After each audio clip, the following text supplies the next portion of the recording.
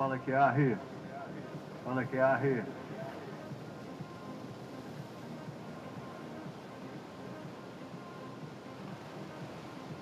Tem um negócio para te entregar aqui, ó. Fica ali na entrada que eu vou te dar.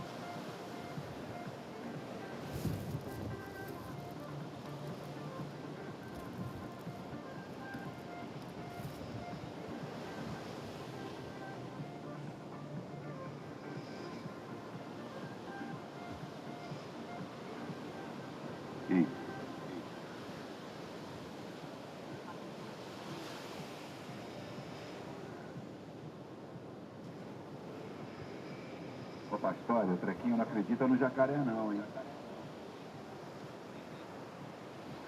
Fala, turma, bom dia. Bora aqui. Bem-vindo.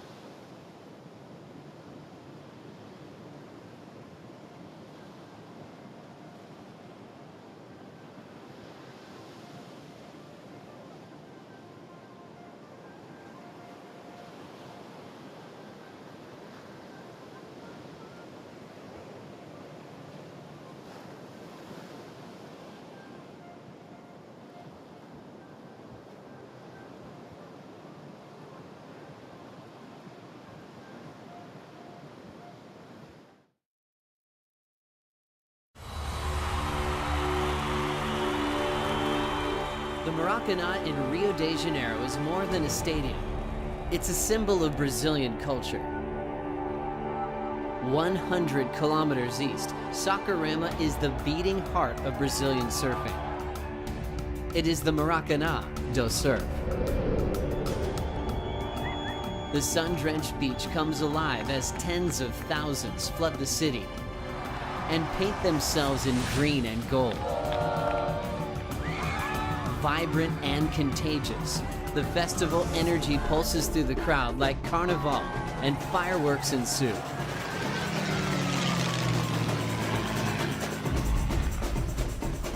Unrivaled passion fuels thunderous roars for the greatest surfing nation of this era. This is the eye of the Brazilian storm. To win in Brazil, you have to beat the home team at the Maracanã do Surf.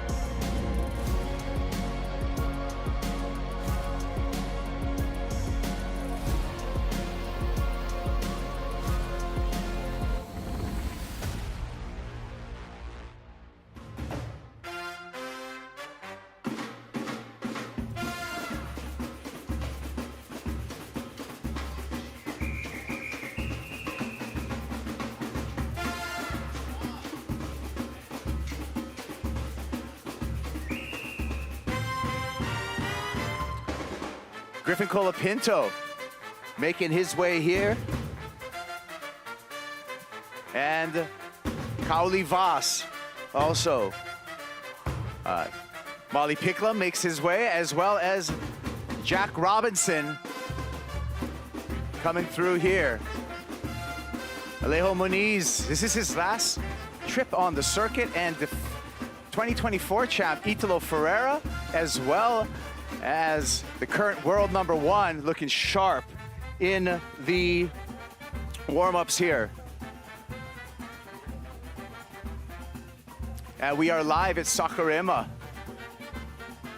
Itaúna Beach, day 1 of the window, event 6 on the championship tour, the VIVO Rio Pro.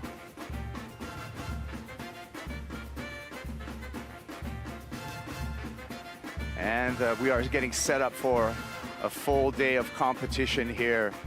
Water Patrol taking the buoys out there. And here we are in a beautiful Itaúna Beach. Good morning, I'm Kaipo Guerrero, along with Maíra Pops, who's been covering the event all year long on the Portuguese broadcast. Thank you for joining me, as well as Jesse Mendes, former CT surfer, as well as Triple Crown champ. I'm gonna start with you, Maíra. What are we expecting to go down here in Sacktown? Oh my God, such a lovely contest. We are so excited to have you guys here. I've been doing this the whole season in our studio, but I'm so glad to be here, especially with you, Kaipo. Yeah, and I'm great. It's great to get back together again. The energy is just incredible here. Jesse, halfway through the season already, this is stop number 6 on Championship Tour. We're already seeing, you know, some formulations of the world title race coming together. No doubt about it. Obviously, we have the normal people that we expect to be on top, but then we have some guys that are falling a little bit short than we expected. Ethan Ewing and Griffin Colapinto a little bit lower in the rankings than they previously have, but I mean, it's a good event for both of them. Maybe they'll climb up the rankings. Brazilian domination so far, and with an Italian in the middle, so we'll see what's going to happen in this event. Yeah, this is a unique setting that we come to every year. The energy is incredible, but also the waves show a variety as we look at the Natria Kayak Virtual Eye. And Maíra, we just zoomed down here to Saquarema, right outside of Rio de Janeiro, but really a surf town. Yeah, sure. Just 1 hour and a half from Rio de Janeiro, a very open face beach. And we receive swells from south, southeast, and it's a surfing town right there. Yeah, it's a beautiful place here. The good thing about it, it faces straight south, so we get so much south throughout during this time of the year. So we're gonna get loaded with plenty of action as we start this next few days. We already have a lot of action, and you can see it faces straight south. We have the river mouth that comes out that pumps a lot of sand down the beach. And with this combination of swell, it kind of makes all the banks close to the left side of the beach on the right side of your screen right there, facing this way. And yeah, favorable south swells, southeast being even a little bit better with northeast winds. This is the perfect combination for the amazing waves of Saquarema and Itaúna. And yeah, we expect some fireworks for this event. Yeah, looking good so far. We're celebrating 50 years of championship tour surfing, and the biggest venue as far as we look at the build out that we hear on the beach at Itaúna, real festival atmosphere. And day 1 of the window, I think we should get the party started, but we got to find out officially. For that, I'm going to go down to the beach for the Aqua Coco morning call with Rachel Apollonio. Good morning, everyone. Good morning, Kaipo. Thanks for having us. I think we're all so excited to be back in Brazil. This stop is such a unique stop in the season. And I was watching the free surf. It actually looks amazing. But let's hear from this guy, Renato. What does the forecast look for the week, and what are we going to run today? Good morning, Raquel. Bom dia, everyone. Exciting day here. First day of the window, event number 6 on a tour. First event on a beach break, and we have amazing swell, 6 to 8 foot surf. A bit unruly at this stage, but the northwest wind, offshore winds are all day today. Should clean up conditions, so we're going to start with men round 1, then followed by men round 2 and women round 1. We have a big schedule ahead of us, so we're going to try overlapping hits today, 40-minute hits. The women round 2 up to hit number 6 today. So again, big schedule the whole day. And we're anticipating tomorrow, day 2, also a big day of competition. Is starting tomorrow morning with the women. And then middle of the week, we should have a few days off. That's why we're trying to run the schedule as much as we can and take the best of this best swell. And then towards the end of the waiting period, another Southwest swell should come, and that's the one we're going to use to wrap the event. Perfect. So we're just getting started here in Saquarema. It's going to be a beautiful day. Let's keep watching. Thank you, guys.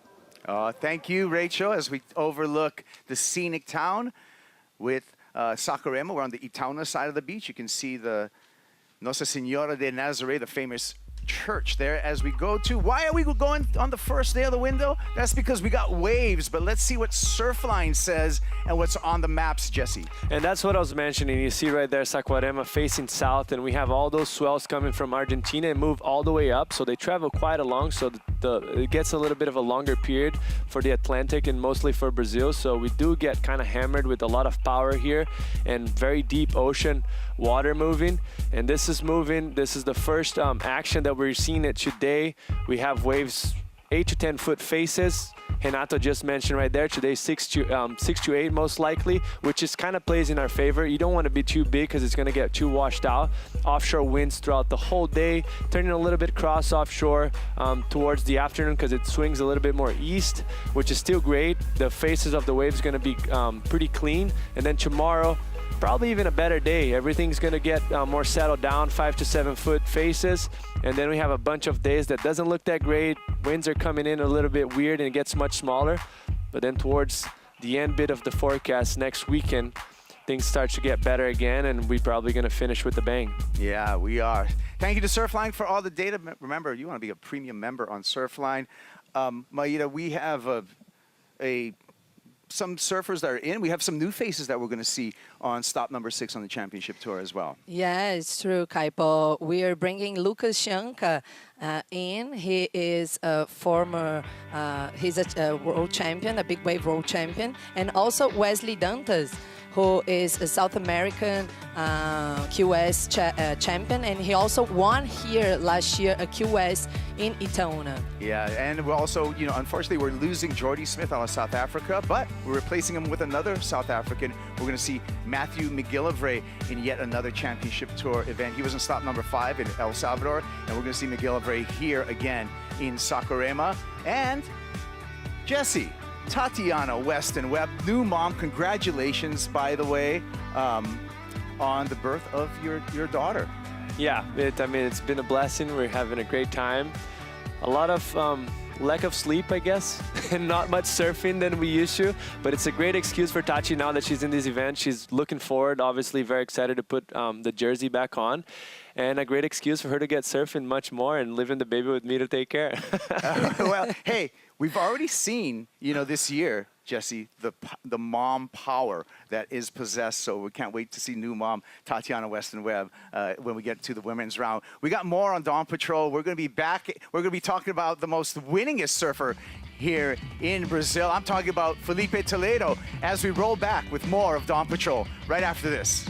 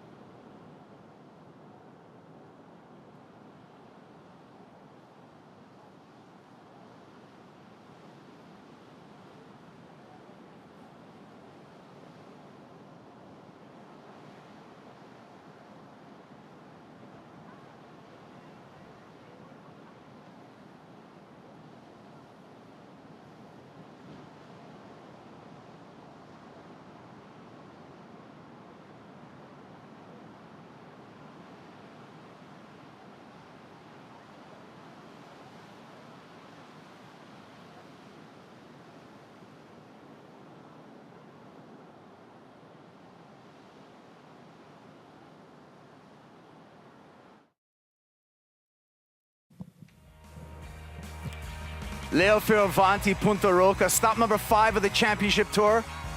Surf City, El Salvador Pro, and this was a big win, a historic win for Italy and first championship tour title for Leo Fioravanti, Maida. Yeah, he was looking so good since the beginning of this contest and surfing really powerful, and it's so historically this win for him. Great feelings, years in the making. Leonardo Fioravanti jumped up 6 spots to number 3 on the rankings. Taking a look at the rankings right now, Jesse, a lot of Brazilian flags.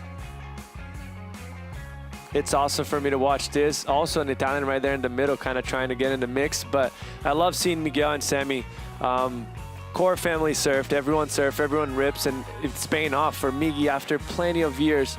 Now he's actually battling for the world title. Obviously, we're halfway through the year, but he's looking good. And Ethan and Griffin, like I was mentioning a little bit earlier, probably lower than we expected, but I'm sure they're going to bounce back and be strong for the second half of the year.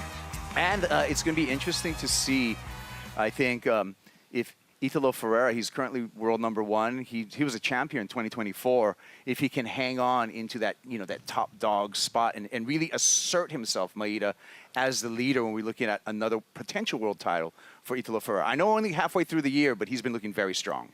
Yeah, for sure. I think he can do this here in Itaúna. He proved already that.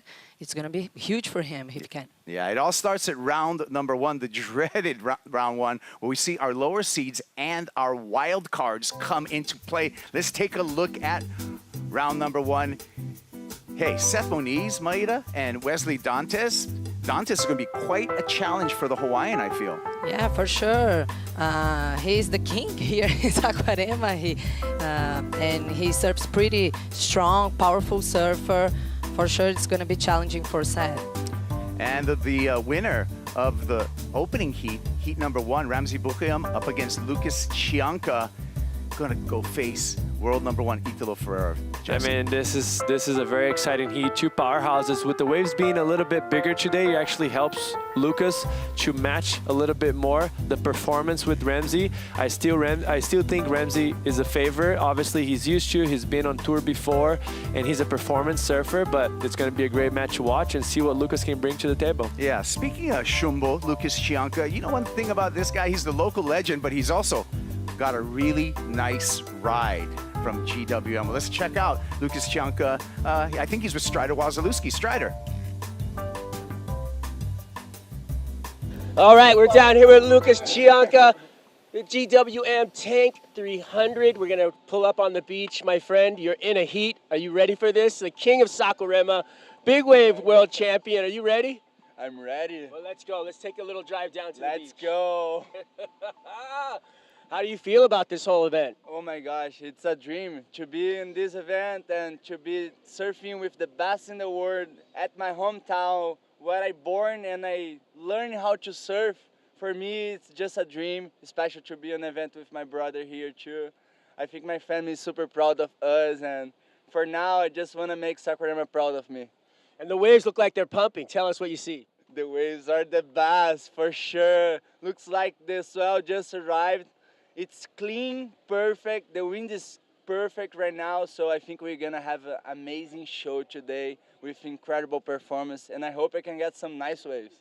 Well, we're all counting on you. I know the beach is gonna be rooting for you. How's that vibe gonna be from the energy in your hometown? For sure, just to be here, competing here, special. I come from big wave surfing. I surf Nazareth. Whenever I'm there, I'm just like hoping to be alive whenever I'm out there. And here, no, I'm just cheering with the crowd, enjoying this vibe, and pretty much enjoying the whole scene, because Saquarema is living this every single year and just make the scene just the best. For me, it's a dream to represent my city, and it's a dream to be here, special in Nazareth, in Saquarema, and being blessed of Nazareth. Well, we can't wait, because we know it's life or death in Nazareth, but here it's all about life. So we can't wait to see the entire beach blow up for you and give you the life. Yeah, for sure. Thank you so much for all the crowd. We'll be cheering for us, and let's enjoy this day. Let's go. Let's go. Let's get out and get you to your heat, my friend. I'll leave my tank, You. but soon we'll be back. All right, well, Lucas Chianka heading out. Hey, we got 3 sets of brothers now. That's some exciting sibling rivalry. We'll have the Colapinto brothers, we'll have the Pupo brothers, and now we will have the Chianka brothers also out here at the VIVO Rio Pro presented by Corona. Cero, what a way to start the day, by the way, with this absolute legend. Like you said, Maida, pretty good chances with Lucas, I think, because we have more swell, 2 goofy foots to start the day, but the local knowledge coming from Shumbo, I think, is going to be essential. Yeah, for sure. Like he knows this place better than anyone, mostly, and he's gonna give a hard time for Ramsey. Yeah, you know who knows this place pretty well, Jesse? Is Felipe Toledo. He's a 4-time champ. 3 of these happened here in Saquarema. Let's take a look back at the most dominant surfer at the VIVO Rio Pro, Felipe Toledo.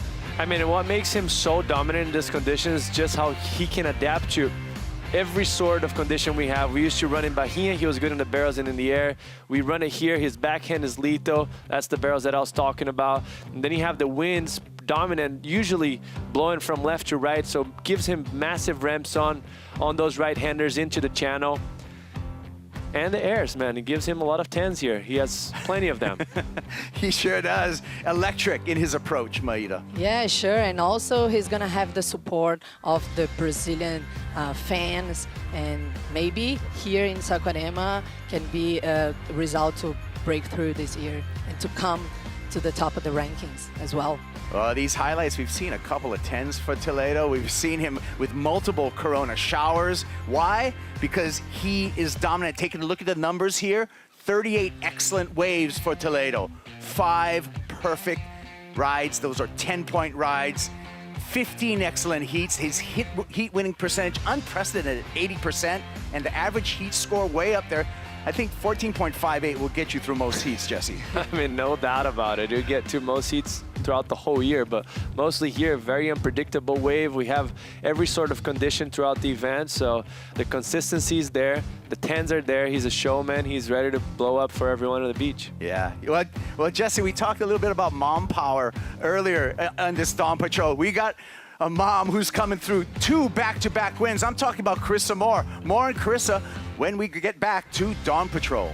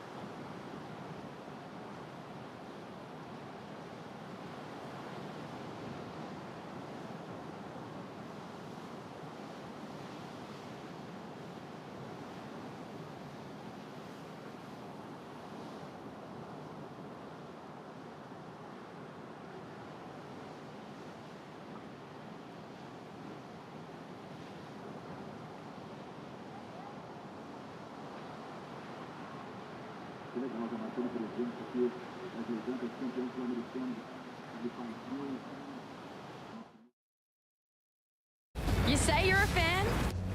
Prove it. Hit up your friends or go against the world. Leave no doubt. Pick your fantasy team. There's only one champion. Hurry up. Pick your fantasy team. Lock them in right now. You got mere minutes before the men are going to get started, and you got to get your team in there. Play fantasy. Challenge me. Kaipo's #1 Super Mega League on fantasy. And pick your A, B, and C tiers. And remember, be sneaky with the power surfers. That's how you're going to get the maximum amount of points. Mitchell Salazar, welcome. Bom dia. You're pretty good at fantasy, aren't you? I can be. I'm within the first 12,000 people out there worldwide, so I'm not that bad. Okay. You know, given, I would say 100,000 or more people play, so, kind of up in there, doing pretty well. It's all right. It's all right. Yeah. Hey, you were in El Salvador, and we're talking about Chris Amore and Mom Power back to back for the 5-time world champ. She hasn't skipped a beat. She's actually looking like she's surfing better. Yeah, I agree. I think her boards look amazing. I think the fact that this relationship with Matt Bailos and the Mayhem crew has been going on for so long too. They've worked on different equipment for this season, going from a left to a right, winning at both places, dropping excellent scores. That's one thing too, and now you have the consistency of that winning feeling once again. She's done it before, Kaipo, and especially now we're looking for World Championship number 6. This could easily be the year for Riss. Oh yeah, looking in form, looking motivated, and just looking happy, right? With the family. You're a mom, Maida. Bringing your family with you gives you extra power. For sure, but it's so amazing what she did, because it's so hard to be you when you were like a very young mom. So I was really impressed. I got really emotional during our live there. Yeah. Taking a look at our women's rankings, and we can see Carissa Moore has climbed up those women's rankings. She's number 2 right now in the world, and we're going to get back to those rankings because now it's time to start off the day with the Brazil national anthem. The choir Encanto Saquarema will give us the national anthem. Enjoy.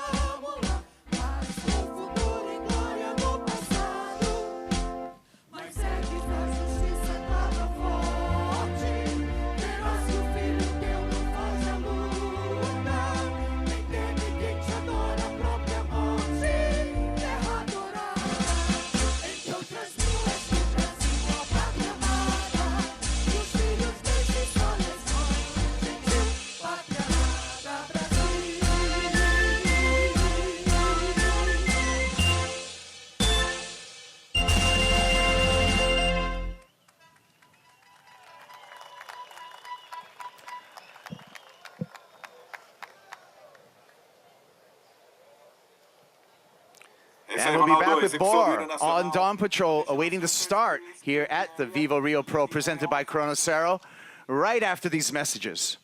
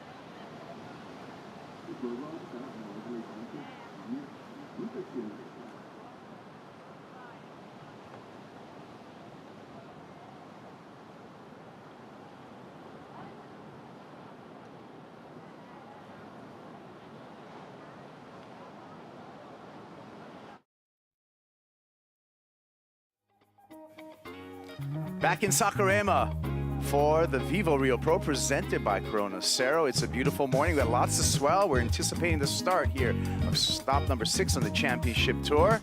Get involved in the game. That's right. Lock down your bracket on the bracket challenge.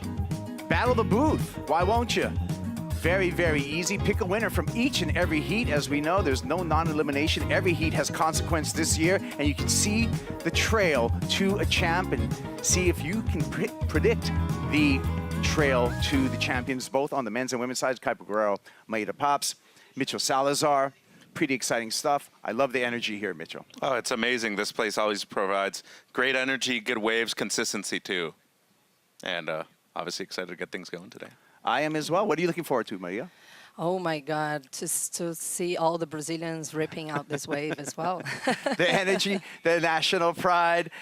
For that, we're going to go to the mayor of Saquarema, Lucimar Vidal, for the countdown.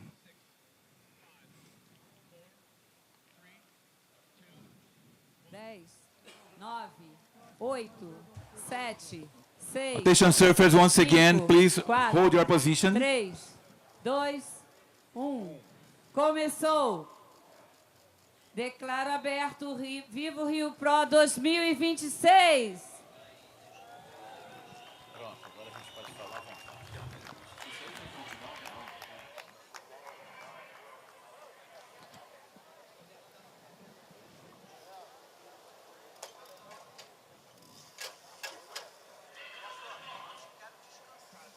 All right, well, that is the mayor of Saquarema, Lucimar Vidal, with the countdown to opening up.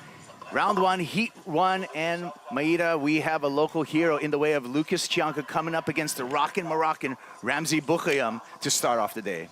Yeah, sure. Ramzi Attention, has green and red, a attention. very Ramzi good, and Lucas, hold your results position, here please as start. well during the Challenger Series. I think in 2022, Yeah. he made finals with Gabriel Medina. And so he knows this wave as well, but for sure the local hero, Lucas Chianka, can be pretty dangerous right there. Kind of going off this morning, Kaipo. Pretty fun out there. A lot of consistency, too. A lot of consistency. Going to be a fair bit of paddling. There's usually a bit of sweep here, Oh, yeah. Mitchell. But Lucas Chianka, 30 years old. Gosh, he's won Nazare back when it was a paddle event in 2017. So he's a big name in big wave surfing. But now we're going to see the progressive side of Shumbo. Well, the interesting thing about surfing in general, everybody has to go through shortboarding or something like that first, right? It's not like you immediately just make the jump to big wave surfing. You have to be able to study and read the ocean in a certain way, and it requires a lot of patience. So he grew up in these beach rakes right here. It's got some size out there, and you're coming up against, you know, a dangerous opponent in the very first heat of the event. Got to be willing to go out there and, you know, do some crazy things to be able to get a W, because Ramzi, he's needing a couple big results right here in the back end of the season, Kipes. Yeah, so there is our VIVO Rio Pro wild card and a GWM ambassador in the way of Lucas Chianka. Right here from Saquarema, he knows every single inch of this beach. Yeah, Kaipo, for sure. And also to have the opportunity to be balloting in the big stage on the championship tour, and also with the potential he can meet his brother, so he might be so excited. Yeah, another brothers. Ramzi Boukayam, out of Morocco, 32 years old, 4 years on the championship tour. If you remember, Mitch, last year at Bells, he injured himself badly, his knee, and it's good to see Ramzi back on the championship tour. But like you said, he needs a result this year. He's number 33 coming into this event, number 6. Yeah, pretty desperate right now at this point, and it's not like he surfed bad in a couple heats either.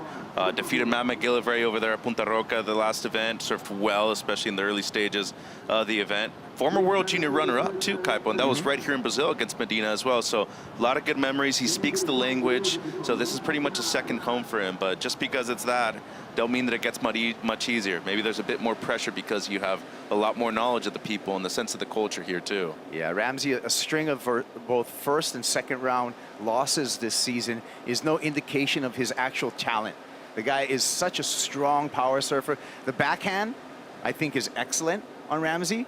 But you typically here at Etona, Mitchell, a lot of lefts. We're looking at a lot of lefts. Yeah, I think overlooked when it comes to the forehand surfing too. He's had to get a lot of results that way, especially, you know, back when we had the regional and the global qualifying series. Then you go to the challenger. There were a couple waves that benefited him a bit more there. I think Edisei does a good point when it comes to that. But right here, you got to be willing to adjust and adapt, right? And especially with the overlapping heat formats, this should benefit him against Chianka, in my opinion, Kaipo. Yeah, 40-minute heats, 20 minutes in non-priority, 20 minutes in priority section of these overlapping heats. Of course, we start the day with this heat number 1, which they'll be basically in priority the entire time. Taking a look at men's number 1, round 1, Maida, and some great matchups as we open up the event. Yeah, for sure. And Luke Thompson and Matthew McGill, both from South America. They have a lot of experience here too in the Challenger Series. And also this with as Wesley Dantas and Seth Muniz. As I mentioned before, Wesley Dantas can be really tough in this wave. He knows how to deal with the backwash. He's a power surfer and really strong as well. Like his body really suits this wave. And heat number 4, Mitchell. Yeah. This is going to be a contrast to me in surfing styles. You have Eli Hanneman, who's light-footed, great in the air, coming up against Oscar Berry, more of a rail power surfer in my book. Yeah, and he had a great result, if you recall, last year at the Challenger that actually catapulted him in to that point of the season at number 5. So got good memories right here. He is desperate for a result too, so needs to get it going right here. And Eli Hanneman's got some pretty good memories at this place as well, right? Runner-up last year. He qualified back in 23 at this location when it was large too. So the guy can do it in all types of conditions, and then they'd advance into those matchups right there in round 2. And when you're in round number 1, it doesn't get any easier, because round number 2, you go up against the top seeds, Italo Ferreira, Gabe Medina, as well as Leonardo Fioravanti and Iago Dor. Taking a look at our judges' tower, and those are the wise men up there in the tower. International field of judges, and we're just underway right now. The horn has sounded, and the first 40-minute heat underway. Yeah, and with this overlapping heats, Kaipo, strategy really plays out. They need to. The first one is good because they have the whole heat, like 40 minutes in advantage with priority. But from the second heat ahead, you have to pay attention in the first 20 minutes to choose the best opportunities. I feel, Mitchell, that it's the consistency is something that's very important when we make the decision to go overlapping heats, and I feel we have a pretty consistent swell right now. Oh, and a huge playing field too. I mean, you talk about a big distance between where you can initially paddle out closer to the rocks all the way down the beach. It's a good amount of distance, but more importantly, as you said, you just need the chances out there, and as soon as we see that they give the surfers the option to do this, I think it's really good. I think it's been the most beneficial thing, at least the last few years when it's been implemented on the championship tour, especially at a location like this. I think Tahiti has been extremely beneficial too. So right here, once again, I think it goes advantage to the people that have already competed in that format before. Watch out for the rookies though. They have nothing to lose, a lot more to gain, and they need to be able to adjust on the fly to a format like this that can be difficult, especially with a huge crowd on hand that we're probably going to have later on today, Kaipo. It is Friday, and it's going to be a long weekend right here in Brazil. Yeah, this is typically an event that we sell out. There will be no sand available by this afternoon. Interesting, Maida, the separation between the two surfers to start this heat in the open priority stage. Yeah, for sure. As Mitchell said, like it's a huge playing field right there, but Lucas Chianka a little bit deeper in the point right there. Let's see how they're gonna play. Yeah, now I would pretty much, Mitchell, put money on, you know, Chianka being, my guess is that Lucas knows this wave better than Ramsey. So what do you think about their positioning? I think smart strategy here. Ramsey, get on the board real quick, apply some pressure, start building on your scores. You're the first heat of the event. It's strong offshore out there too. But I think overall that would be the smartest play. Because Lucas doesn't necessarily compete that much, you know, so outside of the big wave realm, the format's so different too. This is your chance to really go up against a competitor that is good at this location, obviously because of a local knowledge, but you have the experience factor when it comes to big competition, Kipes. Yeah, yeah. Surfed with Lucas in the past, and you know, in normal human size, and he's actually like he rips. And here we go, Chianka to start off. Shumbo, little carve through there. Another slash on the Dylan-shaped surfboard and comes down with a crash, unable to close that opening ride out. Right behind him, Ramsey. Smooth off the bottom and catches a rail off the top to be a little victim of that backwash, Maida. Yeah, and Lucas just starting things off like pretty quickly right there. I think it was smart of him, like just catch the first wave. Good, nice turns to start things off. Well, here's a replay, Mitch. Yeah, great quality wave, too. We were talking about his wave selection here at this break. The opening carve gets a little stuck, much better on the second one, slides the fins, and a little tardy right there at the end, but a good attempt. Shouldn't be a major score in the context of this heat or the day, but still something to get things going. And as you said, just a bit out of rhythm right here with the backwash, but still plenty of time, 36 minutes. That's an eternity, and see right there, Chianka. He knew he had a missed chance with the fall at the end. That would have been a good score to start things off if he finishes that wave. Yep, Red Bull jet skis. We're going to have ski assist throughout this opening day in all the rounds. So that's going to help us see more surfing, less paddling, and the sweep that we have here at Itauna being less of a factor for our surfers, as there's a nice channel there for them to get deposited in and get back into position, Maida. Yeah, for sure. The jet ski will be really important today because we know that there's a lot of swell, a lot of push right there, and the playing field is so large, so they're gonna use a lot the jet ski assist. Look at the numbers, just the O for a fractional score for Ramsey Bukhayam, and Lucas Chianka open up with a 3.33, so a modest start for the local surfer, but the lead nonetheless, Mitchell. Totally, and you know, in our experience, Kaipo, of being able to surf out here, surfing when it's big, surfing when it's small, the tide is dropping today, that's beneficial for us, but it gets heavy out there, and a lot of those closeout sections, you gotta be willing to commit to it first of all, but you have to be able to match speed with power right here at Itaúna Beach. This is a location that is so complex to bring different boards and the right equipment for this break, so I wouldn't be surprised to see a bit of carnage out there, a couple broken boards throughout the day, because people are having to go for it. Yeah, the place packs a punch. It does. And it's also a wave, I feel, Maida, that you have to utilize just your quick twitch muscles, because it's unpredictable and sections pop up unexpectedly in front of you when you're on a wave. You have to be able to take advantage and make those quick decisions. Yeah, that's why we keep saying that the surfer who adapts like better and really can read this bounce of the wave, because the wave really bounces a lot, is the guys that will come through the heats. Do you have any favorite surfers that you like seeing here surfing out at Itaúna? It can be male or female. Yeah, yes, I do for sure. I really think, I mean, we cannot count Felipe Toledo. Yes. He's always so good here. And also Iago Dora. I think the year that he won here, he was so in tune with this wave. So those are the guys that I really appreciate watching. I agree with that. I want to add Gabe Medina to that list. I know he hasn't won a championship tour event out here. He's still seeking that championship tour title. But Mitchell, he was brilliant when he came here voluntarily, basically, for the Challenger Series and took out that win. Yeah, and it was the first time we had it, too. So it was a big moment for him just to be able to get a W right here in his home country. He had done that, but at smaller scale events, you know, including the World Junior title, too. But here goes Ramsey going left again. Ramsey winds up off the bottom. carves off the top, a little sticky on that first turn, wants to make up for it, and throws it up against that section again. And like you said, Mitch, that convergence of water, so difficult. And they're just like, well, had to make up for it somehow right there with that end section. But yeah, it once again gets really sticky off of the bottom right here through the carve. Just completely catches his rail and had to make up for it somehow. Kaipo incomplete right there at the end, but you know, that's the attempt that you need to have out there today to be able to get those big scores. Judges really emphasizing that you need to be on those critical sections to get large numbers. So no harm, no foul. A couple of small scores to start things off for the Moroccan.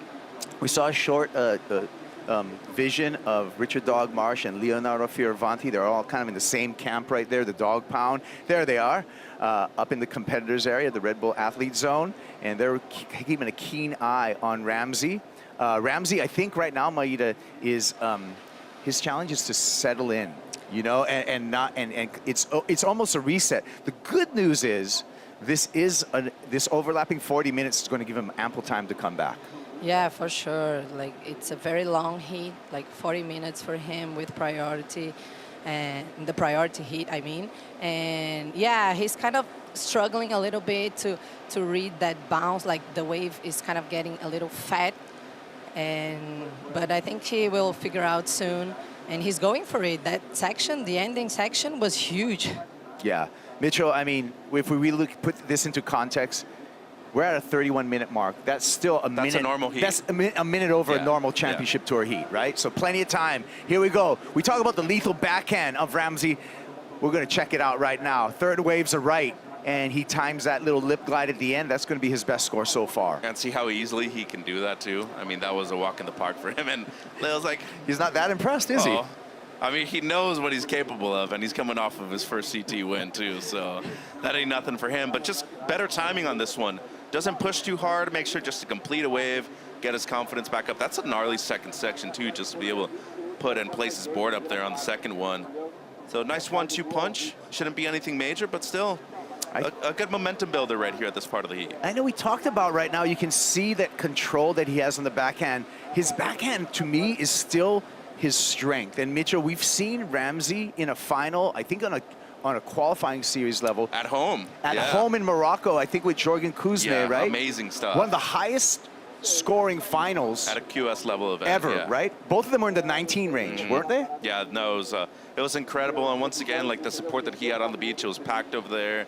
You know, we talk about the African region being one of the less represented on tour. We got to consider that Morocco is North Africa, right? So he always had that pressure on his shoulders, that extra weight.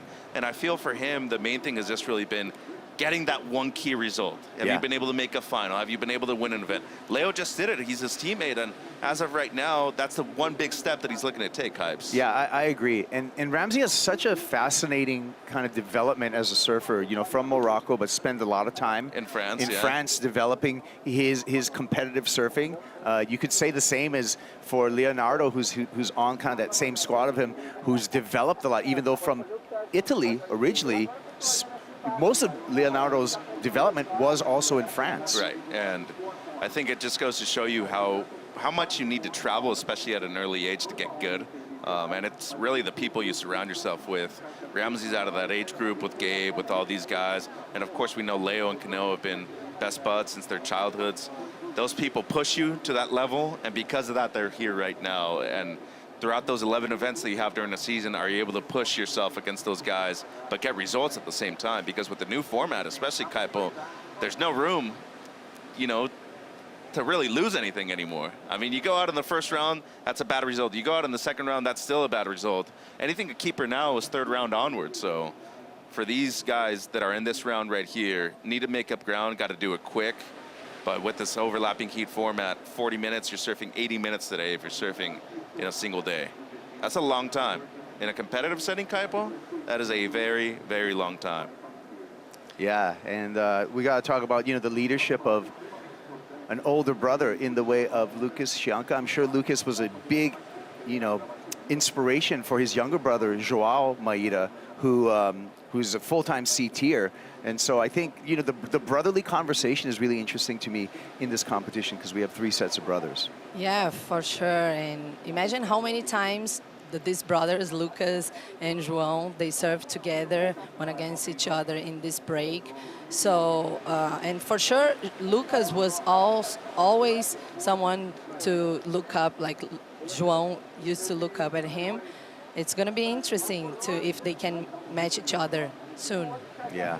Taking a look at João Chianka, the younger brother of Lucas. He's going to come up in men's round number 2. We'll take a look at our round 2 matchups. As they're coming together, of course, 4 surfers will join in round 2 out of this opening round 1, but some of the matchups have already been established. Let's take a look at it.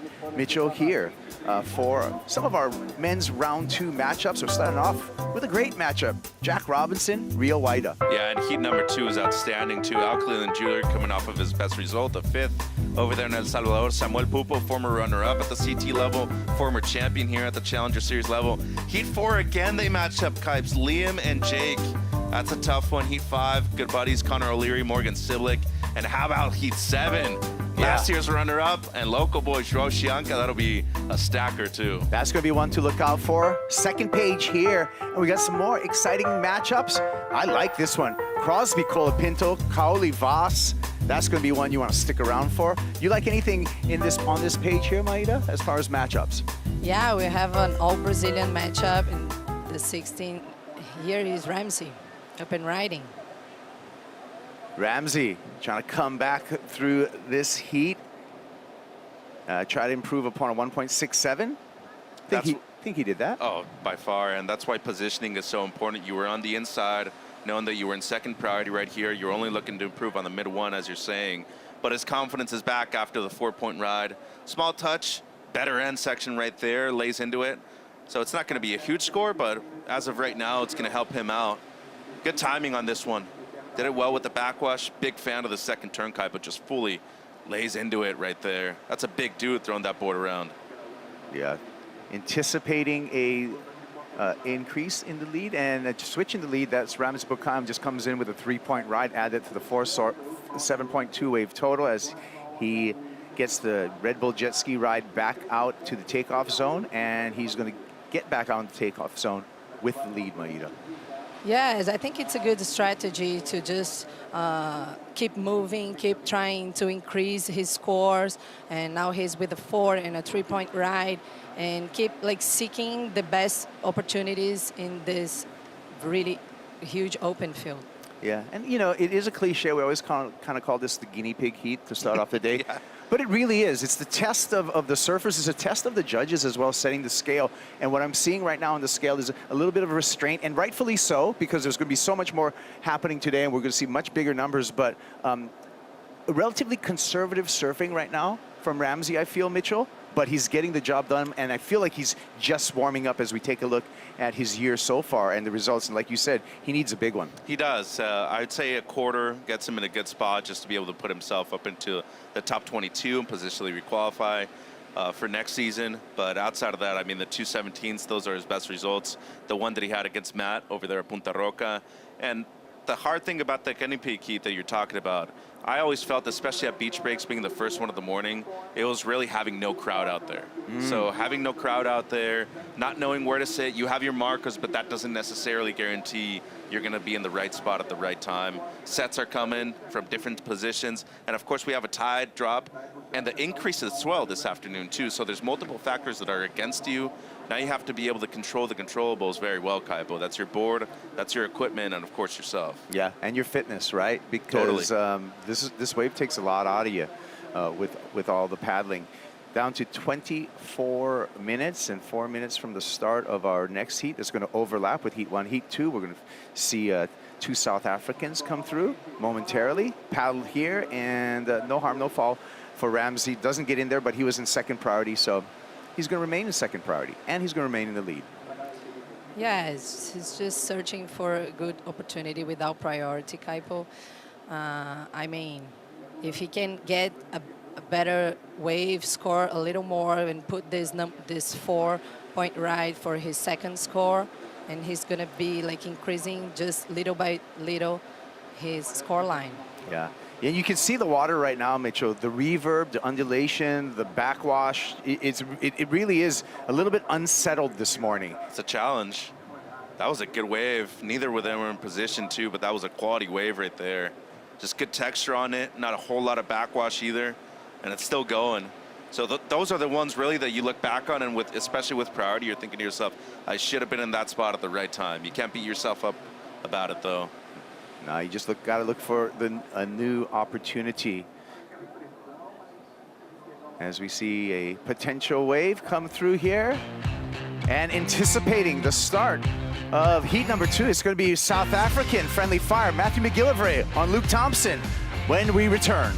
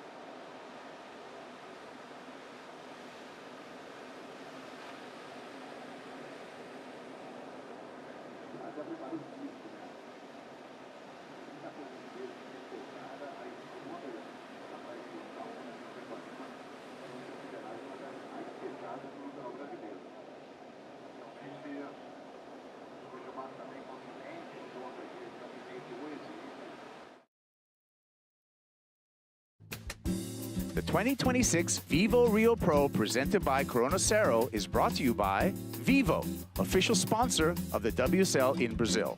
By Cero, made with 100% natural ingredients. By GWM, official automotive partner of WSL Brazil.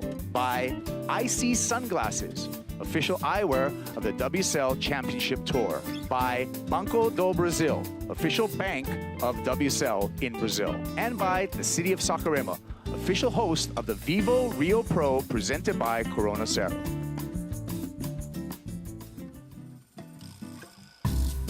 Beautiful morning here, Saquarema, Itaúna Beach. And the start, opening day of the window. We're on men's round 1, heat 1, and we are 15 seconds away in this overlapping format to get heat 2 started out in the water.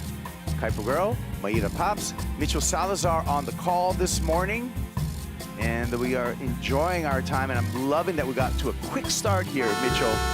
Opening day of the window, and we are already off and running. We are, and local kid up and riding again, needing a mid-3. Shumbo, Lucas Chianka. Local legend, slides the tail there. Gets a little frisky, looks back at the judges. Nice beam by Shumbo. 3.68 he needs to go into the lead. I'm gonna put you on the spot, Mitchell. Actually, I'll let you talk through this replay first. A pretty sick combo right here. The first carve's nice, deals with the backwash very well, just pushes through it. And the second turn, very aggressive, slides the fins.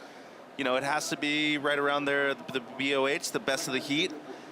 Different waves, of course, with the 4 and this one that he requires. But I mean, just to be able to push through that section right there with all the backwash, all that energy coming up against you, and does so well just to be able to time that whitewater at the end. Good surfing right there, Kaipo. A lot of experience being played out for Chianka so far. As we wait for that score, let's welcome the next heat. Heat number 2, South African friendly fire, Luke Thompson, a rookie on tour, coming up against a injury replacement in the way of Matthew McGill. McGill in the event with the withdrawal of another South African, Jordy Smith. So all eyes on these two Safas going up against each other in heat 2, and their clock has running. They got 38 minutes, 32 seconds on the clock. Yeah, two of the nicest dudes on tour as well. Matt, longtime CT surfer, he's made finals before at this level. Luke Thompson, had a good result here in the past as a Challenger Series surfer. He's still looking really for his breakout result as a rookie, Kaipo. I actually had him as my pick for Rookie of the Year. And I know with this class so far, it's been up and down for a lot of guys. Here goes Matt.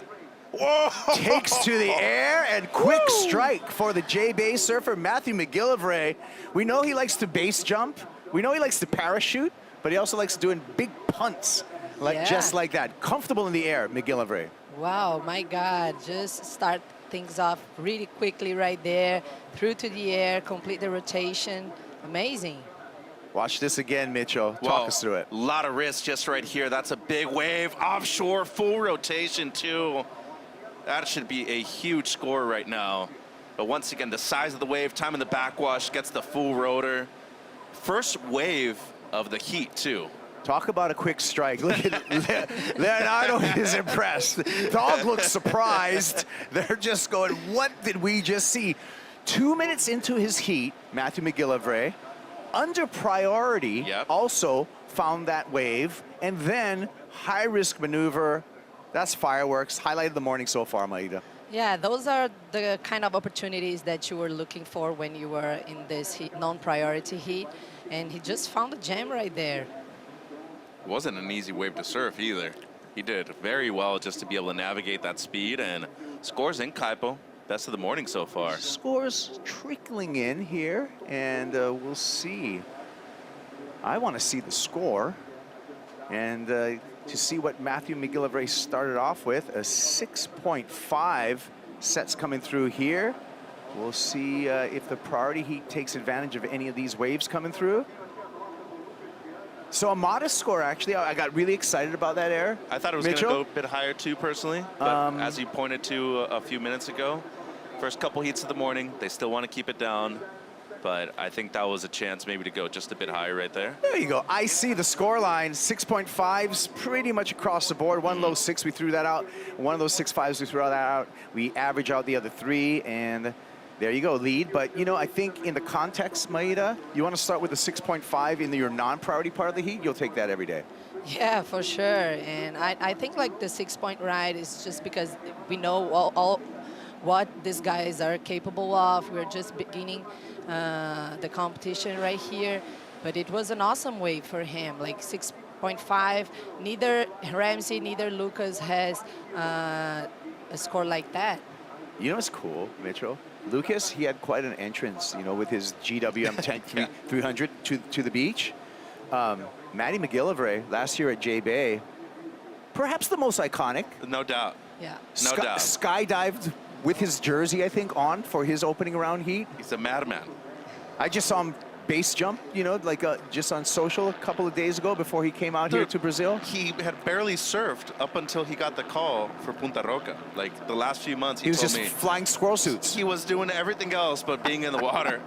And then I saw him paddle out the first time during the free surf, and I told him, like, dude, are you sure you haven't surfed lately? It goes out for his heat, drops 10 points, and I'm just like, you're still surfing better than ever. It seems like you're just having a ton of fun, too. Chianka came up close, but not enough. He still needs a 3.68. Shumbo in the priority heat, searching for that one. That last ride for Lucas, with that tail slide, just a 3.1. He required 3.68, so he's still trailing Ramsey at this point with 14 minutes remaining, Maida. Yeah, I mean, just came up a little short, 3.1. He's still looking for better opportunities, an open face. But look, it was a really good wave. That one was... So, yeah, we're waiting for the score for this one right here, but still probably not that 3.68 that he needs. So he's still going to be searching. Ample time on the clock, 14 minutes, Mitchell. Yeah, and, nothing to lose, a whole lot to gain being the wild card at home, right, Kaipo? You sleep in your own bed, you're here with your family. Of course, you'd want to do well, but there's a lot more to lose right here. There's a lot more on the line for the kid in red. Yeah, for sure. Needs a result. Get out of this. This is such an intense round that we've been enjoying because we get to call it. But, I mean, I think for the surfers, it's been so intense. This opening round for the men, those 4 heats with the low seeds, and instant elimination, and a 33rd at risk. A lot of consequence in this opening round. So that's what makes it so exciting to watch. Hey, Luke Thompson, Championship Tour rookie, just 21 years old, out of Durban, South Africa. Like you said, he was one of your picks. Nice young man, incredible surfer, right? He's such a rad dude. You can just talk to him about anything. A really kind-hearted person too, Kaipo. Been able to get to know him over the junior and QS years, and now here at the championship tour level. I think his best performance, regardless of winning Toledo last year, was actually the heat that he lost to Jordy as a wild card at JBay. Yeah. You know, he went out there, especially with Jordy being the favorite, being the local guy right there. He went out there and proved, you know, why he belongs at this level, but, you know, still has to get some results to be able to maintain a spot on tour. Yeah, and, you know, after this event on the championship tour, a surfer like Luke Thompson, it's going to be decision time. If he doesn't pull a big result here, our surfers, you know, that are lower in the rank is going to have to make some decisions, Mitchell, because the Challenger Series is coming up, and that start in Toledo. You know, if for a surfer like Ramsey or for like Luke Thompson, you know, Luke number 32, Ramsey number 33, those two surfers are going to have to, you know, after this event, make a decision. Are you going to buy a ticket to Toledo? Are you going to, you know, back yourself up with that Challenger Series? What do you think? Yeah, no, I was actually talking to Kika Veselko about that at the last event, and she still hasn't made the commitment yet to either one. It's a psychological thing, too, because you're almost telling yourself that if you start going to those, you're not ready for this. Right. You know, you're not meant for it yet. I think at this point, the smart thing would be to be able to do both. There's a financial commitment to that too, right? Sure. And then of course time. You've been away already from home a long time. You've done what, 6 events already in the first 6 months of the year, and especially the Aussie leg. That was long, Kaipo. You were there. So for a lot of these young kids, especially the rookies, it's a big commitment right there. And I don't know, you know, what they fully would like to do regarding this result right here. Yeah, it's going to be interesting to see how things play out that way. Let's see how things played out in our priority heat this morning as we go to the heat recap, Maida, starting with Shumbo. Yeah, he starts pretty quick this heat right there. He's doing a very good rail surfing, but still didn't find like the best opportunities. But I like the commitment for this last turn. Unfortunately, he couldn't pull off. Ramsey, lethal on the backhand as always, Mitchell. Yeah, and very smart. Gets the 4 right here, his placeholder at the moment, and then backed it up with a 3-point right afterwards on a smaller inside left. But, you know, he was in second position going into this wave right here, and just very smart strategic surfing, pushing hard enough for that section, and got the lead change, Kipes. Yeah, thank you for revving it up with the GWM recap. Back to live action. Heat leader, Ramsey off the bottom, slicing on that JS tractor. Full round, though, gets the rebound, but does not get the completion. The numbers will remain the same on the board at the 10-minute mark. Flying up above Itauna, you can see some light offshore winds and a wide playing field as well, Maida. Yeah, it was a very beautiful cutback right there for Ramsey. Unfortunately, he couldn't finish that one, but he's struggling to find out like all the power of this whitewash. And this was a quick one from Matthew McGill in the non-priority heat. Just a little check turn and then unable to ride out of that one. So McGill gets a 1.4 to back up his 6.5 in the non-priority heat up against Luke Thompson. 29 minutes on the clock for them. 9 minutes, 40 seconds for Shumbo with priority in the green jersey. Needs a 3.68. Mitchell, what do you think's the play? Yeah, still attainable with priority right now, especially considering the Ramsey does have the best wave of the heat. I think the smart one would be at least wait for 3-4 minutes, I'd say. Potentially that best wave does come through, you're on it, you get the lead change once again. I think after that, we've seen too many heats this year come down to the wire and people just not even get a chance right there in the last 5 minutes. So after that, I see just go on anything you can that'll be able to give you the lead change. But as of right now, I still think you have enough time to be a bit more patient. Yeah. Especially with the local knowledge, too. Right. And you were talking about the tide going out a little bit. Mm-hmm. Sometimes it's a drawing tide. We saw a lot of consistency when we first had the Hooter sound. Yeah. But things have slowed down a little bit with this withdrawing tide. Yeah, can be difficult when it comes to that. A lot of times, this place can really go under sea level, too. Saw that yesterday during our free surf. There were a couple big slabby barrels out there. It also depends on the sandbar you're at. Here's our first look at Luke Thompson in the non-priority heat. Finds a nice left for the Durban surfer. Casual couple of hooks off the top, getting in rhythm on the backhand. Thompson putting it together, and that's going to be his start as we wait his score up against Matthew McGill. That was a nice start, Maria. Yeah, it was. He really timed pretty well those turns.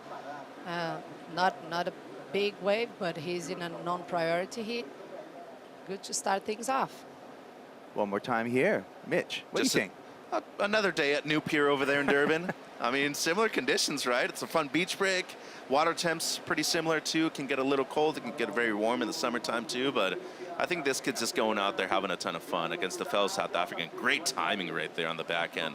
Right in the pocket from the great young surfer. Yeah, and you know, just came on board, Luke Thompson, with the DHD squad, now riding Darren Hanley Designs. Yeah. And he's liking it. And you know, he actually, it wasn't like he got recruited. I talked to Darren about the whole evolution of their relationship. And what Luke did is he was riding Smith Shapes. He got a DHD, and he got it, you know, just to try it out, and paid full price for it. And used that board, won Bolito on it, and said, whoa, there's something magic about these things. And since then, he's developed a relationship with Darren Hanley and is part of the squad now, which is a pretty elite squad when we talk about, you know, crews. Well, they probably have the two best surfers ever from the Gold Coast, Mick Fanning and Steph Gilmore, so pretty big crew to be part of. Yeah, Ethan Ewan pretty good too. Oh, yeah. Shumbo, 3.6, I'm sorry, no. Yeah, Ramsey. I'm sorry, Ramsey Bukhayam trying to get in front, further in front, needs to increase his 3-point ride. May have done that, Maida. What do you think? I don't know. I don't think so, actually. Maybe just a little bit better than the 3-point ride. Yeah, we'll get another look at it right here. What do you think? Yeah, that one was really nice. He get all the way through this one, but I mean, look that one. He kicked the tail, slides the fins. Well, wanted to improve upon a 3-point ride. Pretty much the same score. Did not. Yeah, 2.93. Yeah, so I was right. Yeah. Almost there, but not really. But under priority, it wasn't a bad move to go for that wave. Yeah, so trying to bait Lucas into going. Yeah, so Shumbo's still with that holding down on priority. We're just nearing that 5-minute mark. There he is, Chianka. And this is when we're going to see, you know, a test of Shumbo's heat IQ. Mm-hmm. This might be a good wave right here. He's turning and burning for it. He's committed now. Takes a left. Shumbo looks down the line. Needs something big. Slashes. Bends the fins there. But unable to ride out. You see he put everything into just that single maneuver. Yeah, get a pressure right there. I mean, he truly tried to go for that one maneuver, as you said. Pretty intense maneuver selection. Here goes Matt now. McGill. The J-base surfer with smooth rail action here. Ruffled water, lip glide. Well done. Has to survive the bounce. Make sure he rides out in front of the whitewater for the completion and makes his way for the pickup from the Red Bull jet ski. Yeah, he's looking for those rides, and he's finding the good ones. What did you think, Mitch? I like this wave right here. Difficult to surf, a ton of froth and whitewater on it. Great timing for the second one, especially with the backwash right there. Made it just a bit more explosive. Make sure to ride out fully. Kaipo, give them, you know, no chance to say that you were out of control right there at the end. But as you can see, just super explosive. Excellent timing by McGillivray. I'd say one of the more stoic but strongest dudes on tour as well. Puts in a lot of work outside in the gym, and it's paying off so far, Kipes.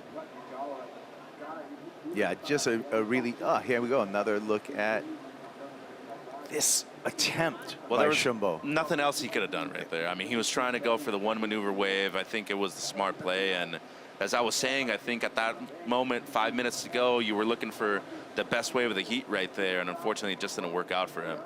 So now really backed up. You got to go on anything you can find. I'd like to see him go right, do something different, present something different to the judges too. That's just different for me, just to even see Shumbo, you know, on a normal shortboard.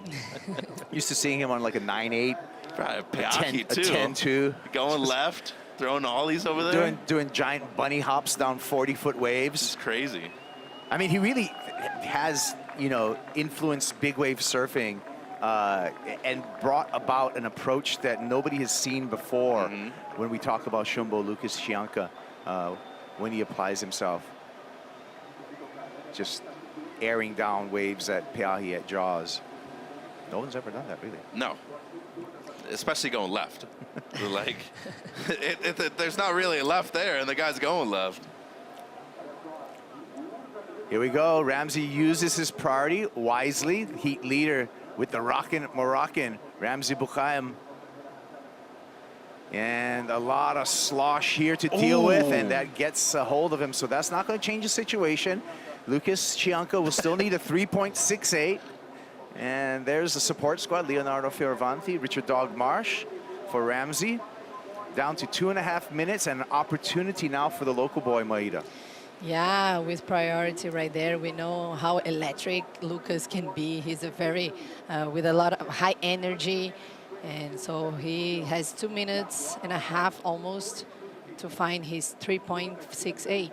He's got an air game that we still haven't seen either. We have seen him in free surfs. We have not seen him yet in this heat, and maybe that's going to be the switch that he needs to flick right now, Mitchell, to get into the lead. Down to 2 minutes and pressure on the shoulders of the local boy. Early in the morning, too, a little bit of glare when you look at the beach. Especially going right. So you can see him picking up the paddle right now. Wave coming through here, lining up on this left. Might be his last chance. Oh, too far on the shoulder there. Yeah, Luke was actually in a good spot, and he had to let it go because Lucas in the priority heat right here. Still 90 seconds. Yeah. He's going to have to hope for a gift from the home break to come through here. Maybe a little bit of action on the beach, some anticipation.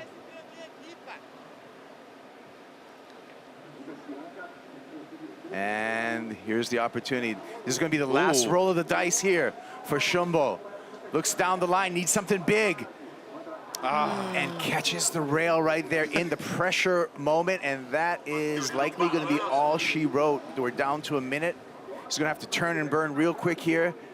Non-priority heat, Matthew McGill he's got a 6.5 and a 5.17. He's in a big lead over Luke Thompson as he's nearing the priority portion of his heat. And a desperate Lucas Chianka under the guarded watch, and you can see Ramsey already talking to him. Friendly, but saying, hey, you're not going to get away because I got priority. It's a smart move. You just say, hey, bro, like, sorry. Yeah. I got to do what I got to do. Yeah. It's competition. My career's on the line right here. And you're right. You're right for Ramsey. I mean, you know, he's had 3 first-round losses so far this season. So it's going to be a relief for Ramsey to get out of this dreaded opening round onto round 2. So we're going to see him again today. He's got good events in the future, though. He's amazing in Tahiti. Yes, he is. That's where he's got his best result, I believe, in 2024, semifinal finish for Ramsey. A little hug out in the water. Great sportsmanship between these two surfers, but it will be Ramsey Bukhayem moving on into round 2. 4-point ride and a 3-point ride. 7.2 wave total was enough to get you through heat number 1 here at the VIVO Rio Pro, presented by Corona Cero. We'll be back with more action when we return, and the new heat in the water.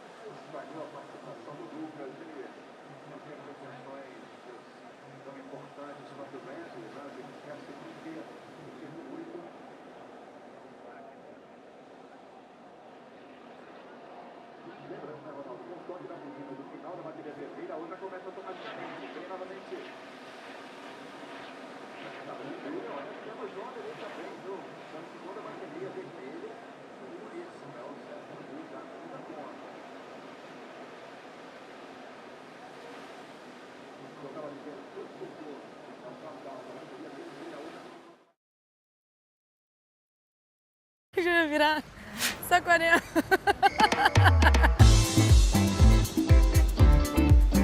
Desde pequena eu venho para Saquarema. É um lugar tão especial na história do surf no Brasil.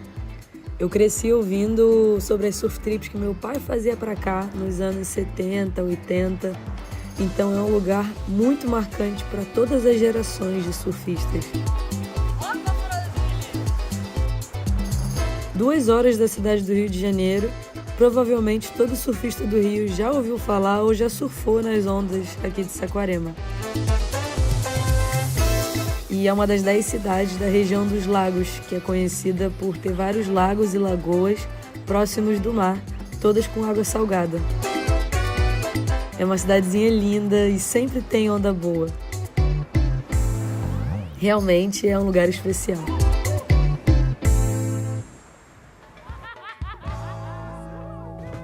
Yeah, it's a pretty special place in the context of Brazilian surfing. Saquarema, the field for stop number 6, the VIVO Rio Pro, presented by Corona Cero. I promised you a new heat.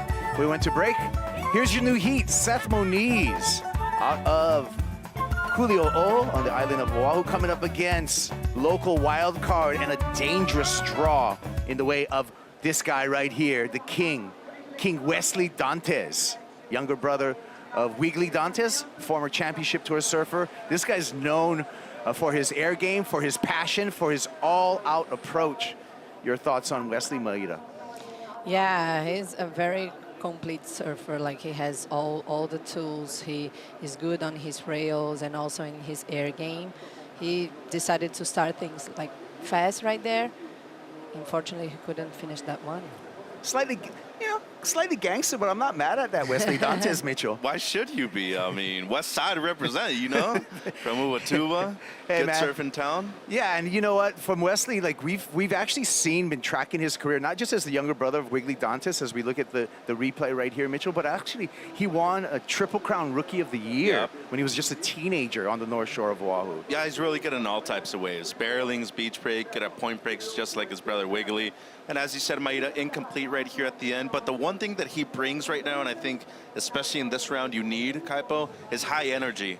And Seth Moniz does the same thing, working with Doug Silva. Wow, what a big turn right there. Good timing just for the one. He tried to fit it in the second one, but still, pretty large wave right there for the one section. Maddie McGill got a wave too, Maida. Well timed that one. Very nice snap on the face. The second one as well. Oh, could he hold that? That's Etona for you. If you don't get the revive and you got to survive the backwash, a little bit of slosh, get all that stuff, you got to be really solid-footed out here. As we get back to live action, we're still waiting for one more score for Matthew McGillivray. Seth Moniz, nice opener with a 3-point ride, 1.93 for Wesley Dantas in the non-priority heat with their start. So judges making it very simple out there. Be on the best waves, be on the critical sections. You really need to go up into the lip to get a good score, Kaipo. And as of right now, whether or not Matt improves on this last one, he's surfing a perfect heat right now. Has the 6.5, the 5.170 backed up the air real quick. I think, you know, you just got to think about it psychologically. When you start a heat with a keeper score, and in the context of today, a 6.5 so far this morning is certainly a keeper. It's a major number, yeah. That gives you, I feel, a lot of just confidence and momentum against, you know, your rival.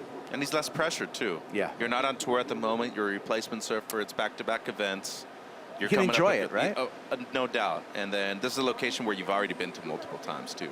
So you have the advantage of having been here, knowing the break, knowing the location, of course, you know, with the crowds here, how to navigate those crowds. And a lot of distractions outside of the water, too, Kaipo. Need to be focused on the comp. Here we go with the Hawaiian pulls into that one. There was no future in that wave, just quick in and out for Seth Moniz. He did give away priority, however, to Wesley Dantas in the non-priority heat. Scores for Matthew McGillivray coming through, and no improvement on his score line. Luke Thompson sitting with priority at the 13-minute mark. Best result in Rio, a couple of ninth-place finishes, actually 3 ninth-place finishes for Seth Moniz. 7 years on the championship tour for the youngest of the Moniz brothers. Former Rookie of the Year, too, back in 2019. Maddie gets gobbled up there.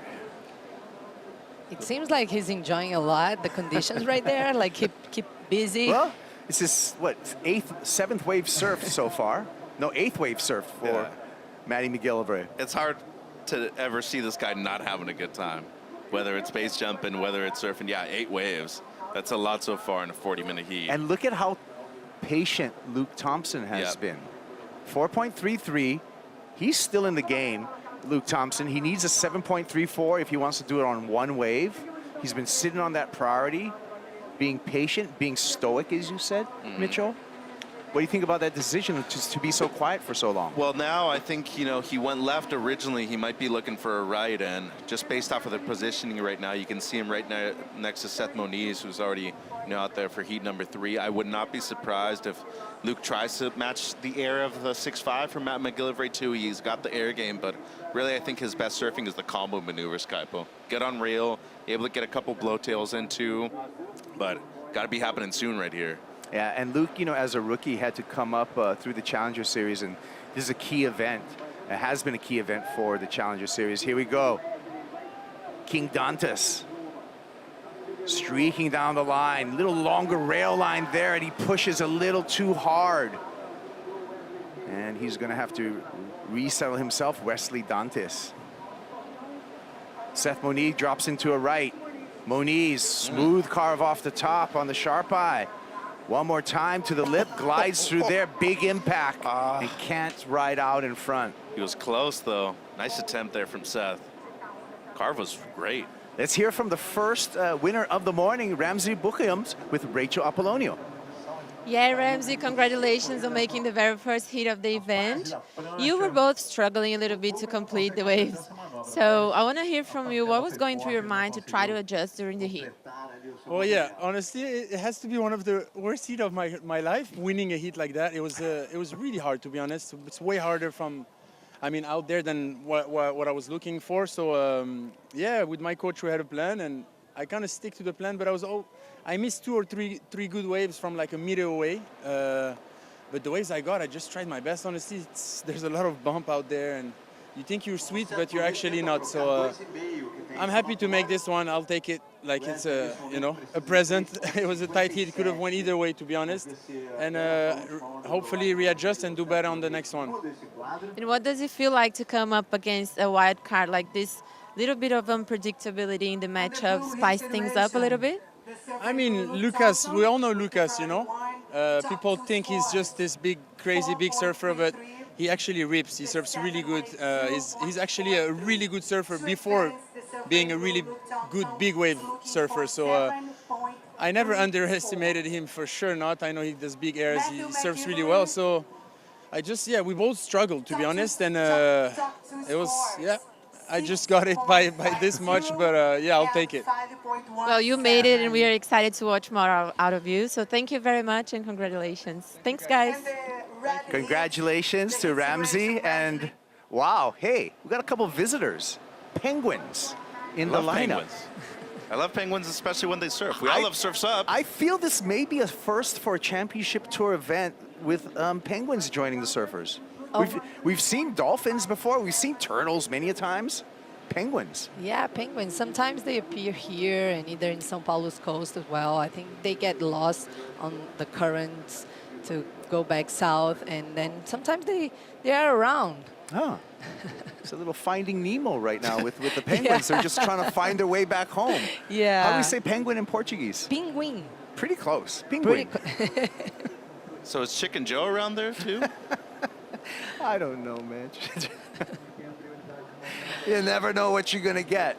Sacktown, we love you, baby. Yeah, we sure do. We sure do. Matthew McGill in the priority heat up against Luke Thompson. And Luke, we talked about, before we were going to that interview with Ramsey on how patient Thompson's been. Just 2 waves ridden and has been sitting on that priority, I want to say, for 25 minutes? Yep. Yeah, it's been a while. And, right now, maybe you want to be looking for the 1 wave just to be able to get that situation changed with the 7.34. Just looking back at the 6.5, though, of Matt, that's a big wave. It's a really amazing air, too, into the flats with the full rotation. There is, potential for something better than that, of course, but you have to be able to find the wave first. And right now, maybe Still, the smart play could be to split it up, get a 6 and a 5. That's still difficult, though, with only 8.5 on the clock, though. Yeah, and we heard from Ramsey in that interview, Maida, on how difficult it was to position yourself out there with this shifting lineup. Yeah, of course, and I think it's a very dangerous strategy, the one that Luke is choosing right now, because we saw like Matthew McGill get out there and just roll the dice many times as he can. But now he needs a 7.34, and with the time running, he got to wait. You know, he knows that he really needs a decent wave to get the 7.34. Yeah, it would have to be the best wave so far surfed this morning. Between these two South Africans. We said friendly fire. Let's rev up. Our GWM recap started with this big air, Mitchell, for Matthew McGill. What an amazing way to start the heat for Matty. Full rotation air, bigger section, and then Luke answered back. Has this 4 right here. First turn gets a little stuck, but I really love the technique on the second one. Right in the pocket right there for young Thompson. Kid out of Durban. Seems like he's having a ton of fun. Needs to be on more waves, though. And then the backup from McGill so far, Kipes. Yeah, this was a 5.17 to back up that 6.5 to put the J-Bay surfer in a strong lead, Maida. Really important to ride out of this one. Yeah, for sure. Really well timed the finishing turn. Split peak, we're going to stick with Seth Moniz. Tic-tacking down the face. Nice little snap there for Seth, and he just punches out the back. He'll remain in the lead over Wesley Dantas. Dantas now with priority in that secondary non-priority heat. We did see Matthew McGill split that wave. Let's see what happened on the other side of the peak. First, we'll go to Seth Moniz on this replay, Mitch. Yeah, I really like the energy that I'm seeing from Seth so far in this heat. This is wave number 5, so been active out there, trying to go on rights and lefts. His best score so far is a 3 on the left, and this is Matt's one. He's looking to improve on a low 5. Little stuck right there, but still in first place. Hey, I'm going to be real. It's difficult out there. These are the world's best surfers, and because of a lot of this reverb that we talked about in this bounce, see sticky rails all morning. Yeah, and we don't usually see that from these guys. Matty, just staying busy.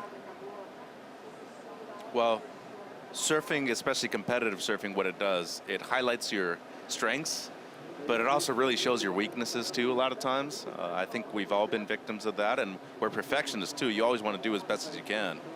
Moniz finds a left and just sacrificial lip glide there. Wow. As you could see that backwash again coming into play. Sammy Pupo, Matt Myers, his coach, surveying the conditions. Sammy's going to be dangerous out here, I feel. Yeah, he is.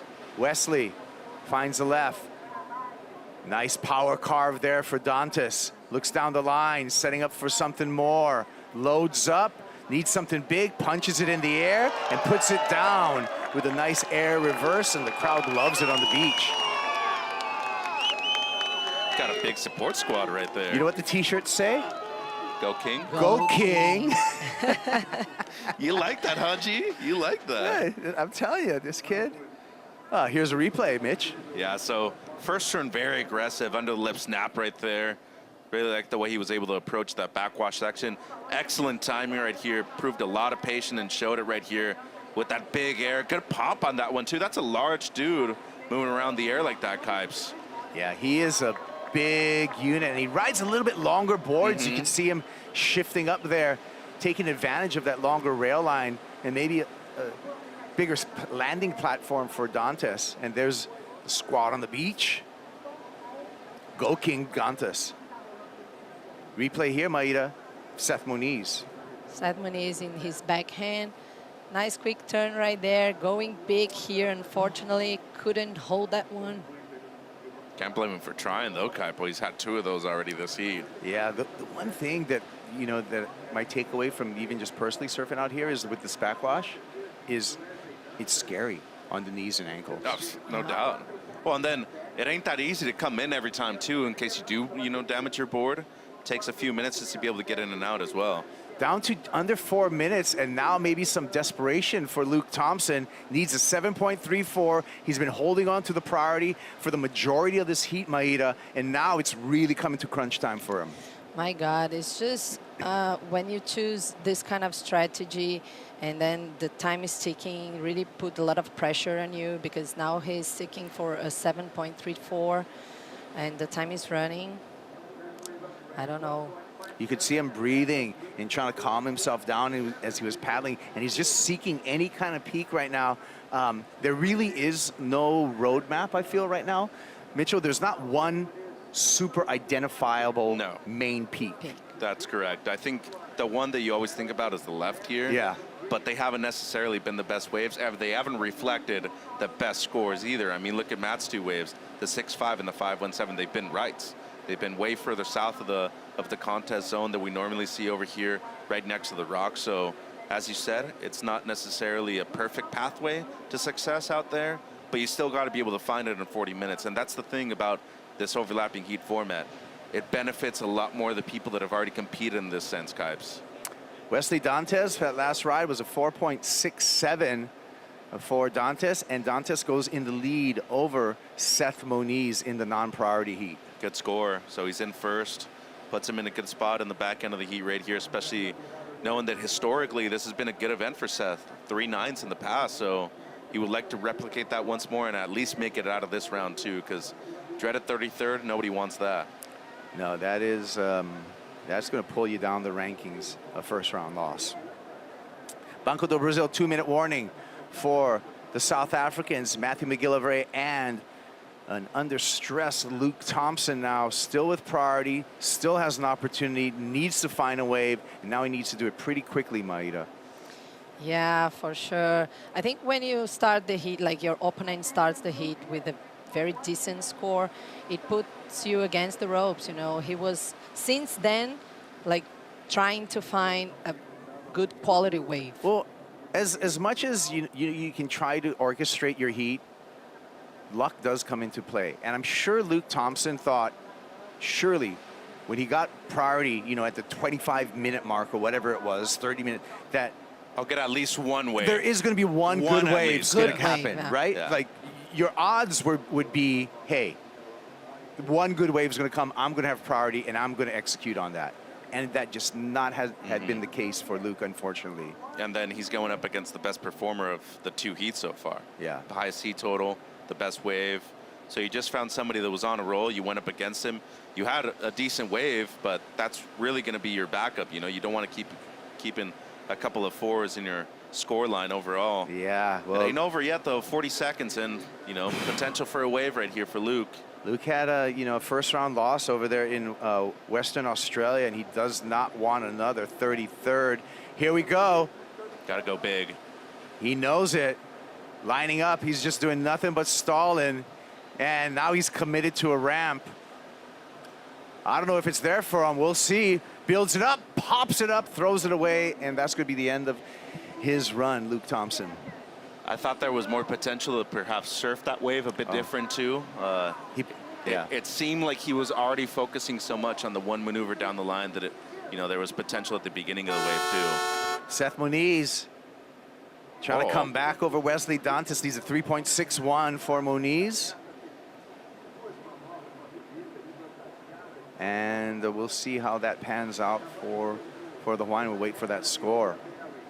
Unfortunate for Luke, man. As he said, he waited a long time with priority for a wave that never came through, and that's the game, Kaipo.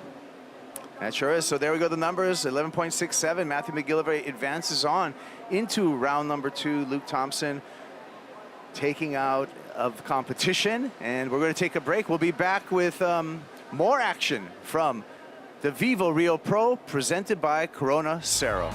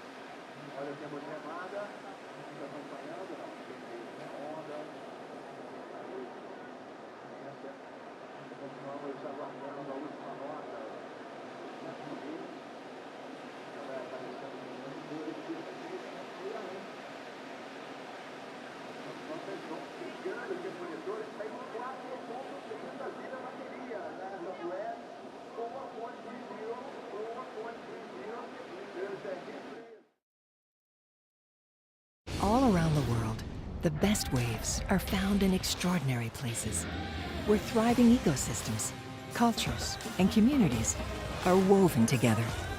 But these places are under threat. Conservation International and partners are protecting what makes these places special through surf-protected areas built around iconic waves. We have already legally protected 150 waves. With your help, we can protect so many more. Bom dia, surf fans. Welcome back to the VIVO Rio Pro, presented by Corona Cero. We got a good heat in the lineup. Round one, heat 4. Eli Hanneman going up against Oscar Berry. Those numbers under their names, well, they could be meaningful for a little bit, but a win here could definitely project one of these surfers a little bit higher up the rankings. I'm Chris Cote. I'm very excited. I'm joined by Jesse Mendez and Strider Wasilewski. Welcome back to Rio. What a day we have so far. Vexing lineup, but the stars have come to shine, and obviously plenty of opportunities out there. I mean, I actually watched it, and I was more impressed than I expected I was going to be when I was here in the booth. And there's plenty of opportunities. It's tough. It's hard out there. It's not easy to find the right spot and to be in the perfect spot for the waves, but there's some big sections. Matthew McGill showed us before already. There's some big ramps, and Seth Moniz in a wave. Seth Moniz, no stranger to powerful waves. Of course, Strider, with these overlapping heats, we have 4 surfers in the water. Does that switch up their routine? Because they haven't done this very many times yet this year. It doesn't switch up the routine, but it does show you, that, their strategy going into these heats is definitely something to calculate. I mean, the current, it's coming across that from the left to the right. You can see them all paddling towards the peak and that channel of bowl over there. So it's an extreme current. So that the entire time you're out there, you're fighting, you're battling to get to that peak and try to be in the right spot when the sets come. And it looks like, to me, those medium ones in between are the ones. So you're out there not trying to get the big sets, not trying to get the little ones, but those medium ones, and trying to stay in between the two while paddling against the current. That sounds easy. It could be a lot of work out there for these surfers. We have 15:45 to go with the Moniz Dantas heat. And we've been watching this one build up for a while as we see Seth with a quick paddle. He was in second priority. There, Dantas, I mean, this guy has springs for legs, and his legs are large. I don't know if I've seen a guy that big with the ability to fly and be so quick. I mean, if he gets this section, I've seen this dude spin the quickest 540s of pretty much anyone. So now we see Seth Moniz, perfect little corner pocket, quick carve. He's up and out, just a little tester there for Seth. And now here we go, a powerhouse, Wesley Dantas. Cranks it off the bottom, big layback slider. Pulls it off clean, crowd goes wild. I want one of those shirts. Uh-oh, here we go. First look for Eli Hanneman. Speaking of a surfer with springs for legs, he gets up and into the lip, and he's out. So Hanneman versus Berry. So these guys have gone to battle many times on the Challenger Series. In 2025, Eli finished number 2, Oscar finished number 8. So they definitely have history. Jesse, you've pretty much been through every type of scenario in competitive surfing. When you have history against a guy on the Challenger Series, what does that do for you when you're competing now on the championship tour? I mean, it carries it over since you're grown too. I don't think just the Challenger Series, but some people that surfed, growing up surfing against each other together, you have that memory, you know how the person works in certain conditions, and this is, it's good for both of them, I guess. Here we had Seth with a nice first opening hack. The wave kind of disappeared in front of him, so he kicked out, which was very smart. And Wesley Dantas, tell us about it. Yeah, Stride. Wesley dropped a hammer right here. Drops the wallet, blows the tail mid-face down the curvature of the wall, and then actually regains composure during that with the wave coming over him. That was a power move right there. That was something we came for. That's exactly the type of surfing that we are expected of with Wesley Dantas. So that was really intense right there. I mean, that was the maneuver of the heat so far. Just a little background on him, because most people don't know him, but he's the definition of a wild card. We have a term here in Brazil that you call it a person 8 or 80. He's either gonna do like amazing or he's gonna have a shocker. He's gonna go big every section he gets, and he's proven that so far. So it's just exciting and fun to watch, and a perfect person to do a lot of damage in this event. And he'll let you hear about it either way.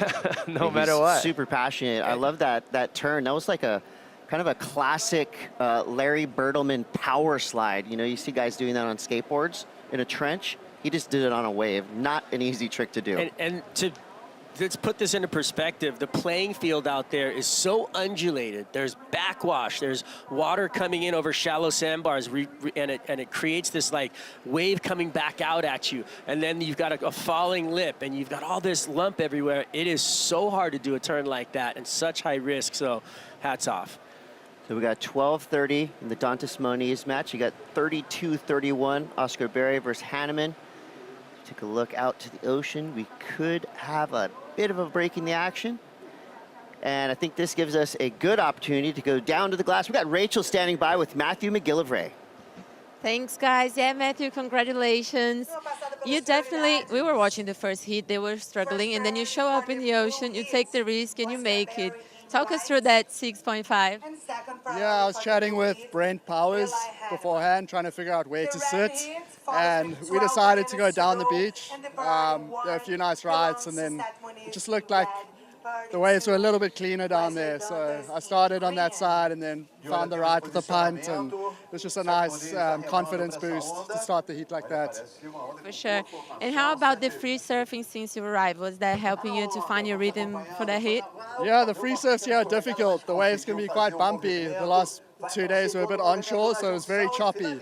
And now today is offshore and clean, so it's a lot easier to surf today. So I guess surfing in the difficult waves beforehand helped for this. Congratulations. Thank you very much, and good luck into the next round. Thank you, Rachel. I mean, that's how you do it for Matthew McGillivray, just quickly figuring out this lineup, and what a cool story for him. You know, he was just chilling, or I'm not going to say he was chilling at home, because he was probably doing some of the most dangerous things you could possibly do. Gets the call up for these last two events, and he's making it count. As we see a quick replay there for Seth Moniz.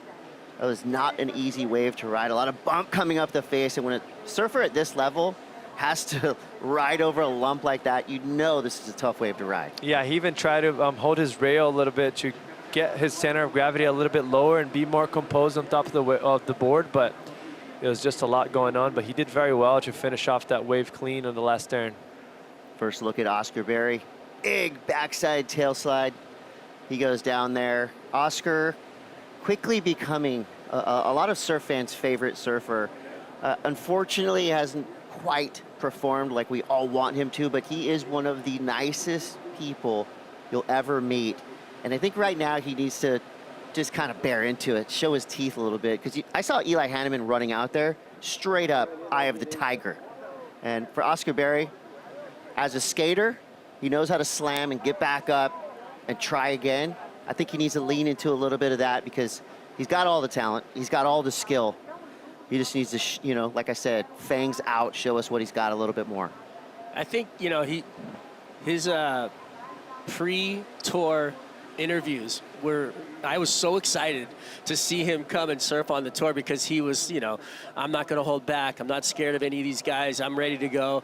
And he's had a lack of success.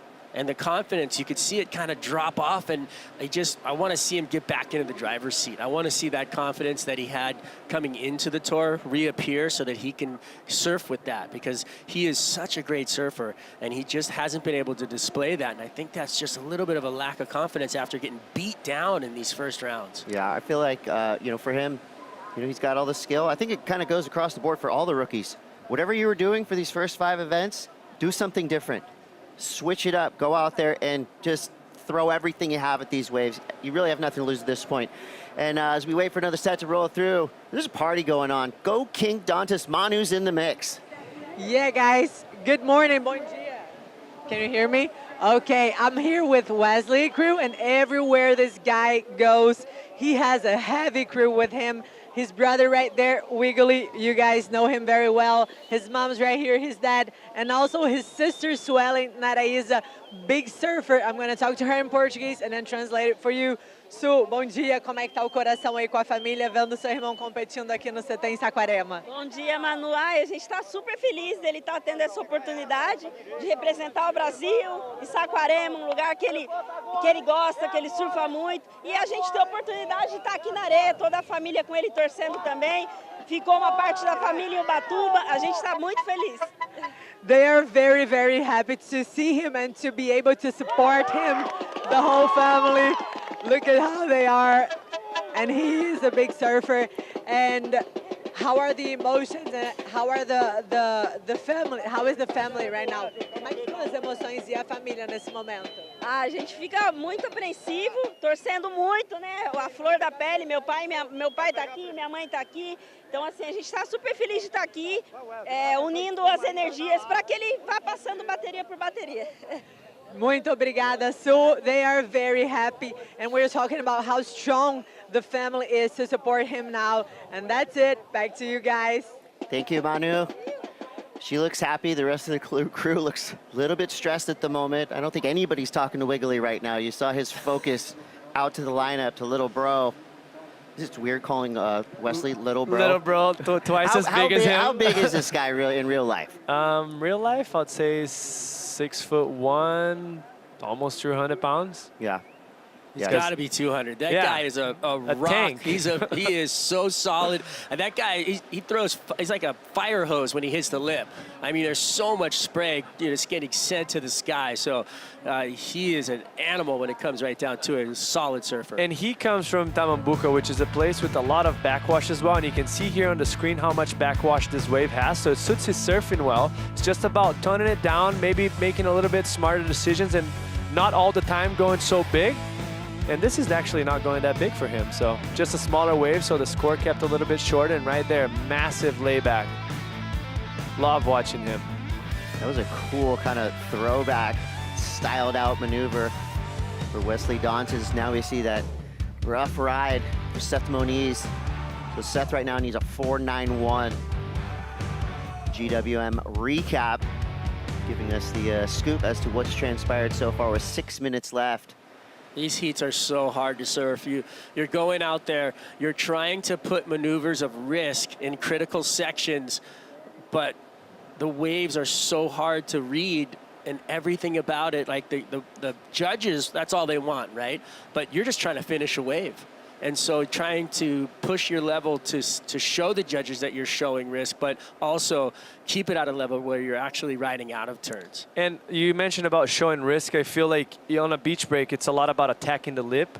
And with all this backwashes and the power that this wave has, that's the hardest thing you can do. So you see those guys, they're the best in the world. They're so critical. Seth Moniz is from Hawaii, so used to power. But as soon as you hit the lip, everything gets crunchy. It's like hard to deal with. You get sticky, hard to ride out clean. So yeah, it's very tricky right now. And even on that wave we saw Seth on, where he did the two-banger, he was connecting, but the wave dropped away, so it took away from the maneuver. Yeah. It wasn't his fault, it was the wave. A little priority block there for Eli Hanneman, completely well within the rules. Big snap to start. He gets up and into it, rides out clean. I mean, nerves of steel. Eli Hanneman, he is just a true competitor. The look on his face does not change. The same look, he had that on the flight over here. Full focus. 4:34 in the Dantas-Moniz match. As we see now, Seth Moniz, quick snap, wrangles some whitewater, somehow stays up on his feet. So a couple exchanges there. Now these surfers, they're not going up against each other. Seth Moniz is up against Wesley Dantas right now. That's round one, heat 3. Eli Hanneman's going up against Oscar Berry. They have 24-12 to go. A cool story kind of behind the scenes right now for Seth Moniz.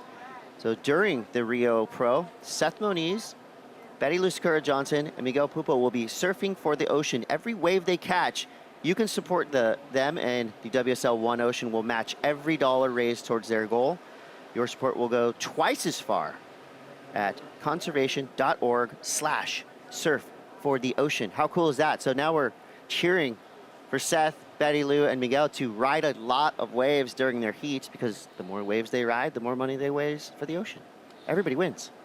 Well, and win or lose, they're still going to raise money. Seth's wave count. So far, it's making through the roof right now. Just raised like $3,000. Thank you, Seth Moniz. Thank you, Seth. This is a tough heat for Seth, because you're coming up against a guy like, you know, Dantas, that smooths out this canvas. And I think that the weight of those turns are what are going to come through, like as a visual for the judges. So, you know, Seth's going to have to really clean up a couple of waves. That wave that we just saw out of the other heat, the non-priority heat with Eli Henneman, I mean, he really looked good on that wave, and that was an inside double up, but he attacked it beautifully, rode out on that last turn. So you can do it with a lighter foot, but it looks really good under Dantas's weight. So 2:44 to go. The Dantas versus Moniz matchup. Let's take a look back at what Eli Hanneman did. Nice and clean on this one. Yeah, beautiful first setup turn. Just eyeing it down and generating speed to finish it off strong. And right there, that's the stickiness that I mentioned. You hit the lip, and all of a sudden, the foam catches up to you, and it's hard to ride it out clean, but beautiful surfing for Eli. Did very well. Seth trying to probably run away from Wesley, get a little bit of room out from him, but Wesley's right on top of him, paddling down. You did not want that guy sitting on you. No. And that's exactly what he's going to do right now. So with priority, got Dantas out the back. He's got his eyes lasering onto Moniz right now. The only thing Moniz could do right here is just catch a one-footer to the ski and try to make it down the beach away from Wesley Dantas. That's literally the only thing he can do, but it is an option. So if he paddles, but it doesn't look like he's trying to do that. We're in the Banco do Brazil. 2-minute warning here for Dantas v. Moniz. So it's pretty tight still. I mean, it only totals 9.67 versus 9.07, 4.91. That's feels like an attainable score, but you just need one solid section to work with. Will this wave provide for Seth Moniz? Is this the buzzer beater? Driving down the line, looking for the section. He goes to the air, and it goes awry. So a no-go there for Seth Moniz. Still has 1:10. Does he have time to get back out there, or King Dantas and the fan festival on the beach prevail with 1 minute left? Who's he yelling at? Hopefully not me. He's just yelling at the waves and the situation and the vibe. He's just, you know, rising to this occasion, which is a big deal. You know, getting into this event, feeling that pressure of the first round. Quick hook for Oscar Berry. There's a nice backside snap. It's around a bumpy section, and that wave got wild. But two good turns out the back for Oscar Berry. Again, such a great surfer. Still in this one, he's got a 2.5 to start. Hanneman with a 5.67. I mean, Eli is a problem because he is so consistent. I mean, he is that prototypical grinder. He's going to go out there and he's going to drop a bunch of mid-range scores most likely. And if he finds a ramp, you know he's going to launch. Here we go. Paddle for both surfers. So Dantas did have priority. Oh, that was smart of Dantas, actually, even not catching that wave, just to kind of paddle all the way in and make sure Seth is not going to get the wave. So here we go. Heartbreaker for Seth Moniz, but I mean, he knew he had his hand full going up against Wesley Dantas. Crowd support on the beach, just the physical intensity that Wesley brings with him every heat he surfs. So the wild card story starts now. In round one, heat 3, Wesley Dantas gets the victory over Seth Moniz. Seth's gonna have to go back to the drawing board. We've got a lot more action to come. We will be back right after these brief messages. You're watching the VIVO Rio Pro. Stay tuned.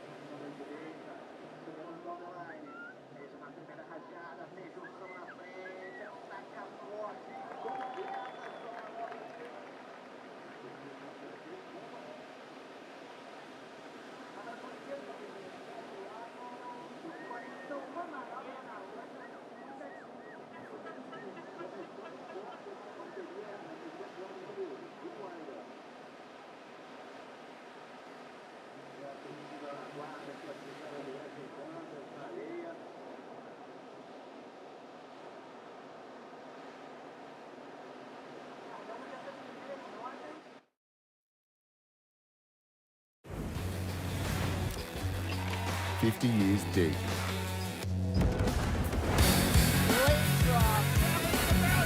For over 50 years, surfing has lived at the edge.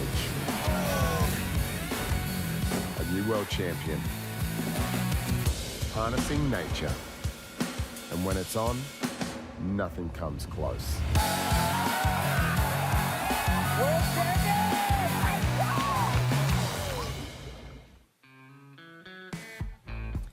50 years in, WSL still doing it at an elite level. Now we see Jack Robinson, live action, live from Saquarema here in Rio de Janeiro, Brazil. Chris Cote here with Jesse Mendez and Strider Wasilewski. Two fresh faces in the lineup. Rio Waida going up against Jack Robbo. Here's Jack's start. Yeah, beautiful, smooth, nice first carve. No downtime, straight into a critical section. Right there, when he was getting stuck, he laid down on the board just to make sure. You know, he already wrote it out, but he doesn't want to make things look ugly in the end. Just a lot of experience for Jack right there. Hard to make it look this clean, too. And then, you know, this section right here, that's right over a super shallow sandbar right now. It's, you know, and the tide's going down. I mean, it's gargling over there. And to be able to ride out of that, that was impressive. He's so sure-footed. I love it. Yeah. Rio got involved early on as well. A nice roll in to start this wave. Yeah, two very sure-footed surfers. Both of them kind of wider stance for Rio. Very low center of gravity. Just this wave kind of tapering off and not much energy on offer for him. Let's see what happens on this finish. Did well, but just the energy didn't match what Jack was capable of providing us, and he's going to get the better of it. Eli, he's trying to keep busy, you know what I mean? He needs a backup score. He started out strong, but he needs something to put back up on the board because it takes two to tango, baby. You need two scores. You know, this wave, whoa, geez, it's all happening. This wave, to me, has an added kind of a hardness factor to it, and that is these uphill landings. You see when these guys are coming down from those big floaters or coming down from big air, it's not even that they're landing in the flats, they're almost landing uphill. The way the bottom contour is here, both of you guys have surfed out here enough. Jesse, you've been in a million contests at Saquarema, I'm sure. What is it like when you're coming off a floater here and you're actually looking down and trying to figure out how to land going uphill? I mean, it looks like an ankle breaker, literally, and it's the timing is so important in this wave. For you to time the backwash to play a favor in you instead of going against you. But not all of the times that's going to be a choice. And that's what happened right there with Jack. He was just able to muscle through it. That's what happened with Eli on the other one. He ended up falling, but looks like Rio on this wave. Much better looking wave. First one was pretty chill. This one's more exciting. Yeah, he's just fundamentally, he's just putting it together, right? He's trying to build something out of, you know, getting a rhythm in this heat. So he's, you know, putting together as much as he can with what he has in front of him. That wave didn't have a crazy lip line, so, you know, those face hacks will, you know, come in at a mediocre score. It's not going to be anything huge. So we have 14:46 to go. Hanneman versus Barry. Plenty of time, 34:42 to go. Waida versus Jack Robbo. Jack Robinson has had an interesting year. You know, not quite on a title push yet, which I feel like is rare for Robbo. The past 5 years, I mean, he's been right there at the top. Every single event, every single heat. So Jesse, I'm sure you've been watching from home. You know, walking around, cradling the baby, watching some heats in the background. Most of the middle of the night flight, when we were watching Australia or something, like opposite. So what is it about Jack Robbo's year this year that feels different? I think first thing that comes to mind, two things actually. The change, right? We get back to that afterwards. Yeah, as we see, hopefully he makes me eat my words right here and blows up. Nice snap there. Perfectly placed. Sets things up, coming through to the inside. Good carves, hoping for a big finish here. Comes the backwash. Nicely done, Jack Robinson. That's the perfect example of timing to your advantage. I know it was a small wave, but if you went a little bit later or a little bit earlier, it was going to be that uphill landing that you were mentioning about. So you want to make sure you just time it right. But back to it, I think the two things that stands out to me, change the coach and surfboard. So I'm not saying he did wrong. I'm saying it takes time for you to adapt to the new situation. New boards, new coaching, works different. So it's just adapting. He's going to come back. I have no doubt about it. Yeah, I feel like it's only a matter of time. I mean, he has already got those Hall of Famer numbers, and obviously He's one of the best surfers in the world, easily. And this wave, I think, will put him in a pretty solid position. So we started off with 6.83. This is a good backup score. Yeah, you know, I think he surfed it like a backup score, right? He just wanted to put up some numbers. Yeah, put some turns in. There was one time right there where he did connect with the lip, which is going to give him a little momentum. And the finish was great, like you were talking about with the backwash and riding out of it. It kind of made the wave feel dynamic and, you know, coming away with it. So look at all that water coming up the face right at him, right there. A little bit of almost an airdrop because of that backwash hitting at the same time. You can see there's a 2-foot wave coming at him after the wave. So when you hit that thing coming down, you can literally, I mean, lose a limb right there. Straight up. Hanneman back at it, deep bottom turn, straight up into it. Somehow fits in 2 turns where it really looked like there was only room for one, but he made it look nice and clean. Speed, power, flow, all in the span of about 2 meters. And he dealt with the backwash there, and he's going to definitely get rid of that 193. I feel like he looks like he's searching frantically the way that he's surfing on these waves to get a backup score. But I feel like if he just calms down, he's got time to find a really good wave that he could go out there and destroy like he did on his first wave with those 2 bangers. I feel like he could really, you know, run away with this heat. But instead, he kind of looks frantic to me. I think sometimes just simplifying, right? Like he got that wave a little bit smaller. He's going to get a decent backup, which is going to help his situation, but it's probably going to be in the 3 to 4 point range. If he gets one bigger set, one turn he does it, you could come up to a 6-point ride. So you just got to sometimes keep it more simple and not overthink, thinking you have to do more than you need on the wrong wave. Just be a little bit more selective, like Strider said. Maybe with second priority that he had at the time, wait for a closeout that it has a chunky section, time it well, come out clean, don't be too risky, but make sure that the judges like what you offering. It feels like in recent history, one big turn is going to be a bigger score than 2 medium turns. Mostly on a smaller wave like he got, right? Like, and we're watching here on the screen. People at the house are watching on the screen. This is uptight close video recording. If you looked at out in the ocean, in nature, the small waves and the big waves have a lot of difference. When you're watching it up close, everything seems to match a little bit closer. So it makes a big difference for the judges watching it live when they see a set stacking up and the wall in front, the green wall. It's more impactful. How easy is it to talk about it? Yeah, very easy. When you're out in the water, it's like this jigsaw puzzle that you're trying to put together, and there's pieces all over the table, and you're just trying to grab the right one to fit it into that one last little place to make sure it fits, and it is almost impossible to finish the puzzle. I think it's important in waves like this to just turn everything off. Go out there and surf, because you're going to have tons of opportunity coming at you. As we see Jack Robinson now trying to roll into that one, so he wasn't second priority, so that situation will stand with Rio Waida with the P next to his name. Jack's already in the double digits, 12.16. That's a solid number for today. So started off with a 6.83, backed it up quick with a 5.33. So, you know, tactically speaking, he's surfing a really good heat right now, and he's freed himself up to maybe take a little bit more time and just try to hunt and find a meaningful wave. They have just under 30 minutes in round 2, heat 1. I like that. We're already going into round 2. This is awesome. This is like we're on a racetrack, just speeding through these heats. Robbo now identifying a right-hander. Maybe just a positional change as he gets a little bit closer to where Rio's sitting. Okay, now we're looking at some pressure being applied from Robbo. Meanwhile, Hanneman versus Barry. 9 minutes left. Still tight. Oscar Barry needs a 5.18.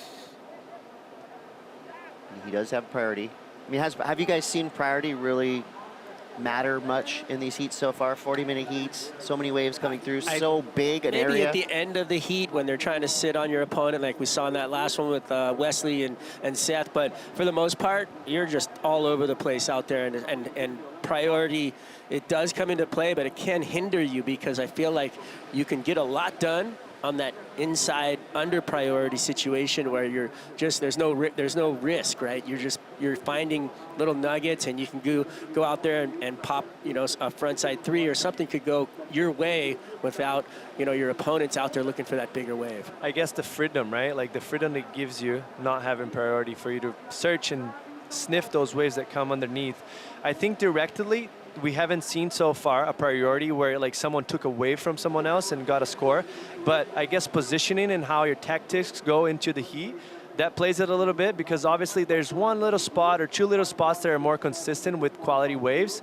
And the guys without priority, they kind of have to get away from it. So I think that's when it plays a little bit of a tactics to it. You know, we just saw the commercial there celebrating 50 years of the WSL for the past 10 years, you'd have to say, on the men's side of the championship tour. It's been a Brazilian takeover. And I love that this event, you know, El Salvador that we just got through, we've seen how important that event is to surfers getting their campaign going. But it's do or die time when you get here to Brazil, because you know that you got to expect the unexpected. You know, this wave, talk about it all the time with friends who have, you know, never seen this place up close, is one day it can be dead flat, the next day it can be 15 foot. And it is just such an unpredictable space. Even within the span of these 40-minute heats, you really you don't know what you're gonna get. So we'll look at the recap now. This is your GWM recap. And this is how Eli Hanneman is taking control. It's his matchup going up against Oscar Berry. Solid surfing right there. That's what you want. You want somebody who's going to come out swinging. Priority playing into this wave. You know, the first connect was clean, and then to ride out of this, going vertical on an intense section like that, the judge is liking it, so puts him up in the front. But Oscar's not laying down. Yeah, a little bit more sure-footed. Obviously a bigger guy, heavy-footed. The second turn was very nice, just unfortunately for him, took too much time, tried to time the backwash. It was very tricky to do it. I'm not taking anything away from him. I would have flown away on that thing, but it was that closeout section we're probably going to bump his score into something close to what Eli has as his first score to 5.67. So he's one turn away. Now sitting with priority, doesn't need much of a score, a 5.18. Like I mentioned before, one big section will do the job. So just keep it simple. With all that pressure, it's not easy and all the money and points involved, but that's what you got to do. Well, you saw him just there. His head was on a swivel with so many lumps and bumps coming at him. Here we go, Hanneman. Straight into the flats, the wrong way. So tail first, he gets... Oh, he got bucked off blown of that up one. By that one. Yeah, it's always you're always looking to see if they're okay after maneuvers like that, because right, the board's coming back up with the whitewater and the backwash, and it's compressing your knees, your ankles, your feet. I mean, anything can happen in those situations. And I had a horrible accident with a backwash, broke my foot in half. I mean, it was horrible. I mean, full medical history case. I'm knocking on wood here. These conditions are, you know, the X factor is wild. But having these overlapping heats is really fun. A lot of action, so much going on, and our ability to get the best day of surfing through the waiting period. We go Rio Wide fighting back. Takes a quick snap, comes around a big section. Whoa! Oh, so that will be deemed incomplete. You saw that kick. It was not on purpose. That was an accident. So unforced error. Well, I guess it was forced by, again, the uphill landing. You saw he landed, his board almost just stopped. So 4:30 left in Hanneman v. Berry. Robinson in control for now with a 6.83 and a 5.33. Rio needs to get rid of that 3.67, so we'll see what happened here at the end of this wave. He'll get credit for the start, but not much. That started to look like the freedom that we were talking about a little bit earlier of not having priority. You saw Jack a little bit more out the back, sniffing that wave, but because his positioning with priority was a little bit further up for the bigger waves, kind of looked like didn't let him get in that wave, and then Rio almost maximized on that wave, on that finish, getting a decent score, but went over the handlebars and didn't work for him. So if you're in the priority heat, I feel like you're almost paddling over to sit with Oscar to pressure him into a wave.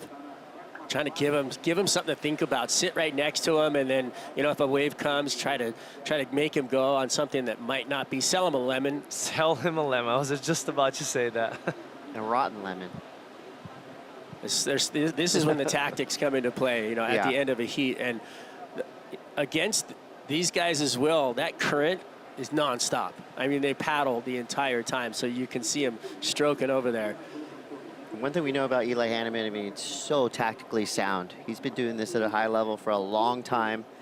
And I think it's pretty cool. So in order to get yourself on the championship tour, you have to come through the gauntlet that is Saquarema on the Challenger Series. So when you think about, you know, local knowledge and all that, all these surfers are so good. They've all surfed waves like this all the time. Of course, crowd noise is going to become a factor. We heard how loud things got with Wesley Dantas out in the lineup. So for a heat like this, where you have no hometown heroes, you know, it's going to be all about just leaning in on surfing beach breaks like these guys have done their entire lives, right? You can't make the championship tour unless you go through waves like this. I mean, and mostly for Eli and Oscar, just fresh off the Challenger, you know, they surfed recent history, right? Very recent, and they surfed this spot itself not long ago. But every tactics, everything that he planned before the heat, it's very easy to go out the window. We got 2:14 left. Hanneman v. Barry. Robinson still in the lead, in control. He has priority as well, so he's got a 12.16 total, so that's a solid number for today. I like where the judges are keeping the scores right now. So we've seen a lot of mid-rangers, 6.83, one of the higher scores we've seen of the morning so far. And now we're in the Banco do Brasil, 2-minute warning for Hanneman v. Barry. What's it gonna take to get up in the 8-9 range? Big air, big hack, something real special? Yeah, one single move. We've seen it with Iago, a 10-point ride. So you can get them on the just big, heavy sections. But I think the two-banger hanger is what we're looking for. Just those two beautiful, strong, incredible maneuvers in the sections of consequence. That's gonna put you right up in the excellent range. I think we're more looking at towards that because it's more reachable for everyone in the field. There's only a very few guys that could paddle out on a day like today and throw a Hail Mary air and land it in this conditions. So for everyone else, it's going to be those two-turn like Strider said. For a few special dudes, they who are those special dudes? You know who they are. They usual Italo, Felipe, Gabriel, Griffin, Iago. I'm gonna miss a few. Eli is actually one of them as well. Eli is one of them. Yeah, Baron could be one. Eli did probably the best air of the entire event in El Salvador just last week. I thought he was one of the informed surfers there. He was absolutely destroying waves, and his surfing was incredible. In a long right-hand point break, you obviously go goofy for V regulars. We see now Rio, bottom turn up and out. I wouldn't say there's any advantage goofy V regular here at Saquarema. It's even in that conversation. I thought it was very interesting right now that we're seeing, you see Eli kind of running away from Oscar. There's only 30 seconds left. He knows if a wave comes, it's going to Oscar and he's not going to have a chance. So he's trying to get away from him and maybe better his back up because it looks like Oscar is going to have a pretty decent opportunity right now. Here we go. It's a good looking wave for Oscar Barry. Cranks it off the bottom, straight up into it. Nice slash. Oscar looking for a 518. Can he ride out of this? No. Oh. That was it. He needed. Yeah, he needed to ride out clean. And Eli is maybe up after, but either way, he's going to show us exactly what we were just talking about, going to the air. Oscar's booking tickets to South Africa. Well, you know what? Win or lose, Oscar is definitely on my list of surfers, just so close to a breakthrough. I mean, you can see the emotion right there. It's the first time I haven't seen a smile on his face of this entire trip. But big things coming for Oscar Barry. But give it up to Eli Hanneman. I mean, the dude's a machine. 5.67, 3.50. He's so steady, always competitive in his heats. So the eye of the tiger comes through. Round 1, heat 4 in the books. Hanneman gets to win. Barry, he's out. We got a lot more surfing to come. We're going to take a quick break. We'll be back with more from the VIVO Rio Pro, presented by Corona Cero.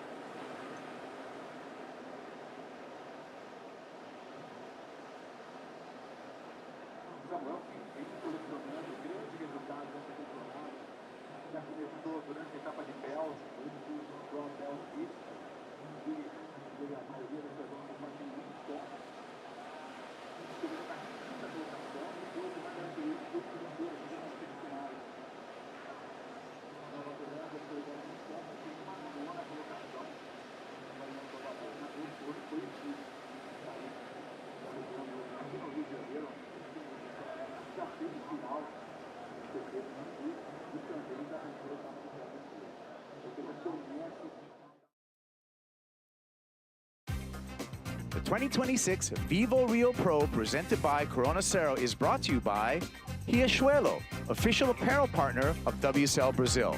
By Natura Kayak, feel the power of freshness. By Probiotica, official sponsor of the WSL Brazil. And by the state government of Rio de Janeiro, official partner of the VIVO Rio Pro presented by Corona Cero. Straight back into it, ACJ Al Cleland Jr. Cranking off the bottom straight up into a big backside snap, throwing tons of spray. Adds a second, comes into the inside here, another big blaster, and goes for the fourth. Whoa. And he's exploded. But damage done, a 3-turn combo for Al Cleland Jr. And for Al, right now, I mean, he is on the road to perdition. He wants revenge. Start of the year didn't go his way, but he just got his best result ever in El Salvador. Quarterfinal finish for Cleland. Right now he's gonna have his handful because this year, Sammy Pupo has entered the championship tour as not only improved, but also on a mission. He wants to put his name up there with the greats of Brazilian surfing.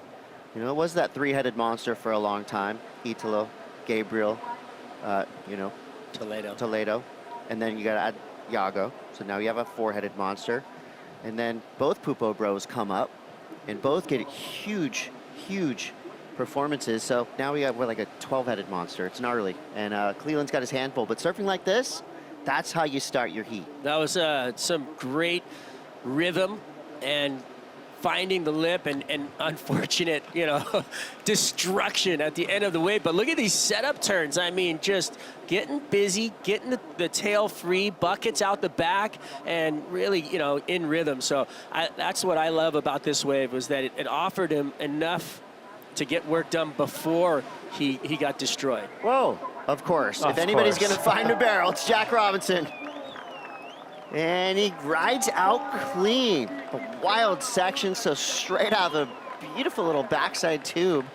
I mean, who's got a better backside tube stance right now than Jack Robinson? He made that look so easy.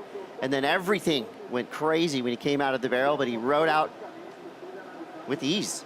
How did he do that? I'm kind of blown away right now. And it takes connection for you to find those little pockets. It's like it's not easy for you to identify visually those type of waves that are going to throw. There's so much backwash. All of them kind of look like they're going to barrel, but they end up clamping. And this one was nice and clean. I'm interested to actually see where the score going to go, because the second turn was not really anything. He just kind of had to muscle through it. Was very late. Came out clean somehow, managed, but it's all going to boil down to the tube and how deep he was and whether he disappears or not. Here you go. He drags it, completely disappears for a second, and then comes out for a little bit of a closeout section there. So I like it. I just don't know how big the score is going to go. Not so throaty, right? Like it's like a little high, more pockety barrel, which it's incredible that he did that. It would be so fun to ride it, but talking about scores and talking about the judging, I think they're going to keep, like you mentioned, the score a little bit on the lower side. Rio answers back with a blistering series of backside snaps. First one, super meaningful. Second one, more of a setup. He rides out through that backwash section. So they still have 14 minutes to go. Plenty of time. Interesting number coming through here for Jack Robinson. Was that backside barrel to snap better than a 5.33? And was this better surfing than that 3.67? 100%. Rio's wave was a great two-turn combination. And he did get a little finishing move, but that was, just to ride it out.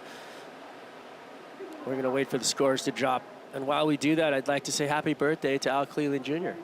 Nice. Happy birthday, Al. Big Al. Nice way to start your morning and your heat. 5.5 is not easy out there today, and probably something that would go close into the 7-point ride if you were to finish. Yeah, and I think if he can get a victory here over what I'm calling an event favorite in Sammy Pupo, he's had so much success here in Saquarema and on the championship tour already. That'll be a huge momentum push, but he's got a lot of time left, and Sammy is an incredible, consistent force to be reckoned with. So Cleveland starts with a 5.5. And the score comes through for Jack Robinson. The judges, they're loving it. 7.5. So that is one of the highest single wave scores of the morning so far. Across the board is easy call for our international panel of judges, male and female, all of them hawkeyeing this lineup, knowing full well that we haven't seen a barrel yet. They know how difficult it is to ride these tubes when they're backwashy and all weird like that on the takeoff. So I like that they gave him credit for that. And I think if you're a surfer coming up in the next heat, if you see that chance, like Steve Winwood said, take it. Ride the tube. Have some fun sometimes. I didn't know what to expect. It was the first one. I thought it went higher than definitely what I expected. But now, like you mentioned, everyone else knows what they have to do, and it's clear in their head. The truth is out there. All right, so Wesley Dantas went out there and went off. It wasn't an easy victory, but he got the dub. He is on the glass now with Rachel. Wow, what a great start for the wild card, Wesley. Parabéns, congratulations. Foi tão interessante ver tudo que você trouxe para essa bateria. Tá dando mais vontade ainda de te assistir no CT. Então, conta mais pra gente como tem sido os seus sentimentos desde que você recebeu a confirmação, como é que você tem se preparado. E não só esses dias todos, mas até durante a bateria, como é que você estava se sentindo? Eu tenho vindo, né, desde quando começou o campeonato em El Salvador para treinar. Eu passei os dias dos namorados aqui também com a minha esposa. E, pô, pra mim, eu fiz 28 anos esse ano, então, desde criança, desde quando eu vi o Andy Irons, né, nesse circuito, Kerry Slater, todos, foi meu sonho poder competir uma bateria. E só tenho que agradecer a Deus, agradecer a WSL por esse convite e realizando mais um sonho, poder passar uma bateria na Elite, passei e só tenho a agradecer a Deus. Depois que eu me tive mais perto dele, acho que tudo começou a correr melhor na minha vida, patrocínio, pranchas, resultado e agora para completar essa vaga para a Elite e poder passar uma bateria, então só tenho a agradecer a Deus. E, cara, eu tô aqui para mostrar que eu posso estar aqui, posso ser mais um dos quase 30 e poucos atletas melhor do mundo.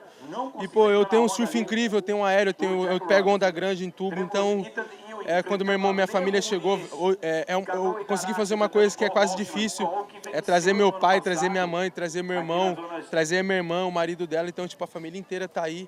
E igual o Carlos Prates falou, eu não poderia viajar com a família inteira de Ubatuba para cá e não passar a bateria para eles, entendeu? Então, eu soltei tudo o que eu sei, eu sei que a próxima bateria é pedreira, só tem os melhores surfistas do planeta, mas eu sei que também, eu sei que o meu surf faz parte desse circuito, então essa foi uma bateria, eu não consegui mostrar tudo o que eu sei, acabei caindo em algumas ondas boas, mas eu acho que na próxima bateria que eu levo avante eu vou surfar melhor, eu vou dar mais show, eu vou acertar os aéreos mais alto e garanto dar show de surf pra galera. E é isso, cara, eu tô aqui só soltando meu surf, mostrando o que eu sei, curtindo o momento também, que é um momento incrível de estar em Saquarema, né, competindo, ainda ser do Brasil. Então só tenho a agradecer. E é isso, sem palavras, não tenho mais o que dizer assim. E agradecer muito, muito, muito a WSL. Chorei muito quando eu estava ali ontem em casa e realmente eu vi a proporção, eu vi como que é a parada, todo mundo, sabe? Eu saí de casa ali só para buscar a minha mãe e, tipo assim, lotou na frente de casa, um monte de gente querendo tirar foto. Caraca, a parada é muito grande. Então, só tenho que agradecer a WSL de coração mesmo por tudo que ele fez na minha carreira. Desde na primeira etapa que eu competi, com 13 anos de idade, e hoje eu tenho 28, então só tenho que agradecer a organização. Eu acho que se não fosse a WSL, muitos atletas não seria nada, então obrigado de coração. E vamos embora, mais uma bateria, passamos, o Brasil todo está quase aqui em Saquarema e eu garanto fazer uma boa manobra aí para chegar ao 10 aí, a galera ia loucura. Quer agradecer em inglês a WSL? Thank you WSL, off to the opportunity. Thank you my sponsor, Oakley. Thank you L7, thank you Xande Fontes, thank you Alex, thank you Marçal. Obrigado por todas as mensagens que eu recebi, vou falar em português, recebi mensagem do Renato, recebi mensagem do Marçal, recebi mensagem do Xandinho, falando que a vaga era minha, falando que eu merecia essa vaga, então eu só tenho que agradecer. Se eu esqueci alguém da WSL, me desculpa, me perdoe de coração, que eu também estou emocionado, mas eu só tenho que agradecer a todos que estão envolvidos sobre isso, porque para mim e para minha carreira é uma evolução muito grande, então eu só tenho que agradecer vocês. Muito obrigado. Yeah, guys, he has a lot of motivation to keep advancing, so let's cheer, let's keep watching. Thank you very much. Back to you guys. Thank you, Rachel. What I took from that is he's stoked to be here. He thanks the WSL for the opportunity, and he's going to go out there and try his best. Does that And the sound right? most important is that he said he's going to put on a show on the next one. Love to hear it. So Wesley Dantas has entered the chat. I mean, for the rest of y'all out there, watch out. Kid swinging hammers every time he gets the chance. So back to the lineup. So 7:45 to go. This was Rio White's answer back. Right now he needs 9. He could break that up into 2 scores. Nicely surfed on this wave. Not bad. I mean, that last, like, Those hanger, he's looking over the edge. I mean, quick snap right there. But this one right here, he's looking over the edge on the way back down, going, ah! And, you know, it's a full free fall into who knows what. So, yeah, stoked that he pulled that out. What was very cool of Rio's last wave was just the transition from the first to the second turn, how he cut it short, that bottom turn, to make sure he had time and to get into that hanger that was very dramatic. Like, usually you go all the way to the bottom, but right there he had no time, so cut it short, very tight, and finish it off very strong, which very, very solid wave for him. I think especially in conditions like this, surfers, especially at this elite level, deserve a lot more credit than they get for the ability to make these rapid-fire decisions. I mean, beyond football, beyond baseball, basketball, all the kind of mainstream sports, as a surfer, in waves like this, the ability to just change everything that's going on in your mind and adapt and react to these waves that are coming in every direction. You're making 15, 20 decisions every time you stand up. And that right there to me is just an incredible thing that the elite level surfers can do. I know, and we try to tell them to keep it simple, right? Right, yeah. Don't think, but do think a lot. And mostly with those backwashes and all the water moving here, it makes it even trickier. 6:15 to go. So much energy on the beach. Of course, we're in World Cup season. And we know Brazilian national football team has a game tonight, so you can almost feel the anticipation building. You're always going to have fan support here in Brazil. They got a challenge, though. What I saw on the Gold Coast, that crowd was pretty raucous. So I think if Brazil wants to challenge what is being called the most festive event of the year, got to step it up, Jesse. It's happening. It's We Friday. have a lot of noisy people here. Okay, so. good. All right, 5:40 to go in Robinson v. White, 25-38 Cleveland Pupo. As we wait for the next set to roll through, let's go down to the glass. Rachel's with Eli Hanneman. Yeah, Eli, congratulations for advancing the round 1. This is your first CT appearance here in Saquarema, so what's going to be the game plan to create a good ending here? I don't know, just good serving and good wave selection, and yeah, just, I don't know, just good serving. And how do you feel in these type of conditions here? Because it's the first beach break, so you're having all these changes in your surfing and your equipment too? Yeah, it's tricky out there, and it's hard to stay on your feet, and like I literally took me like 3 days to get here. My flights got canceled. I had so much, everything that could have went wrong, and then I got here, opened my board bag, and half my boards had bashed tails. So everything went wrong that could have went wrong, but I got here literally yesterday, so I'm just grateful to be here and grateful for the opportunity to surf out here, and just, yeah, I don't know, just it's all fun and games, and yeah, it's a good life we live. Yeah, but you are a guy very faithful, so I'm sure you're going to deal with everything in a good way. So thank you very much, and congratulations. Back to you guys. A little bit different of an interview there. Eli Hanneman, focused, steady. As we go back to the lineup, Sammy Pupo. This is his first wave ridden. One big snap, waves the finger, saying, I'm number 1. Well, was that a 5.5 or beyond? I mean, this is going to be a good example for us to break it down. A wave that tapered off, combination of very good maneuvers from Al Cleveland, and this one, just one chunky section, very critical. Let's see what the judges think, and this is kind of going to pan it out, the scale for this heat, but super critical for a start. And a pretty solid wave too. It was a bigger wave. So, you know, this is these kind of sections that are coming at you with all that power. We'll watch the replay here. You know, he attacks it straight up vertical. Look at all the noise that this wave has. Look at the nose of his board, how much it chatters as he's bottom turn, trying to cut that bottom turn short to hit that lip, and somehow being able to stabilize everything in his legs and be composed and finish it off clean. That was very impressive from Sammy. And he's got so much experience out here, a two-time Challenger Series winner here at Saquarema.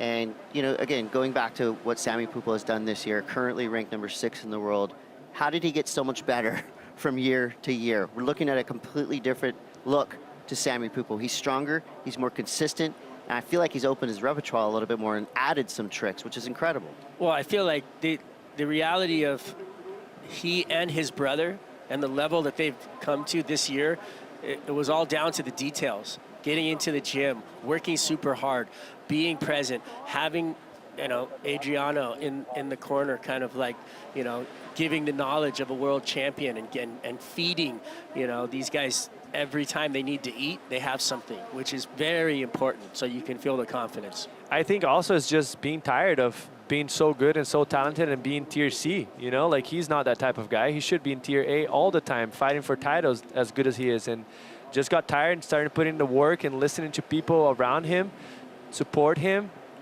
made a track, and he's on. Sammy Pupo is a title threat in 2026, period. Period. And I'm going to look back on this at the end of the year and go, wow, I sounded really smart that one time when I said Sammy Pupo was a title threat. All right, we're in the Banco do Brasil 2-minute warning for Jack Robinson versus Rio Waida. Rio made his job slightly easier. He was needing a 9-point ride before he dropped that last big score. Now he needs a 7-1-4, so he got the taste of it with the 7-2-0. And this is really dumbing it down, but all he's got to do is the same thing he did on his last wave. But we know that's not easy. He's got his best friend sitting next to him, though. Yeah. His very best friend. And they're moving. They're going somewhere. You can see that on the screen. Jack going towards the left, more to the main peak. We might have a sneaky peek right here of what's happening in the lineup with this wider shot. See all right there, and then, oh yeah, that's them showing up. What's a Portuguese word for sneaky? We're gonna have to make one up. We're gonna have to make one up. Let me think. I'll come back to you on that one. Yeah, I put you on the spot there. Inside of 1 minute to go. There's so much happening too. 1 minute to go. Jack Robinson, Waida. Where is Rio in the lineup? You see he's trying to get himself away from Robbo, who's in the red jersey. And you see 2 more surfers have entered the lineup as well. I mean, it looks like the freeway out there. Looks like a free surf session. There's like 8 people in the water right now. Yeah, no, Jack's not going to leave his best friend alone. He's just going to be all over him. And this is where that priority comes into play, and you get to the tactic of, you know, not letting your opponent have the chance. So this is a great breakdown here. Jesse, you asked for it, you got it. Sammy Pupo gets a 6-point score. Compare that to the 5.5. So what did the judges see there that gave him a ½ point better? It's the criticalness, like it's how committed you were. And if we look at the size of waves, Strider mentioned that obviously way more solid wave for Sammy, so way harder for you to surf the wave, way more risk involved than the judges' reward. You don't need to do 20 turns, you just need to do one big one. That's the keep it simple mentality, very hard to do. You know the band KISS? Yep. K-I-S-S. You got to go to the KISS method. Keep it simple, stupid. There you go. Go out there and surf and do your best to put yourself on good waves. All right, a quick look here. So this is going to be the ride in for a triumphant Jack Robinson. We're going to take a quick break. Don't go anywhere. We'll be right back with more from the VIVO Rio Pro.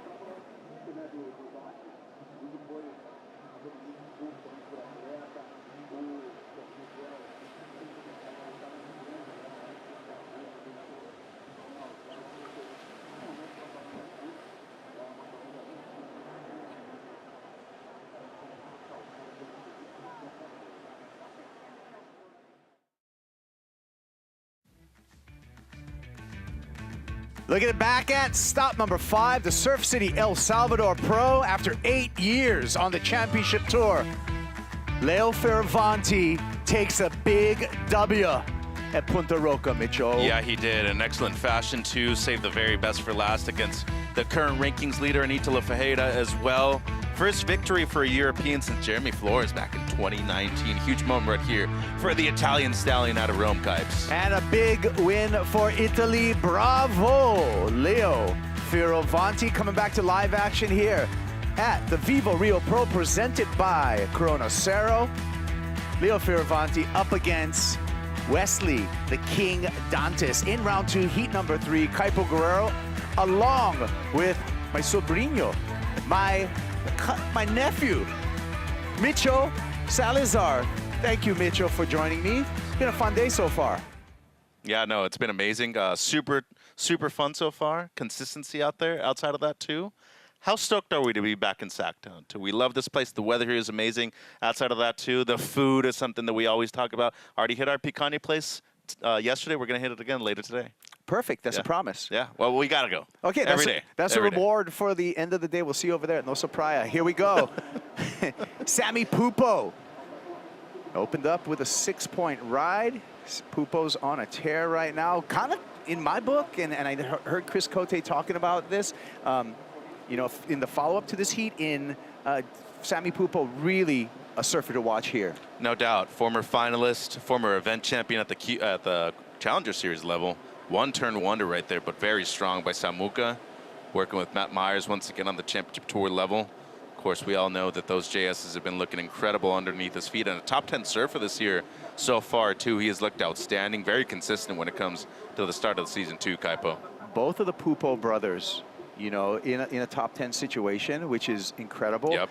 Given the fact that both of those brothers both fell off tour and had to come back via the Challenger Series, and now they're just flourishing. So that never give up kind of approach by the Ohana Pupo clan, pretty impressive. It Inspirational. is. And they have maybe one of the most emotional moments in the history of the championship tour together as well. Speaking about emotion, a guy that had extreme emotions on the happy and tears of joy at El Salvador, Leo Fioravanti's already got a 6.67 in the non-priority heat up against Wesley Dantas. Backup score right there. We're going to be waiting for Leo. Yeah, and should be a good backup. 3/4 so far when it comes to 26, Kaipo. He's been on fire, very consistent. We all know that. He's been a top 10 member multiple times in his career. Yeah, that's right.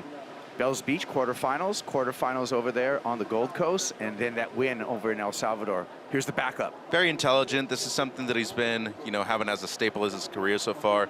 Get a good score early, back it up immediately, good timing right there, but not pushing, you know, too hard to the point that you're going to fall off. So not a whole lot of risk right there, but just well done. Yeah, and here is the 6.67, the opener for Leo Fioravanti. So this is the good one right here. Better timing on the first one, much more explosive, and great on the second one, too. Excellent combo on the outside for the Italian. You know what I'm seeing? He's always had that. I mean, we've been knowing about Leo Fioravanti probably since he was 12 years old, you know, in the surfing world. But this year, I think the marked difference for me with Leo is how solid he is and how in tune he is, how athletic he is. He's always had that talent, but I feel like he's raised it just another level. To become a world champion, you have to win events, right? We all know that. But to be a contender, too, and maintain yourself there, you also got to get good results when it comes to that. I mean, look at Sharp again. Yeah, 3 waves already, converting on all 3 of them. So that's going to put a lot of pressure on the wild card, Wesley Dantas, right now. We'll see how he reacts to that pressure applied by Leo Fioravanti. He was here at the crack of dawn, though. I mean, we saw him on the broadcast already, working with Dog over there in the Red Bull Athlete Zone.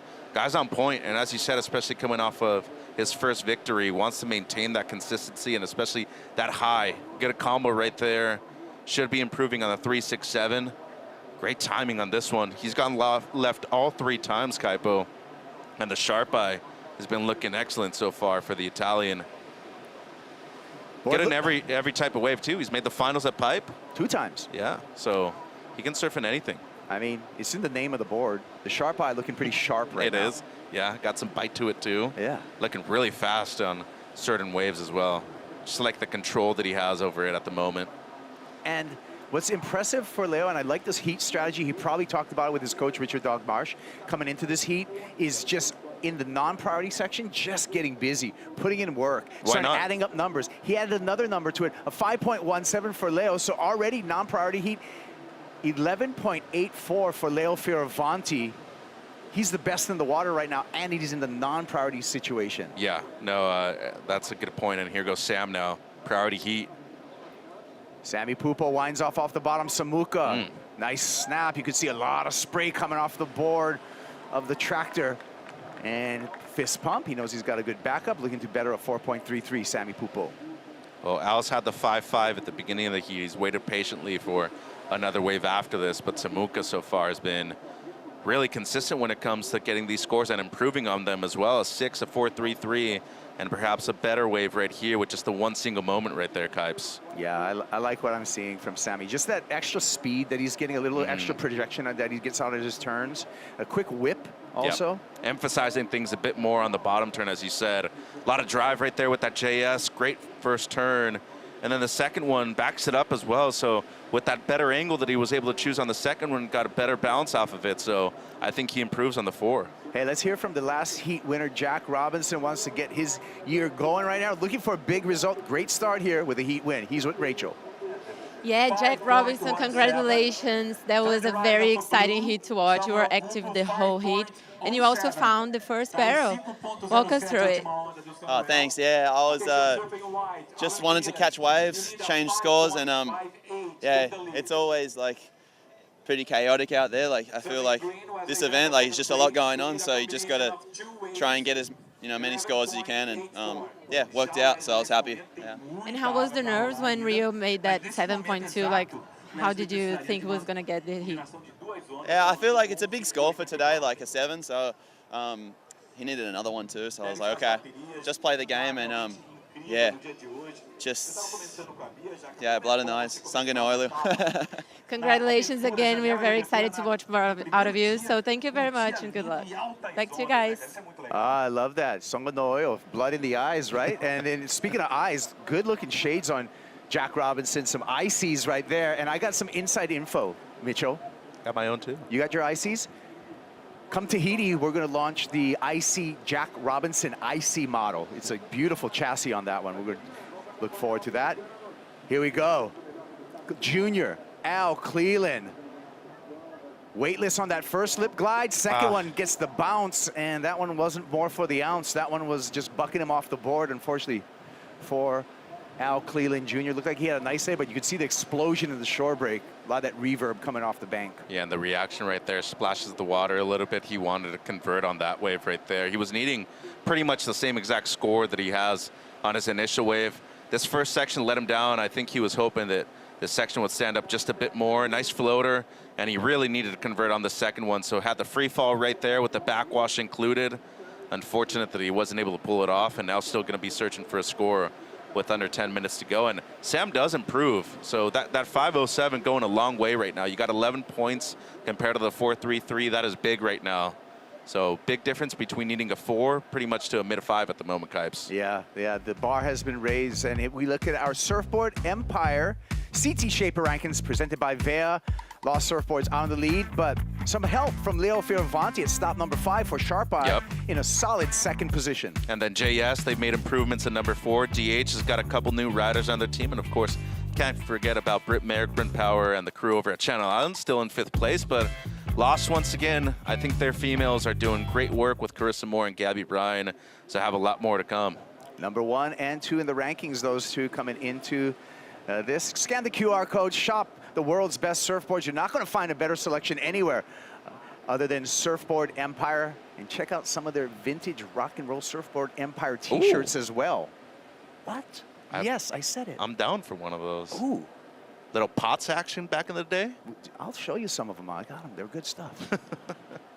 Surfboard Empire. The big selection, too. The place is huge. Get surfy. All right, so 8 minutes, 40 seconds. Sammy Pupo up ahead of Al Cleland Jr. You can see Cleland needing a 5.85. He's also sitting under the priority of Sammy Pupo. Sammy with heat control in the priority heat, non-priority heat. Leo Fioravanti has been all Fioravanti, stacking points, 6.67, a 5.17, making quick work of it and putting a lot of pressure on Wesley Dantas, who's sitting out there in the green jersey. Well, with the improvement that he made in the rankings, he's currently in the top 5. He knew that he was probably going to get one of the wild cards in the event. Thought knowing that it was probably going to be a long day, he came down here very early, wanted to not only look at the conditions, but also look at the potential opponent that he was going to have, right, Kaipo? You were going to get one of the low seeds. He knew that Wesley was on fire. Wesley's won a QS event before here in the past, too. So I think it was very smart to prepare that way. Seems like he's looking right at the moment. Fioravanti again, just an up and out there, so that will not change the situation at all. Strong offshore. Yeah, offshore winds have been kicking up. Multiple set waves coming through right here. Pupo with priority in the blue jersey, priority heat. Let's take a look at our GWM heat recap between Al Cleland Jr. opening up with a 5.5. Yeah, he opened up well. Good consistency on this wave right here. Really liked his maneuver selection, especially that one. And just unfortunate the wave won the battle right there at the end. And then Sam with the answer back, Kipes. He's looked good so far. A 6 for a single maneuver. He loved that and then backed it up with the 5.07. Looking good at home here in Brazil. Tractor's looking solid under the feet of Samuka in some jumbly conditions, but a couple of points to the judges. Here we go, live action. The comeback from Mexico's Al Cleland Jr. Nice carve off the top there, biding his time on the TB Patterson surfboard. Snaps off the top there, convergence of water, solid legs so far. Needs to ride in front of the whitewater, and it gets caught up. Unfortunate. Fioravanti. And that's going to be a throwaway for the Italian. No problem. He'll remain in the lead in the 9 priority heat. First fall of the heat for him. Had the quick in and out on the right. I got to say, this was maybe a missed opportunity for Junior. It was, and I think the main emphasis right here was going to be the last section too, was the one with more availability when it comes to critical maneuvers. And I think right there, you cut that second turn just a bit shorter, get up to the last section, excuse me, just a bit quicker, make it more explosive. And in the end, not the score that he's needing. Then Leo, his first fall, but he's way out in front, nearly 12 points on his first 3 waves. But Junior, though, 6 minutes, got to watch out for him. Kid's got a good air game too, Kaipo. We all remember what he did over there in WA to keep his position on tour. Went for a Hail Mary attempt of a turn. And he's just looking for that one big section out there to potentially get that mid-5 that he's needing at the moment to get the lead change. Yeah, and also, I feel with Al Cleland Jr., really amongst his peers, amongst the tour, just one of kind of everyone's favorite. You know, there's a big kind of support for this rookie right here. Well, he's the people's champ, you know. People love him because he's authentic, he's himself, and in the end, you want to be able to do a good job, but you also want to enjoy your life, you know, and I think Al's a perfect example of that. You want to split the time between being in the gym, putting in all the hard work, but at the same time realizing how privileged you are to be in this position, to compete around the world and visit all these beautiful places with great waves. Yeah. Sorry for calling him a rookie. He's actually a sophomore. Yeah, second year, all good. I think he'd probably be thinking that way at the moment with the way he's in at the rankings, but got his best result over there in El Salvador, 5th place finish. Yeah. All right, well, there's Samuka, Sammy's coach, Matt Myers, with the fluorescent high-vis hat with a big signal to Pupo. I wonder what that meant. Yeah, I'd probably just move over, main peak, keep control. Control the floor, right? Yeah. There you go, hold. That's usually what the X means. Do not use your priority. Hold and control the lineup. Unless fully necessary, right? At that point, that's just a decision whether or not you want to go on a wave to keep your opponent off. You've done your job already. And I feel like that's when a coach can kind of help, because emotionally I've seen surfers before, you get excited, right? And sometimes you have to play the game and just be logical about it. And a wave comes through, if you don't need a score, your first twitch, a lot of times when you're excited and you're hyped up, is, hey, I want to surf this wave. But sometimes it's better, let it go, control these last few minutes of the heat, win the heat, play the game. Your ego's not your amigo. It's as simple as that. That's pretty good, Mitchell. Gosh, you guys guess that? There was, you could put some merch out with that. Well, it is trademark, so is it really? No, I'm just playing. I want to. Well, now you gave the whole world an idea to get. Your ego is not your amigo. Yeah. Well, hashtag Mitch Tales, just tag me or something like that. Give me a couple T's. Junior, though, 5.58 is what he needs. We've seen Matt McGillivray get a 6.5 with a single air. Yep. It could be done with a single maneuver. Sam, the same thing with the 6, strong maneuver on the backhand. It's possible right here. Yeah, far from over. And especially the way he's been surfing. I was extremely impressed with the way he was able to surf and compete over there at the point. Now you got to be able to do it at beach break, though. Well, and I feel Al Cleland Jr., I mean, most of his surfing was developed out of beach break. So he's good at sniffing out a peak and finding it, you know, sneak away. That's the one good thing about this. But you know what? Look at Sammy's not going to give him any space, right? Well, Sam's, in my opinion, been one of the most improved surfers on tour as well. Top 10 member right now, still looking for his maiden victory at this level. But remember, Kaipo, when he was 18, he was already winning 6-star QS's, Challenger Series levels events. So guy's been very talented. It's just been a matter of whether or not he can maintain that consistency on tour. Well, he's been around this game for most of his life. As we go, Wesley Dantas with a king slash there and another big hammer to the lip. That was waited heavy. a long time, but he just abused that Itona wave. Sheesh, call a hotline. Ring, ring. We do have Dr. Peanut right here, so maybe you could call him. Get a little improvement with that, but that should be matching at least one of the 5s, I think, from Leo at this moment. Crushed it. Absolutely crushed it. 4 wins at the QS level. Yeah. Just 2 wins last year on the QS. I think he was top in the region. Regional champion. South America, one of the toughest regions in the world, too.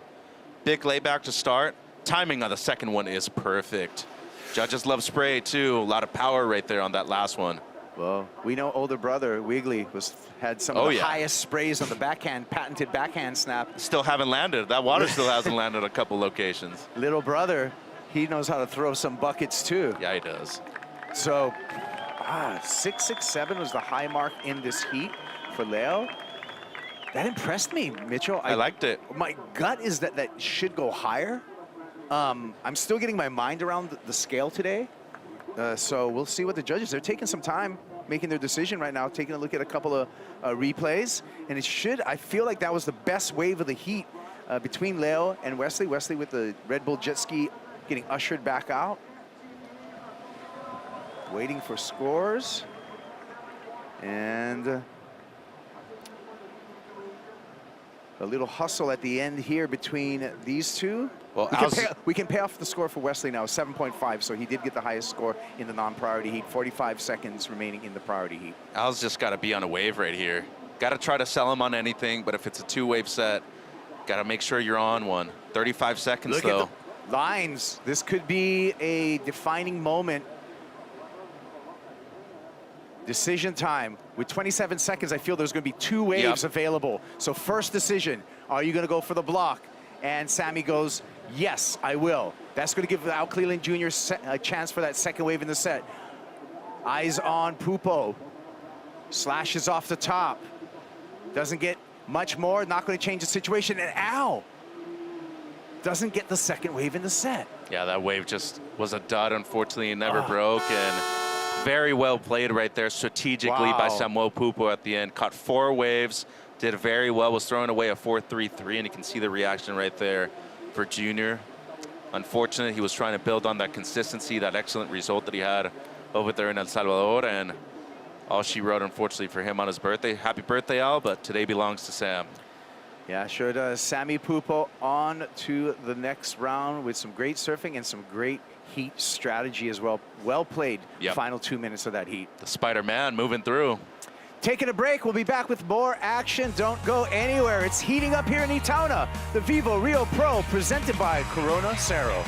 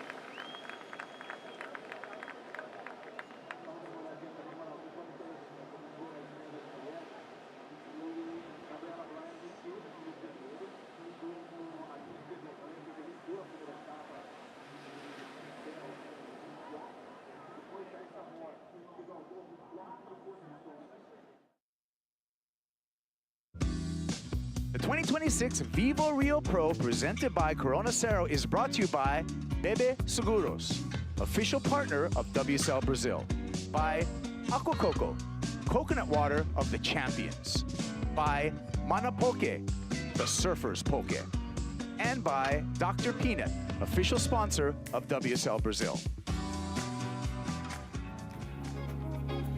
Yeah, welcome back to Itaúna, the spot for the Rio VIVO Pro presented by Corona Cero. New heat out in the water. Liam O'Brien up against Jake Marshall. We saw these two match up against each other at stop number 5 in El Salvador. They're back at it again. Kaipo Guerrero along with Mitchell Salazar on the call here. What do you think?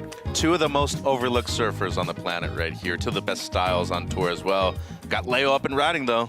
Last event champ, Leo Fioravanti in the lead over the wild card, Wesley Dantas. Fioravanti looking smooth, finds a pretty cherry left right there to hit off multiple maneuvers, likely going to improve upon his score line. He's looking to better a 5.17. I think he got the job done. Can't really put a foot wrong at the moment. He's looking consistent, looking very confident too. Very intelligent right here. Doesn't try to do much at the beginning, knowing that this wave was eventually going to steepen up down the line. Good turn right there. Love the way he set up this last bottom turn too. Just a little tardy under the lip snap. Super difficult and critical right there at the end, Kaipo. Yeah, so just the composure. And look at this beautiful beach town, beautiful day. You got the river mouth. You got the church on the Bahia side. And then you have Itaúna Beach right here. White sand. The lakes. Oh. The food. We love everything right here. We've had music festivals. We had an amphitheater. We actually have a Ferris wheel here this year. Yeah, we do. This is a giant setup. I think this is the biggest comp site of all the Championship Tour events. No doubt. The biggest crowd, without a doubt, too. Up, out. Jake Marshall has to yield to Wesley Dantas, who already has a 7.5. Big air. Oh! That's what we like to see. That is what we like to see, Mitchell Salazar. We saw that coming, yeah. He was telegraphing it. He was pretty bolts over the board too, man. He was. Like, well, put that down, King Dantas, and you're going to get a big score. Let's see this again. So Jake Marshall, non-priority, has to yield, and here goes Wesley. Yeah, you could just see that little stall right there, put him up in a good position, and I think the offshore just slightly off-put him when it comes to being well balanced over his board. At that point right there, it's actually his back foot slightly comes off and he loses positioning over his board. Lands that though, we're seeing something excellent, no doubt. Semi-credit card landing right there though, that was a tough one. Ouchtown Population U. Not recommended for anybody worldwide too. It's happened to me. Every now and then you get one to the ribs, couple to the shins. They're not fun. Yeah. All right, so, well, what would have been an excellent score, now he settles for a 1. He's still trailing Leo Fioravanti, Wesley is, but not needing much.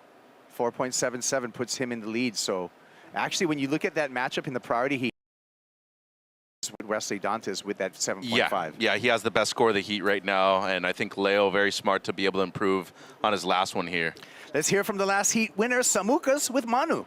Hello guys, I'm here with Samuka. Congratulations. How important is it to start an event like Saquarema in front of your home crowd winning? Congratulations again. Thank you so much. Yeah, it means a lot. This place was my first final ever on the CT and one and only still. But it's a special place for me. To have all the family here, it's a little bit more of a pressure. Trying to make heat so we all keep happy. But yeah, it was good. We had such a short few days to practice, so I feel like I was still not very as confident as I wish I was. Just not enough time to get the practice in and get used to the beach break waves again, but happy to get the first heat done. But you have a great story here, and you always seem very comfortable here in Saquarema. What do you like the most about this place and the waves? I feel like just coming to this place since I was 7 years old makes a big difference for me. I just feel at home and feel like I've seen and surfed so many different days here, different conditions, and it's never a surprise for me whenever I come back. So I feel like that's a good thing, and kind of know what to do in each day, what kind of ways I look for. So that helps a lot. Great, Samuca. Now em português, Samuca, que momento vive o surf brasileiro, né? E deve ser incrível para você estar no tour com seu irmão e toda essa galera. Como é que tá o clima ali entre os brasileiros nas etapas do mundo todo e ainda quando chega aqui em Saquarema? Parabéns por essa vitória. Bom, o clima tá incrível, né? Acho que teve algum momento ali em El Salvador que a gente estava com o top 5 completo, eu ali no 5º lugar. E aí, conforme o evento foi avançando, o Léo acabou vencendo, então mudou um pouco, mas a gente está muito feliz junto.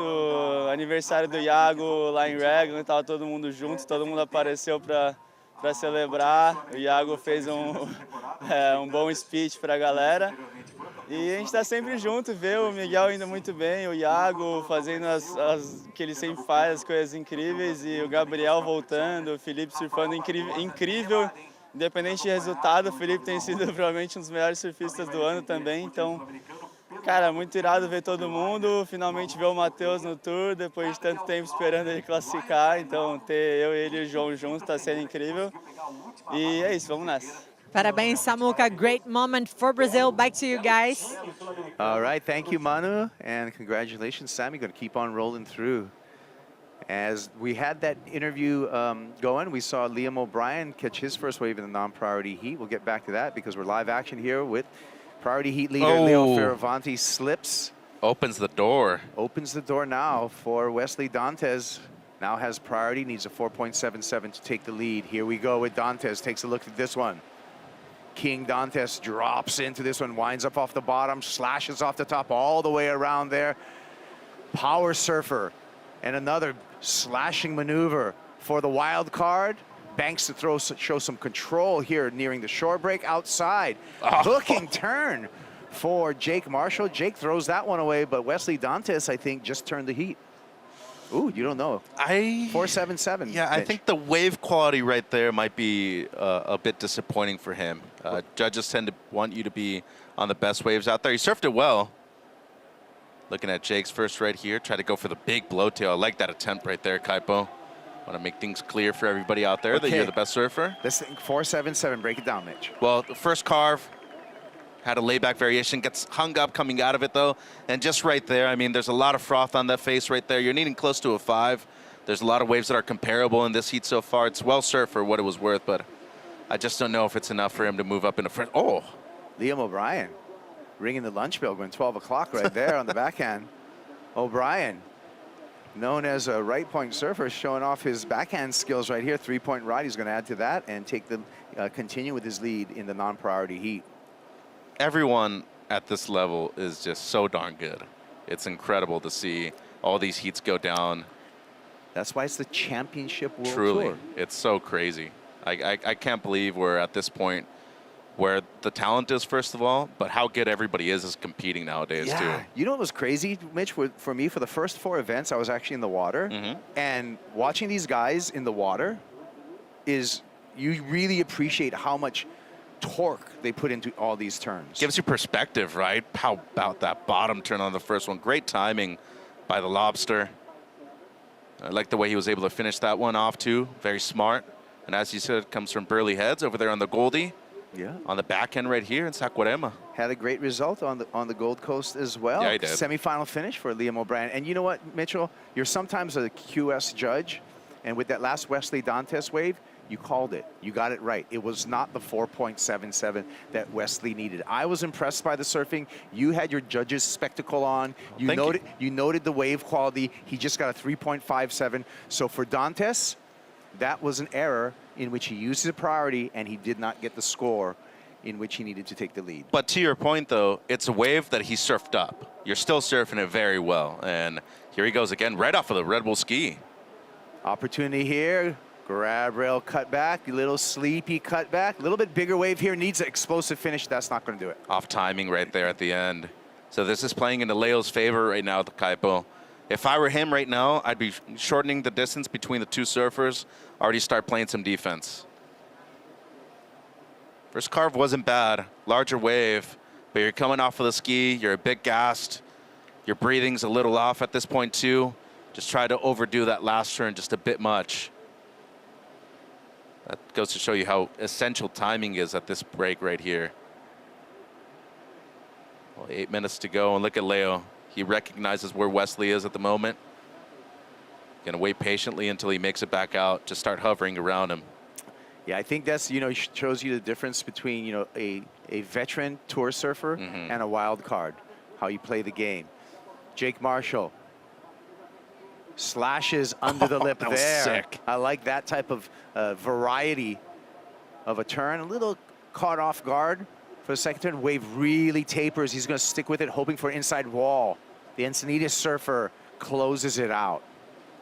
So a poised approach for Jake Marshall, and I like that because he's still early on in his heat with 27 minutes remaining. And how calm did he just look on that wave too, especially with that first aggressive turn. Got 5th here last season. Good result for him. I like how you opened up when we introduced his heat with Liam O'Brien. Both Liam and Jake, I feel, are not underrated, but they're not the superstars of our sport, but they are such incredible surfers that I think they're a little bit underestimated at times. They're the core guy's favorite surfer. Like true fans really know how good these two guys are, and especially at certain waves. Or if you're from Encinitas or Burley. That too. And we just saw Seaside 101 on display on this wave right here. This is little Seaside left. Roll in for Jake. Great timing under this first lip. I mean, that technique is so superb. One of the most accomplished surfers in U.S. amateur surfing history. It gets a little sleepy right here through the mid part of the wave. Not his fault, though. The wave just backs off. And very intelligent just to get that last turn in, make it a complete ride. But the emphasis on the first one going to be big for him. And checks in for Jake Marshall at a 4.33. So he's right back in the game, needs a 4.18 to advance. 6 minutes between Leo Fioravanti and Wesley Dantas in the priority heat. Jake Marshall hopping off the Red Bull jet ski. Here comes Wesley. Carve to start. Needs something big. Needs something spectacular on the inside. Needs a 4.77. Warbly just forces that air. And now it feels like to me, I'm seeing a little bit of desperation from Wesley Dantas. He's trying to overdo it. And wow, Leo's got some nerves right there to let that wave go under with priority too. He gave him a chance right here. It seemed like from the start it was going to be a clean wave. First carve, pretty darn good. And then the rest of the wave, too much backwash, a lot of froth, and I think that's what Leo probably saw down the line. And Wesley, as he said, just tried to force the air right there at the end. So caught multiple waves in a row where it's come under the requirement, and still having the 7.5 as the best wave of this heat. With 5 minutes to go, Leo's been smart, not going on a wave that won't improve his backup score. All about decision making at this point, Kaipo. That's got to be so tough for someone like Wesley who just needs a mid-range score. Jake Marshall, under priority, finds that one. Just a sleepy one. That was kind of in the deep channel area right there. That's usually where you're catching the best right, too. I ended up going left on that one. Seemed like maybe just a option to get something better than the 4.33. No harm, no foul for him. And he's absolutely last in line in this overlapping heat format. So may as well give it a go. That one didn't really change. It's not going to change anything. Actually, it's going to improve his backup a little bit for Jake Marshall. Let's take a look at our GWM heat recap. Leo Fioravanti, Wesley Dantas. Fioravanti got a quick start, 3 waves ridden in the first 7 minutes. Yeah, very quick to get going. This is his high mark, the 6.67. Great combo of turns, and the best score of the heat so far, the 7.5 from Wesley Dantas. Big layback and excellent timing on that second one. Spray still hasn't fallen, Kaipo, for the young surfer out of Sao Paulo. A paced approach for Leo Fioravanti. Surf smart right here for a 5.6 backup. Well, he is from Rome. He's looking like a gladiator right now. Get a combo on the backhand. Even better timing. Intelligent surfing by the top 5 surfer at the moment. And he just going by. 3:40 to go. He's caught 8 waves. Wesley's caught 6. But Leo's just been able to convert on 2 better keeper scores so far. Multiple lines coming through. That's what we talked about with the South Swell. A lot of consistency. Speaking of Romans, I would love to give you a quote from Marcus Aurelius. Ooh, I love Roman Marcus Emperor. Aurelius. Thank you. Happiness of your life depends upon quality of your thoughts. So that means you manifest some of the happiness in your life. It's all sometimes up in your head. And I love also Stoic philosophy. I know, but are you switching Sun Tzu for Marcus Aurelius this event? Both are great minds. Both have great Different quotes eras? in different eras. So what I want to start is just, bringing some of these quotes to light. I love it. And they were just kind of inspirational. I'm also going to mix in a little bit of Bruce Lee, too. He's has some great ones. Heck yeah. Be like water, my friend. Oh, you know already, yeah. Oh, I've read like 3 of his books. All right, Dantas needs a 4.77. Talking about being like water, he needs to be like rough water right now. He needs to slice through it. He needs something big at the end. And gets that, times it, rides in front. He's going to stick with it. He wants to make sure the judges know he's saying he's got it. Liam O'Brien behind him. Non-priority heat. He's the leader. O'Brien. Brother, man. Quick on the backhand with a couple of hooks right there. Love that wave from Lob. What? But with 2 minutes to go right here, Dantas. Did Dantas turn the heat? A bit awkward on the second one, I feel. It but was different. It was different. I think so. Took him a while to ride out. Bigger wave. But well done by Wesley. And that was a wave that he was just catching off of the Red Bull ski, too. Liam O'Brien hopping on the Red Bull ski as we hit the Banco do Brasil 2-minute warning. One more review of this wave. Last to Wesley Dantas. Well, the first carve loses control, mid part of it, and then eventually gets him to the lip. It was a bit awkward, but I mean, it was controlled. Critical section, very different turn too. Judges have a tough one right here. Just check this out. Like, had to kind of bunny hop out of it. Mm-hmm. I think that was critical. It was difficult. That was critical. Yes, it was difficult. Big section too. And then this wave from Liam. This is, in my opinion, one of the best waves we've seen all morning. Just excellent timing on both turns. Hook under the lip by Lobby. Well done. DH looks amazing under his feet. Rock lobster. Jake Marshall skitters out of that one. And you can see how difficult the water is. So still waiting for scores for Liam O'Brien. We suspect that's going to be a big score. Still waiting for a score for Wesley Dantas. These are 4.77, comes under at a 4.1. I agree with that. I just think, you didn't like the sketchiness. I think when you look at the context of the heat, you have the right person still advancing. I think on the Toledo 2 waves, I'd still be thinking myself red over green personally. Not to say that it wasn't good, but I think just at this level, everything needs to be really tight and clean. And so far, I think when it comes to the 2 best waves of this heat overall, I think Leo's had them. Well, I want to see the score line, and there it is. There's the official, and all the judges not a single spread. So not a single one gave him that 4.77 that he needs. He's splashing the water because he's realizing that he will be eliminated from competition. And Leo Fioravanti, who got on a quick start, surfed a smart heat, and last event champ continues his role. A lot of positives for Wesley, though. You came in as a wild card. You made a heat. You surfed 2 heats pretty much in the span of an hour and a half, and you put it up there against, number 3 in the world. So big deal for him. Leo continues to stride in the back end of the season, though, Kaipo. Fioravanti on 12.27. That earned him a spot in round 3 here at the VIVO Rio Pro, presented by Cero. Big smiles for the Italian, and more action coming your way. Connor O'Leary, Morgan Siblick in the water when we return.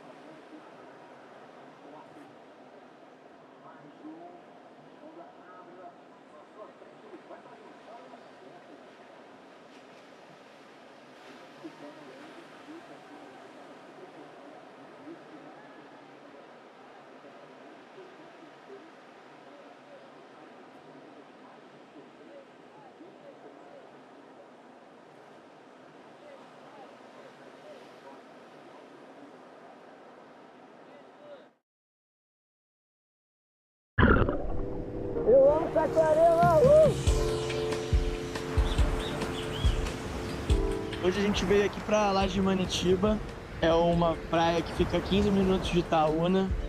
O que me encanta dessa região de Saquarema, ela é uma onda com fundo de pedra. Quando as ondulações estão grandes, ela quebra uma onda grande, tubular, incrível. É um lugar que me remete muito à paz, né? A essência do surf, né? Me mantém feliz e me conecta muito comigo mesmo. Eu tenho água cristalina para poder mergulhar e altas ondinhas para poder surfar, conexão com a natureza absurda. E assim como a cultura do surf, a cultura da pesca aqui em Saquarema é muito forte. A gente pode pescar na Praia da Vila, em Itaúna, nas lajes de fora, garantir seu alimento da maneira mais sustentável possível.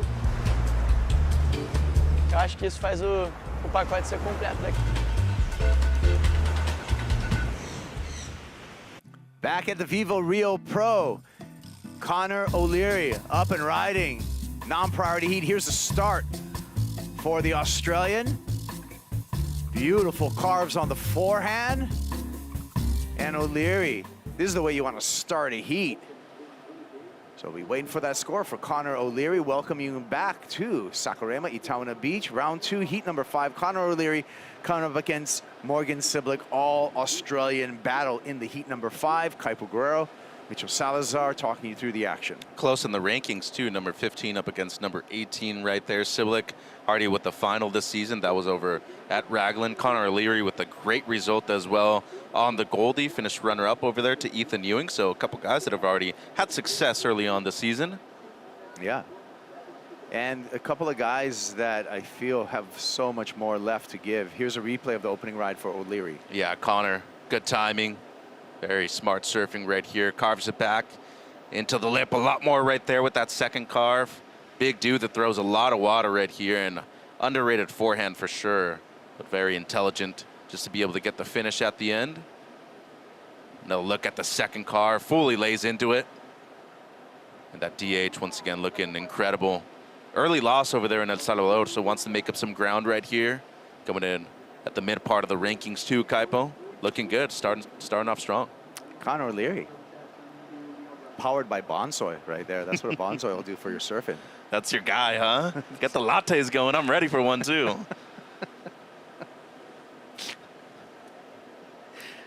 All right, well, 15 minutes in the priority heat. Liam O'Brien, we were waiting for the score.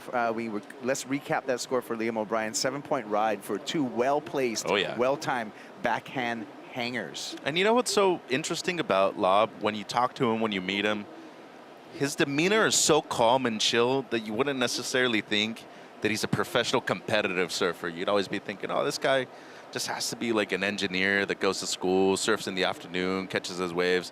He does that too. He's a chemist by actual trade, but when it comes to competing, one of the best on the planet. Liam's also a madman. This year, we had an expression session over in WA, in Margaret River. It was 8 foot in howling wind. Liam, in Hawaiian 8 foot, right? Like, so, I don't know. So like 20? Surf line, like 15 foot, whatever. And he went out there with a friend in a kayak. At main break? At main break.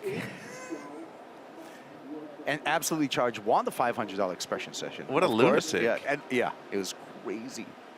But yeah, I mean, we've seen what he's done. I mean, what people don't see about Liam O'Brien sometimes in messy, gnarly pipeline on the North Shore is he's one of those guys out there putting his head down. Here he is again. Oh. O'Brien obliterates the first turn, smashes the second turn. He's on one. 5.5 that he needs to improve. You got the judge's spectacle on. Did he do it? Likely. Seventh wave right now. Him and Jake had actually had 6 coming into this last wave of Liam. Just under 14 minutes to go. He's been on fire when it comes to his positioning in this heat. Timing perfect on that one. It don't get much better than that, Kaipo, and then mixes it up with the second. Not as strong, of course, but damage done on the first section by the Lobster. One more bravo for Leo Fioravanti. He's on to the next round with a heat win. He's with Manu. Yeah, guys, we know, Leo, that Wesley is a dangerous guy here in Saquarema, but you are really confident, especially after El Salvador, and you're also very experienced. How does that experience help you to win a heat like that? Congratulations. Grazie, thank you. I mean, Wesley is the classic wild card that you never know what he's going to do. You obviously see all the Instagram stuff. You can take it to the air and do some crazy things, but I was just trying to focus on what I could do, get put some pressure on him, get a good total, and then if he did, some crazy things, then good on him. But I just wanted to make sure that I did my stuff. Great. Do you want to say ciao to your friends in Italy that are probably very happy with you right now? So much. There's been so much support, especially since last week. All the Italian fans, family, my friends have been amazing, and that means so much. Un saluto a tutti in Italia. Grazie a tutti per il tifo e andiamo avanti. Qua in Brasile una hit difficile contro la wild card che poteva fare chissà cosa, però noi abbiamo fatto il nostro e si va avanti. Dai, Forza Italia, ci siamo. Congratulazioni, Leo. Back to you guys. All right, yeah, about 3:30 in the afternoon. Italian fans watching Leo, watching their guy get through into the next round. So, good time zone for this event for the Italians. Yeah, late breakfast about 2:30 in Italy. Having some vino right now in the afternoon too. About to take the siesta. Not a bad life over there in that part of Europe, Kipes. Well, hey.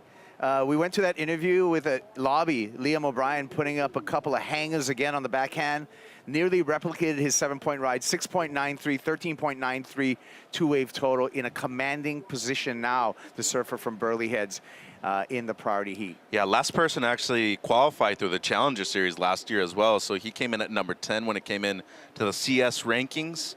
So far, not only have I been super impressed with this consistency, I think, after being on tour for a little while, falling off, having that event at Burley Heads on the Goldie last season too, there's been a big increase in, I think, his own confidence, but outside of that too, his self-belief, knowing that he has what it takes to be able to get at this point and get a win eventually. I agree, and both of these guys, O'Leary and Siblick, have made finals in 2026.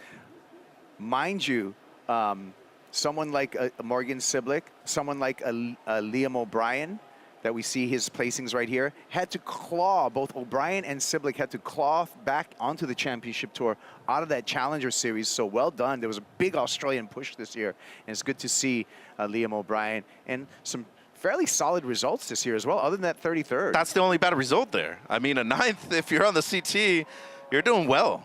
Of course, everybody wants to win. That's the whole point of this, but in the end, you're making it to that round. You're doing quite well. Yeah, so a 9th place is, making it through this round, on to the next round. That would be the round of 16, and you get out in that round, you get the 9th place finish, which is a keeper if you want to requalify. Right. If you want a world title, probably not.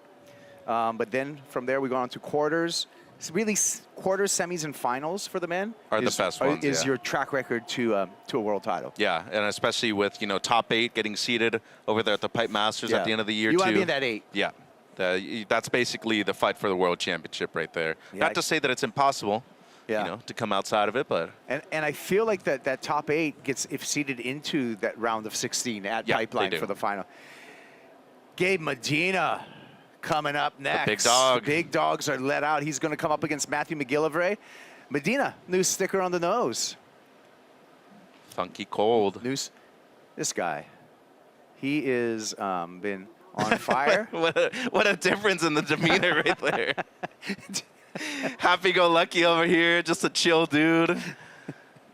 Oh, Matt's awesome, dude. He's got a gnarly draw, though. Number 3 in the world, and the way Gabe's been surfing. Hey, must-see TV. There's a big concert last night. It's 10:30 a.m., about 10:30 a.m. right now, so people are still waking up, making it to the beach. So the beach is not as packed as we've seen it before, so we're not having that big crowd energy kind of against Matthew McGillivray right now. Give it 9 minutes. Which may, you think that everyone's going to time it?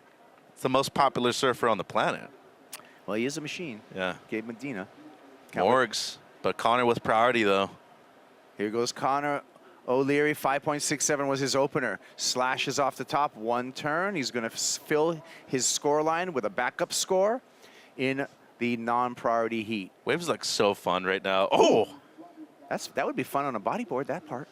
Well, Connor's, at this point of his life, he's probably been able to bodyboard early on in his life. How good was that? How good was Connor's run over at Snapper Rocks? Talk about your goofy foot, Mitchell. Was that some inspirational backhand surfing or what? Of course, and took inspiration from Maki. Oh, that was Aki in a mirror right there, maybe, with Jake Marshall. Just slapped it up there one time. He needs a mid-9, though, with a single wave. So Yeah. at least looking to improve on the 4.33 with that turn right there. But just to your point about Connor, of course, a dream run. But I think he proved to a lot of people that the win last year at J-Bay wasn't necessarily a one-time thing. It was not a fluke. Yeah. And I gotta say, you know, observing Connor from the water is really interesting. The way that he's able to coil up off the bottom and compress. That's one of his keys to success on that backhand technique. Quick turn for Jake Marshall there. Similar to that from Jake. Just another one right there from Connor as well, but good timing. That'll be his backup at the moment. Very well done. Deep bottom turn. And a Red Bull jet ski ride back out into the buoy to be placed. Heat leader O'Brien, again, looking calm, looking pace, and the timing is impeccable. Yeah, it is. Oh, other than get swept out? Won't improve right there, but still, you know, he's converted on a lot of different waves so far. And Jake's just needing such a large number at the moment that with 7 minutes, you got to at least break that mini combo with air quotes, right? Because a 9.6, for it to happen with a single wave is going to be very difficult. I'd probably still be approaching it with a couple of 7s at this point. Couple of replays here. Here's Liam from another angle. Yeah, so maybe not as explosive when he got to the lip on both occasions compared to his other 2 best waves, but still, he's on the best waves. He's converting, timing under the lip right there, a bit harder with that backwash. Then the second one, a bit more critical, but don't know if they're going to count that as a completion or not. Yeah. O'Brien on DHD surfboards. Smooth operating surfer himself. A great relationship with Darren Hanley. Worked at the factory for a while too, right? Yeah. With Jake Wilcox? Yeah, and Darren actually explained to me, I visited his factory actually on the Gold Coast, and just the rail profiles that he makes up for each and every one of his surfers, really, really unique to their leverage and their surfing style. This is a sharp eye in action right there. Much better, Jake. Felt good about that. Oh, yeah. He needed that, too. That's a big confidence booster for him at this point of the heat, Kaipo. He's back in the mix. Yeah, that'll get him, like you said, the mini combo, although it's one score, he's going to really lessen the requirement with that last effort for Jake Marshall. Let's take a look here. Beautiful combination. I really like the difference in maneuvers, too. Goes more for a carve right here, just a setup. And I love the angle that he picked right there on the second one, too. Lip line floater. And just showing his expression right there at the end, his emotions. I don't know if that was necessary right there. But coming out of that it just turn, feels good, huh, doing that right there. It's a Seaside 101. Oh, Connor. Everybody's ripping today.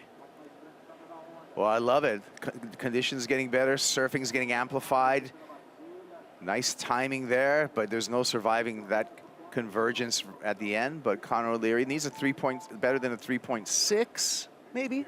Yeah, we'll see. I think at this point, he's just probably trying to stay active. He's got a ton of time left in the heat. Yeah, the important score that we're waiting for is for Jake Marshall right now to see how he's done. And the score is in for Jake Marshall at a 6.5. So now his requirement, rather than 9, is a 7.43. Replay here, Connor O'Leary. Yeah, frothier one.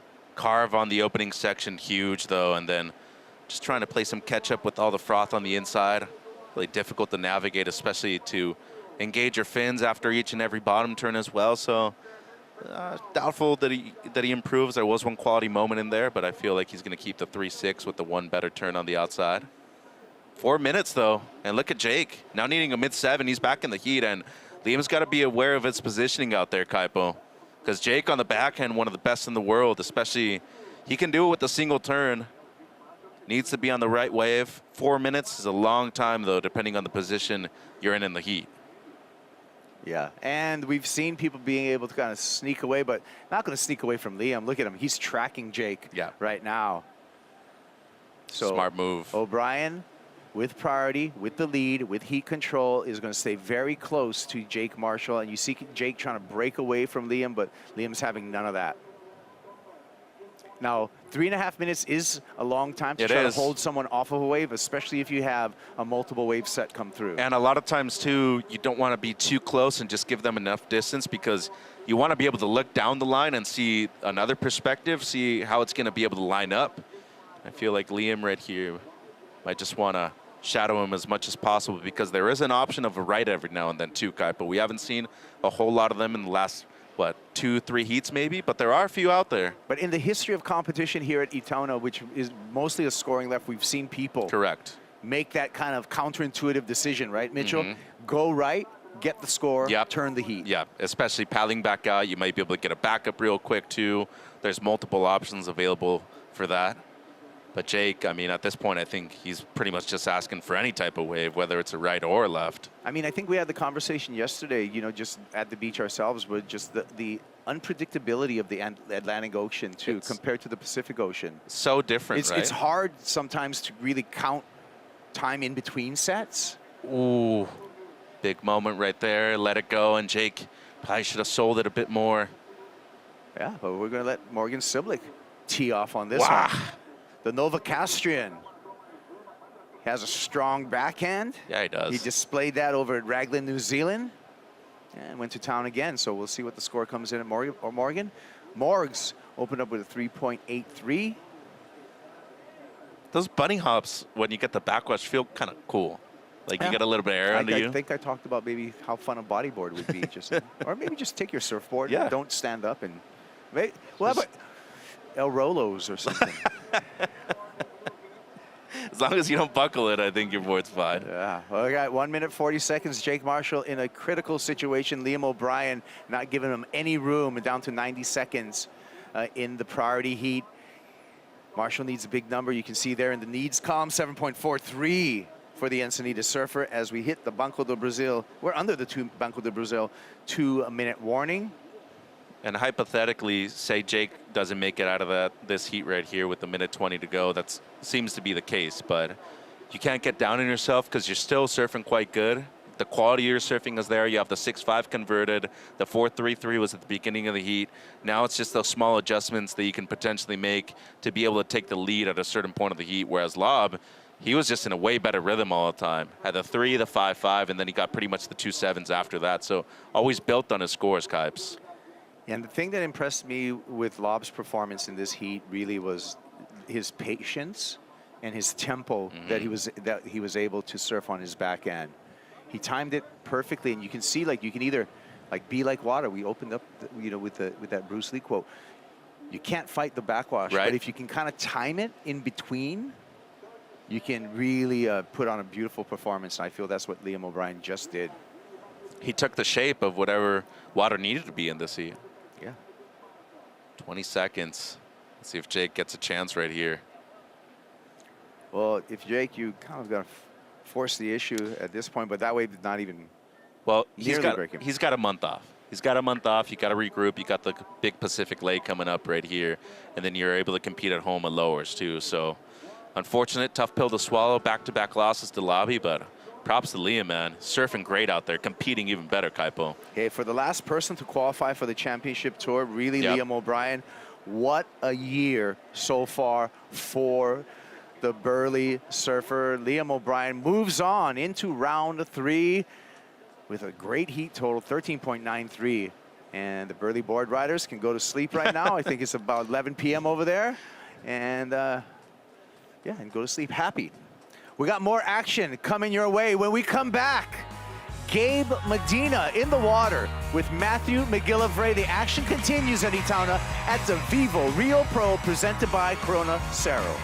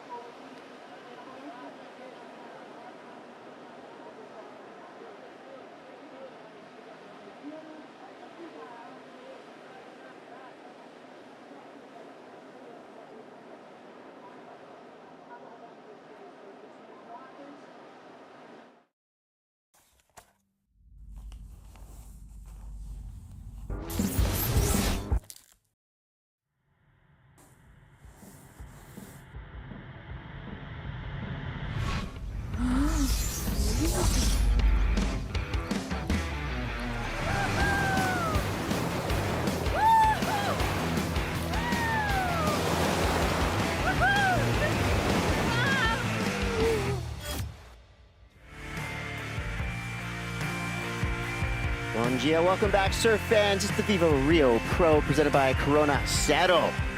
A lot happening in the lineup, and right now we welcome Monstro. Saquarema Gabriel Medina enters the lineup, ranked at world number 3, going up against Matthew McGill. No ranking because Matthew just got the call up for El Salvador and here in Saquarema. Let's get right into it. Matthew McGill on a huge wave, straight up into the lip. Perfectly executed frontside snap. That's how you start your heat. You got to throw everything you can at these walls when you're going up against Gabriel Medina. Chris Cote here with Mayra Pabst and Jesse Mednez. A lot to unpack already this morning. This is rapid fire, heat after heat after heat. I'm loving it. Yeah, for sure. And the waves are getting better. Look, this is Matthew McGill. Really well timed that one. Whoa. And can he stay on his feet? He does. So McGill got the memo. Get out there and get busy. You're only going up against one of the best to ever do it in Gabriel Medina. So you got to do everything you possibly can to get a good start. This was pretty radical. Just beautiful position from him, tail high, landing right in that perfect sweet spot where there's a little bit of friction under your board, but just enough to support you to come out clean. And notice how he gets very low on the end there, just to make sure he's stable through all that wobble and whitewash to come out smoothly, so the judges translate better on the score than, you know, getting a bit sticky and feel like you're going to fall. So very smart and very technical for him. He's going to get a very decent score for that wave. That was a big wave, too. His first one came through to 4.67. Most likely going to do better than that. Medina had a couple touches, just a 0.80, probably a 0.4 on his second wave. So that means he just stood up and got out of it really quick. In round 2, heat 5 currently happening with 15.5 to go. Connor O'Leary is in the lead 4 now with a 5.67 and a 3.83. And Medina up and at it real quick. So we've noticed a different Gabriel Medina this year. You know, he's smiling, he's having a good time. And of course, you know, as a Gabriel Medina super fan, which I consider myself, I'm all here for the happy, chill, good time Gabriel. But at the same time, the real Medina fan in me wants him to go back to being an absolute menace. Do you think we'll see that happen here in Rio? I think we can see, of course, he's in a great momentum, like being very consistent the whole season. And he's looking for that. He won already in a Challenger Series here in Saquarema, so it's just a matter of time and to get in tune with the ocean. And the crazy thing about, if you think of Gabriel, how, I mean, we'll get back to now, he's just looking at the wave. But if you think about his abilities and how good he is adapting and how aggressive he is on beach breaks, you think this could be the best venue for him. But it's actually one of the worst venues he has. Like, I don't know what happens, if it's the crowd, the pressure, whatever it is, he can't really get it going. Or sometimes just, he always matches someone that does incredible things like Matthew is doing right now. It's a very tough day to surf. He starts it off the first few minutes of the heat, 6 minutes of the heat, already a 7-point ride and a backup. So backs against the wall, he needs to bring that fire. Yeah, that's wild. I feel like I'm in Hawkins, Indiana. I'm in the upside down. How has Gabriel Medina not won this event? This is one of the few venues in the world that he hasn't dominated. He's done it at Margaret River, which was the one that he did not like, you know, and he pulled it off. And then here, he wants it so badly, but can't reach it. Let's see it now. All right, unleashing on his first turn and disappears. Talk about living in the upside down. Gabriel Medina on a relatively easy turn for him. Completely evaporated by that wave. Still has 33, 38 to go. Gets smashed by a big chunk of whitewater. Give it up to Matthew McGill. I mean, this is a surfer at the moment with nothing to lose. When you think of Gabriel, you know, he had climbed up the rinks quickly, put himself in that top 3 spot. He was basically 1 heat away from taking over world number 2. So we'll see what happened here. I guess now we can play close attention to it. Very tight in the pocket, drives it through, just catches the nose. maybe thinking a little bit down the line. He knew that wave was approaching, the closeout was approaching, so sometimes you get ahead of yourself, or just sometimes bad luck. That's what happens. You know, there's so much happening. I think we spoke about Chris on the previous heat on how there's so much information going through your body and your feet, and sometimes you miss one of them, and that was kind of cost him a lot, because that was a very good turn and probably finish it off and would be back in the heat. And now he's traveling with a similar crew that he's been with through all those title runs. Maya, what do you think that means to Gabriel to have that familiarity with the whole family in his pit crew?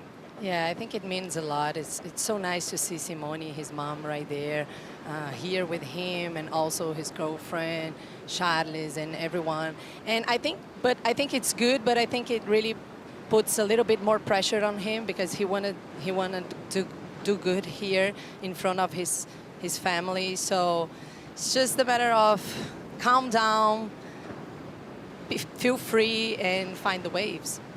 We've got 32 minutes to go.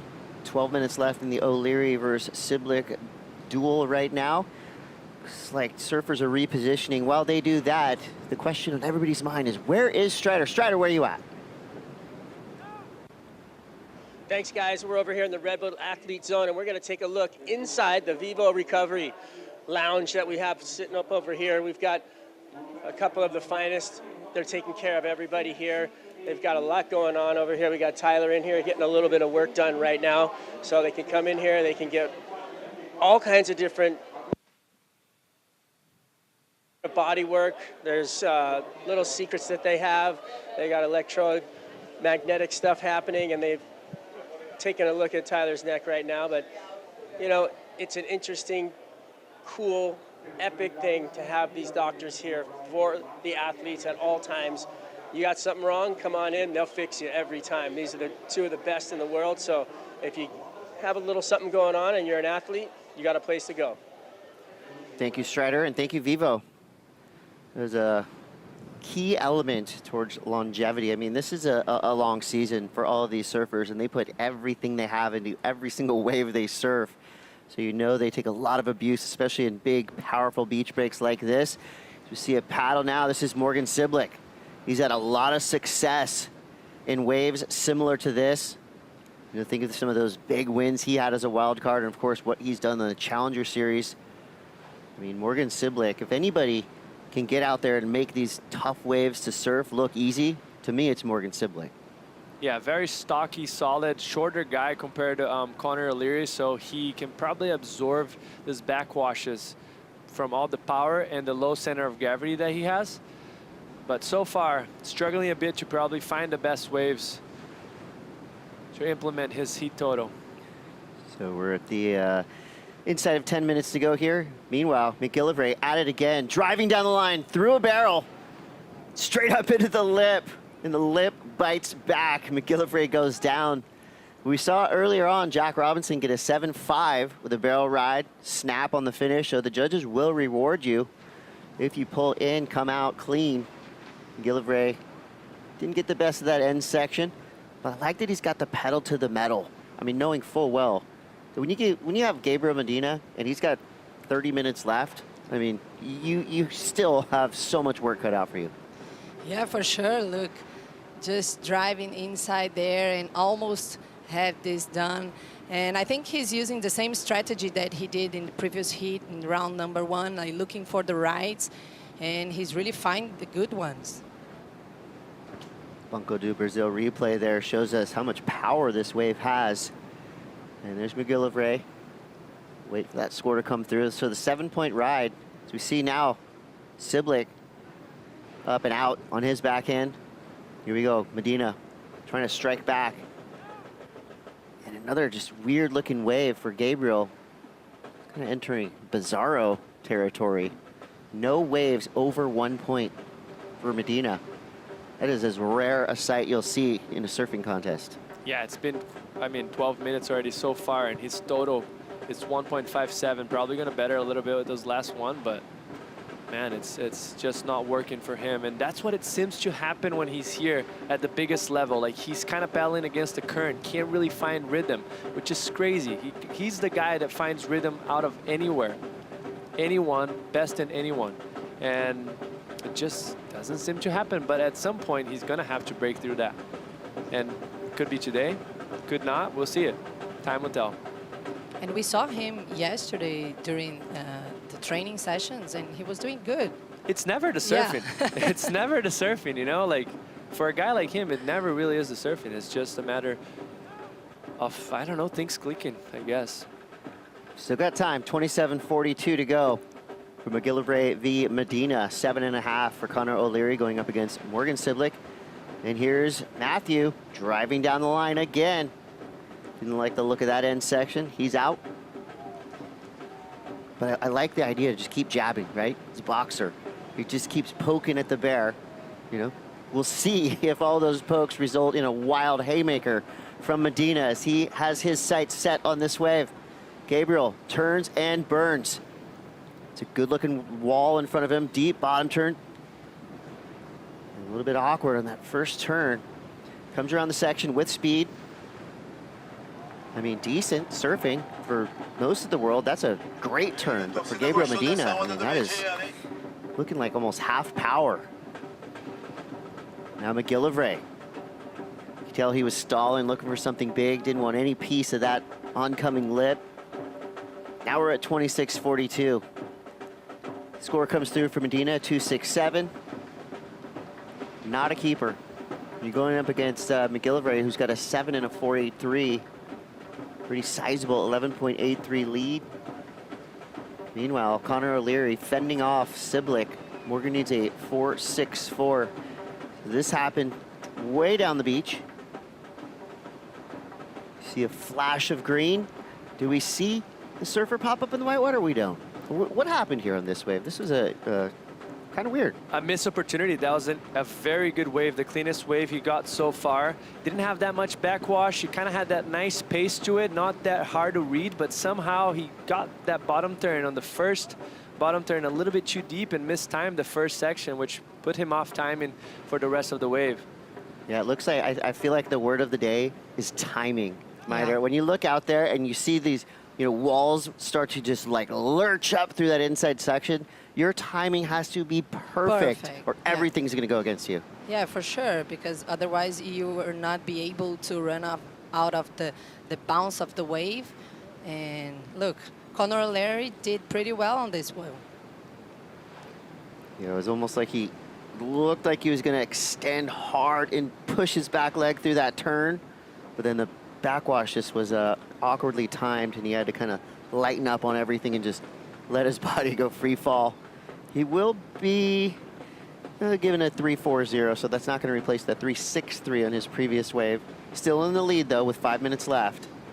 They're just in very opposite ends of heats, right? Like they're in the 5 minutes left and he's just trying to better 3.63. Unfortunately, that last wave kind of had a weird double up halfway through and he couldn't really find an angle to approach the lip properly. So he did that half turn down the line and didn't get rewarded, which I think it's fair. And now kind of leaving the gate very wide open for Morgan. Super slow heat for two solid surfers that I probably expected that we're going to be a little bit with higher scores. That just shows how tricky the conditions and how open the field is out there in the lineup. So 4:20 go. Let's take a look at the recap for our priority heat, starting with this wave from Connor O'Leary. This one's got the ball rolling. And that was right off the bat, right? Like beautiful, easy wave to surf, tight carve, very powerful. He's a big guy. And then just kind of milked it through, got a good score, but then since then, nothing really happened. Yeah, and in that one, nice snap over the top. It was enough to get the 3.63. And here you have Morgan, kind of on a flatter wave. Make sure he keeps the speed, and this he gets vertical, cuts that bottom turn short, but the wave kind of dissipates. So both of those surfers, nothing against their surfing, just couldn't find anything special to capitalize on the scoring opportunity. All right, we're looking for a total heat restart for Medina. That's more like it. Laying into a big forehand gouge. Second turn, sharp, eyes the ramp, gets the launch. And I don't, somebody fix the screen. What's happening here? Medina to fall on a front three? That is another just Strange occurrence here. Love that opening slash, though. Yeah, he extended. Yeah, like he gave us more than we expected. It was a kind of a tight transition on the lip, and he did a beautiful layback. And right there, just to finish it off, it's got that bounce. Nice bottom third, touching the water with the backhand. Making sure he gets that good angle to be as critical as possible right there. Nice transition, eyeing it down this end section. Perfect rotation, using the wind to his advantage. But as he landed, conversion was coming up against him, and he was going uphill, like you mentioned, Chris, a bunch of times. So it's hard to come out clean of that. It just buckles you off pretty quickly. Now, as he was projecting into that air, I'm going 99.9% of the time he's going to make that air. So there's something off, but the good news is it's 22 minutes, 19 seconds left. Now, that's bad news for McGill because we all know how good Gabriel Medina is, and if anybody can kind of reset themselves in their own head, it's Gabe. But he's got his work cut out for him. Still, I mean, 7-point ride. That's one of the highest single wave scores of the day McGill is holding on to. His backup is a 4.83, so he's surfing a really smart heat. And in our priority heat right now, we're in the Banco do Brasil 2-minute warning. O'Leary on top, just slightly though. Siblick needs a easily digestible 4.64. That's one big turn, but he needs to find the right wave. Yeah, it's true. He's with priority. That's the good thing for him. Still 1.5 minutes left on the clock. So just a little bit of luck as well he needs to get the opportunity. And Connor, he knows he's not safe, so you saw him paddling away from Morgan, having second priority, knows that if a wave comes, Morgan's going to take away from him, so he wants to bat it at 3.63 and defend himself. Wow, I mean, Kaipo is doing Sun Tzu quotes. I'm going to do Duran Duran quotes. Who's out there? Who's hungry like the wolf? Who's going to take it in this O'Leary-Siblick battle with 1 minute left? And here we go. Siblick on his backhand, goes up into the lip. Super extended floater with the airdrop. Adding a little drama to the opening turn of this wave. Backs up with a second, adds a third. And now we give the judges something to chew on. Siblick looking for a 4.64 with 38 seconds left. He's looking out the back, saying, please don't let a set wave come through for Connor. These are the moments as a surfer that you dread. 30 seconds. Almost can't breathe. Oh. Is McGill having a look there? 15 seconds left for O'Leary. Now, we don't know if that was the score needed, but it did feel pretty good. That floater was critical, air dropped out of it, and then straight up into 2 more turns. I don't want to be a judge right now. Neither do I. Ever, really. They have a really hard job. Yeah, for sure. Especially with all these waves coming through. I'm leaning towards he's going to get it. Like, that was critical surfing, like you said. He linked the turns pretty well. It almost felt like everything was going to go thrown down the sink after that floater. He caught the rail a little bit, but he cleaned up, kept composure, finished it off with 2 or 3 more turns, and solid surfing. I think he's got the job done. Yeah, I think body language tells me that Connor maybe feels it. We see Siblick running up the beach. Still waiting for his score. Into a throng of surf fans. And I do love that there's Brazilian fans on the beach. They're not just blindly cheering for only Brazilians. They're cheering for good surfing, and you hear it. No matter what flag you have on your arm, you do something radical in the lineup, you're going to get applause and cheers from the crew on the beach. I respect that a lot. They're a highly knowledgeable group of surf fans on the sand here in Saquarema. Yeah, for sure. They are all like in love to have all the surfers here in Saquarema. And for sure, the beach is going to get way more crowded than this. Oh, yeah. Get your spot on the sand early. It started getting crowded at about 5:15 this morning. And you can almost hear it, the freeways and the streets all converging. This weekend is going to be raging here in Saquarema, as it should. I mean, this is our World Cup of surfing, and I think in terms of Brazilian surfing, I mean, this is the Super Bowl. This is it. This is the biggest event of the year. And I think this crowd is going to swell to at least double. And we have a Ferris wheel on the beach. I mean, come on. Of course you're going to want to come down. All right, so looking for a 4.64, and it comes through. Let's watch this reaction from Morgan. Well, we know. He doesn't know yet.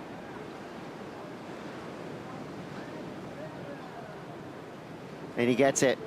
It's close, but he gets it. A 4.77 for Morgan Siblick. The IC score comes through just on the button. And I think that was well-deserved. Radical floater, couple good turns, did enough.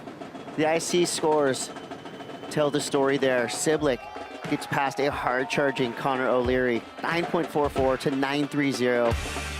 Another tight heat on our hands. So we still have plenty of time left in the McGill Ray Medina match. And we're going to send Colapinto and Chianka out of the lineup. Don't go anywhere. We'll be right back.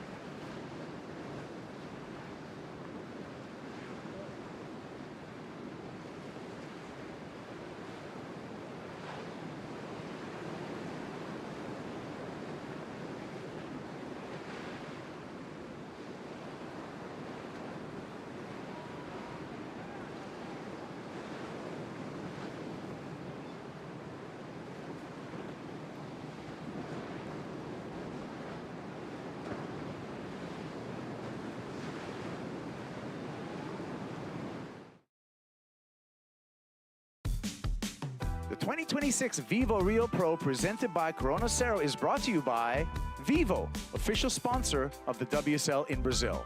By GWM, official automotive partner of WSL Brazil. By Yeti, built for the wild. And by Maitera, official sponsor of WSL Brazil.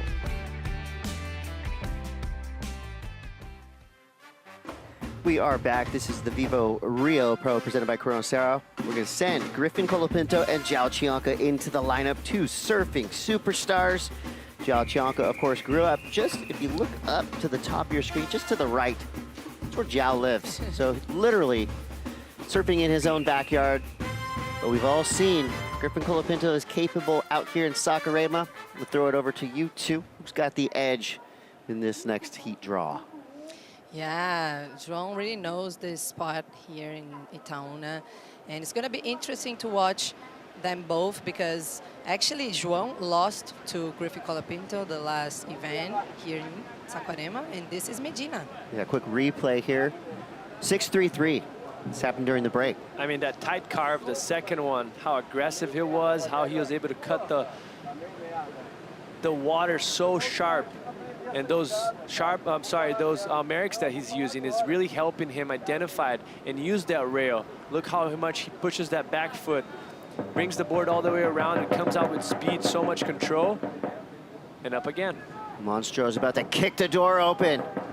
Slams that oncoming closeout section. Looks like he's starting to have some fun.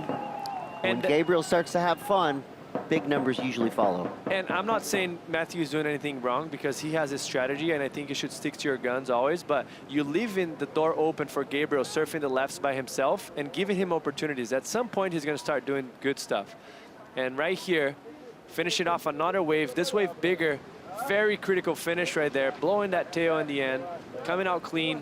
And this is two back-to-back very good scores that Matthew could probably block one of them. Big wave, too. Yeah, huge wave, really beautiful wreck right there, throwing buckets. Yeah, this is what we like to see from Medina and we are used to. Uh-oh, watch out. McGill is hunting a ramp. He sees it, hits it, launches, lands in the flats. That was a scary landing, too. Yeah, that was sketchy. It looked like he had 1 foot on his board. So we'll keep our eyes on McGill. Meanwhile, Colapinto now hunting the lineup. Opening wave for Chianka, 383.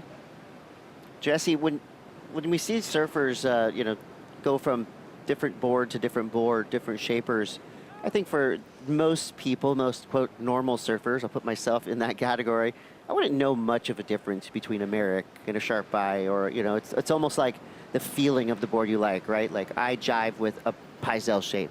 Easy to ride for me. But as a top-level pro, how much of a difference can it be just for the logo or just the type of shaper that is making these boards? I mean, it's incredible. It's like even try to be a copy of the same shaper, it has that much difference.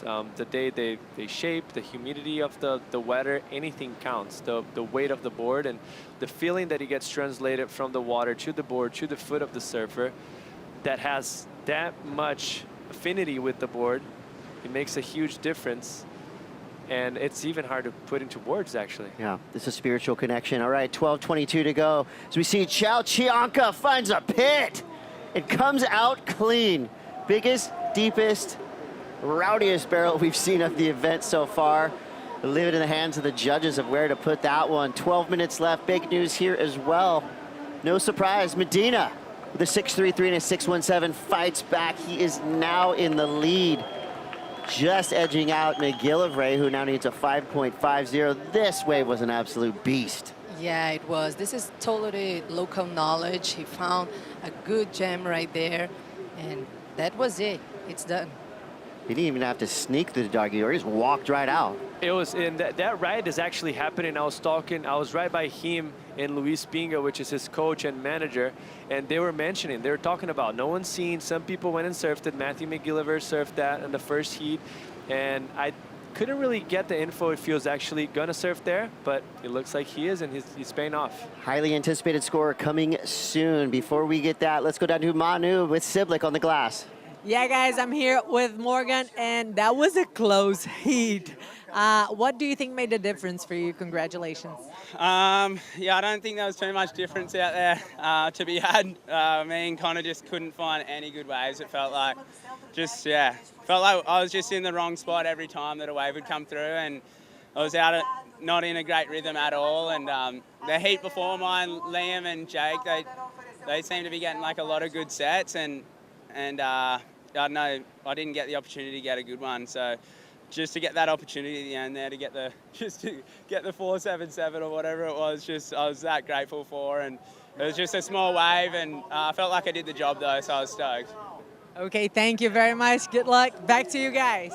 Thank you, Manu. Congrats, Morgan. Watch out, Monstro's back. A pair of heavy-footed turns for Medina.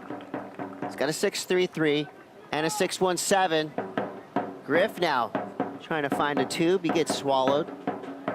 And the score, Chianka. He's got a 3.83 and a 6-point ride. Griffin's first wave is going to come through like around a 1. So nothing critical there. Still has plenty of time left. 10 minutes to go here for McGillivray and Medina. McGillivray finds a little ramp, throws the front 3. Yeah, I'm a sucker for that airbrush. I think flames on a board is just always going to look cool. And obviously the judges, they don't care about airbrushes, but you know, if you're a fan, I'm watching that, I'm like, that is a cool looking board. They don't care, but it plays a huge difference. If you're surfing a white watery wave and you have a white board that doesn't pop up, doesn't stand out, and you have like a super colorful board, it's catchy to the eye, and it makes a difference. I think Pat Godowska's used to ride a yellow fluor board just because of that for years. Right. It just makes it easier to see, too. Easier to see, that's what I'm saying. Yeah, doesn't make the turn better or anything, but it's making noticeable. And you're trying to mark yourself out there. Well, look good, feel good. I mean, that's kind of a mantra that goes in and out of the water. So 29 minutes to go in round 2, heat 7, and the score for Chianka came through at a 6-point ride. So I was really excited about that barrel. The judges, a little tepid with the 6-point score. Why do you think that was? Yeah, I mean, it was a nice one. It wasn't that deep, but yeah, 6-point ride right now in this average is kind of good score. Yeah, maybe if there was a big turn as he came out of it, it would have gone up. As we see now, Colapinto straight up into it, airdropping into oblivion, straight to the flats. That was sketchy. Look at all this white water moving around on the inside. This wave can punish these surfers. And the thing is you have to go for it. As we see, okay, good. This is a good sign. Colapinto. But what happened here? I mean, transitional turn, trying to keep the speed for this big section to finish. Ended up timing just a little, not late, I would say, but late for the landing because the turn was critical. And this is Gabriel on the first very nice turn and finish it off with kind of the same, not much of a difference on the choice of turn, but a little bit more critical. The wave was steeper, and he pushed a bit harder. I don't see that score coming in too big, but we'll see what the judges think. What do you think about Medina riding 10 waves already? I think that's very smart. Like, I mean, we mentioned about him not finding rhythm, and he's good at finding rhythm by catching waves. The only problem is Matthew sitting the polar opposite from him and giving him the chance of getting himself back into rhythm. And those last three waves, he's getting something around the 6-point range and making the life for Matthew a little bit trickier. Yeah, comes through again, improving with a 6.80. It's pretty wild to think of Gabriel's first 4 waves, zeros. And he's slightly improved, and he just has that way about him that he can flip everything in his favor. 267, 367. Okay, he didn't like those. Got himself a 373. Then he thought, you know what? I'm done with this. I'm just going to start throwing hammers. 633, 680. He's got himself a 13.13 total. Not out of the woods yet. McGill looking for a 613. Matthew's last wave was a 4.4. That was a wild fall for Chianka. Do you see how that wave is sucking up a bit more? He's surfing way towards the middle of the beach, the right of the screen, and you can see the wave behind even. It's sucking up. There's a water exit, a huge deep part into a shallow bank, and that wave is dredging, getting very hollow. Not many of them turn out to be good, but he found one already, and just completely different strategy than all the other opponents that are surfing more towards the main peak, or Matthew McGill even, that is surfing the right, but closer to the other opponents. And looks can be deceiving. I mean, you're looking out here and you're thinking, okay, you know, this is a soft sand bottom. I paddled out here yesterday. It was a little bit smaller even. Went to duck dive a set. There was nowhere to go. It was about a foot deep, and I got hammered. Of course, I'm not pro like these guys. Like McGill, who goes straight up into the air. Perfect front 3. Puts himself in a position to keep driving down the line. Gets the finish. There's the answer back. Looking for a 613. High flying start. And I've seen this season especially, when you do a big air like that at the beginning of your wave, you really get the attention of the judges. That could be the number he needs, 613. Yeah, the air was really critical right in the beginning of the wave. We know how this can really raise your score because that's why. It tends to have more power, the wave in the beginning, because it like the power dissipates as it starts to hit the bank. So that section, the most critical by far, putting all on the line, almost loses the foot right there. You can see as his bottom turning, goes into the air, kind of tries to plant the board very flat to have a easy transition, and you see that back foot coming forward, has to adjust right there, put the back foot in the place to finish the wave off with very good combination. So, I mean, it's what I mentioned, like sometimes it's nothing Gabriel does wrong, just his opponents out here in Brazil goes to town and do fireworks. Chianka, beautiful layback snap. Comes around this section again. He throws the tail. He's skateboarding on that inside section. He's loving it. Well, I'm kind of excited now to see what he did on the opener of that wave because he looks like he is partying out there. 4:14 to go, waiting for the score from McGill, showing us a different type of power. You saw his legs gripping that board. Another barrel for Zhao, and then he gets the finish. Big time. Wow, came out of that like flying. Nice turn right there, throwing a lot of water, and also in the air, good variation, all well combo. That last turn was kind of like a claim turn, right? He didn't have to do that, but I'm glad he did. Yes, yes, exactly. And if you just break that wave apart, like I personally feel like this is a better barrel than the previous one that was a 6-point ride. Added a very nice tight layback into a little reverse that's not going to add too much points that last turn, but like you said, it was just a claim turn. Why not do it? Exactly. On the flip side of that, an air reverse that was super meaningful. McGill comes through with a 6.53, edging Medina into second place. Now We got Gabriel looking for a 6.74, but time is not on his side. I'm sorry, Mick Jagger. There's only 3 minutes left. Medina is in a tough spot, but the good news is for Gabriel is he does have priority. Is that good news, though? Because I feel like Medina thrives in second priority. Yeah, no, but I think with 3 minutes left, it's a good thing to have priority. Otherwise, Matthew McGill would stick right beside him. But they're very far apart right now. Okay, Like, so I don't even know if Matthew is actually going to paddle towards him, if he has time to paddle towards him. It will be interesting to see if he's going to try and play defense, but they're so far apart. Medina has been surfing by himself, same as Matthew McGill in this last few minutes. Well, Medina got the news. He's going to strike back. Deep bottom turn. Big power hack, but goes head over heels. Look, the concern. Oh, yeah. Tense moments in the Medina camp.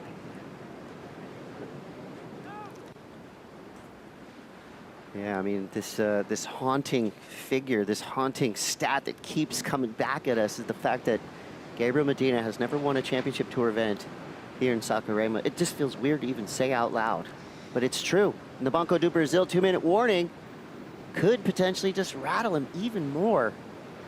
Yeah, but he made quarters in 2024, so he knows You see the bright side of it. Yeah. He knows how to make hits here. It's just because sometimes your opponent just does the best things in the heat, and Matthew McGill, since the beginning, he's choosing good waves and surfing without pressure. We could see that. Yeah, it almost looks like we're seeing the difference between like free surfing and contest surfing, right? Medina has really just had to do reactionary surfing, right? Try to fight back from McGillivray, who's just out there filming a video part. Yep. And the contrast too, and João and Griffin sitting, didn't really have any decent opportunities besides the one that he found on the closeout. And then all of a sudden you hear 14-point totals for your opponent that is on the middle of the beach that you probably didn't see any waves. It just shows the local knowledge really paying off right now. Inside of a minute, Medina having a look. And he's going to go. Here we go. Can he fight back? First turn of non-consequence. Now he's building speed, hunting the ramp. He needs a big air. And he gets it. Laces landing in the relief on his face. He's still looking for a sizable score, a 6.74. And you know the family's celebrating. I know Gabriel's excited about it. One of the bigger, better airs that we've seen. Was it enough? I mean, it just didn't feel like that. Hammer down. All right, split peak, 2 waves ridden, blue and white, starting with Medina. Yeah, first turn, had to adjust at the right here. He's eyeing it down. He knows he has to go massive. He goes massive, but I don't think he gets the amplitude, and the wave is just kind of on the smaller side. That's what hurts the most, I feel, this score. And Matthew on the wave behind. We didn't get a chance to see what he did, but he's also eyeing it down, going straight for a Hail Mary. Ooh. There's no way he's landing that. I mean, there's question marks on that last score for Medina. It wasn't like his usual obvious buzzer beater. I think that's going to be a lot for the judges to think about. So time is up for McGillivray v. Medina. Did Matthew take out the Titan Brazilian surfing? Or did Medina do enough on his last wave? Was that air enough? The first turn, you can kind of take that off the table. That was just setting things up.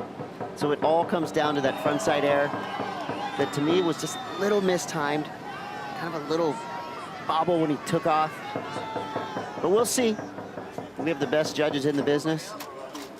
I think the biggest problem, even without the mistiming, is just the size of the wave. It lacks the power.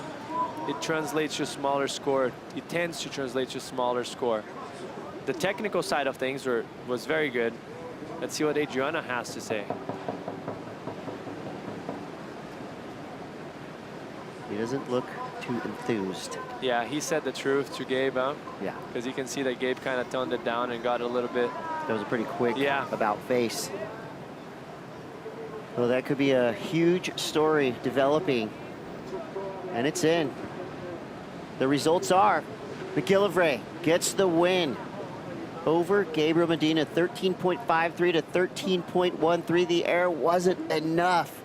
an event favorite, a title favorite, a national favorite, Gabriel Medina, out of the VIVO Rio Pro. It hurts me to say that out loud, but give it up to McGill. Huge surfing gets him the edge. Well, we got a lot more to come. Chianka, Colapinto, Pitar, Vaughn. It's all happening. It's the VIVO Rio Pro. Stay tuned.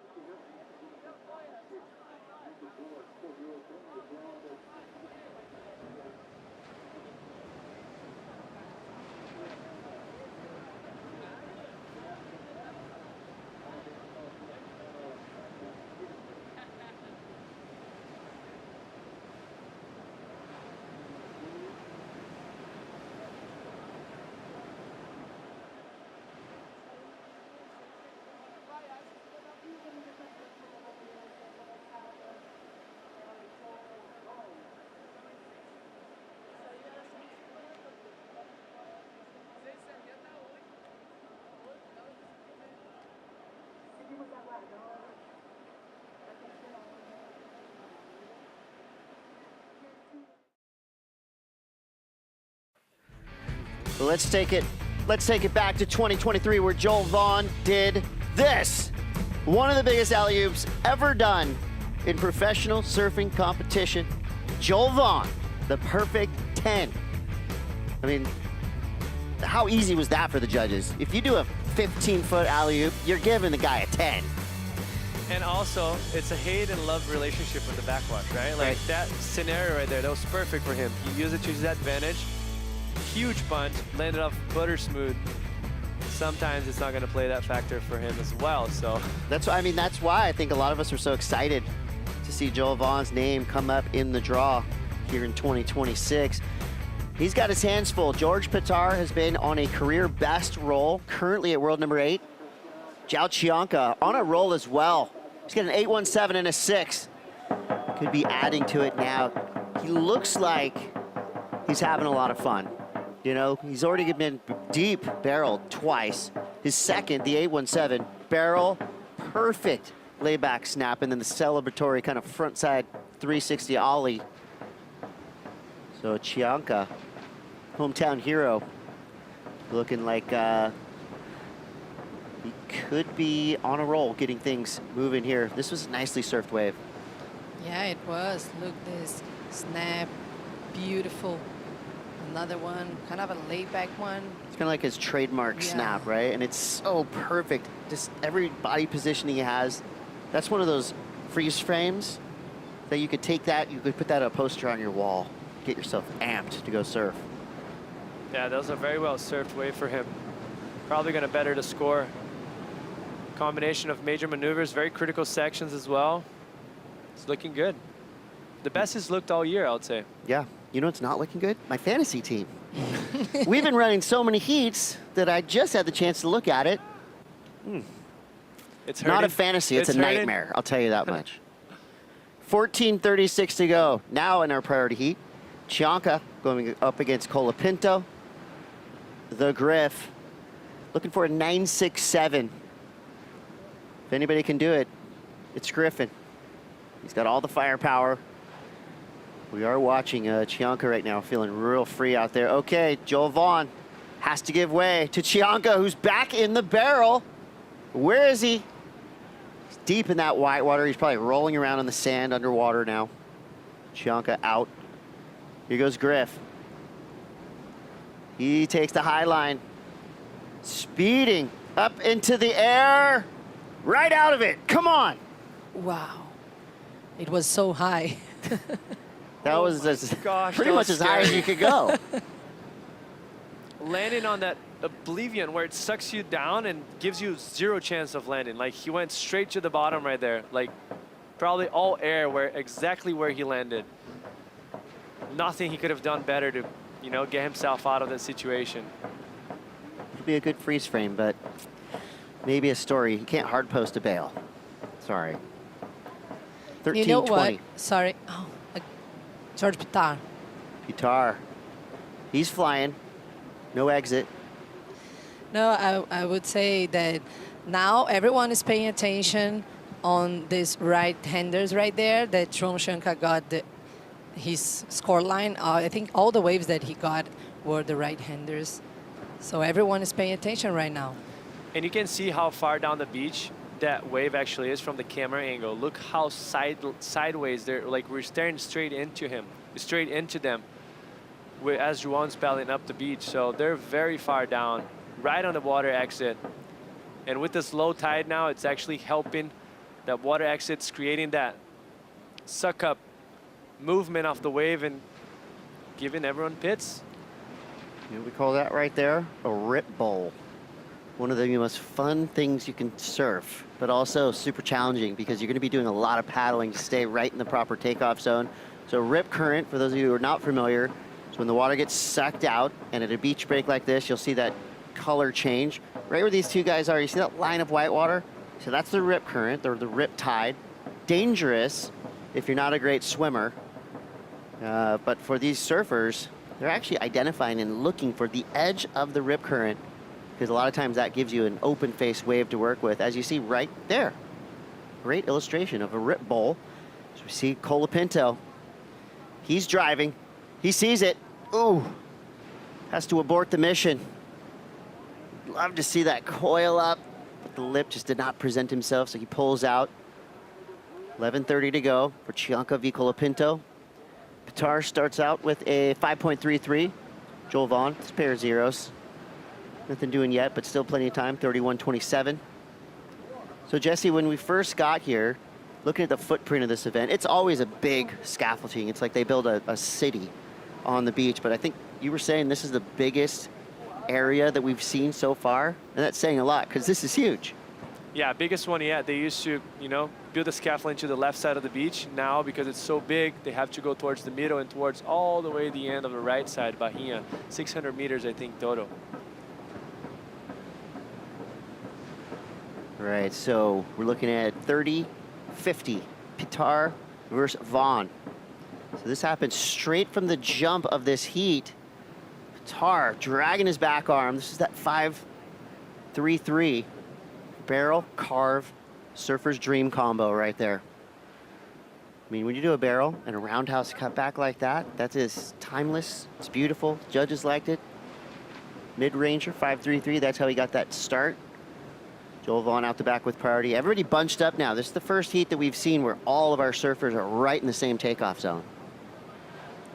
Yeah, it's what I mentioned. Now everyone wants to have a barrel like the Chianka got. Is this the Joao effect? I think so. I think so. I'm just going to sit by this guy. He seems to know what he's doing. Even Griff, like, he wasn't watching what João was doing. He was just hearing.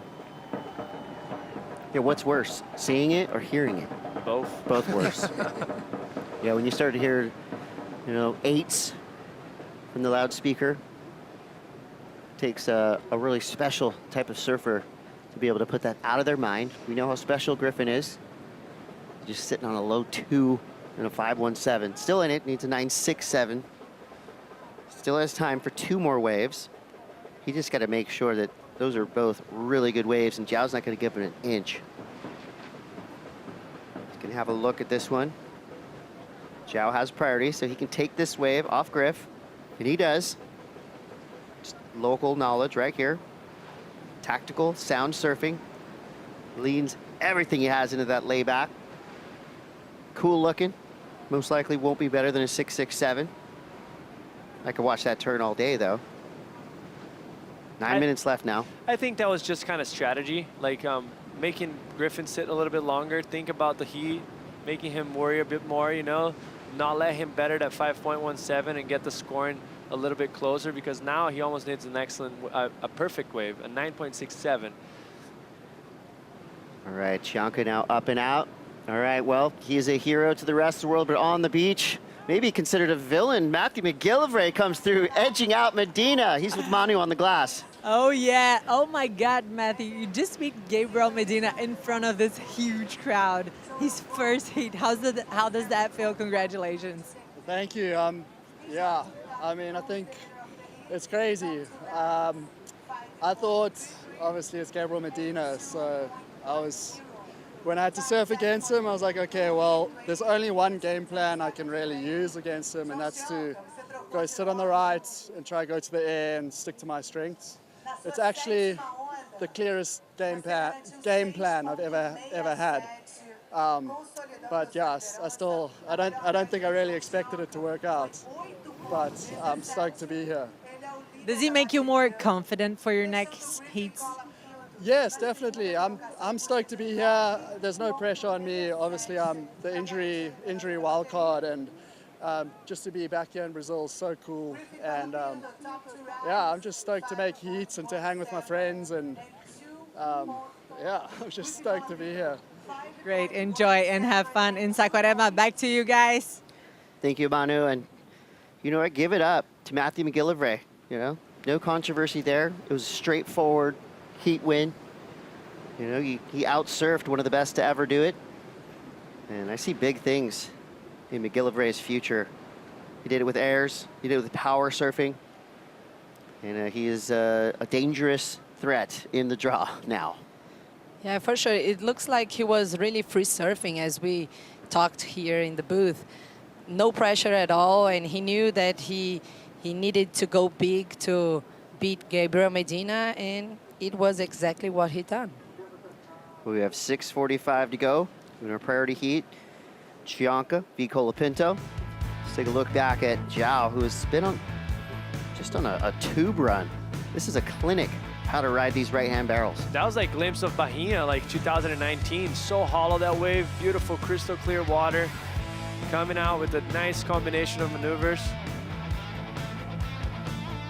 Yeah, I like that you mentioned that too, because, you know, in those years we had those two spaces to work with, but I feel like Antonio is just firing on all cylinders right now, rights and lefts. And Zhao is just reveling in his own break. Yeah, it is. And Griffin Colapinto also found a good one right there.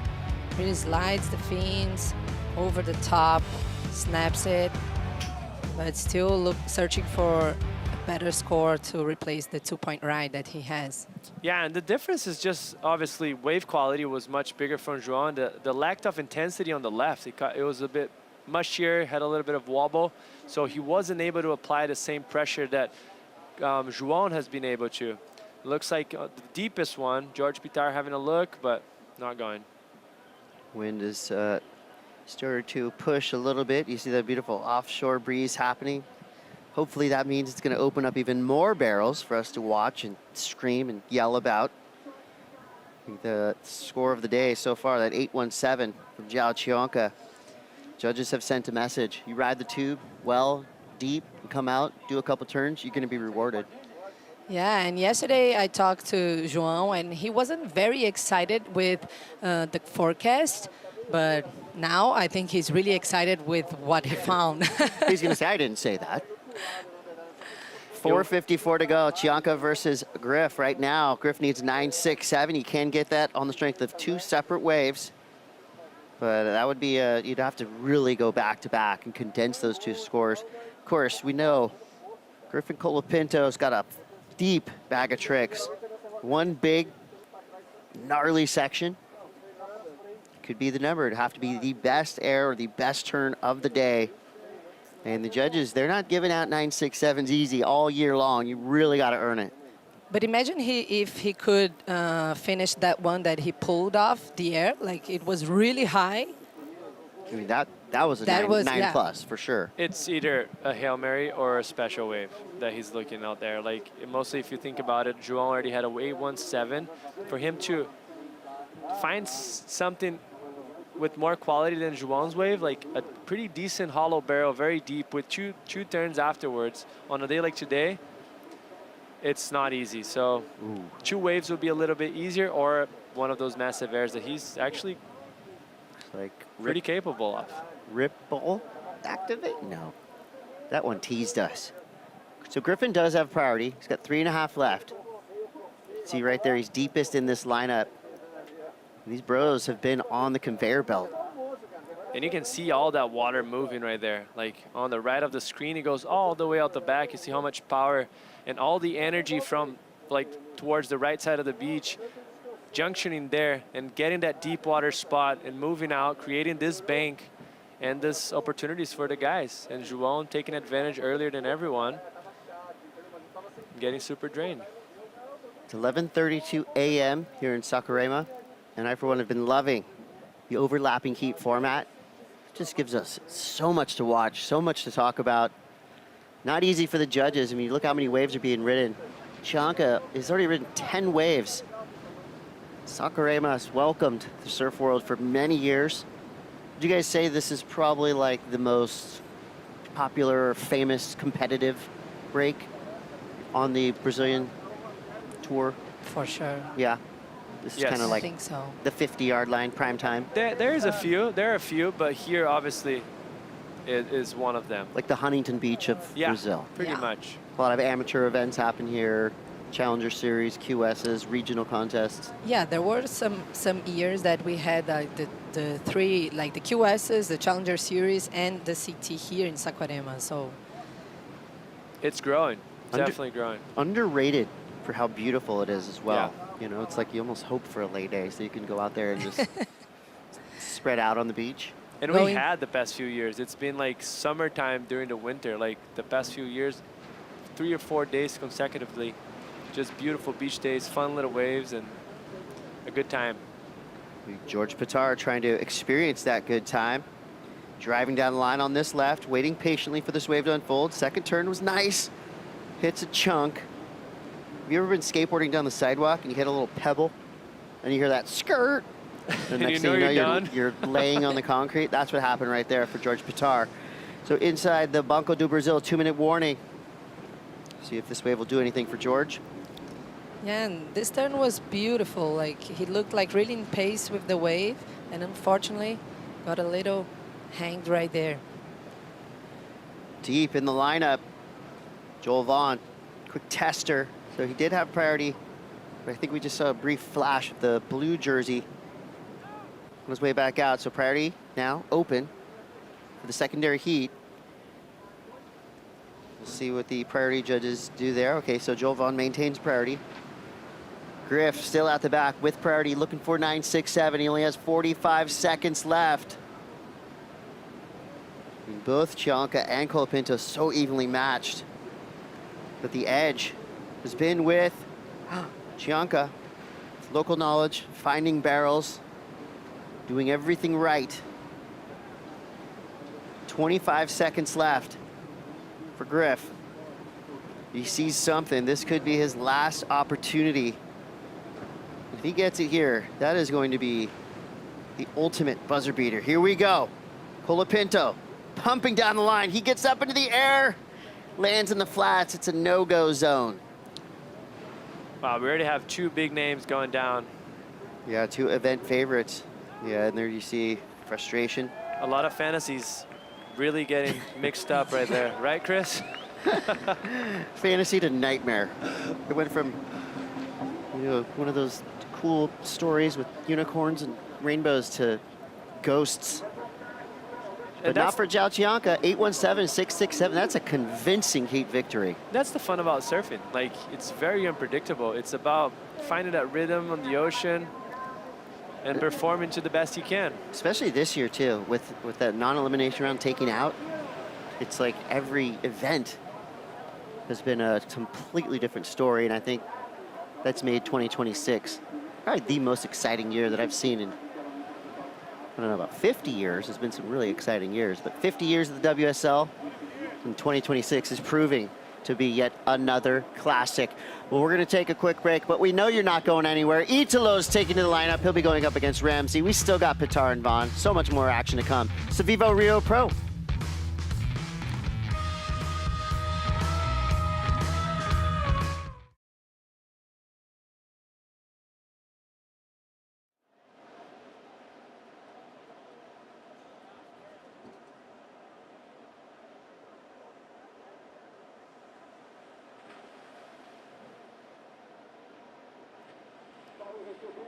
O carinho do público aqui no Itaú, nós subimos no Chianka, venceu,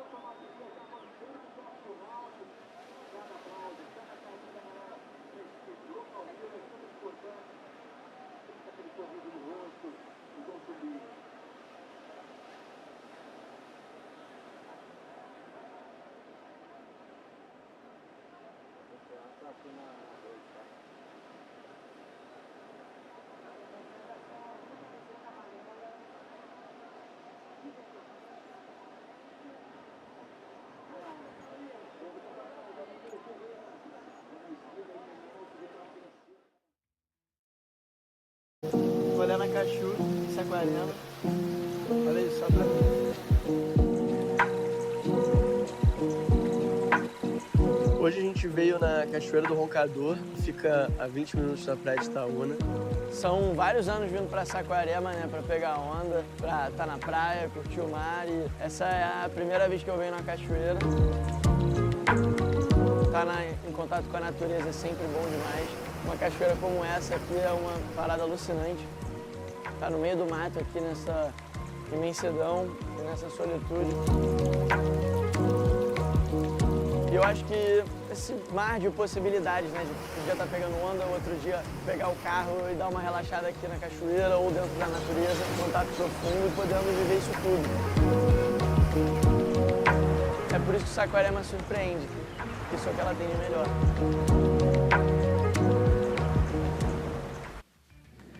Welcome back to the VIVO Rio Pro presented by Cero. In the lineup, we've got current world #1 from right here in Brazil. I'm talking about Ítalo Ferreira. The Ítalo show is about to begin, but watch out, Ramsey Bukiem. He is building some momentum from earlier rounds. This is going to be a powerhouse, goofy-footed matchup we're excited to see. And I can tell by the looks of it, the fans are excited as well. We still have George Pitar and Joel Vaughn in the lineup with 16:22 to go. And see plenty of opportunity knocking for these surfers in the water. Priority heat is now Pitar and Vaughn. It looks like George with a 5.33 and a 3.33. Joel's still trying to get things going. And by the looks of this wave, we're in for something big. Here goes Vaughn, flying down the line, sees the section, goes for another massive alley-oop. I was almost experiencing deja vu there. I wanted to see him come down with it.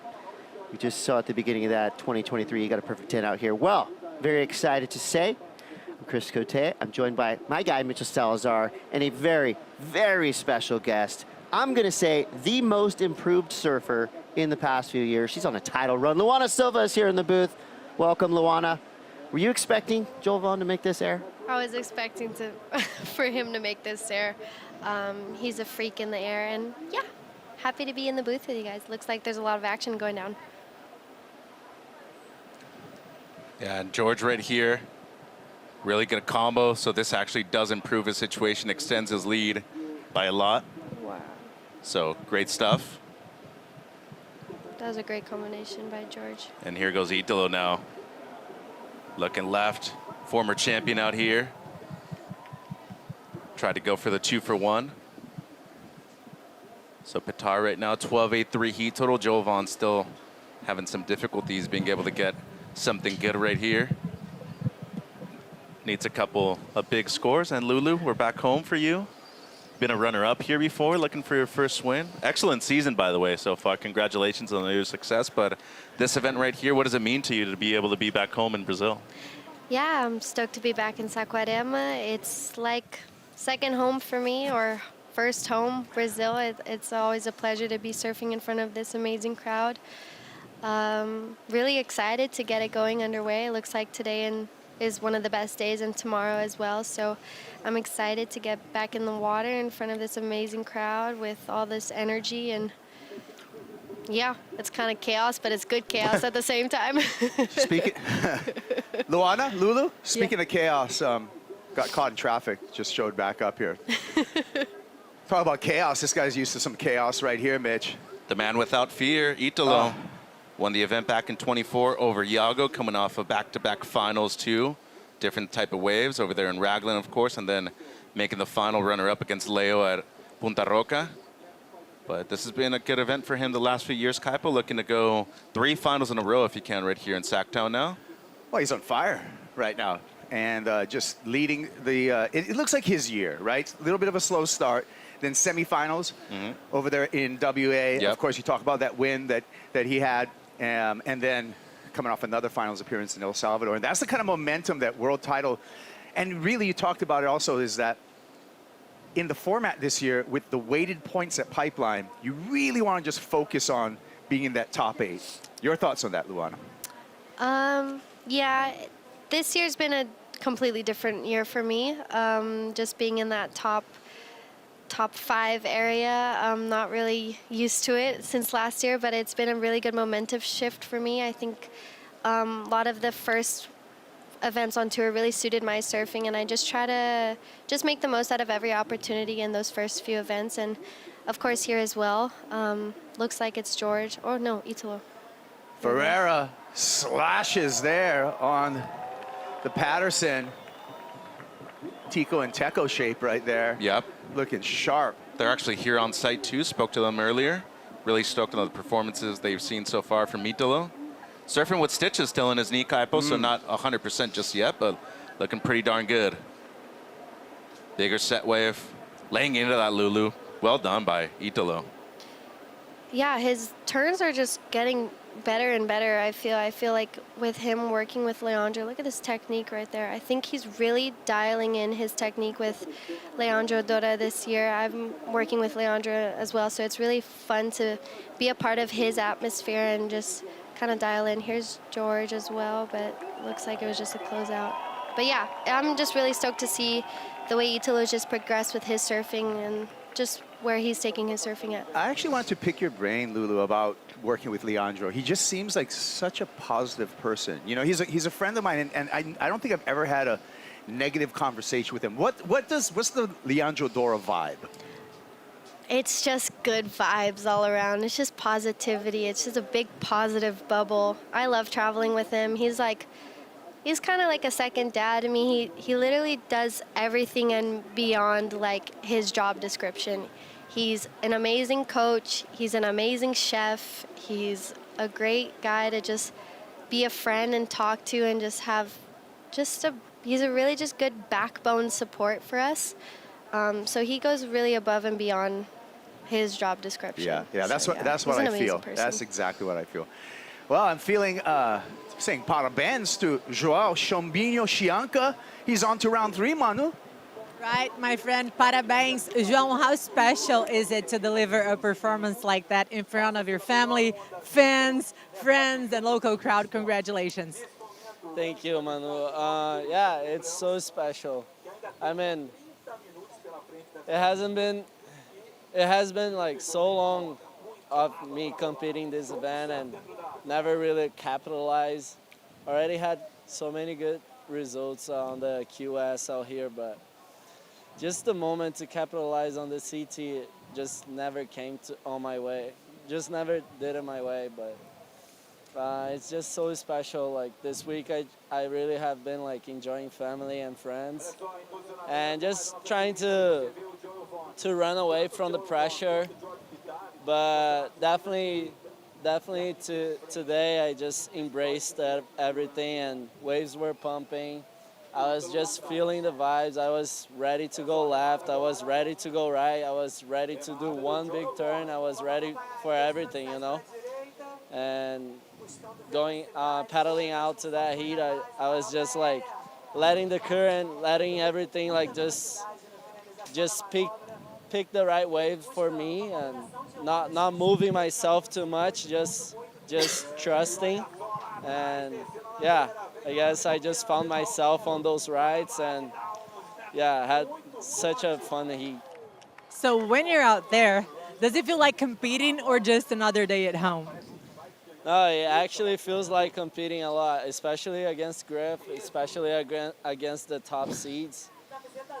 But if there's anywhere special to turn things around, it's at home. It's with family. It is with friends and the local crowd supporting me. So it feels good to be making heats again, and just such a important round. And I mean, I was really relaxed. I was pressure free. Especially on the barrels, though. Barrels are my thing, and it's just like my special mojo right there. But just try to make like really simple. We could see it. So leave a message in Portuguese for your fans, family, friends. agora eu nem consegui falar tipo tudo em inglês, mas eu acho que Brasil ele atrapalha a gente, né? A gente quer falar português, a gente quer falar brasileiro, a gente quer falar com nossa família, falar com nossos amigos, gritar em português. E eu acho que só agradecer vocês, sem os fãs, sem vocês aí, a torcida local, a torcida na internet, todas as mensagens positivas, sem vocês estaria sendo bem mais chato, bem mais difícil. E é importante essa energia que a gente está recebendo de vocês. Obrigado a todo mundo e vamos nessa. Boa, parabéns, boa sorte. João Chumbinho, on fire. Back to you guys. I agree, Manu. He is on fire and catching a flame right now. Also, during that interview, we saw George Pitar. He's going off right now.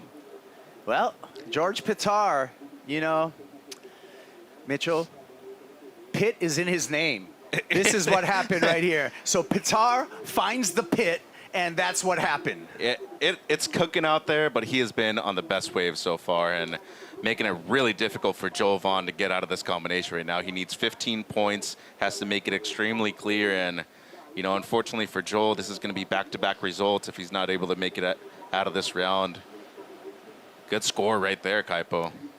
Solid. I see that score coming in at a 7.5 and a couple of 8-point rides from the Basque judge as well as the Brazilian judge throughout that high and throughout the low. You average out the remaining 3. That 7.5. 7.5 feels pretty good, doesn't it, Lulu? He absolutely is just like having a killer heat right now. But what the broadcast isn't showing is they're way down the beach, like completely down the beach. They're in the middle of the beach. They're not even surfing the point, which is like, I guess down the beach is the best spot right now, but it's just absolutely pumping. He's just finding gem after gem, and here's Ramsey on another gem. Just 1-2 bango. Oh. Unfortunate there. He couldn't that was a half a bango at the end. Half a bango. Sorry, Ramsey. No, that was solid. I mean, hey, can't count your bangles before they happen sometimes, you know? Lulu's from Sunset Beach, right? You know, it's like, oh, a real bango over there is like a small bango anywhere else. Yeah. Mitchell, we like to call it Paumalu. Paumalu. How rad is that, though, Lulu? Actually, you know, you represent Brazil, but at the same time, you kind of represent the North Shore of Oahu too, you know?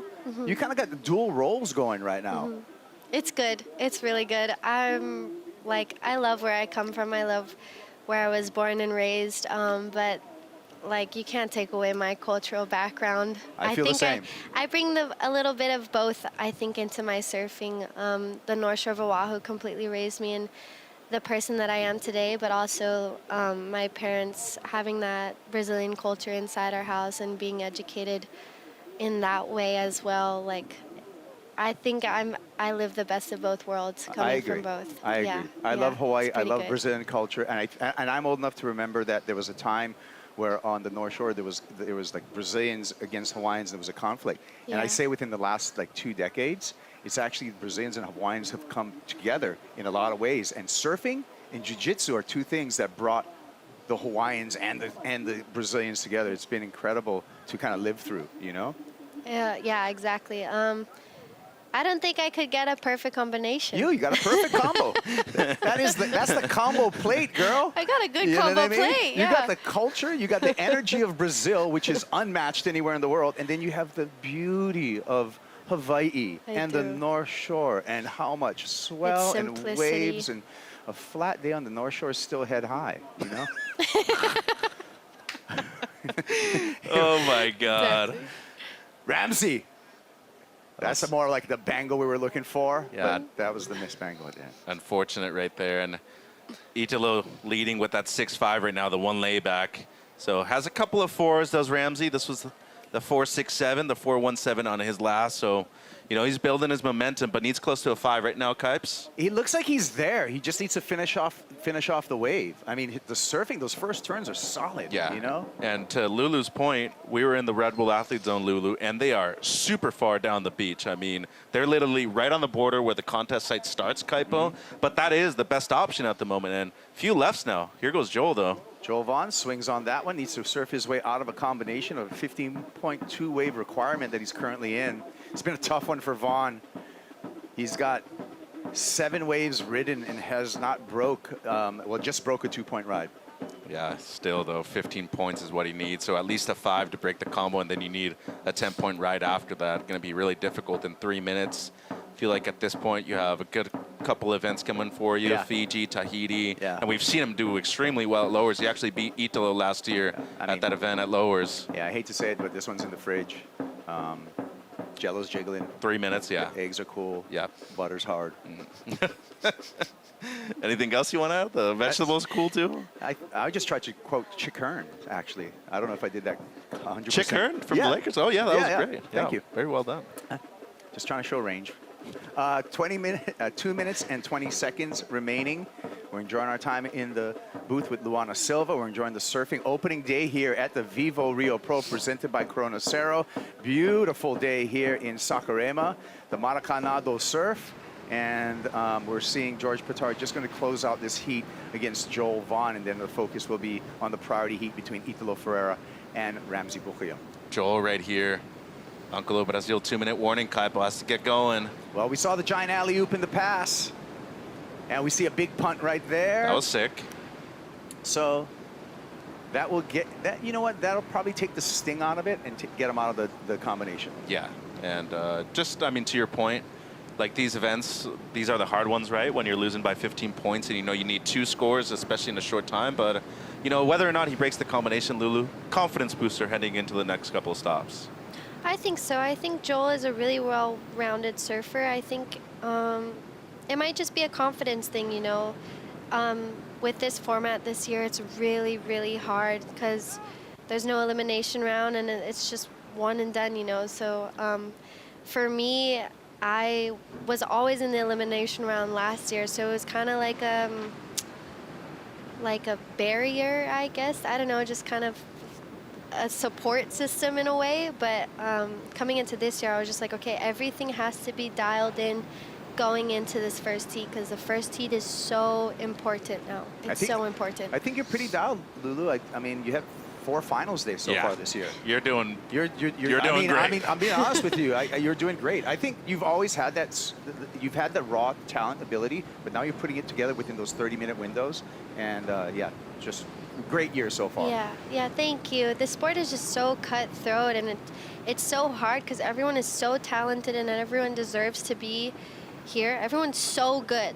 The talent is so high. On the men's side, it's so high. It's so hard. And here's Italo now. This is one of the most talented guys on tour. What's he got for us? Just got a kick out right there. He was searching for a ramp, Mitchell. He was loading up. I can just see that big full rotation on the backhand starting to spin. But what a win for GP right here. 15-point statement made, Kaipo. Couple 7.5s. Looking excellent out there. It's a good confidence boost for George again. He's been surfing really good all year. Here goes Joel with that alley-oop. And yeah, it's 1 o'clock in the morning over there in North Stain, Manly Beach for George Pittar. They're staying up late over there to watch their surfer come through into the round 3. So horn has blown 15 points, 2 7.5s for George Pittar. Everyone in Manly, good night. Your guy has won and moved on into round number 3. Joel Vaughn, hopefully we get to see him do better in the future. Yeah, we sure will. All right, we're going to take a break right now, but we're not going to let Luana Silva go anywhere. She's going to stay with us. We'll be back with more surfing from Saquarema right after this. Check this out.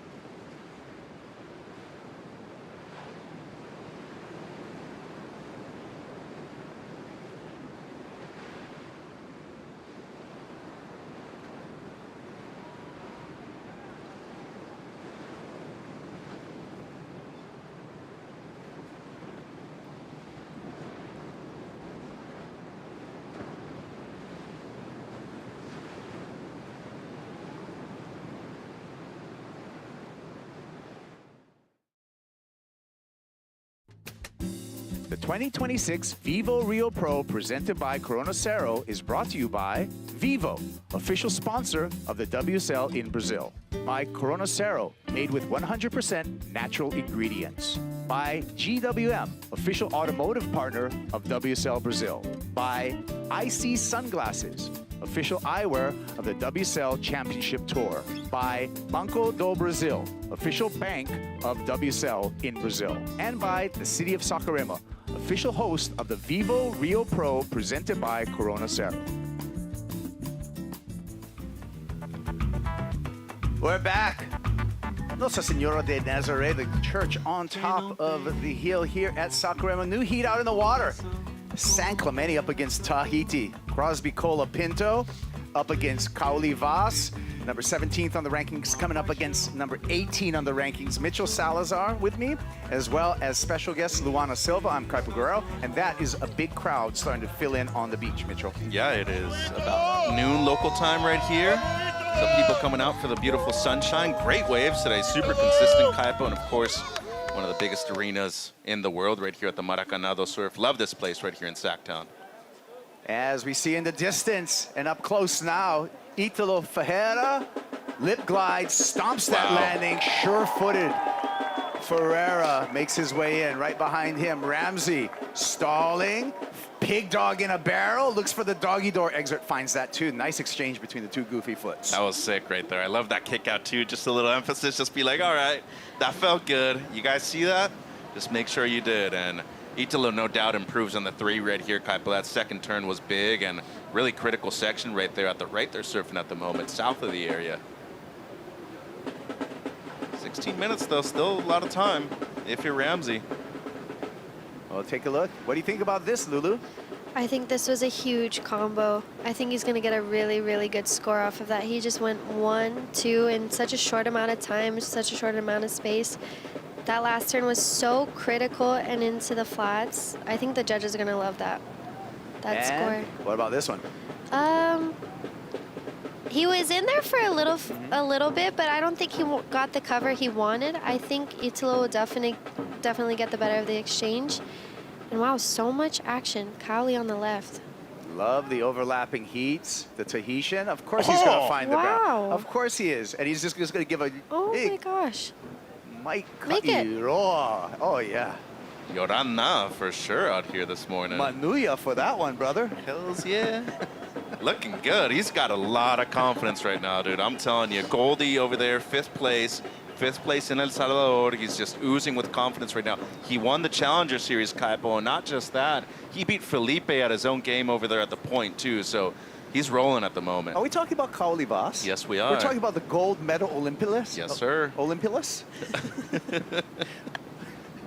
Olympian? Hanging out with Uncle over here. You have no idea how much fun it is sometimes. There he is, 2 quarterfinals appearances in 2026, a gold medal, gold Quicksilver sticker on the nose, and a jet ski ride out the back for Kauli Vaz. We're waiting for that score, as well as scores for Ramsey Buchiam and Italo Ferreira to update you. Judges are busy right now, Lulu.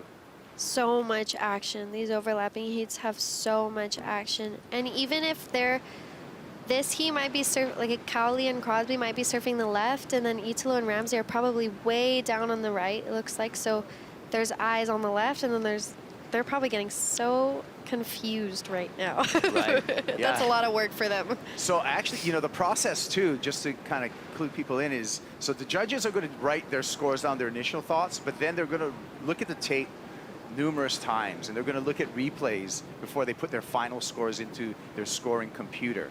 And now the scores are coming through. Italo Ferreira came in with a monster score, 7.83, 5.5 for Ramsey Buchiam. Still waiting for score for Kauli Vaz. Judges are in that judging tower right there reviewing the tape. Oh, look at that crowd already at noon too. What a gorgeous day though. It's been sunny since we got here, offshore all morning. Good amount of consistency, Kaipo. Lefts and rights available, a couple barrels too. Been non-stop on day one. Lulu. Oh, I'm going to get back to that because we got live action here. Crosby Colapinto, we know.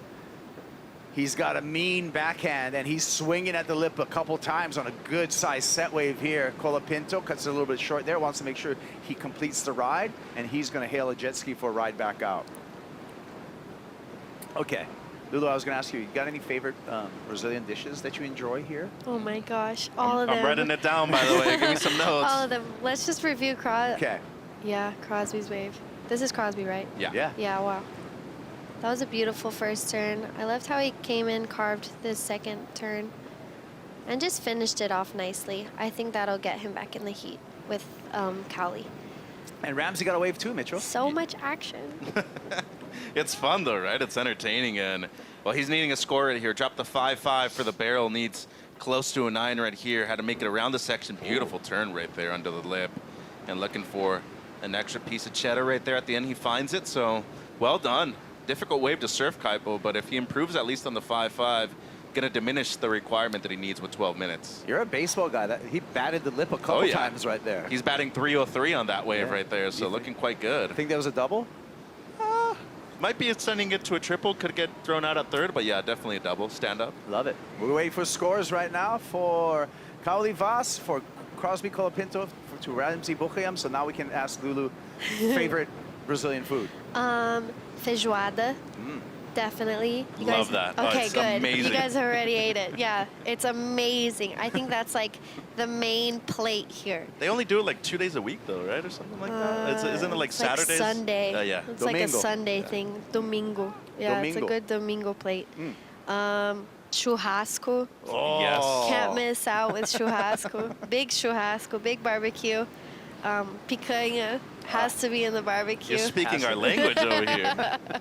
I'm a foodie. I'm always hungry. So if I'm saying that, I'm starving. Brazil has all the good food. Yeah. Everything. It does. Are you a fan of farofa? You like farofa? Farofa, 100%. Okay. Farofa all the way. Yeah. Farofa with your rice, beans, and your meat. Everything. Everything. On top of it. On top of it. I'll eat Just drown farofa it. by itself. Yeah, I'm drowning my plate with farofa. You know what else is good that we're had for lunch too? Coming up, Mitchell, I got a treat for you. Mana poke. Oh, yeah. The Brazilian poke. Ooh. I'm a fan. Looking forward to it. Yeah, well, next break. I got you covered, bro. All right, we're still waiting for scores, by the way, but we've been entertained by the conversation. We've been highly entertained by the surfing that's been pulled out so far in this overlapping heat format. We've seen the distance right now with our surfers down the beach between Italo Ferreira as well as Cowley Vaz on the south side of the beach. Yeah, and Ramsey right there doesn't improve on the 5-5. Just under 5.47. There were a couple of judges that did think that was his best wave, but because of that, still needing the 8.83. But yeah, that one wave from Cowley, going to be interesting how they score it right here, Kipes. Yeah. Well, while we have a little break right now, let's go find out what Raquel Apollonia's up to. I always want to know what Raquel's up to. Guys, how amazing is this new addition that Banco do Brasil brought to the event? This amazing Ferris wheel that literally provides the most privileged view from the beach. We can watch the contest from here and create unforgettable memories. For me, this is for sure the must-visit activation in the event. I agree. Rachel Apollonio, high above here, the Ferris wheel. Good view. Where do we get tickets? Well, I have a few people we can ask, potentially maybe Lulu, you know, could be a good person too. I know she's going to be over there just like signing a couple autographs, throwing them to the ground too eventually. So we'll get on the Ferris wheel at some point, of course, for sure, right? Yeah. We doing that, Lulu, later? You guys 100% go to that Ferris wheel. I'm a bit scared of heights there. So maybe I'll skip out of the Ferris wheel. I'll watch you guys from below. All right, well, hey, the Goofy Foots during that Ferris wheel hit got a couple of waves. Let's start with Cowley Vaz. Mitch. Yeah, another good-looking left right here for Cowley. Big layback, fully extends it too. Love the commitment right there, the aggression from the Tahitian. Then Italo went right, looking to improve on a 6.5. Doesn't seem like he was able to make it around there, so just going to be a throwaway for him. He's pretty much in control of that heat, though. Yeah. Ferrer in the lead, just throwaway. Cowley Vaz coming through in the non-priority heat. His backup score, 3.67. Combine that with a 6.83 for Vaz. He's got 10.52 wave total. Trailing Crosby Colapinto with 11.52 wave total. Cowley needs a 4.67. In the priority heat, you can see that big number in the needs column for Ramzi Bukhayam being an 8.83 in his matchup against Italo Ferreira. And speaking of matchups, Luana, you're either going to face Isabella Nichols or Kika Veselko in your heat. Your thoughts on each of them? Excited for either one. Either one. Yeah, I think either one bring different styles of surfing to the table. I feel like Kika is a bit more, just both of them are, but more grit and just not afraid to back down, as well as Isabella. But I don't know, I think I'd been excited for it. Yeah. Either or. They're both surfing really good. I saw in the training sessions yesterday, so I was keeping an eye out. Yeah. Of course you were. Yeah. But how much of it is, you know, watching the other surfers, and how much of it is just like your own game? Yeah, right. I try to, you know, focus on my own game and get my boards dialed and my surfing dialed, but at the same time, you want to see what your competitors are doing just a little bit, see if you can improve on their game, you know? Just step up to the table But you've a had little some bit. great heats here. Do you draw inspiration from some of your surfing that you've done here at Itana? Because you've blazed through events here. Yeah, I haven't actually I haven't gone back and watched heats from last year. I think I'm a completely different surfer than when I was last year. So this year I feel a bit more confident and stronger on my board. I feel like last year I was falling a lot and not really completing a lot of the waves, but I was like getting through heats. I just didn't want to lose because of the crowd. The crowd was just helping me so much, and I just wanted to do good for them. Still want to do good in this event, but I just feel like I'm drawing inspiration from all the guys and what they're doing on the rights and on the lefts, and this wave's never changing. Yeah. It's always changing. It's always changing. It's always changing. Yeah. Well, one guy that you know was able to adapt to that was George Pratar in the natural kayak athlete shower coming in, getting off the salt, and his job's done today. Moving on into round 3, the manly surfer. Yeah, one of the best performances of the event so far. 15 points, a couple barrels, a couple big turns right there for him too. Seems like Italo going right again, Kipes. Ferreira looking down the line, always searching a ramp, pops it up like we thought. Got a little inverted right there, a little bit on the heels. It's crazy though. He got very inverted on that one right there. Yeah, you jumped out of your seat. I was going crazy. I mean, it's just so unpredictable what that guy can do. And every time it's just so fun to watch him surf. He's so fun to watch. So fun to watch. So unpredictable. He gets that many waves in the training surfs and that many waves in his heats. Well, yeah, what's it like warming up with Italo Ferreira in the water? Is it fun? You know, he doesn't give me that many waves. I was going to ask you that. Does he ever go, hey, Luana, go? No, he's like, hey, Luana, are you going to go so I can go? It's okay. It's all fun and games with him. He gives me some waves, but if he had my wave count, I don't know what he would do.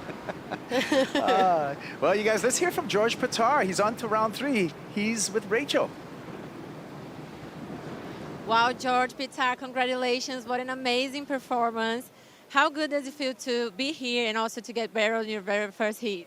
Yeah, I know. I didn't really think Brazil would be the comp where I was getting barreled at, but, wow, it's turned on. I swear, I don't know, we're looking at the forecast, and this definitely looked like one of the best days, and, yeah, I don't know, it's such a perfect size for it, and so fun. Honestly, I was looking at it, and it was all lefts, and then just before my heat, I was, like, seeing a few of the boys go down on the ride and get some barrels, and I was like, oh, that looks kind of fun. So, yeah, stoked. I felt like I was able to get a couple waves that heat, and yeah, I was stoked.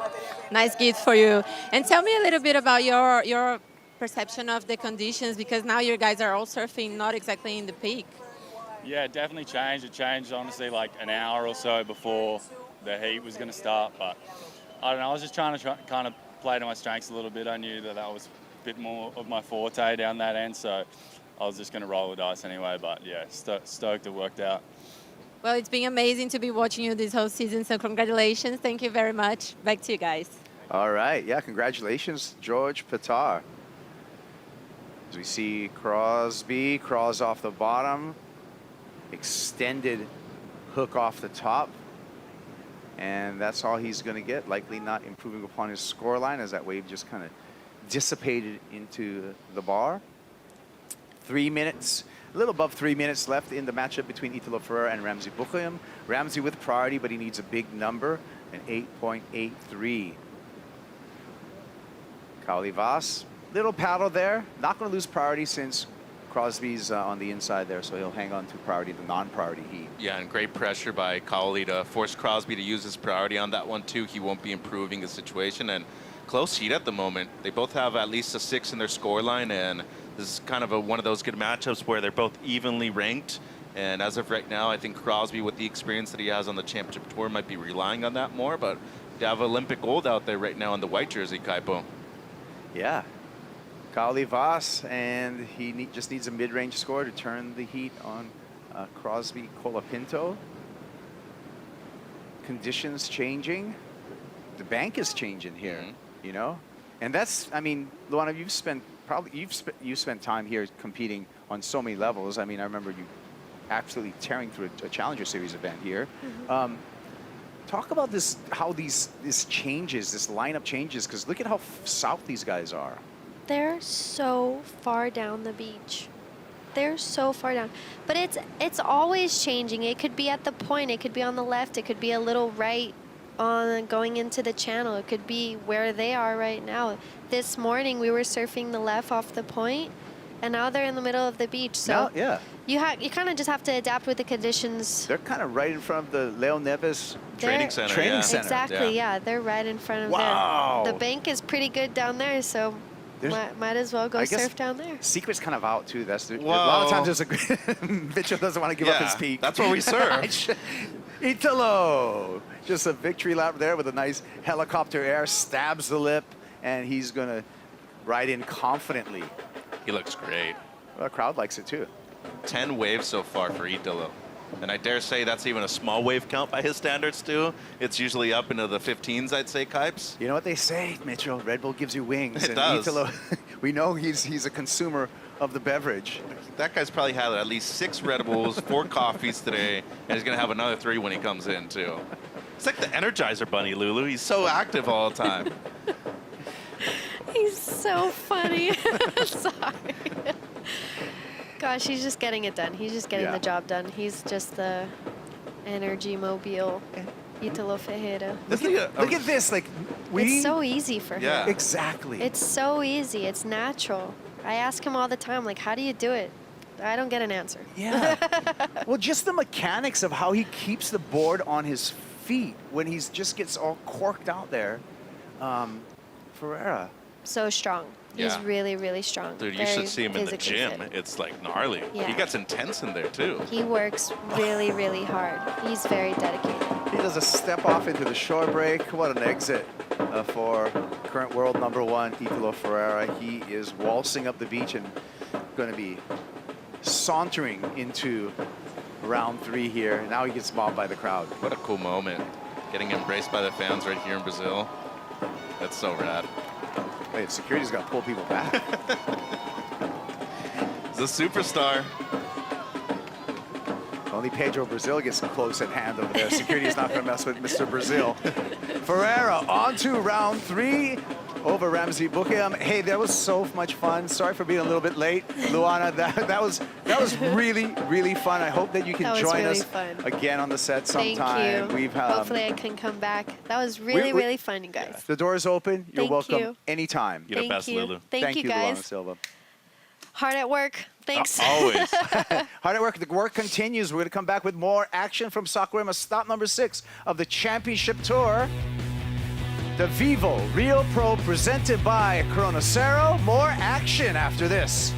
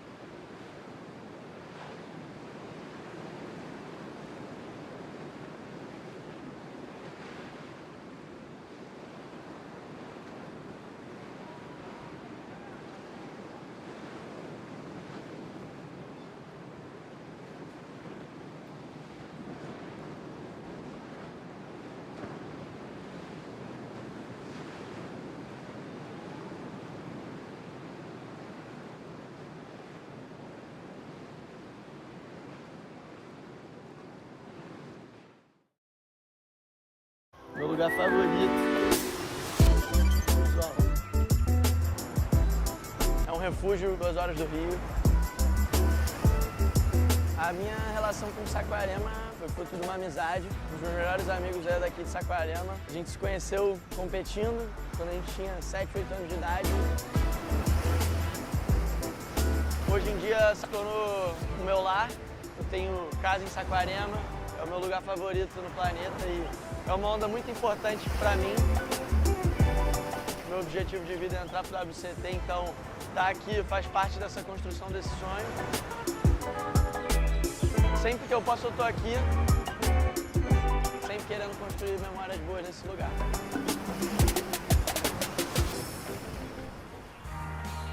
What a beautiful day in Saquarema. Thank you for joining us for the VIVO Rio Pro presented by Cero. Round 2, Heat 11 in the overlapping format has hit the water. Ethan Ewing up against Allejo Muniz, Kaipo Girl, Mitchell Salazar talking you through the action. There's the infamous Ferris wheel, Mitch. Getting on that later today. Gonna have a good view of the comp area and the rest of Saquarema downtown. Great heat though. You know, Allejo Muniz retiring after this year, regardless if he requalifies for 27 or not. And Ethan Ewing, former finalist at this venue, Kipes. Yeah. Allejo's such a great story, right? When you total his 8 years on the championship tour, he had a big break, right? From 2016 all the way to his requalification in 2025. So talk about tenacity of a surfer and a long career. Allejo Muniz, we are celebrating with you, my friend, on his last lap on the championship tour. His whole family's here, both of his parents. I know Santiago, he's training to be a police officer. No way. Yeah, he's pretty close, and I know he really wanted to be here for this event for Allejo, but you know, at one point in his career, he was considered the best junior on the planet, and you did not want to come up against Allejo Muniz.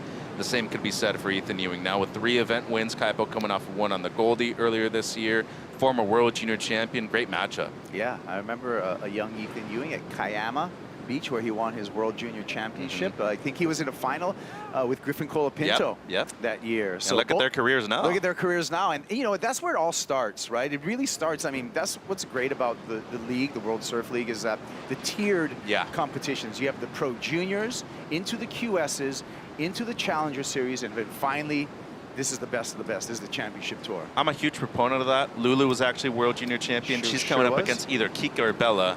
They both won. Both were world junior champions. And I think everybody that's gone through that process, it's such a good development stage. And then eventually you hit the QS a lot more prepared. The Challenger, of course, and now here onto the championship tour level. It's all tiers, as you've said, but they're preparation steps once you actually get into the big time.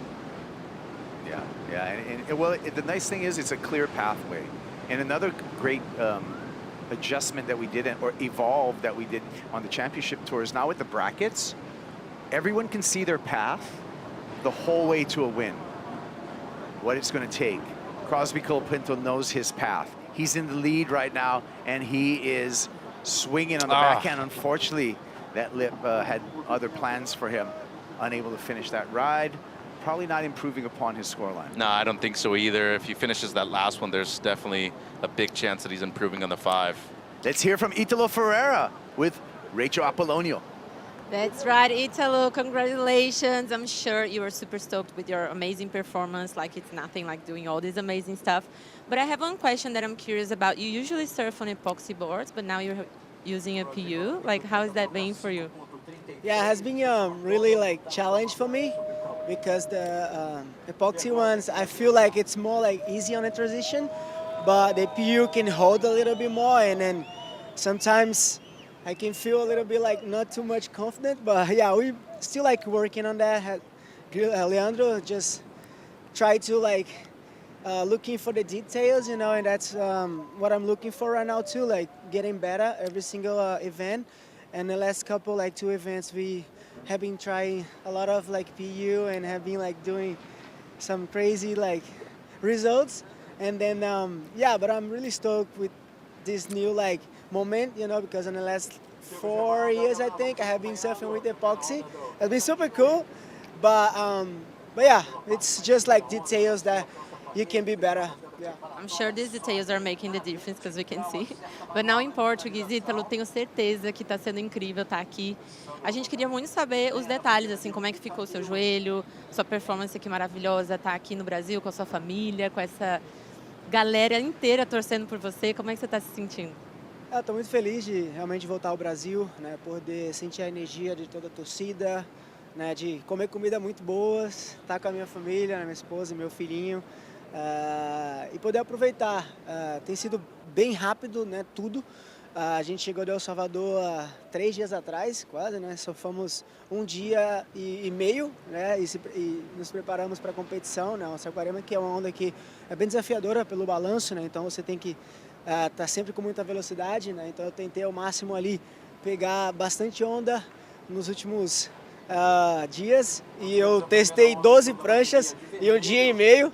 Então assim, muita prancha para esse momento, né, para poder achar uma prancha boa que eu pudesse realmente performar e quando eu precisasse, né, eu soubesse qual prancha usar, né? Claro que hoje começou com muita onda, bem mais onda, ou seja, estava maior, e aí depois uma baixou, ajustou, provavelmente amanhã baixa um pouco mais, então eu tive que ajustar todos os tamanhos para saber exatamente o que eu poderia usar no dia de hoje, então amarradão ter vencido essa bateria, estava um pouco nervoso no início, mas é isso, jogar o jogo, ir com calma e fazer um bom resultado aqui.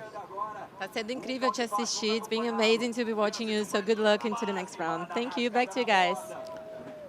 Yeah, great surfing by Ítalo Ferreira. And as we catch up with Kauli Vaz, Kauli with a couple of searing turns for the Tahitian on that left. Wow. I mean, when you see scores in the double digits, 11, 12 points consistently, and people are bowing out of the event like that, you know one thing, the waves are good because people are proving why they're here right now. And I feel like this wave just truly demonstrates why Kauli's been able to qualify in the last year, Kaipo. Great flow, beautiful use of the rails right here, combos it up. So 2 completely different maneuvers, needs a mid-4.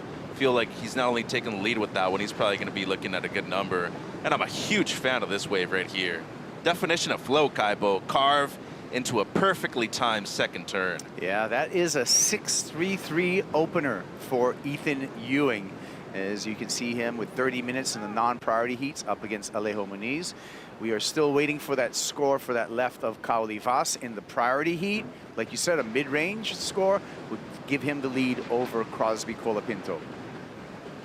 He has 10 minutes, so Cross here looking for an answer back. Griff already lost out earlier today, so at least one of the Colapintos wants to make it through into round number 3, which is, as we talked about earlier, Kaipo, that's a keeper result already, right? It's at least a 9th guaranteed. Yep. You'd want to be looking for a quarter or better at this point of the season too, especially if you want to contend for a championship. But I think you got to settle just for making it through this round. Yeah, I mean, your eyes has to be getting past this round for every single championship tour surfer. Absolutely. And a big surprise, though, that happened earlier today, if you're just catching up with us, we had Gabe Medina eliminated from competition. That's been the biggest surprise for me today. No doubt. I mean, that guy's top 5. To me, he's surfing better than ever, too. I think his boards look incredible. Matthew McGillivray, though, went out there with a completely different game plan. It worked out in his favor, and he looked incredible. 2 heat wins for Matt today, too. Yeah, good day at the office for the surfer from JBA. Getting his chance as a injury replacement. Yeah, nothing to lose, a whole lot to gain. At least the 9th guarantee now. Why not make it all the way through to the final already and potentially get your first win? All right, so we're still waiting for scores for Kauli Vaz in the priority heat in the matchup. It's going to be an important score for the Tahitian to see if he can turn the heat with that last wave ridden. And the score is in at a 6.9, so Kauli does go into the lead. Yeah, that's a good score. And now Crosby needing a mid-7 at the moment to retake first, just under 9 minutes. I've seen Cross take to the sky right here on the rights before. Seems like he's really focused on going left, though. Very complete surfer himself, especially over there at lowers. You get good practice going both on the right and the left, Kaipo, so versatile in that sense himself. Especially has extra motivation right now, having older brother Griff out of the event too. He wants to remain here. Couple of big moments today already, huh? Yeah, here we go with Kanoa Igarashi. He's coming up in the next heat. He's going to be faced up against the defending champ, Cole, the powerhouse, Hausman. Great heat, clash of styles, technique versus power. Not to say that Cole doesn't have great technique, he does, but I think that's really the things that stand out among both of them, Kipes. Oh, good size set wave and an axe to the head of Crosby Colapinto. He was lining up for something, and I feel that left caught him by surprise right there. Hopefully he's okay. Surfaces right there, but he got clipped. Didn't look fun at all. I think it looked like he was looking down the line. Yeah. And that, well, we're going to take a look at it. What happened here? This is a huge wave. Keep in mind, Crosby's at least 6'3". Oh my God. Right to the back of the neck too. Hopefully he's okay, but you're right. He was looking down the line, didn't necessarily think that wave was gonna stand up that much right there. It did, unfortunately for him. And the worst part about it is that he used priority on that wave too. Yeah. How do you say ouch in Portuguese? Dolor, ow, ouchie. Ouchie. It don't matter. I mean, people are gonna understand it. Yeah. That was a feeling right there. Well, under 7 minutes, Kaolivas now has priority and the lead. Heat control to the Tahitian. And with the pair of high sixes right now, talked about his confidence. He's looking good. He's building on a lot of momentum over there at the result at Punta Roca, the 5th over there on the Goldie too, which is kind of interesting, right? Because you normally think of Cali, you think Tahiti, a lot of lefts over there, performance lefts to you. You'd be thinking about Fiji. His 2 best results so far have been on the back end this year, Kipes. Yeah, yeah. Winning the Challengers, big for him. He wanted to do that, and still looking good right here for a chance to make it into round 3. But even Kaoli, like the wave right in front of his house, the Avaiti, little right-hander. Yep, yeah. You have Papat over there, a good beach break too, that has some similarities to here. He's just been expanding his skill set. I got to talk about, Kaoli Vas as far as what his strengths are. It was just kind of barrels, but now he's just everything. I guess the last kind of big thing for Kaoli would just be seeing more errors from him. 100%. He has a few of them, right? But we don't see them as consistently. I also think spending a lot of time in Southwest France has really helped him too. Sure has. Well, here's a GWM recap. Crosby Colapinto always has a great backhand performance. And he surfed a good heat up until this point too. A 6.17 and a 5.33. It's just been the better combos of waves from Kali Voss right here, Kaipo. 6.83 and a 6.9. That's the 6.9 from the surfer out of Tahiti. Excuse me, this is a 6.83 with the barrel. Very similar starts. Good finish right there for the Tahitian. And of course, when you see a barrel right there, you know that he's searching for it. Big combo on this one. Love the use of speed. JS looks incredible. On rail the entire time.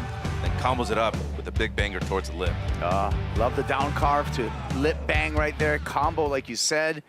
And Kaoli with the lead. Under 5 minutes remaining. And priority, which is really important at this stage in the game. Absolutely. Needing a mid-7 is Crosby. And keep in mind, too, that we haven't seen Crosby so far go right in this heat. It is an option. They are surfing the peak right now, which is the main peak for the most part, where the left is, but I feel like maybe going a bit further south could open up his options, Kaipo.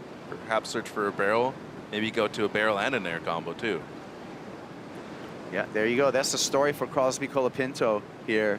The need, as well as knowing that he has second choice of waves coming through. Yeah, you got to try to sell Kaoli on something.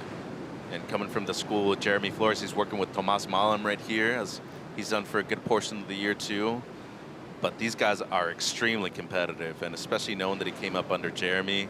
That guy was one of the best competitors out of his generation, which was one of the toughest ones to ever qualify for the tour as well. Yeah, and with that French squad, also the contributions of Joan Duru with that whole team, there's a lot of really good French energy. And when you look at it, I mean, we look at the Challenger Series, Tia, Kaoli, it was a French sweep actually on the Challenger Series in 2025. Yeah, and you know, another big thing for them too, they've always had access to a lot of the French resources in Tahiti, right? It's a French territory, so you're good enough, you usually get invited to a lot of training camps in Southwest France. You're spending a lot of time for the Pro Juniors over there, because typically you're competing for the European region, not in Hawaii, Tahiti, Nui. Right. So there's a lot of options to be able to become more comfortable in different settings.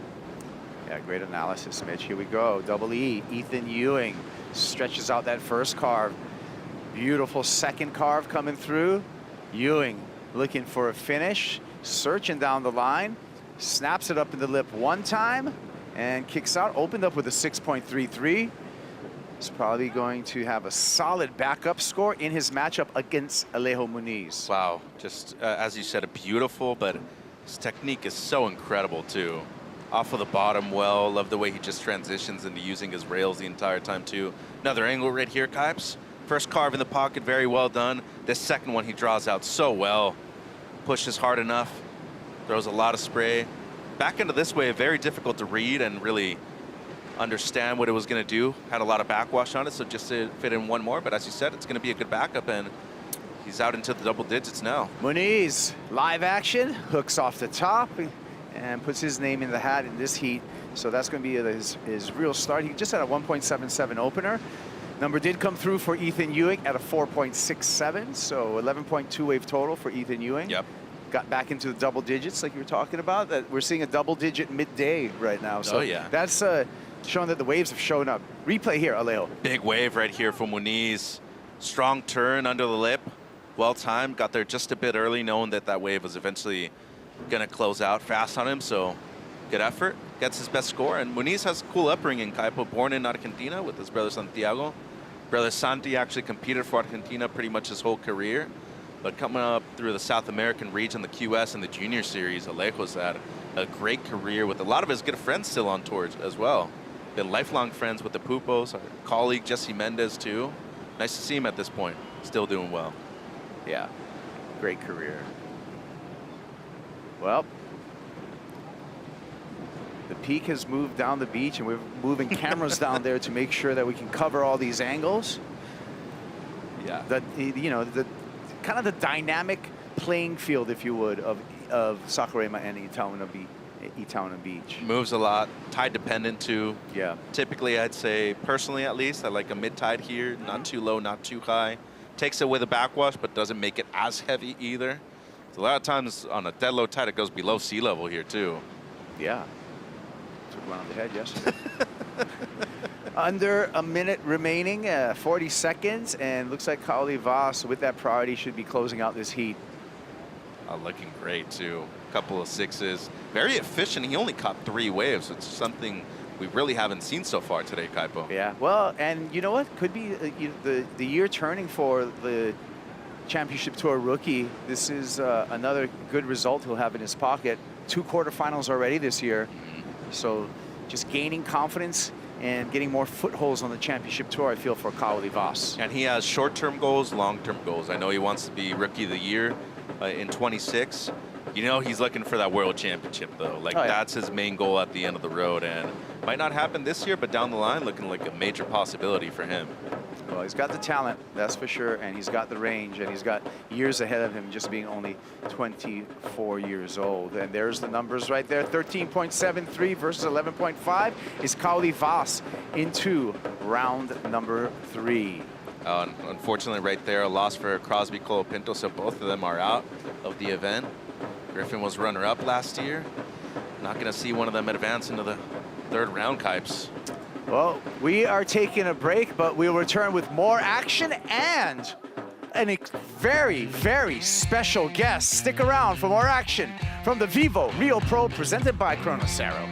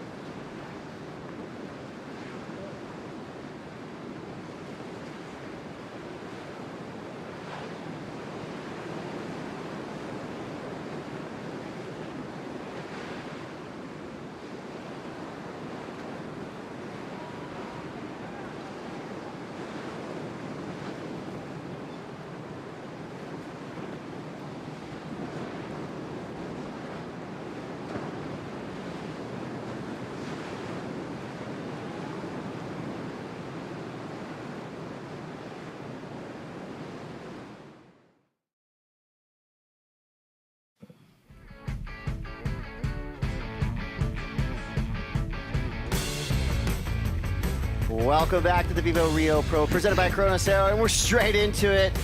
As usual, flying from the sky, Kanoa Igarashi, who has just paddled out in his heat against Cole Hausman. We got Ethan Ewing out the back with Allejo Muniz, still with 17:45 to go, now in our priority heat. So 4 big names in the lineup, and you see the beach starting to go off, as expected here in Saquarema. Catch you up on a couple quick replays. Igarashi, current world number 9, had a great run in El Salvador. We'll see if he can continue that. Strider, what do you think? Look at this wave.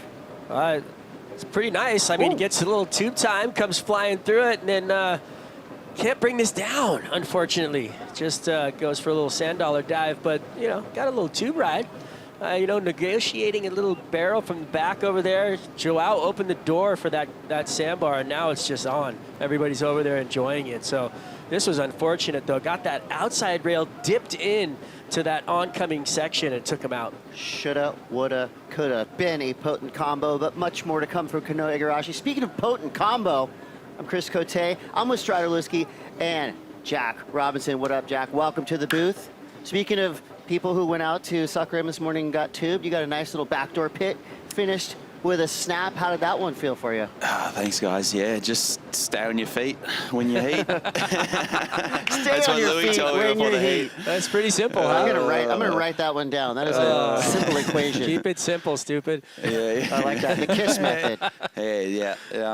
Well, I mean, there wasn't any barrels. You know, in the beginning, I was an early heat, so it was the first one of the day, really, and then now it's just opened up. And yeah, you just got to hunt the lineup so hard here because it's so random and, you know, make your rhythm count. Yeah, I mean, it doesn't seem like an easy wave to prepare for because it seems so random, and the playing field is massive. You can't really tell on screen. It looks like a pretty tight takeoff zone. But when you paddle out, I mean, you got a lot to work with out there. Yeah, it's a huge lineup. Like, there's a lot of water moving, and there's more water moving than you think from the beach. So, yeah, just got to go and hunt around, see what you can get. Yeah, you stayed really solid out there. Speaking of staying on your feet, you really looked like you just had it all, you know, center of gravity over the board the entire time to really, you know, stay solid out there. So hats off to you on those pretty lumpy conditions this morning. Yeah, it's lumpy, and everyone's tough. You know, every competitor, it's like, has the potential to drop big scores. So these rounds are important. So we've got 15-20, Ethan Ewing and Allejo Muniz. This is Allejo's swan song for Brazil competition. He will finish out the year, but announced earlier on that he will be retiring after 2026. We got 35 minutes to go. Igarashi versus Cole Hausman, and for Cole, coming in as the reigning champ. Jack, I know you know that feeling. You've won a bunch of events. When you're coming back to a spot where you had success, what is that feeling like? What does it do for your confidence going into the comp? It's interesting because there can be a lot of expectations sometimes, you know, especially, you know, from what you finished it, you know, the year before or whatever. So, yeah, especially here, you just can't have too much expectation, I think. Yeah, you know, you just got to hunt around. You might get a bunch of waves and they might not be good scores, and then you'll get a good one. And there's just not really any expectations with this place, you know. So, how's the vibe with the, you know, we might have a surf. No, how's the vibe with, you know, a new coach, new boards? Just, it's a lot going on for Jack, you know, right now. Yeah, there's a lot going on. There's a lot of changes, and it feels like, you know, the boards is a big one too, because that takes a little bit just to, you know, really dial everything in. I feel like I've got some really good go-to boards, and then, you know, it's like coming back from the surgery too. So there's that going on, and I think that's kind of in the past now. So it's just, you know, everything translates and has its timing, and I feel like it's translating now. And yeah, you're seeing it with a few other guys. A lot of other guys are curious on boards. You know, there's certain guys that, oh, you're pretty courageous, you know, changing. I'm like, yeah, well, just do it then, bro. Here, hold this board. Tell me what it feels like. Yeah, exactly. I go, stop hunting around. But no, I'm all in. I'm all in on it, and yeah, that's it. We talk a lot about momentum too, and like getting a roll going. Do you feel like sometimes it just takes that one heat that you get through and you go, oh yeah, I'm Jack Robinson. I'm supposed to be winning events. Yeah, don't forget who you are. That's it. That's my thing. Don't forget who you are. I'm excited. You know, coming around the corner, Tahiti, Fiji. Wow. Yeah. There's some amazing events coming up. You know, that back half of the year. yeah, just enjoying it. Just want to stand up on my feet and do big turns and, you know, do my thing, what I do best. That's what we want to see you do what you do. And speaking of that, I see around your neck here, you got a pair of brand new sunglasses, and these are actually a special pair of IC sunglasses, aren't they? Yeah, this is the special one. This is the new collab. This is the model we've been making, and yeah, Joey, I see Ali, everyone involved. Got the wraparound right here. It's pretty cool. I feel like they translate really well too, because my wife will want to wear it, and then I'll wear it. So yeah, we get everyone pretty fired up on those. And those look like the glasses all my homies used to wear in the hood. Yeah, you even go to Hollywood with these things, Strider. Looking good, looking good. I like that. You said you were looking for them earlier. You couldn't find them. You're looking at your wife and you're like, give me those. I gotta go they're in in there. their bag. No, so it's good. They'll look good on you, Strider. I can't wait. Can't wait. Let's go. Yep. Yeah, those are 100% polarized. So when you're sitting on the boat, looking at a barreling left coming at you, you're thinking, okay, it's you see on. every bit of it. I see it. I see it. Yeah, we're launching it in Tahiti this year at the event, so looking forward to that. And did you guys did you name it? I won't tell you yet. Okay, Come all on, right. man. Yeah, You don't should let have the cat yours. out of the bag. The was. The was is coming. The was is coming, huh? Yeah, that's right. Those are going to be, it's going to be a fun little side party for an event that is beloved, no doubt. Well, speaking of beloved, this guy is becoming the favorite surfer of so many favorite surfers. He's on the glass now. We got Kali Vas with Rachel. Yeah, Kali, congratulations for advancing one more. I would like to know, how are you feeling about being back in Brazil and surfing now today with these conditions? Super happy to come back here in Brazil. I really love this place, and today it was the best day I ever had. I ever surfed here in Saquarema. I always had a fun session, surfed fun heats, but this one was really good because there was a lot of swell, a lot of energy, and yeah, it was offshore. So I had fun, and yeah, I love this place. I feel like home a little bit for me mentally. So yeah, I love it. It's been different from the other time in the Challenger. A lot of things are different now, but you can answer in French if you want to send a message to your friends and family or tell a little bit about the heat. Ouais, merci beaucoup. Super content d'être passé. C'était pas facile, fallait trouver des bonnes vagues, mais ça passe. Donc voilà, let's go. Thank you very much. Congratulations and good luck. Back to you guys. Let's go. Kali Vas. Great success in his opening heat, going up against Crosby Colapinto, who is absolutely ripping. That's a huge momentum push for Kali. Now we're out the back. Allejo Moniz. Jack, I know you've competed a lot against Allejo. Challenger Series, QS, Championship Tour. Yep. Pretty cool that he's, you know, I like that he announced he was retiring so we can kind of celebrate his surfing throughout the year. Tell me about Allejo. I mean, what makes him a special Hall of Fame type of surfer from here in Brazil? Oh, I think he's been doing it for so long, and he's a fighter, you know. He's like part of that original like Brazilian crew, the first generation kind of. He was a part of it, you know. Adriano, everyone. He's been here for all of it, and that's cool, you know. Like he has his family now, and you know, it's a different moment, but he's here to enjoy it. So it's nice to see it. Well, he's going up against Ethan Ewing right now, who's a title threat anytime he even touches a surfboard, and kind of a rare mistake there. Well, I guess it's not rare because this whitewater has been taking numbers today. Talk about uphill landings when you're coming out of a lot of these waves, and then the whitewater hits you, and if Ethan can't stand up at the end of this, I mean, it shows the power that this wave has. Yeah, I mean, he got a couple of really nice turns here, and you know, just to finish it, like, let's see right here, like, it's like full jiu-jitsu fun. It's just like jiu-jitsu's you. I don't know. You're just holding on for life, huh? Just get the geek. You know what, though? He did a couple of great vertical wraps here where he, you know, timed it perfectly, didn't have a lot of backlash. Great wave choice for him to be able to do 3 beautiful arcs. And, you know, the first one was vertical right up into the power pocket of that wave. So solid surfing right there for Ethan Ewing. Yeah. Now, Jack, do you watch, you know, a lot of the peripheral stuff, right? You know, Ethan Ewing with the stab in the dark, and you got video parts dropping. I know you're not just a contest guy. You put together some insane video parts yourself. Are you kind of watching everything? I mean, everything that comes out on YouTube, Instagram? Yeah, I watched everything. I watched the whole stab in the dark, and I was really curious because, you know, I just changed to JS, and then I heard JS did pretty well in it. You know, little birdie told me, and then I was like, all right, and what happened here? And it came down to the end, and yeah, I watch everything. I mean, yeah, I love that, especially surfboards. It's almost like you have to as a student, right? Like you're learning, constantly picking up little things here and there, watching even like, you know, competitors, you know, watching what they're doing. Well, and like a lot of other guys are watching me at other spots, and I'm like, well, why not watch the guys here? I'm going to watch Thiago coming up in the next heat. I'm going to watch Mateus. I'm going to watch every single guy. So I think that's good. That's just part of the learning. Yeah. That's really cool. Yeah.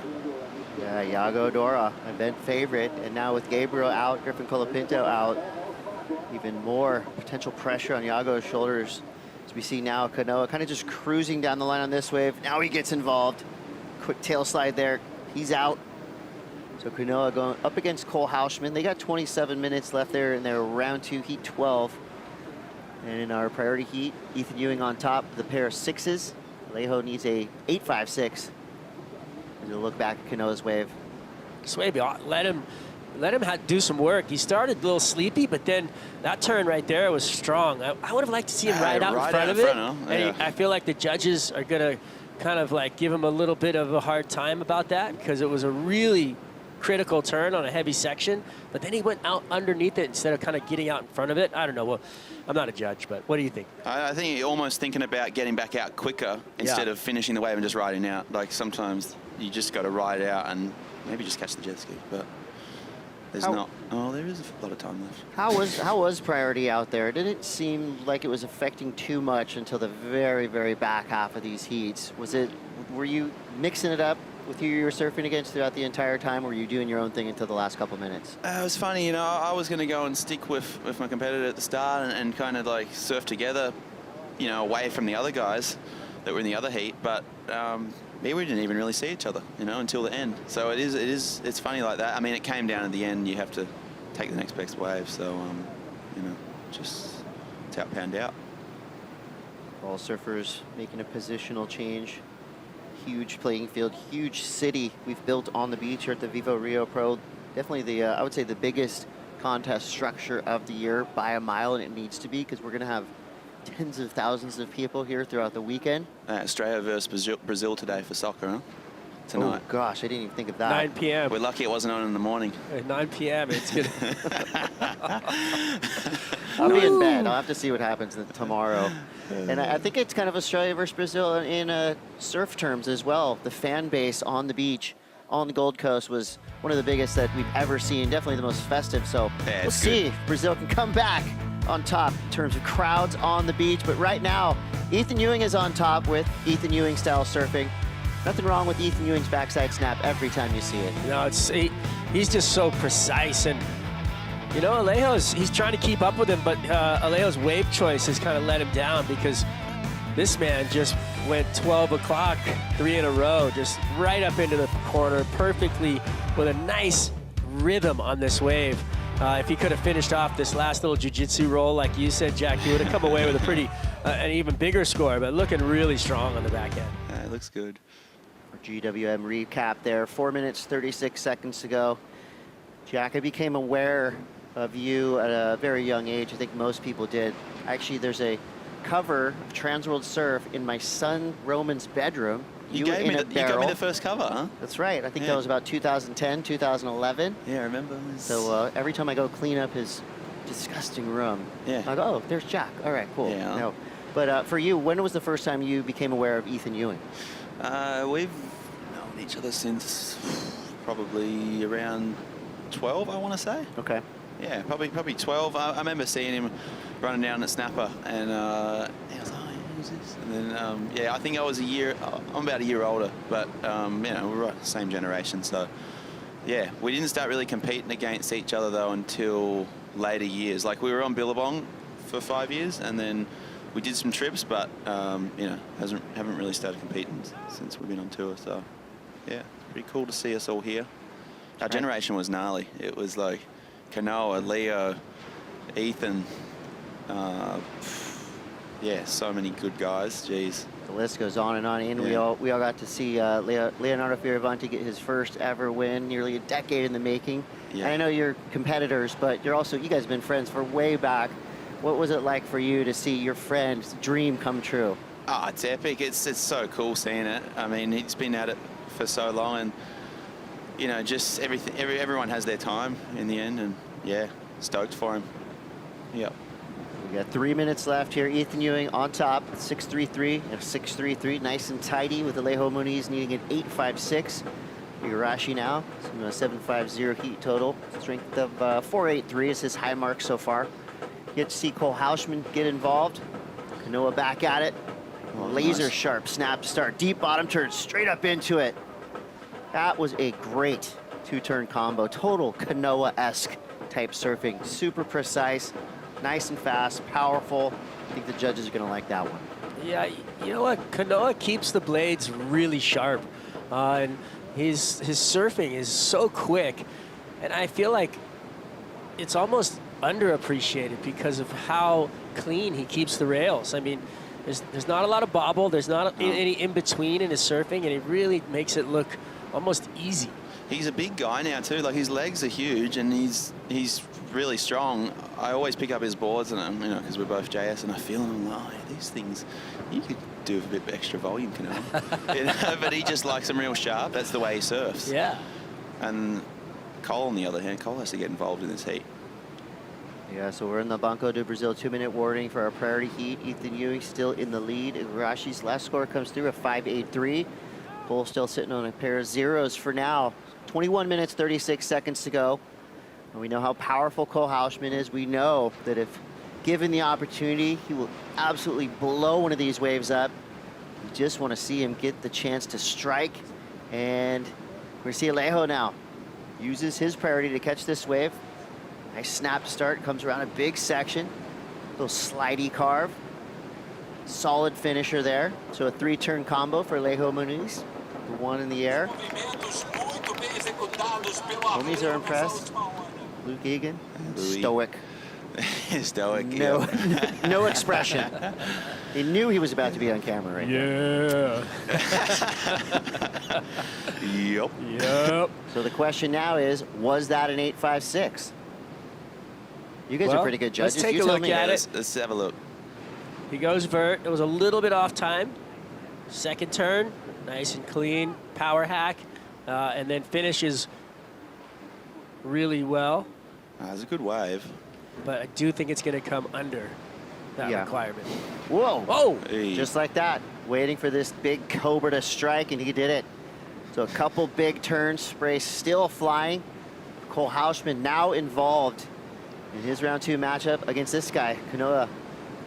Big snap, so Kanoa's looks like he's looking for a similar wave. Bashes that end section. 8 seconds left for Ethan Ewing versus Allejo Muniz, and win, lose, or draw. You gotta give it up to Allejo.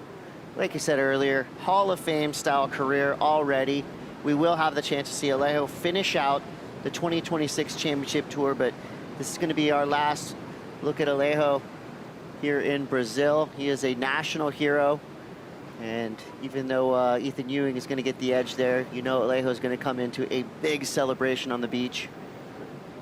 And most likely a huge party for Allejo. So Jack, in watching, Ethan Ewing gets the win. Kanoa Igarashi still going to go against Hausman. What are your goals for Rio? Just do my best, give my best every single heat, every single day. I'm not really thinking too much ahead. There's no expectations, really. So that's where we're at. I'm in that headspace. I like it. Know? Yeah, and yeah, just go fight. Keep on fighting. Well, we got just under 20 minutes left for Kanoa Igarashi, Cole Hausman, and now we send Iago, the skinny goat, into the lineup. We'll be going up against Eli Hanneman. That'll be coming up right around the corner. Don't go anywhere. We're going to be right back with more action. You're watching the VIVO Rio Pro, presented by Corona Cero.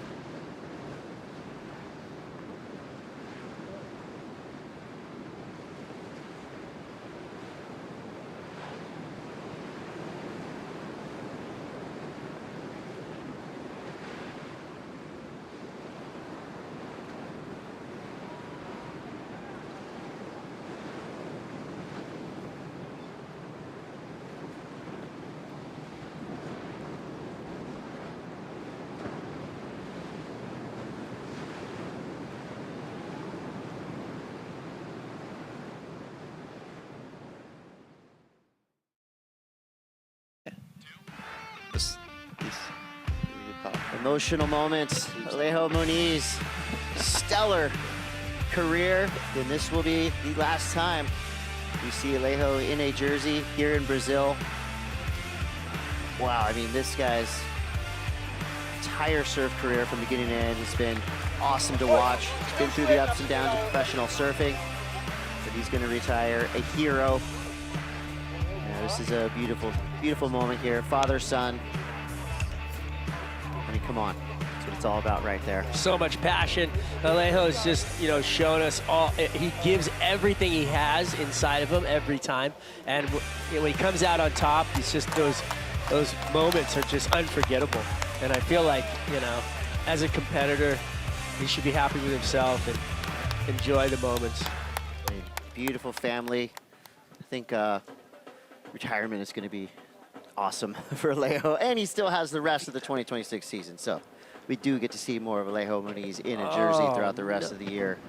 Yeah, friendly fire on my fantasy team I'm here. so sorry about that. I'm not even thinking about it anymore. I threw my phone at the wall like an hour ago. It went down? Who went down? Who did you have? I had Gabriel. Oh, yeah. I had Wesley, too. I thought Wesley was going to be my He rode a CI, huh? First time all this year in a heat. He was ripping, but he's not ripping quite hard enough. Here we go. Yago Dora. He's curious. Yeah, bored curious. All right, so we're back to business. Igarashi. Oh, that was big. Backhand. I would say just like his forehand. I mean, underrated, so precise, super powerful. And we got to see him get pretty wild on a few waves in El Salvador. Oh, this guy's dangerous, though. Oh, talk the about wind's going up now. Talk about a pair of surfers that have springs for legs. Yago Dora and Eli Hanneman, he's underrated in the air. Probably did the best air of the entire event in El Salvador. So hopefully we see some fins flying. Is this place conducive to airs, or is it kind of the luck of the draw out there? I mean, you can use the backwash to your advantage, too. You can go so much higher if you get the right section. I feel like these two guys in this heat are just capable of anything. Like, Eli is so gnarly. If you get in the right section, he'll go to the moon, bro. He's a hammer. Yeah. He throws down some of the heaviest airs. And He's we dangerous. saw Yago. He got a 10-point ride out here for one big frontside three. Mm-hmm. I mean, that was insane. So it's definitely available for these guys. Look at this. That was a nice little slice right there. Using the backwash, coming out of it clean. That was that first turn was beautiful. Look how hard he's pushing off the bottom. Hits it perfectly as that backwash hits and just kind of throws the buckets out the back. Speaking of it. That was so close. You can see the windup with Eli. It's almost like he starts compacting, and then the lip, he just launches right there. And I'm actually kind of surprised he didn't make that. His strike rate is super high. When he did that, I mean, I would say on the Challenger Series in 2025, he was that guy that could just go to the air when needed, nearly every single time. So he's going to take it to Yago right now. 34-15 in that round 2 heat 13 in our priority heat right now is with Igarashi. He's got a 6.40 and a 5.83. Last score came through at a 3.77. Hauschman, he's in it now with a 4.70. He needs a 7.53 and plenty of time. Speaking of aerials, I think I was sitting with you, Chris, when Jack Robbo did the frontside Andy Irons lean air at El Salvador. Oh, that was the longest wave ever. Really one. That was pretty. It was really cool. Thanks. Yeah, I did. There was barely anything happened on the wave, and I'm like, far out. Let's just go all the way. And I went past the judges' tower, and then the jet ski driver picked me up and goes, "Is that long enough, man? Come on." And I'm like, "Oh, bro, yeah." I just had to go for it. But I want to go for more airs. I want to do more. Yes. The Banco do Brazil fan picks pretty even here. 52%. For Kanoa, 48 for Cole. We want to see you do more airs, Jack. Everyone talks about how great you are in the two, but your airs are awesome. Yeah, as long as they're big, we just go for big ones. Yeah. That's what we like to hear. Yeah, it's coming. 13 minutes for Igarashi v. Hauschman, 33 minutes for Dora v. Hanneman. While we wait, we've got Ethan Ewing on the glass now with Myra.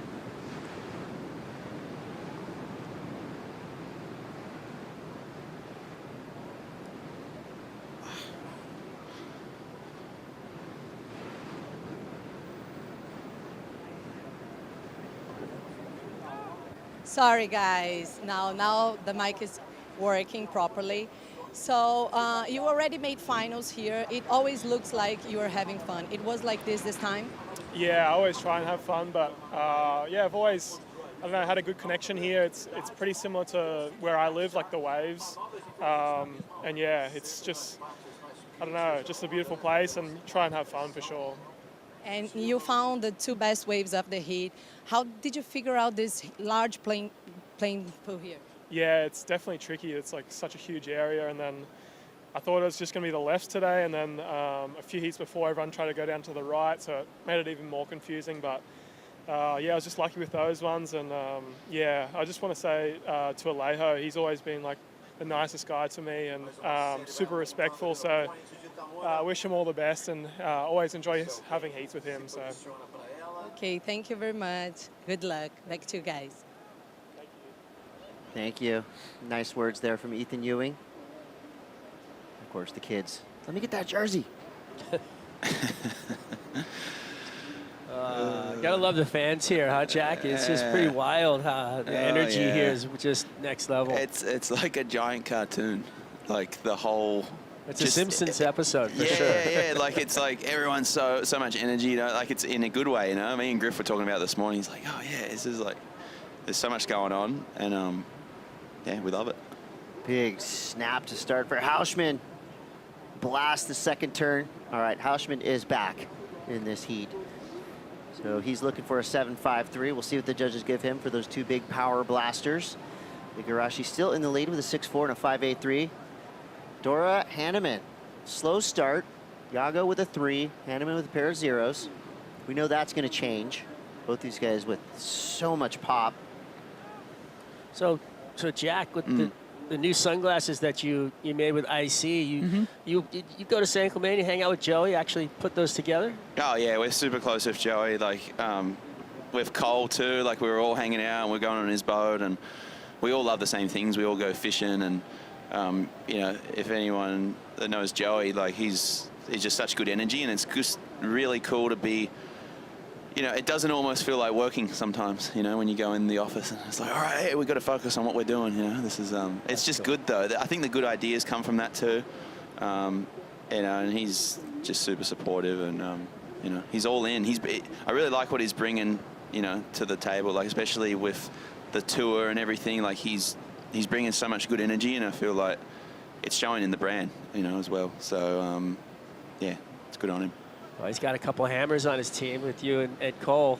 Yeah, it's a good team. Representing IC, that's a pretty solid program. Yeah, it's great. It's, you know, I think, you know, as you get older and the more, you know, you end up doing like just competing and surfing and working, like you want to be with the right people, and it's good energy. A couple big snaps there from Yago Dora. Yago starting to get involved. I like that. All right, we got just inside of 30 minutes left with Dora v. Hanneman. Igarashi, Hausman have under 10 minutes to go.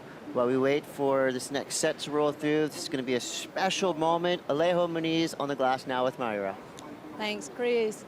So, Allejo, your very last time competing here in front of your home crowd, how do you feel? I feel grateful. I think that's the only word I can think about it, even that I lost my heat. You know, I have my family here, my father and my mom, who started everything with me, and they believed in me on my dream since I was 10 years old. So to have them here, my wife, my son, it's just grateful, you know.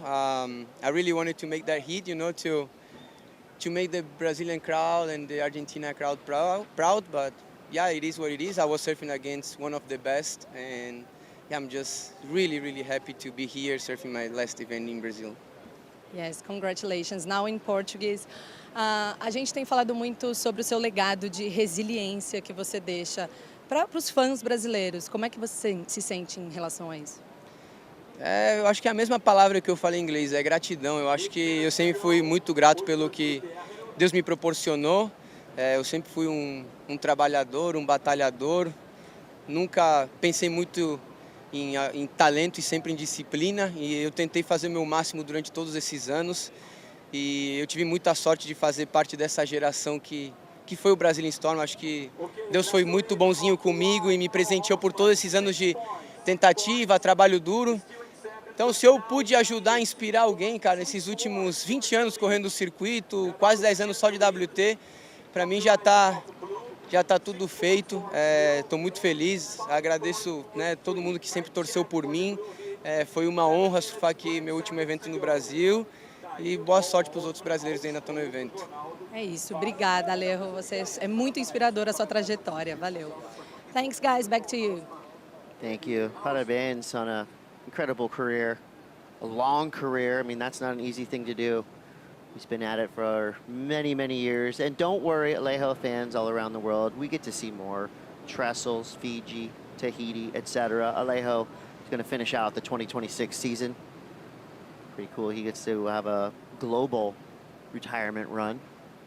I like that idea. I like it. You know, if you're going to retire, you might as well know it, feel it, and let everybody else know so that they can celebrate with you. You get to have a party at every single stop on tour. Exactly.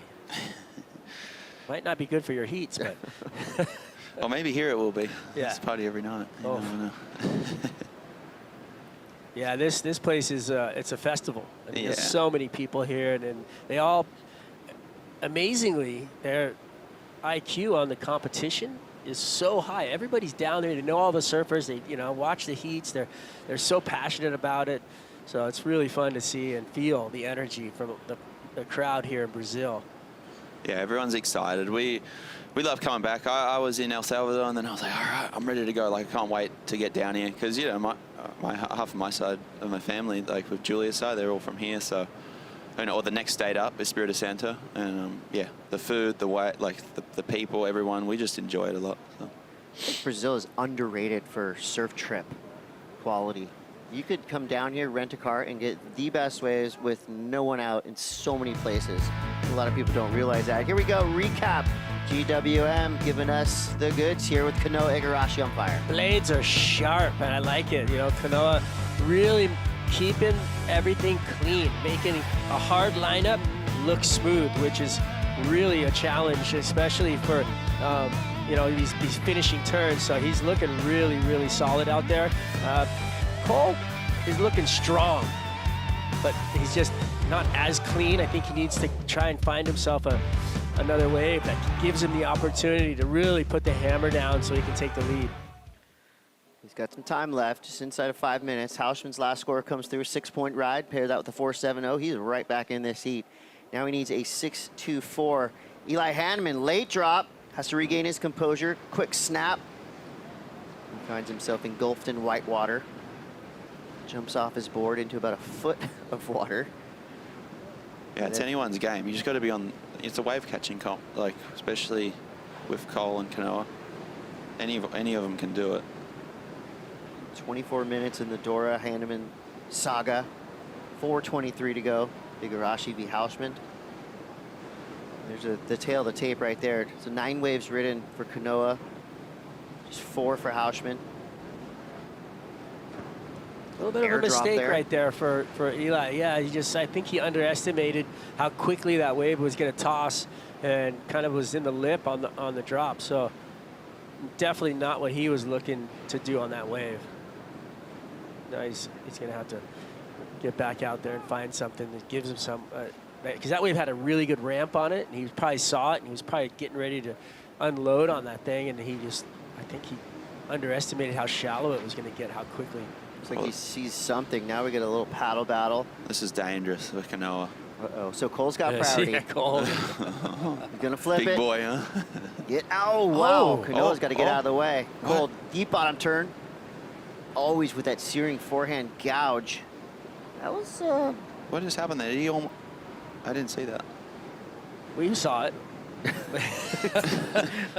No, I don't think anything happened.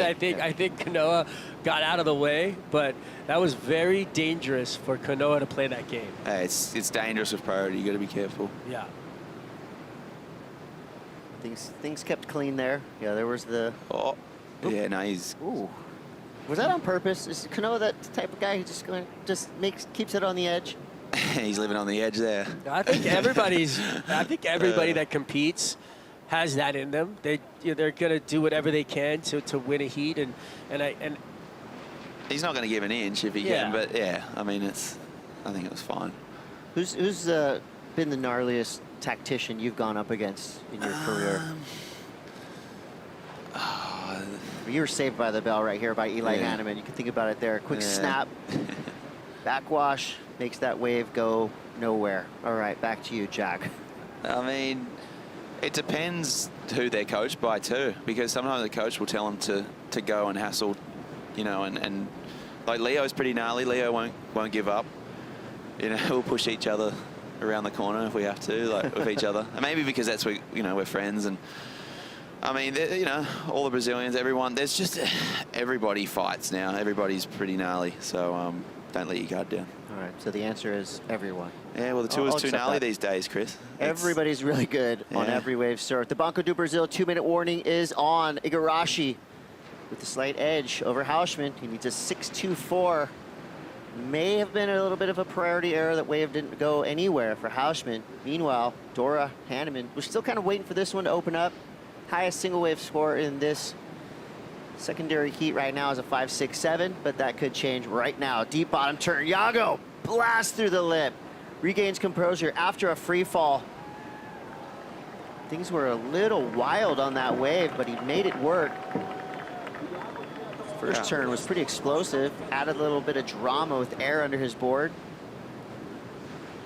Gonna come in, get the ride back out. 21 minutes left for Dora. 1 minute left for Igarashi and Hausman. Here we go. Big Cole. Hoping for a big section. Boom, that was the turn we wanted to see from Hausman. He likes it. Flexing on that wave. He pushed really hard on that turn, so disconnected a little bit. Probably a little bit of drama in there for it. Jack, when you do when you ride a wave and you're finishing in that, are you immediately kind of like scoring yourself, depending on what you need or what time it is in the heat? Yeah, there's a feeling that goes with it, like with you know, seeing the scores of the heat, and then you get the feeling like, okay, I think it's more of a feeling thing. Like, even sometimes when you pump your fist or whatever, it's sometimes a bit of a self-confidence thing, like, all right, you're firing yourself up. Yeah. Or some guys will just throw a huge claim, you know, and maybe it's too much, but... Sales tactic. Yeah. I think this wave's so hard to stay on your feet, you know... You're just stoked to finish it. You're stoked to finish your wave. All right, is there a one-turn 6 out there? Did Cole just do it? He needs a 6.24. What did Italo get? Italo got did he get a 7 earlier for one big turn? Yeah, bigger wave, but it was... Sammy Pupo got I think a solid straight 6 for a big hammer. Yeah. On one turn. I mean, that was pretty difficult section. I think if anything, the wave was a little smaller, so that might hold the score down a little bit. But the turn was really committed in a critical section. He's surfing really good. It's just the only thing is the wave. That's all. But for me, he's ripping. I'll leave that one for the judges, eh? Yeah. I'm not getting involved in that. It's nice not to, you know. My pay grade. Judging's hard, eh? Yeah. Judging's gnarly. And it's a thankless job. I mean, yep. Have you ever gone up to the judges and said, hey, thank you for that 3.5. I really needed it. I mean, I've got up there and we've talked about scores and, you know, just like, you know, after the fact, you know, just to understand judging more. But it's gnarly because you got to concentrate all day. And I know they probably rotate out, but still, you got to be on. Yeah. You got to be on your game, man. You really do have to take the human factor out of it, right? I mean, you could be feeling for Cole. He's had a rough run so far in 2026, but you really strip all the emotion out of it, and you're just seeing the surfing in front of you, not even the person that's doing it. We're still waiting for that score to come through for Hausman. 6.24. It's a heavy number for one turn.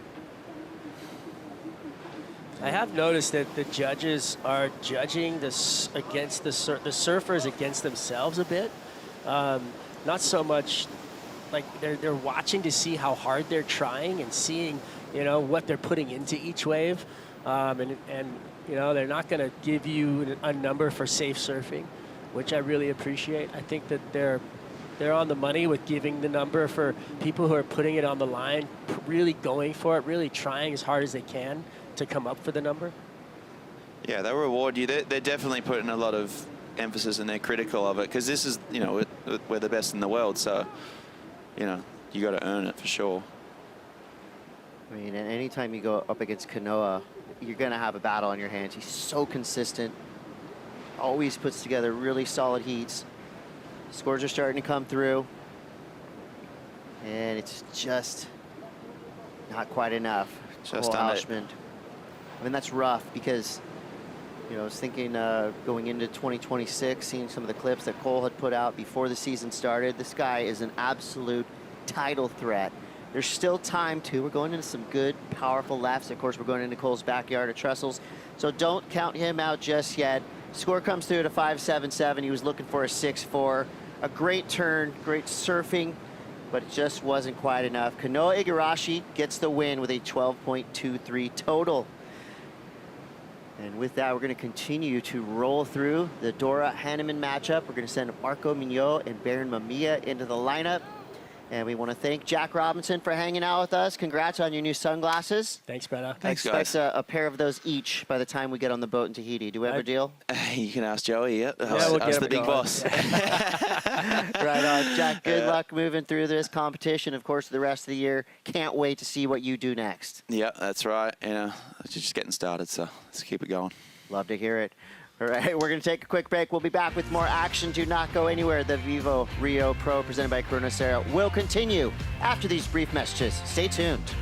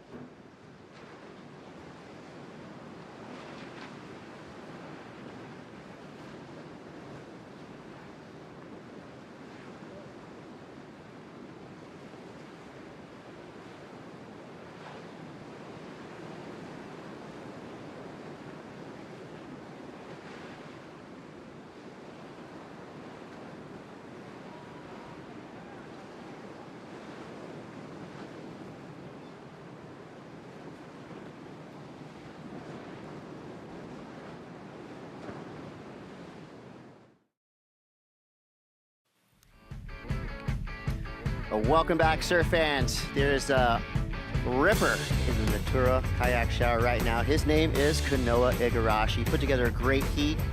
Took out a hard-charging Cole Hausman, advancing through into round 3. Rapid fire heats all day today. Opening day of the VIVO Rio Pro presented by Cero. Let's take a look at some replays, starting with Yago Dora. Wow, just absolute. That was the one, you know, we saw him kind of almost come unstuck twice. Just that first turn with the backwash, perfectly executed. Second turn with the backwash, pulls it, and then Elijah going nuts on the backhand, shracks it straight up. Whoa, that was cat-like. And then you've got down the beach, Munoz just snapping away, giving some energy to the lip line. And then right behind him, Baron. Look at this sandbar down there producing big hacks off the top. That was a nice turn. Another one. Let's see if he can finish strong here. Whoa. 3. Strong. Snaps right there. He's calling for the jet ski. Those guys are way down the beach on that far sandbar too. So that thing's got a lot of water sucking up the face. Those were your Banco do Brazil replays. Marco Mignot, world number 14, going up against Baron Mamiya, current world number 21. Both of these guys, with a big result here, could launch themselves right into a title run. And I would not be surprised because they're both really good at surfing, Strider. Well, you heard Jack talk about it. You can't give anybody any room on this tour because every single competitor is a threat. Yeah. And there you see it right there. The stats don't lie. 2024 Challenger Series winner. This place is special to Marco. This is kind of what the spot that helped launch him onto the championship tour. So you know he has a special feeling about Saquarema. Yeah. Sacktown. I love it here. I mean, you walk down the beach. It's beautiful white sand. Perfect little peaks all over the place. It's offshore. And then you walk up to the corner, have a meal. It's like this place, it just lends itself to a good time. I have a lot of friends that are surprised when they say, well, where's your favorite place to go on the championship tour? And I'm, of course, Tahiti. Love going to El Salvador, go there a lot. But my answer, more often than not, is Brazil. And it's the waves. I love waves like this. Super fun, beach break. But it's the atmosphere. I think it's the overall impression you get when you're on the beach here in Saquarema, and there's, thousands of people in the sand. Everybody is positive. Yep. They're watching the contest. There's no accidental tourists here. Everybody's here for one reason, to watch the world's best surfers. Yeah, and it feels good. And you could, go for a day trip to Buzios. You go back down into the city in Rio, and there's so much to do as a tourist here, which is really cool. Don't tempt me with a good time. We'll get back to that. 12 minutes left for Dorian Hanneman. While we wait for the next set to roll through, let's go down the glass. Kanoa Igarashi standing by with Maya. Thanks, Chris. So, Kanoa, you just defeated the defending champion. What was your strategy going to this one? My strategy was try to stay away from the priority heat. Ethan and Allejo were in the water, and they were serving on the left, so that's why I tried to go down the beach and look for some rights. And it was super hard out there. I was really lost. I didn't really know what I was looking for, and I had like a plan in my head when I paddled out, a certain wave that I was looking for, but then when I got out there, it was so different. I didn't know what I was looking for, and I was super lost. And it was really frustrating, actually. I was getting so upset and so frustrated. And then at the end, there was 2 minutes left, and they were like, oh, Cole needs a 6. And I was like, oh, okay. I forgot that I was in heat because I was so upset. I let him go on the last one, and he's such an amazing surfer. I just didn't see the potential of the wave, but then he was able to turn into a nice score, so I'm lucky that one went my way. Okay, congratulations. Do you want to say some words in Japanese? Yeah, thanks everyone back home watching. みんないつも応援ありがとうございます。もう本当に、今のは本当に大変なヒートで、自分もいいサーフィンがあんまりできなくて、自分でちょっと作戦通りにできなかったけど、でもその中でどうにかギリギリいいヒートをできて、次のヒートまた大変なヒートなので、このまま続いて頑張ります。Thank you. Best of luck. Back to you guys. Thank you, Mayetta. Kanoa Igarashi showing us that not only is he a great surfer, but a certified polyglot. Multiple languages fluently spoken by Kanoa. See now the drone's eye view of Eli Hanneman flying down the line. Looks like he got a solid finish there. Mamiya, good pump. And I know Barron's really good in barrels, but if you've seen any of his video parts, he is really good in the air. Well, so is Marco. Oh, Marco's gnarly. So this is going to be a slugfest, if you ask me, because they're going to be throwing at each other some big tail high wafties. I think it's just inevitable. You got that wind kind of coming up from the left to the right of your screen, and so it's blowing up the face perfectly. And look at this wave from Eli, just beautiful slice off the top, and then goes for the big float, drops out of the sky. Really strong surfing right there from Eli. And this one right here, looks like he's winding up for a frontside 3, perfectly executes. Oh my goodness. I mean, that was just such butter right that's there. The difference is most people do airs like that in video parts. Marco does his best airs in a jersey. In their heats, I mean, you literally can make surf movies out of these heats, and it's so fun to watch. But that precision, like how well he rotated, completely connected, was insane. That was really cool. I'm looking forward to seeing what the judges throw out there in a slidey frontside reverse.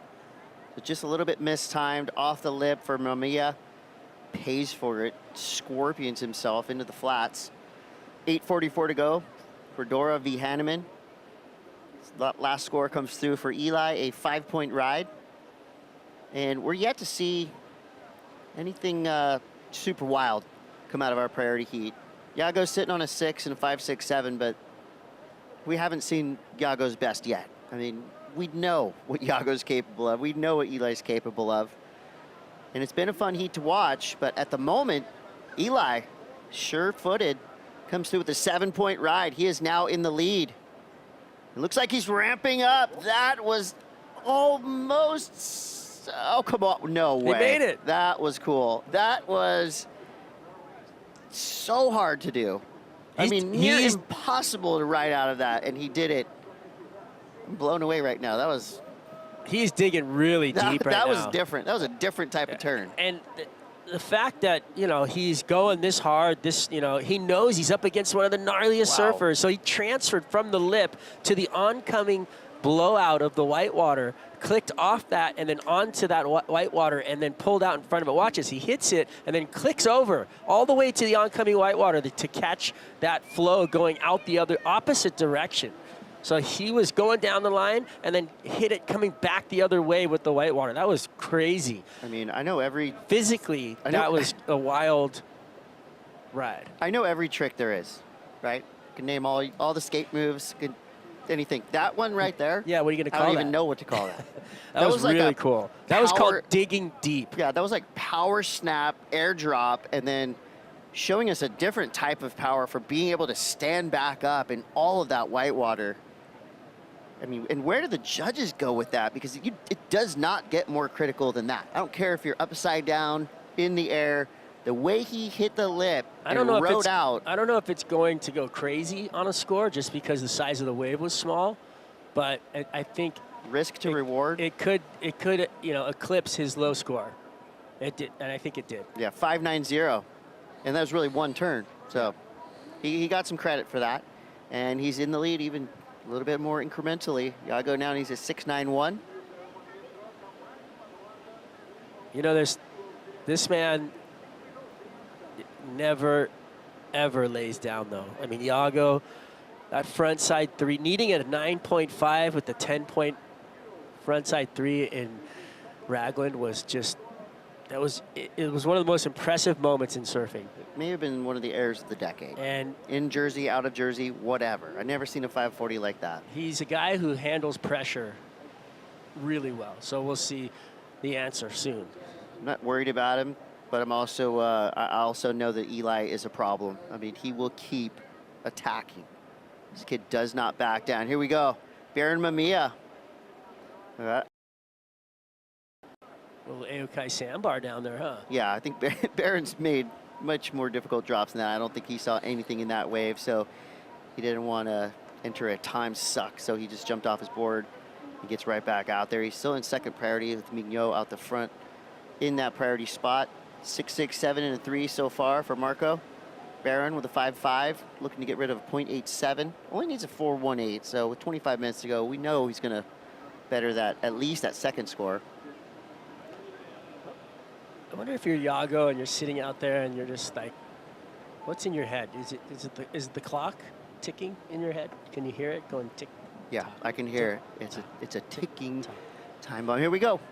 Eli again. We said he's going to keep applying the pressure. He goes to the air, and just like that, I mean, that shows you how bad he wants it. Oh my gosh!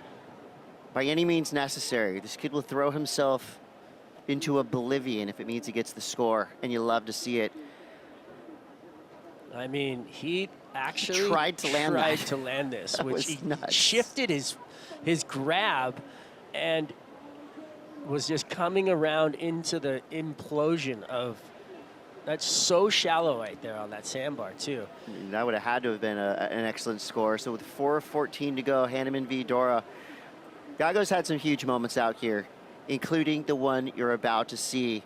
A few years ago, Iago needed an excellent score, and then he went ahead and did that. A perfect 540, lands bolts in the flats, undeniable. Perfect 10, gets himself a Yeti, and puts himself in the history books for another one of the best airs ever done in competition. Yeah, the wave was a closeout, and everybody was basically saying, you know, what are you doing? And then he was like, I'm doing this, and just whipped out the biggest three we've seen. Well, he's got to do it again now. He's probably got that Yeti cooler in his yard, iced up and ready to go. And if he can do that one more time here, well, nothing wrong with having 2 Yetis. I'm sure he's got a couple houses. You need one for each house, Strider. You know that. Well, there was 6 minutes on the clock. Now there's 3 minutes. So let's do the time warp again. 3 minutes left. Time is starting to fly. And needing a 6.91, that's not an easy number, but he does have that top priority spot, and he's got a fully loaded arsenal. Just needs the opportunity to strike. It would have to be his best wave of the heat. He has been growing through the heat on scoreline. all quiet in the Red Bull Athlete Zone. Leandro's coach trying to signal him over. Having a paddle. 2:30. We're almost on that Banco do Brasil 2-minute warning. Watch out, world. Iago Dora sees something he likes. No, he doesn't. Flirting with that wave. Not enough to switch priority, so good act right there. He had a look. He knew there wasn't anything on there. Conditions holding today. Beautiful offshore winds. Got plenty of swell. It looks really fun out there. But looks stressful in a heat. It's stressful. I mean, Jack was saying it when he was in here. It is hard to find the waves out there. They're all over the place, and you can't be everywhere. When you're mind surfing on the beach, hey, great, good time. But then 8s, 9s. being in the water, trying to pinpoint a location to be at the right time, it is hard to do. And they're constantly working. They're constantly fighting to stay in the position. You see all this whitewater moving up the beach. Tons of waves coming through. And here we go. Will Iago show? Provide. Boom. Oh. Finishing snap was massive. Wow. Oh, he's pumped. Wow. That's clutch. We talked about it earlier with the judging and whether or not you actually put the effort in for the score. He 100% put the effort in. That first turn was beautiful, but that closeout snap, he attacked that section. That was a full-on stand-up, gnarly corner, and he went after it. So this is a beautiful arc to start, but look at how vertical that section is. Bangs it over the lip and projects out into the flats. I think only Iago, too. He right Look at here, this. you see he adds extra. Oh.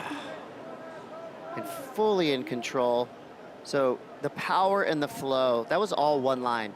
Carve straight into the bottom turn and then bam. He liked it too. Well, he's feeling it. Everybody on the beach is feeling it. We enjoyed it because we know that he attacked this section. Easy call for the judges, 7-8-3. Bango. Yeah, that deserved a bango from you, Strider. Here we go, Marco. So this is the secondary heat. Quick slidey snap. He gets up into the lip. Dramatic snap.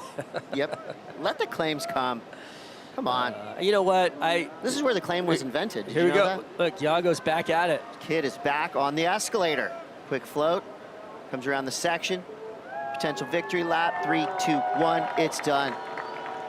Iago Dora. Wow. Pit crew's hyped. Way to close out the heat right there. That was wild. But give it up. I mean, give it up to Eli Hanneman. He took it to the champ.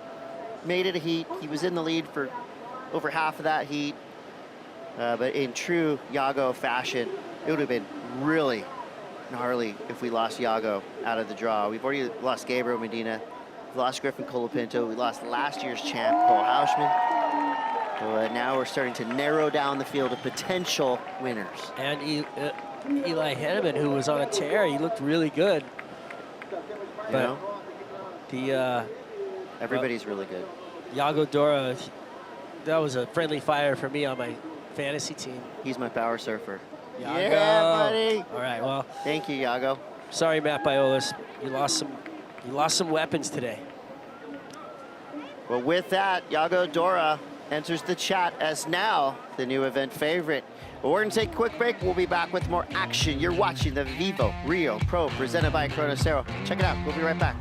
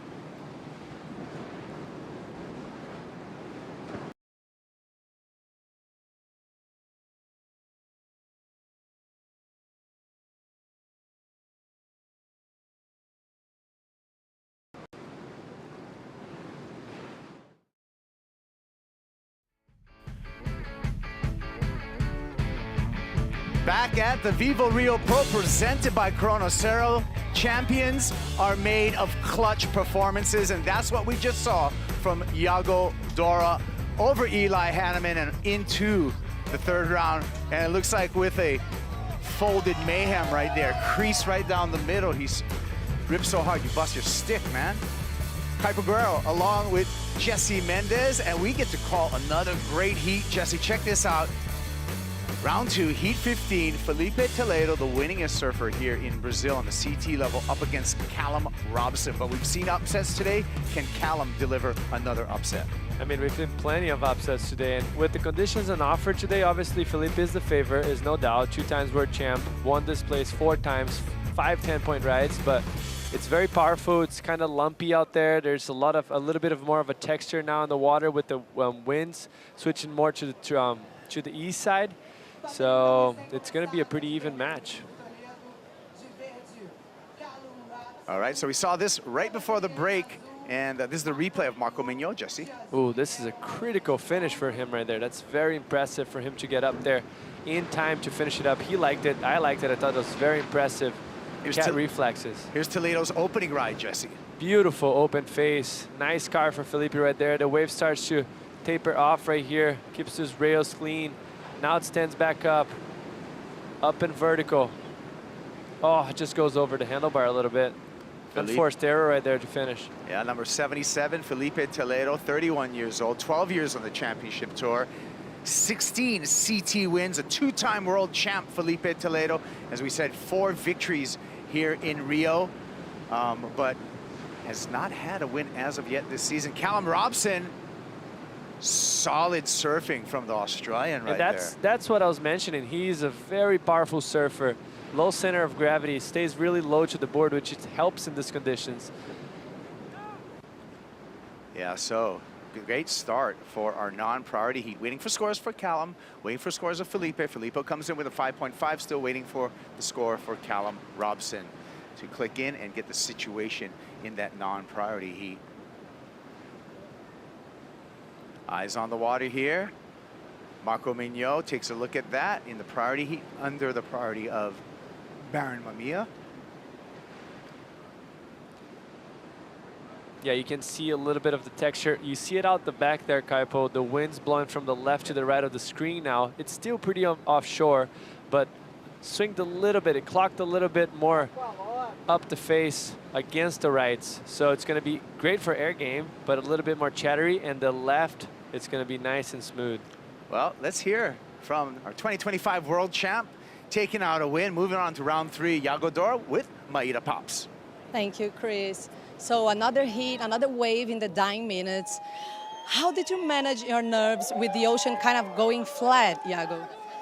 Yeah, it went really slow on us. I saw that ride was working. I knew at some moment in the heat I was going to try to go to that ride, but I knew for my style of surfing, the left was more fitting, and I just kept trusting it. I kept trusting a good wave was going to come, and he turned the heat, he bettered his score, and I kept trusting it. No, it's going to come. At some point, it's going to come, and then that second to last wave came, and it was a good wave. Had just enough space for 2 good turns, and I knew I didn't need a massive score, so I just needed to be solid on that wave and on the wave selection. And yeah, it's easy to give up in those moments and to accept defeat, but I keep working on that, you know. Okay, and are you riding your regular equipment? I'm riding a 1-inch step up today. It's a 6-1 step driver, and I actually buckled it on the last wave, landing the last turn. But yeah, board's really good. It's a model I ride a lot on tour, and yeah, usually I ride a 6.0, but I went one inch longer today. And how is to competing in front of this crowd again? Yeah, it's so good. This is where the dream started for me, where I surfed my first heat with the CT jersey, where I won my first CT event, and yeah, it's so many special memories from this place, and to be here again amongst the crowd and amongst this energy is really special. Okay, so now a few words in Portuguese, please. Yeah, obrigado a todo mundo que acreditou até o final ali comigo. As baterias não têm sido fáceis, tenho várias vezes entrado na água e o mar parando e tem que dar um jeito, tem que se virar no final. Mas é isso, acreditei até o fim e a onda veio e sabia o que eu precisava, era ser sólido, escolher a onda certa e deu tudo certo. Thank you very much. Back to you guys. Yeah, Iago, back to live action here with Baron Mamiya, the prodigy out of North Shore of Oahu, looking for 7.24 to get into the lead and advance out over Marco Mignot. Speaking of Mignot, here he comes. Nothing on offer for Marco. Also during that interview, we saw Callum Robson get a wave, Jesse. Fireworks. Very scary, which he's known for just being a heavy-footed surfer, on rail, on point, always. But we saw it in a glimpse of him in the Key West going for big punts the first year he qualified. This is a nice first turn for Baron. The wave's a little bit flatter. He manages to use the wind into his advantage and get that tail high, but not as critical as what we're gonna watch right now. Different heats, but it doesn't matter. Massive punt, clears that whitewater section, landing in just a bit in front to make it that silky smooth landing transition for him to come out pretty clean. It's gonna be a very good score. You know what that tells me, Jesse? Do not underestimate Callum Robson. He is a quiet ninja when it comes to that. This year on the Challenger Series at Pipeline, in that final, he pulled out a big air just like that, surprised everyone, took the win.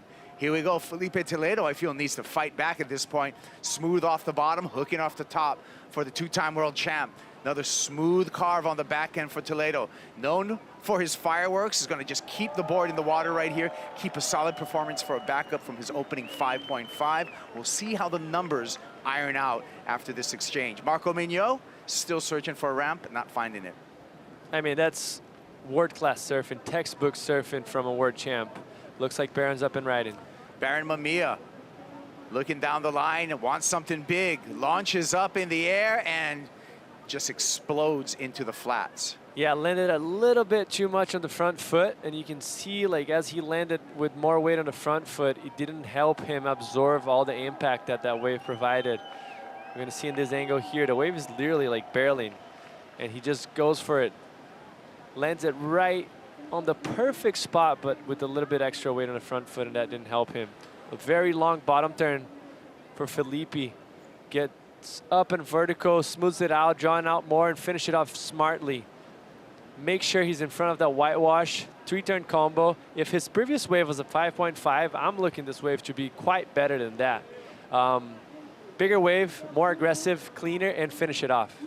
Well, the numbers have dropped, and a 7.5 for Felipe Toledo. The air from Callum Robson went excellent. 8-point ride, flat 8 for Robson. So, Callum Robson over Felipe Toledo in the non-priority heat.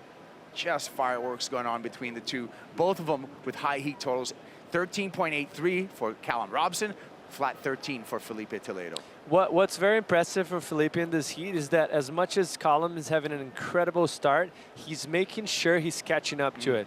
So sometimes someone starts that way and then you have a shocker for 15, 20 minutes and then you get a good wave, but then you're still one step behind. Felipe is always matching a little bit below, but making sure he's in reach of it, and that's important for him towards the last end of the heat. Great observation there, Jesse. Big air attempt there, again getting exploded. So we know what's on Baron's mind to get that 7.24. Yeah, he's going for 10s right there. Like previous air was already massive, but this one, I mean, it's clear in my head. If he had landed, it had to be a perfect score. And that's what we've seen. I mean, we've seen 10s go down here in Itauna before. Replay, what happened here? I mean, you have to commit. The section is big. You have to match powerful power and the speed of the wave. So he's going to be front-footed landing right there. But just as he was twisting, as he was whipping his head around, his foot started to move a little bit. And that's probably because of the wind. It's hard, as much as the wind helps because it's going against, blowing against, but it still moves the board under you. And sometimes your feet is not locked in perfectly. And as he was landing, his feet was a bit off, and that's all she wrote.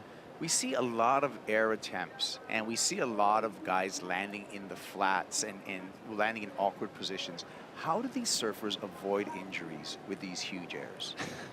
I mean, it's really tough. It's a flip of a coin. Most times don't happen. That's why you keep trying. But eventually, you can't run from it. Those injuries are going to come if you're pushing that big, and I'm sure all those guys had injuries before from airs.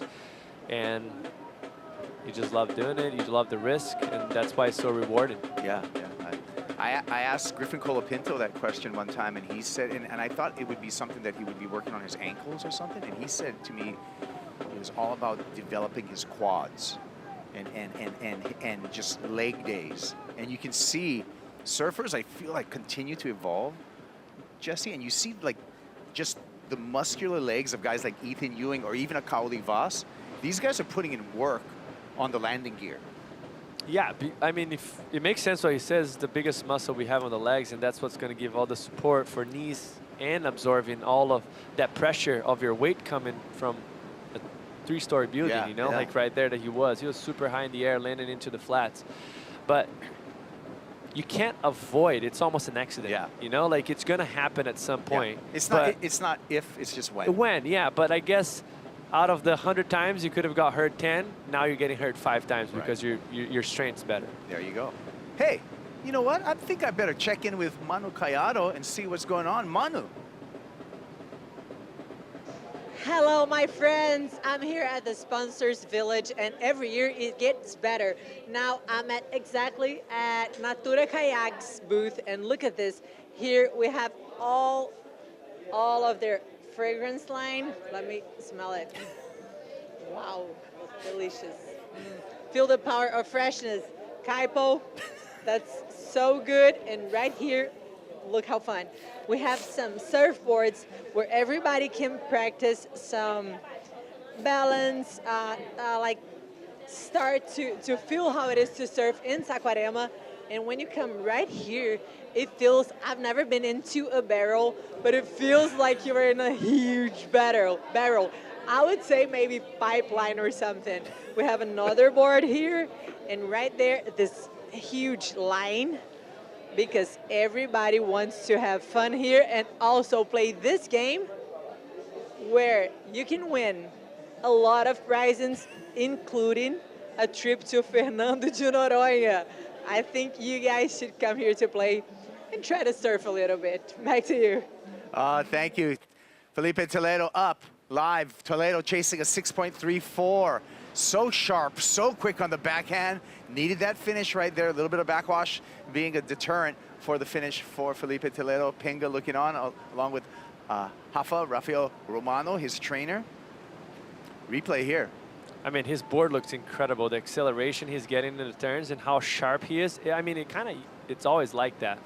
Unfortunately here, just mistimed a little bit. He was kind of down the line. The angle that he approached the turn didn't help the landing. And he's committed to the left. Looked like Callum Robinson up and riding. Long bottom turns, arcing top turn. Setting up again, Robson smashes the lip there. Sure-footed finish there for the Australian, looking to better a 5.83 and extend his lead over Felipe Toledo. Looks, I mean, I think it looks like he's probably going to do that. If you in comparison to the first wave, 5.83, pretty similar. But the second turn, this finish turn on this last wave seemed like he went a little bit more vertical, deeper bottom turn, was able to create a little bit of separation. We see right here, first one's just kind of to add some points to it and time it perfectly. Does that little pump, gets a great angle, opens up the bottom turn to be vertical and critical and lands it perfectly. So I think the judges are going to like this wave. Yeah, I love Callum's story, having to battle back through the Challenger Series to get back on the championship tour. Callum had an incredible rookie year where he made his way to the finals over at Bells against Felipe Toledo in that final at Bells. That's true. I forgot about that. Yeah, they had that final up in Rincon, and it was a big finish. Yeah, it was. And in that final though, Felipe was clearly the guy. He was going noticeably faster than everyone else during that event. That was back in 2022. But Callum maybe wants some payback right now, and he may be on his way here today. We have seen some upsets. Gabe Medina out of competition. That's a big surprise for me, Jesse, and that destroys my fantasy team. I mean, Griffin is another one as well that I think destroyed a bunch of people's fantasy. Yeah. Yeah, Gabe was my tier A pick and my power surfer. Oh, really? Yeah, I went all in then on you're Medina. going, you're downhill right now. There's no coming back of that. There's no coming back. But I would say a lot of people also have Griffin as a power pick because he's incredible Yeah. in beach breaks. Oh, yeah. I mean, he would be another favorite, as would Toledo. I'm sure Toledo has a lot of people picking him for their fantasy right now. And I believe Felipe was a tier B pick as well, so he was the easy one to pick up, coming in here as a 12th seed. Here we go, Baron Mamiya in the priority heat, 2 minutes and 20 seconds, and yelling for a new Channel Island surfboard because it looks like he folded it. Oh, is that what happened? I think so. Generally, that's a sign. Yeah, it is. I wonder if he was calling the ski kind of desperated because they're seating towards the middle of the beach, it seemed like, on that right. That might have been And then he wanted to run, I mean, not run back around, but get the ride back around with the ski. That might have been hailing a ski like hailing a taxi. And we might see also Marco just sprinting down or paddling down. See it right there. See how he far wants they were? separation, yeah. I mean, he's kind of far. He's probably going to take another 30, 40 seconds to get to Baron. So Baron has that little gap and maybe finding a wave in the meantime. Yeah, he's doing battle to the end. 90 seconds remaining. And Baron trying to find a set under the priority of Marco Mignot, but like you said, Mignot calmly but swiftly paddling to Baron Mamiya. Meanwhile, that score came in the non-priority heat. Callum Robson did increase his lead over Felipe Toledo with a 6.93. By over a point. Just the approach of that last turn, being able to open up the bottom turn a bit deeper so he could get more vertical. He made that much of a difference. All right, well, here's the final minute drill for Marco Mignot to close out Baron Mamiya. Great conditions continuing throughout the day today. Opening day of the contest window here at Itaúna Beach. We're taking full advantage of this swell. By the end of the day, our plan is to complete 26 heats today. Not quite a record, but one of the bigger days in professional surfing. There you go. He got there in time. Or can he pull the trigger, though? He's way further down. That's the second turn from Baron. So Baron's going to lean on just 2 turns right there, and Marco using his priority, making sure that Baron was not able to finish that ride and get that 7.24. I'm not sure if that wave had a 7.24, but he got there just in time to block it. Yeah, he didn't want to take any chances. Because it looked like a decent wave. Maybe not a 7, but you never know. You never know what Baron could have sprung in on the inside there. Mamiya's going to get one more chance here. No, ooh, that was after the buzzer, and he is accepting the defeat right now as he rides into shore. So it will be Marco Mignot into the 3rd round. And Jason Aparicio, the coach of Marco Mignot, visibly excited. And Mignot's going to have to weave through the crowd, Jesse, to get back up for an interview. There's a lot of people there. Crowd's like tripled in the last couple hours. And it's a Friday, so you got to think that people are still working, you know? It's 2 p.m. right now, something around that. Yeah. Yeah, 2 p.m. exactly. Marco Mignot, 12.74 on to round 3. We're going to take a break right now. We're going to continue on with more action after this. It's Saquarema VIVO Rio Pro presented by Corona Cero. Stay tuned.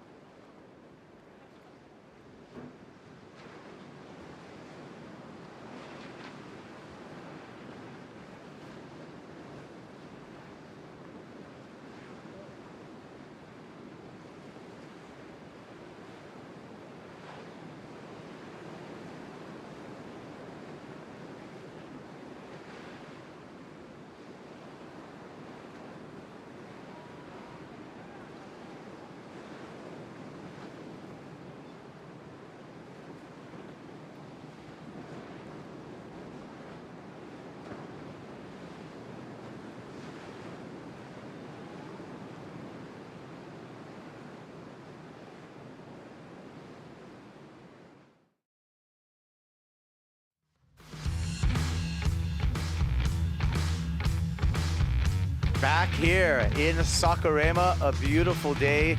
Swell has stuck in there. Conditions continue to improve throughout the afternoon, and the crowd's growing to catch Heat 16 of the second round of men's competition. It is Miguel Pupo up against Mateus Herdy, two surfers representing Brazil, two surfers from almost different generations in Brazilian professional surfing. This is a great matchup that we're seeing right here, and thank you for joining us. Starting off here with Miguel Pupo. Pupo off the bottom and a smooth carve off the top for Miggy.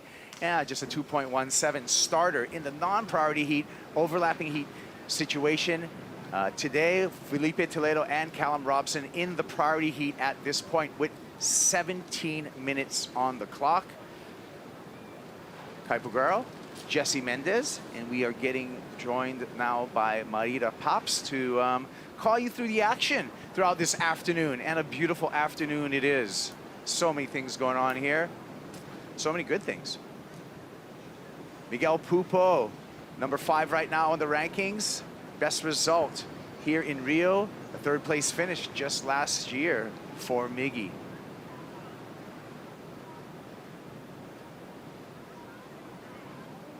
Scratches into that one, has to push down on his chest, but sees no future in that wave and kicks out. This is a very interesting heat that just hit the water. You have a contrast of Miguel Pupo 100% going to surf the lefts. He's not going to go for Hail Mary backside airs. Callum Robson up and riding. We'll get back to that after. Cal in the lead, and he's been doing some very solid surfing for Robson. Up ahead against Felipe Toledo at this moment, looking to better a 6.93. And then back to what I was saying. And then you have Mateus. This wind is just like his home break, common wind, right going into the rocks where he lives in Joaquina. Probably just a little bit more powerful and a little bit bigger, but he's known for those massive airs. So he's going to be hunting down those big ramps, and it's going to pay off to who? That's the question in the next few minutes. So that's just a throwaway that we're seeing on the replay there, Jesse, for Callum Robson. He's still hanging on to an excellent wave, though. 8-point ride. You can see that on the score bug, along with a 6.93 backup, a solid backup, and a really, really a good two-wave heat total with 14.93. Felipe Toledo needs to come back. Toledo pops it up and spins it around like he often does, meets the oncoming section with a quickness, and uncharacteristically gets sent out and incomplete. Yeah, we've been talking about a lot. It's so hard to find the right timing for you to land.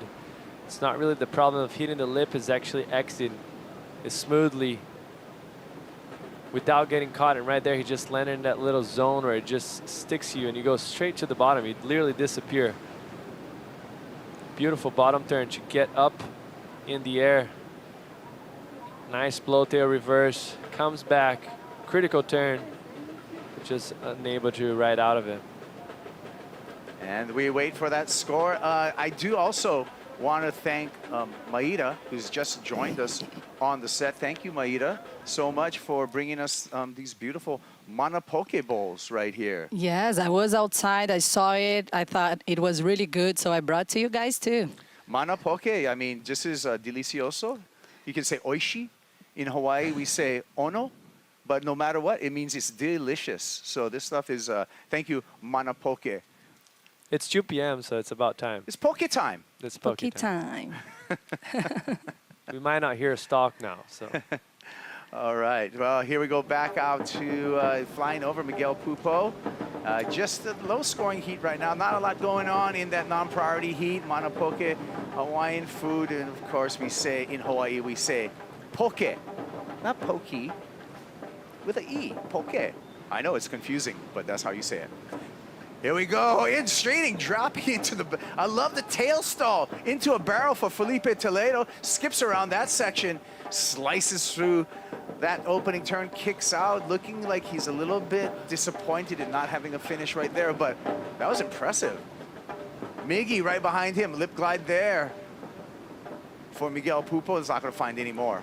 Wow, that was a fun ride. That was a very fun ride. Unfortunately, I don't know if it turns the heat, but that was fun to watch. It's far from turning the heat, but it was very fun. It's the type of wave that you'd love to get it if you're free surfing. Beautiful technique right there. Very unique to stall off that back foot. Usually people nowadays use the arms to drag, but it's beautiful. And then nice carve. And then he starts to eye it down to close out, but he sees the backwash coming towards him, so he gives up. Look what happens. Just destroyed the whole wave. So smart of him to kick out because he was going to get smoked. Yeah, he saw that coming at him. Marco Mignot on to round 3. Let's catch up with the last heat winner. He's with Manu. Yeah, I'm here with Marco Mignot in some tricky conditions in Saquarema, but you seem to like it. It's your 4th time here. How do you like Saquarema? And congratulations. Félicitations. Merci beaucoup. I love Saquarema. This is a place where I won this event in the Challenger, made me qualify on tour. Special place, you know. Brazil's always been a special place for me. But yeah, the conditions are tricky, but the wind was good for airs. So I'm happy I was able to get 2 good waves and do the Mbappé claim and get the score. So I was happy. So yeah, stoked. Okay, now in French, un peu de français, s'il vous plaît. Je suis super content d'avoir passé ma série. Tout le temps des conditions assez compliquées ici à Saquarema. Mais voilà, super content. J'ai fait le petit claim d'Mbappé pour la Coupe du Monde. Allez la France et vive la France, on va gagner cette Coupe du Monde. Félicitations, bonne chance. Back to you guys. Ale Marco, I didn't know that I knew Marco spoke French. Yeah. But I didn't know that Manu spoke French. Yeah, she just came from Paris. She went there for the Roland Garros, and so I think she's warmed inspired. up. Yeah. You know, all you multilingual people around here. I'm still mastering English myself. Here we go. Mateus up, alley-oop, and usually he puts those down. Needed a little bit more of a coping, right? So when you're doing those alley-oops, you're obviously rotating away from the beach. So you need the coping to push you downwards as going forward. So right there, as he did the little ollie, he just didn't have that power pushing him down. Yeah, and so still plenty of time, 30 minutes on the clock. Not so much time for number 77, Felipe Toledo, just over 10 minutes remaining. Felipe has surfed 9 waves, Maida, and still searching for a 7.44. Surprising circumstance that we see the 2-time world champion. Yeah, it's true, but he has a lot of time, like 10 minutes left on this heat. Of course, 7.44 is a large score, but we know what he's capable of. He just found a little tube right there. Probably the crowd is really tense right now. They really want to see Felipe going further in this event. Yeah, oh, for sure. I mean, he's a 4-time champ here. He's got, when we go to by the numbers, Jesse, I think you said it yourself at the opening of this of Felipe's heat. You know, 5 10-point rides, multiple excellent scores, 80% heat winning percentage here. He's so impressive, you know. So this is against the odds that he's in this position. For sure, and but I feel like with the conditions we have, unless he's going to the air, it's pretty average it out. But we might see an opportunity here for him. Winds up off the bottom, slices the sharp eye, little bog right there. He's gonna have to make up for it down the line. Surprising that he's sticking with this wave. He's moving. He's just trying to get a ride and reposition himself. Good call. Yeah, I think so. Now, why would he be repositioning himself right now, Jesse? I think, first of all, he started the heat off on the left, so that's his first plan. He thought the best waves were there. We have the tide that's up and coming, so you see the wave is not as hollow as it was in João Chumbinho's heat.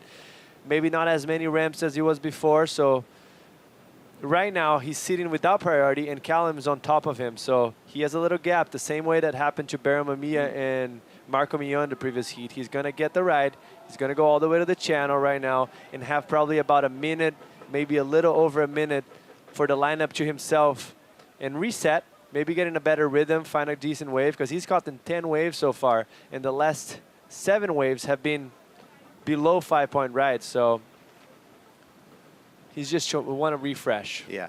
And get away from the priority, right, of Callum Robson. Don't let Callum really control the heat. If they're close together, Callum can really control the heat. You separate that. At least you take that potential out of there. You take that factor out of there for Felipe Toledo. But I'm impressed, Maida, of what Callum Robson's been able to do. Just really so solid on his feet. Yeah, for sure. Going against Felipe Toledo, he did what he had to do. And now with the 8-point ride, controlling the heat with priority. Still plenty time left, but in a good situation right now, Callum. Can he hang on? If anyone can turn a heat, though, it's Felipe Toledo in any conditions, but especially in a beach break like that, where the quick feet of Toledo really come into play and really show the point of difference with his surfing. You know, when we got into this, we have our fan picks, right? Our Banco do Brasil fan picks. Overwhelmingly, 98% of you picking Felipe Toledo. A couple of rogue Australians over there with the 2% on Callum Robson. But you know what, you 2%ers right now? You're right. You are right. So that is overwhelming. So this, if it does play out this way, you guys, between these two, this would be another major upset today. We've been having plenty of it. And I always like to mention, if there's places that you want to beat the top guys, it's beach breaks. It's very unruly. When it's the perfect conditions like Jeffreys Bay, Bells Beach, where it's a point break, they know exactly where they need to sit for a wave to come, it makes the odds a little bit not in your favor or in the underdog's favor, and it makes the surfing do the talk more. But here, with waves breaking everywhere, it's very easy for you to get in a rhythm and the other person doesn't really find much, and all of a sudden, you get away with the win. Not this case for Colin, because he found the waves and he actually provided an incredible surf, and actually one of them being excellent. Yeah, and you know what? Like Felipe Toledo was in Tier B, so many people chose him. He's an easy pick in Tier B. Yeah, it was. So that's why the difference also between both. And of course, Felipe is one of the best here. He won like 4 times in Brazil. So it's an easy pick. Let's go with our GWM recap. Let's start it up and rev it up. Big 8-point ride for Callum Robson. I mean, that was beautiful. Perfect rotation. Clear all that foam and that noise. This is amazing surfing for Felipe. Look how much speed he carries through the bottom turn. He doesn't accelerate too much on the bottom turn, but he keeps the momentum all the way up where the wave most means, and this is what's making the difference. Just zigzagging around, gets a nice carve, and right here gets that separation from the lip and goes up and vertical, airdropping off the sky. And getting that solid back up to put Felipe in a very tough situation, needing a 7.44 with 5 minutes left. There is the need, and as well as the handicap for Toledo of having second priority. Callum Robson, I'm sure, under the 5-minute mark, will start repositioning himself, trying to find Toledo in the lineup. And on cue, you can see the green jersey trying to chase the red jersey up the beach right now. There, Maida, is the tail of the entire heat. All waves written, all the scores highlighted are the 2 scoring waves for each of the surfers. Yeah, look how many waves Felipe just ridden, and he's just trying to find the better opportunities for him to turn this heat, but unfortunately he couldn't find a good wave since the 7.5 that he rode. That's the second time. Yeah, right? Like that I see Mateus doing that. So me trying to understand what's happening there. You barely see a professional surfer paddling for a wave and not catching, but we do have the tides getting higher. So what that does, it fills in the water, the banks get deeper, and the wave moves in a little bit more and doesn't get as hollow. So he's seen the wave stacking up, he thinks he's in the right spot, but the wave just moves in underneath the banks, and that's what happened. But now he got it. Let's see what he's gonna do. Hurdy, alley-oop, puts it down on the flats with a big impact there. It just gets bounced off the board.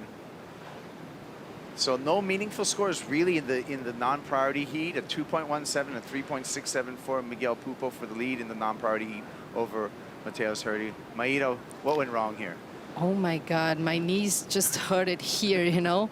He just landed like on the flats, and actually the board didn't twist the way that he was expecting actually. Yeah. Yeah, a little bit. That was a good point that he mentioned. Hit it a little bit late. So what that does, it delays the rotation of the board a bit too much. So he couldn't use his body to make the board rotate as fast, like you said. So as he was landing, his body was twisted, but the board wasn't there. So it just makes it even harder. That was exactly what I was thinking. Toledo! No, but it was a great point you mentioned. Whoa. 720. Just going for. He was going for the 7. Should have settled for the 5. Never know. Sometimes you just go overboard. You're going full speed. We'll never know. So it's getting tricky for him right now. 230 to go. Whew. So here we go, Jesse, with an extra rotation actually on this one.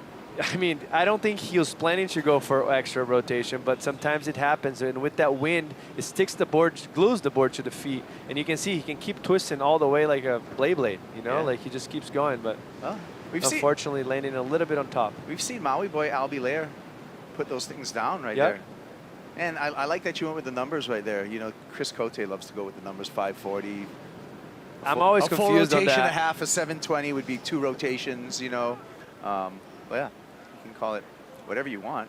Call it amazing if you run out of it, and call it turning the heat if you are able to ride out of the whitewater. But right now, we're just going to call it an incomplete. So Felipe Toledo is searching, and he's not going to give up, taking off on this insider, and there's nothing going there. Now I see a little bit of desperation, Maida. Yeah, for sure. With 1 minute and 30 seconds left, with no priority right there, he needs a really high number, but he's trying to do what he needs to do, just searching for waves, hunting for another opportunity. It's desperation button right now. Like there's nothing he can do. Whatever it comes to him, he got to give it a go. And Callum, on the other hand, is going to be looking at the wave and trying to figure it out. Is there 7.44 in Felipe's surfing inside this wave? If yes, I'll pull the trigger. If it's something close, like a 6.5, even a 6.2, I'll also pull the trigger, just, you know, benefit of the doubt. And if it's not, he'll just let him go. And that's what he did on the last one. Smart call for him. Yeah, along with the speed and the paddle power of the world's best on the championship tour, another thing that impresses me, Jesse, is something that you just pointed out, is the wave selection that these guys have. Like, they see stuff that your normal surfer won't see. They see numbers. They see numbers. Yeah, they're seeing the wave approaching, and they're like, this is a 5-point ride. So sometimes it doesn't go as planned, but that's what they're trying to figure it out, right? And even positioning blows my mind, you know, especially in confusing lineups. It's always just, And, of course, there's always the speed of the paddle, Maida, when there's a paddle battle here in the last 20 seconds. Yeah, there might be a little option there, but I'm sure Callan's going to pull the trigger on this one. Well, this is an easy block for Callum Robson. There he goes. And there's not going to be another wave for Felipe Toledo. So just a ride in for the Australian from Evans Head, Australia. So another upset, and a happy Callum Robson came up against probably the most dangerous surfer in the draw and comes out with a heat win. And he's on his road to round number 3, out of competition. Shock and awe on the beach. Felipe Toledo. We've lost some big names today. 3 of them so far. Unexpected, obviously. Griffin Colapinto out. Gabe Medina out. And now Felipe Toledo out. You can see the numbers there. Excellent ride for Callum Robson on his way to round 3 here at the VIVO Rio Pro, presented by Corona Cero. We got more action on the way. We're going to finish up this round. Priority part between Miguel Pupo and Mateus Herdy coming up right after this. Check this out.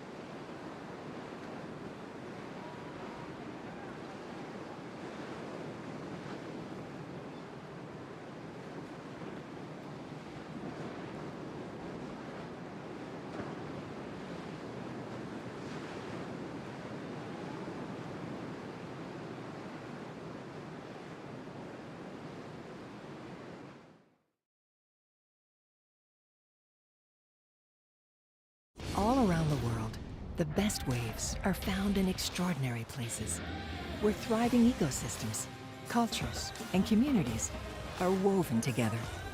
But these places are under threat. Conservation International and partners are protecting what makes these places special through surf-protected areas built around iconic waves. We have already legally protected 150 waves. With your help, we can protect so many more. During the Rio Pros, Seth Moniz, Betty Lou Sakura Johnson, and Miguel Pupo will be surfing for the ocean. For every wave they catch, you can support them, and the WSL One Ocean will match every dollar raised for your support. We'll go twice as far. Check them out at conservation.org/surf for the ocean, and that goes to some great organizations. Maida, you're familiar with some of them. Yes, I am. Actually, I am an ambassador of the Brazilian program.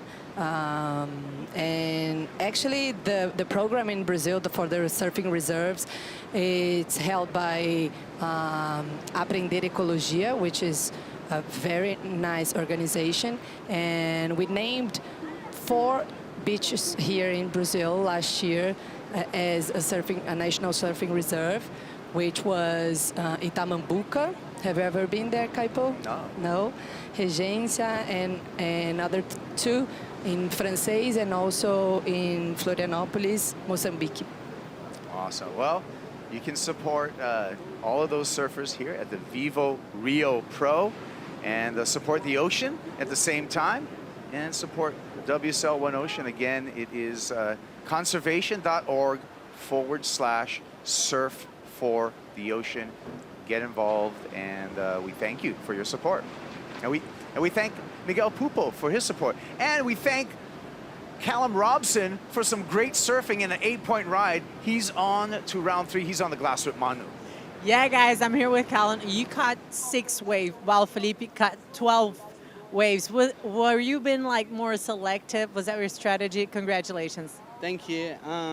No, I think I just got some better waves early, so it allowed me to be more patient while he was trying to roll the dice underneath me. So, yeah, it was quite stressful having Felipe only needing a 7.4 with however long I had. It was like 20 minutes still. And, yeah, I just was trying to just stay on him as much as I could and try and close that heat out. But I knew I was coming up against it with Felipe here in Brazil.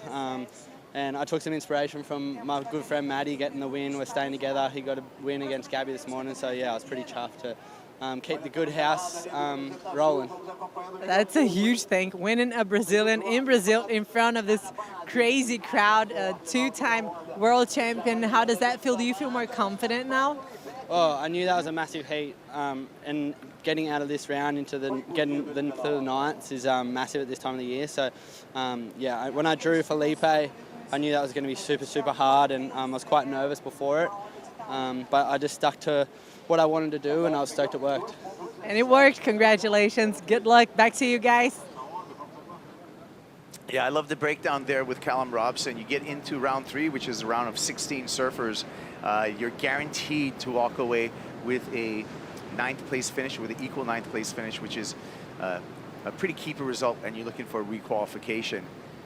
During the interview, this happened here, Jesse, with Miguel Pupo. I thought that was very smart right there for him to go a bit early, because the heat's like below warm. It's kind of cold. No one has gotten a score. He draws it out the first carve that was very nice and open, beautiful style like Miggy always has. And right here, instead of hitting the lip, he goes early to get off clean, draws buckets, but he couldn't expect that junction coming from behind and just smoking him and, you know, just eating him alive. That was it. Nothing he could have done. Miguel Pupo, I mean, we got to acknowledge and just salute his great career. 14 years on the championship tour for Pupo, 34 years old, 2 CT wins, and Maida, he's had those 2 CT wins at 2 iconic locations, Tahiti and Bells. That's legendary. Yeah, it's legendary, Kaipo. It just shows everyone how complete he is, like winning in Tahiti, Berlin waves, and also in a point break as Bells Beach. It's just amazing. And seeing him doing well again this year after 14 years, I got really emotional with his win. this time. And that's easy to get emotional. I mean, he's such a great guy, great family man, comes from an incredible surfing lineage and an incredible surfing family, Jesse. And he's still out there doing it. And I mean, number 5 in the world right now. He proved me wrong a zillions of times already. Like the last few years, obviously, the guys must be 35. Yeah. You expect him to have peaked already, but he keeps proving everyone wrong, and then he wins Tahiti, which matches his surfing very well, but then he goes the polar opposite and wins on his backhand. He has everything it takes to win any event, but polar opposites, like a mushier wave backhand, very hard to win on your backhand, then wins Tahiti, which is a barrel ride wave, all are on surfer, and looks like Mateo's up and riding. Hurdy from above. Slashes under the lip there. One turn for the completion before bailing out.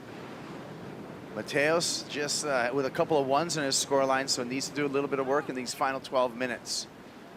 I guess those guys right now, they're thinking, when is it time for me to reset and notice that the heat's not as good as we expected? And this is what I feel like Mateos is doing. Just gets a closeout, does one big he does one big turn, solid enough to get a backup, and now he's probably going to try and build on that and get some momentum, because so far nothing really special have happened. Beautiful bottom turn on that one. Yeah, look at it sharp on that board, Maida, and that also brings up another point in this heat. It's friendly fire for the Tractor squad, both surfers on JS Industry surfboards. So when we look at that Surfboard Empire CT Shaper rankings, sometimes you don't want that to happen so early in the event. But the one thing good for JS and that whole crew over at Tractor is that they're guaranteed a surfer into round 3.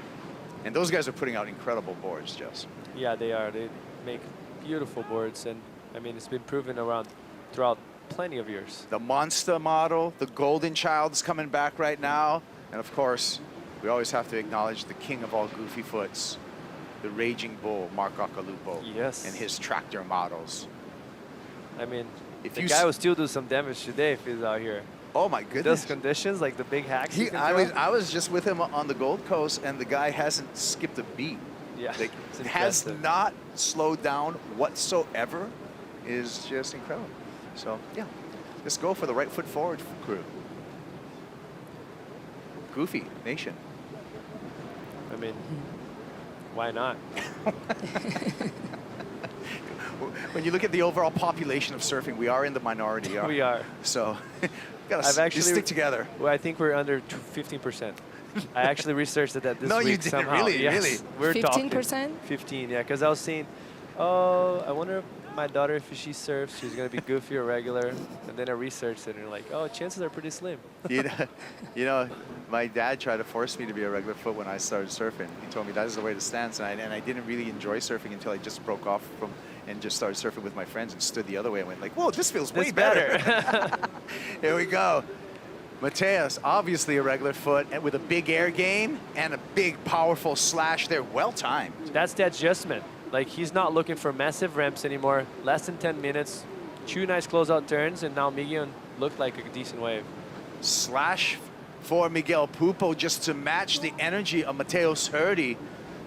So back and forth in this battle, and the Ohana Pupo likes what they're seeing. It's going to be a tight one, though, when we look at the numbers, Jess. Yeah, it's a pretty similar surfing, like pretty similar choice of surfing, my bad. Like both going for one big turns. I felt like Miggy extended a bit more in his turn. Bigger open face wall in front of him. He was able to carve through it and punch the lip.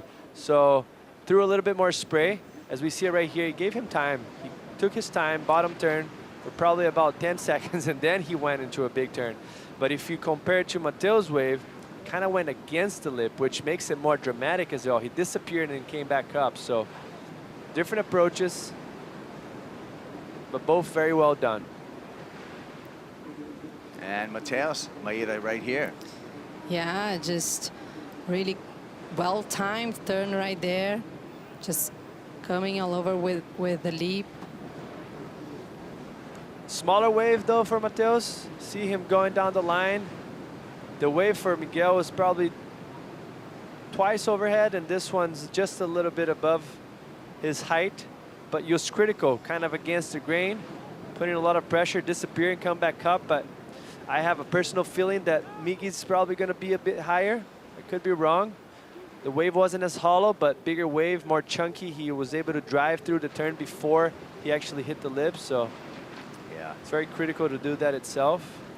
I think when the math comes in on this exchange, Miguel is going to need a wave about 1.5 points higher than Mateus to have the advantage, because the judges actually 4.57, so 5.73 is what Miguel Pupo comes in, and he comes just under at a 5.67. So Mateus Herdy in the lead, and now Miguel Pupo has got plenty of time just to get under a 4-point ride to retake the lead back off of Mateus Herdy. And that's the heat IQ of those surfers, like just recognizing, adapting to the situation. Tide's getting higher, waves moving in a little bit more. Instead of actually slowing down the wave, he gets flatter and he gets fatter, but he moves in and breaks straight, kind of closing out, so it doesn't give you too much time to set up for 2 turns. And the heat's on the warm side, so they just started going for one big finish. And then now they're probably going to be, not on Miggy's side, because he only needs a 3.73, but Mateus is probably going to look at something of more substance, because I don't think he can hold Miguel for 6 minutes and 40, only needing that score. Yeah, it'll definitely, chances are that the heat will flip.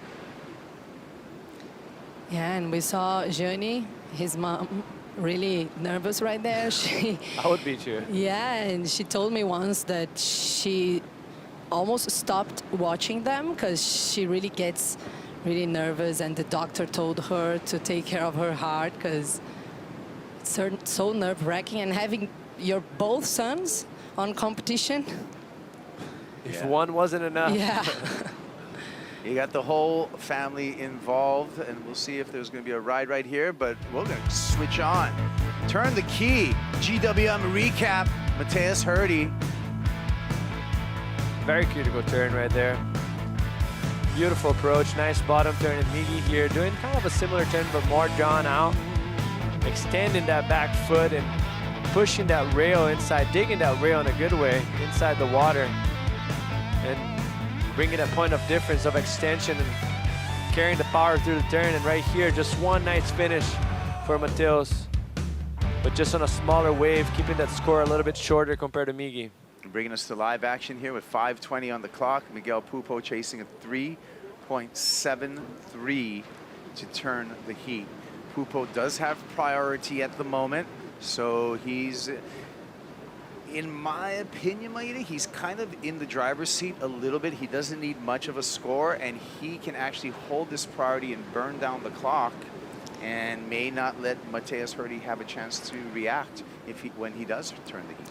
Yeah, I think so, Kaipo, because it's a slow score what he needs, but here's Mateus Herdy. Uh-oh. Uh-oh. Oh, no. That landing is tough. That was, I mean, what else could he have done in that wave? He did everything perfectly. As he was coming down, applying that pressure on top of the board, the lip starts jack back up because it breaks and it comes back up, so. Yeah. His mom is freaking out. And Mateus has had one of the more memorable airs here in Itaúna that I remember. That backflip that he did in competition was so impressive. So we know he can do that. And that would definitely extend his lead if he's able to put that down. But all eyes on Miguel Pupo. Small number needed, under a 4-point ride. First priority, now 4 minutes. I guess now the question for Miguel is, if a 3.73 come up in the next minute, do I go and get a 3.73 only, or something very close and leave the door open for Mateus, or do I wait a little bit longer, get maybe a 4.5 or a 5.5, and really try and close the gap, like actually move the gap away from Mateus? Yeah. It's just those little decisions you got to make in heat are so tough. Yeah. Knowing the way that Miguel Pupo normally competes, I think he's gonna be more patient, and he's gonna look for a better wave to try to improve the score. Not, oh look, he's up and riding out. Here we go, slash. That turned the heat for him right there, and he knows it. Now he's gonna leave a little over 3 minutes on the clock for Mateus Herdy to respond. Here comes Mateus. Down the line, looks for the ramp, alley-oop, puts it down on the roof. And he thinks he turned. So now we have a mathematical quiz right now. Jesse Mendez on those two scores that coming in and the separation between those two scores and who's going to take the lead. Yeah, Miggy already has the advantage of having a score like just below a point of difference, and then this is Mateo way down the beach. He doesn't really get that much height. The wave doesn't have the energy that I'm thinking for him to overcome the score. For him to better his score, yes, most likely he will, but Miggy is also going to better his situation by probably the best wave of the heat so far.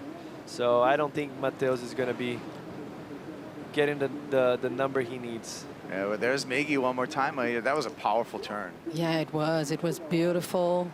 Pretty well timed there. Look, kicking the tail, a lot of water come through. I mean, if you compare his wave, his previous wave to this one, this wave seems a little bit more energetic. He has more power. Looks like Mateos up and riding. Finds the left. Mateos. A couple of nice snaps on the backhand. Looking for a finish. Gets there early, but still gets engulfed by the convergence of water. Still waiting for previous wave scores for the two to see where that lies and where that puts us in. We're under the Banco do Brasil 2-minute warning. Score in for Miguel Pupo. Highest wave of the heat, a 6.67 as you predicted. Jesse and Pupo in the lead. Now Mateus Herdy needs a 7.51. I feel like he was on his way. With his first two turns were pretty big, and then the finish was very dramatic, but just the junction didn't help him at all. But pretty easy in the eyes of the judges right there for them to decide. I mean, you compared himself on the previous wave to that, and this is the wave I'm talking about. Beautiful bottom turn, nice and vertical, lots of spray. Second turn right there, very tight in the pocket. Right here, needed to go more down the line and hit that lip line to try and escape all that whitewash junction coming towards him. So maybe misread a bit right there, but it's very hard for you to figure it out once everything's happening. I mean, I don't blame him for it. Yeah. Well, the alley-oop was a 5.77, so that reduced the requirement for Mateus Herdy to a 6.58 on that left. We're still waiting for the score for the left. He really needed the finish. This is Miguel Pupo looking to just wrap this one up, coming around that section. Beautiful rail work, down carve for Pupo. Comes down the line, flows through that section, and this should seal up the heat for Miguel Pupo. Finds a runner all the way down the beach, all the way to the south. A tidy finish for Pupo. Stamps the approval, puts the fist in the air. Ohana Pupo loves it. And I am going to predict that Miguel Pupo moving on into round 3, although the judges do owe us 2 scores to make it official. Last score in for Mateus Herdy, not enough, 5.17. So Miguel Pupo, he's on, but by how much now? Now, this is just a formality at this point. Waiting for that last score for Miggy, and it comes in at a 6.3. I mean, if you look back, Mateus got a 5.17, would have finished that last turn, probably would have got the score, but didn't matter because Miggy got such a nice wave, and he was just smart, played it. Didn't play it safe, but didn't overdo anything, just great surfing. There the digits are, and a great year for Miguel Pupo continues at stop number 6. He's on to round number 3. Mateus Herdy's going to have some time off and prepare for the next comp in Tahiti, and we're going to give you guys a little bit of time off. We're going to take a break, but another thing that's going to be happening, we're switching gears. We're moving out of the men's competition into the women's round 1 of competition, and that women's round 1 of competition, we're going to open up with Sally Fitzgibbons up against Vahine Fierro. It'll still be overlapping formats. Stick around for more action this afternoon from the VIVO Rio Pro, presented by Corona Cero.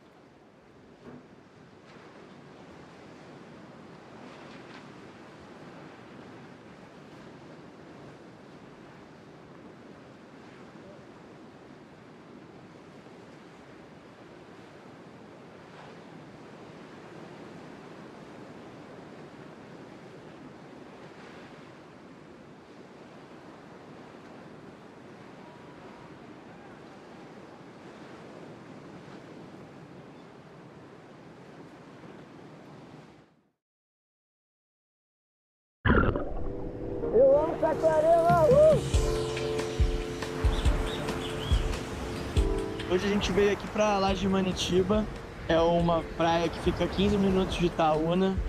O que me encanta dessa região de Saquarema, ela é uma onda com fundo de pedra. Quando as ondulações estão grandes, ela quebra uma onda grande, tubular, incrível. É um lugar que me remete muito à paz, né? A essência do surf, né? Me mantém feliz e me conecta muito comigo mesmo. Eu tenho água cristalina para poder mergulhar e altas ondinhas para poder surfar, conexão com a natureza absurda. E assim como a cultura do surf, a cultura da pesca aqui em Saquarema é muito forte. A gente pode pescar na Praia da Vila, em Itaúna, nas lajes de fora, garantir seu alimento da maneira mais sustentável possível. Eu acho que isso faz o pacote ser completo daqui.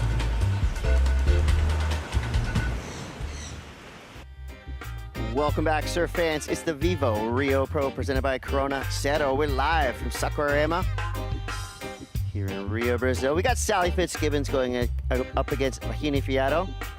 Seeing two numbers that are very interesting. Number 16, number 17. We're talking two surfers who've got some room to move up the rankings. We will see what happens now. We're going to keep the overlapping schedule continue. We will flip the script over to the women. It's going to be really exciting because the waves are still looking real fun, still complicated, but when you find the right one, magic things can happen. Guess what? I'm Chris Cote, and I'm with Mitchell Salazar. Yeah, my guy.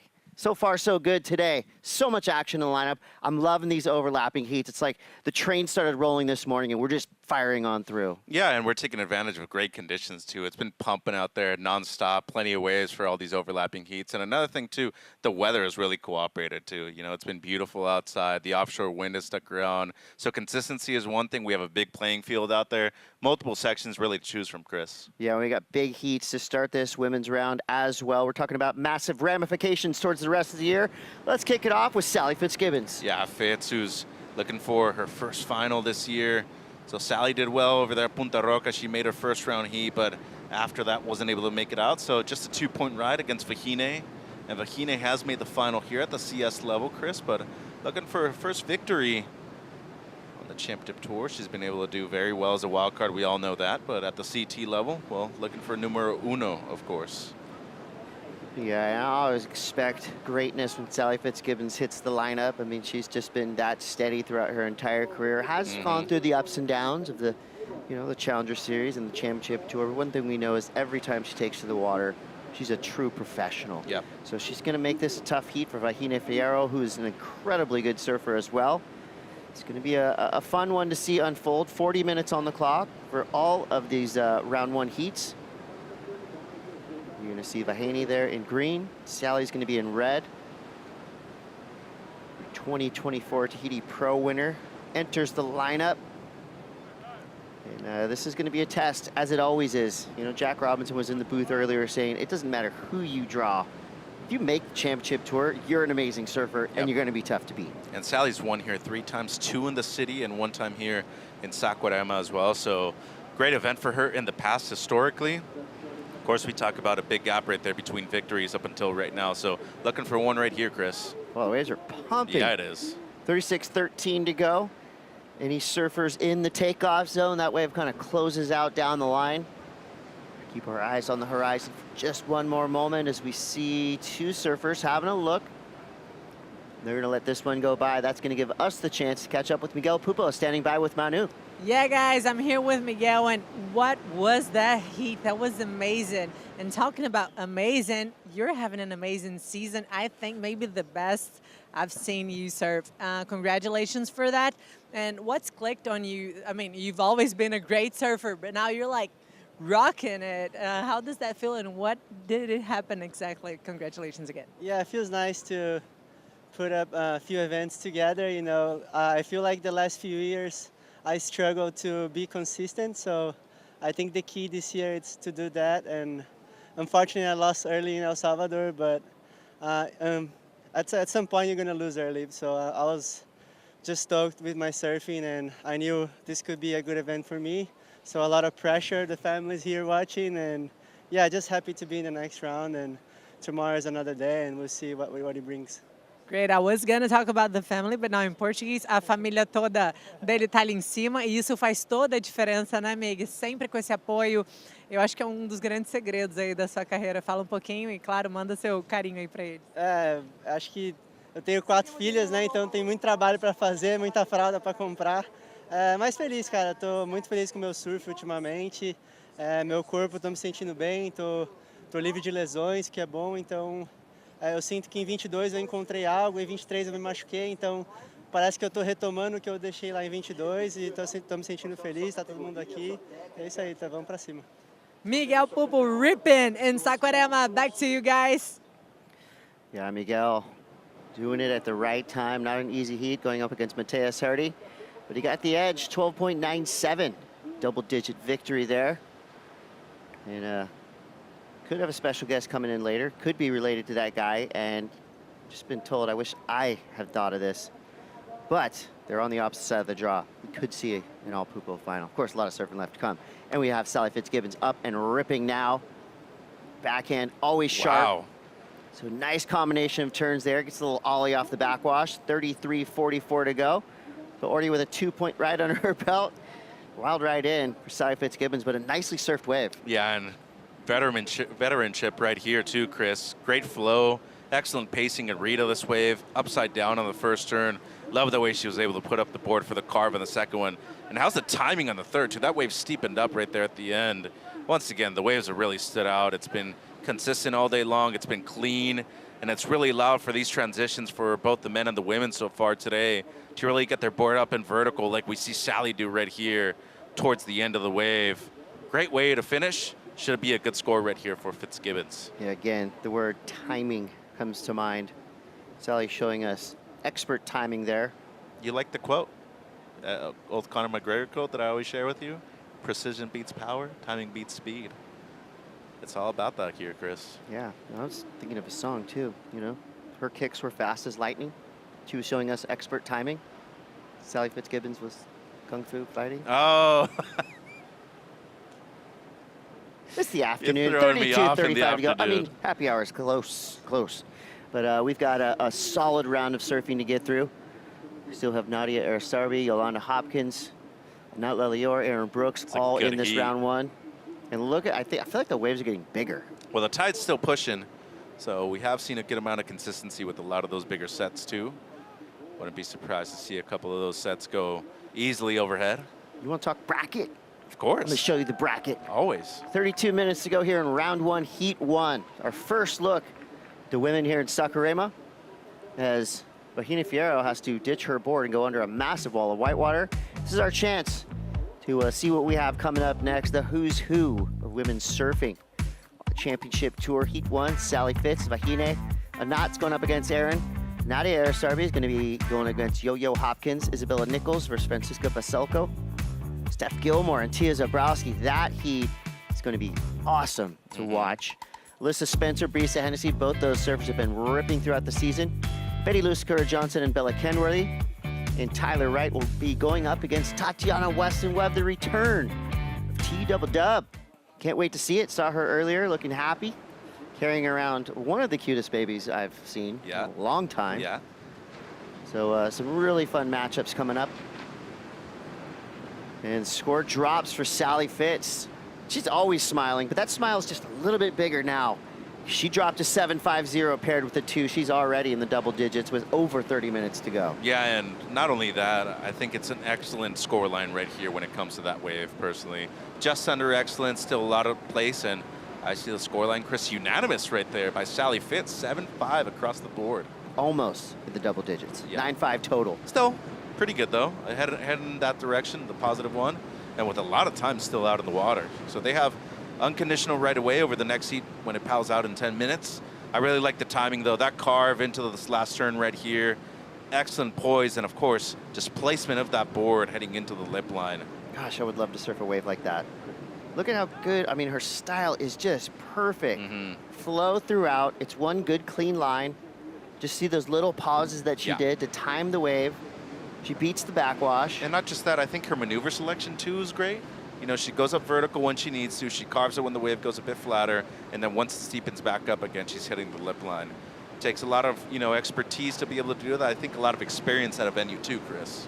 Exactly, and if you're new to this, these are overlapping heats, meaning there will be 4 surfers out in the water momentarily.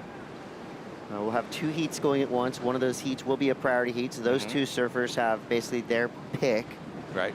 3rd and 4th surfers in that priority order. They're kind of doing their own heat, so there's kind of double priority situations happening in the water at the same time.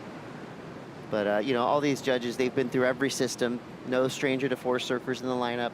Oh my goodness. There's some events where you're having 6 people out there. No priority. In the amateurs, it's a lot. 15-minute heats at times, sometimes 10-minute heats. When we used to run the VQSs, those events were 10 minutes for the most part with 6 or 7 people out there. Yeah, and if somebody else extra showed up, they just threw them out there. Could be 8, 10 people. Another jersey. Yeah, but I think this format has been one of the best things that's happened to the World Championship Tour, honestly. Taking advantage of the conditions, first of all. I think we had a lot of excitement. We're just not wasting any waves either. Waves are a precious resource, Truly. as we all know. And even though it's fun to mind surf every once in a while, you don't want to see great waves going unridden. No. When we basically rented this beach out for the week. So on run days, I love it. I love seeing overlapping heats. As an announcer, I mean, it's twice as fun because you just get to go rapid fire. It's wave, wave, wave, wave, yeah. And another thing, too, I think it's another extra layer of challenge for everybody else, too. You already proved yourself on the CT, right, Chris? But now you have that extra step that you need to take in these moments, too. Yeah, props to the entire production team. Quick turnaround from El Salvador, but I mean, every second has been covered. Wow. Multiple angles. Sally Fitz shining right now in Socktown. Just has to kind of place it up there and ride out clean. So she's going to get rid of that 2.0. Now she'll be in the double digits. Yeah, good use of her positioning right there. Really great use of the ski. And outside of that, too, just getting on another wave to add some pressure towards Vahine. First turn, very committed under the lip. A lot of froth right there. The second one, nothing crazy, but just making sure that she finishes the ride on a positive note. So going to increase her total and get up into a good margin right now. It's still 27:30 on the clock, but excellent first turn, Chris. But a lot of white water right there. Difficult to ride out of this one. Yeah, I think she was rewarded for how critical that wave was. It was a big section, the first one that she hit. 4.33. So a solid start for Sally. We've yet to see Vahine ride a wave. She was getting pummeled by the whitewater. Right before we went to break, we saw her have to ditch her board. I mean, no shame in that. We know how brave Vahine is, and if she's ditching her board, we're all ditching our board. Here we go. The arrow, deep bottom turn. Nice slicing top turn. Comes around a big section. Quick layback and a huge chunk of backwash. Somehow she stays on her feet. I like how she mixed up her turns. Dragging that back arm. Added some variety with that little layback carve, as you're saying on the first one. Styling it out. Pretty cool. Big takeoff right there, too. Going really fast. Yeah, she was. Deep bottom turn, well executed, as you said. And then the second one, just a bit more variety on it, too. So the section, very difficult to ride out of, but she did super well. Just stay on top of the board right there. Another angle, Chris. Deep bottom turn for that first one. Fully committed on rail. So hard, as you said, going so fast down the line with that. The surfer out of French Polynesia, doing well to manage the backwash. Wicked first turn. Yes, it was. I think that's going to be up there with Sally's. Yeah, I mean, it was a really similar wave, right? Just as tall.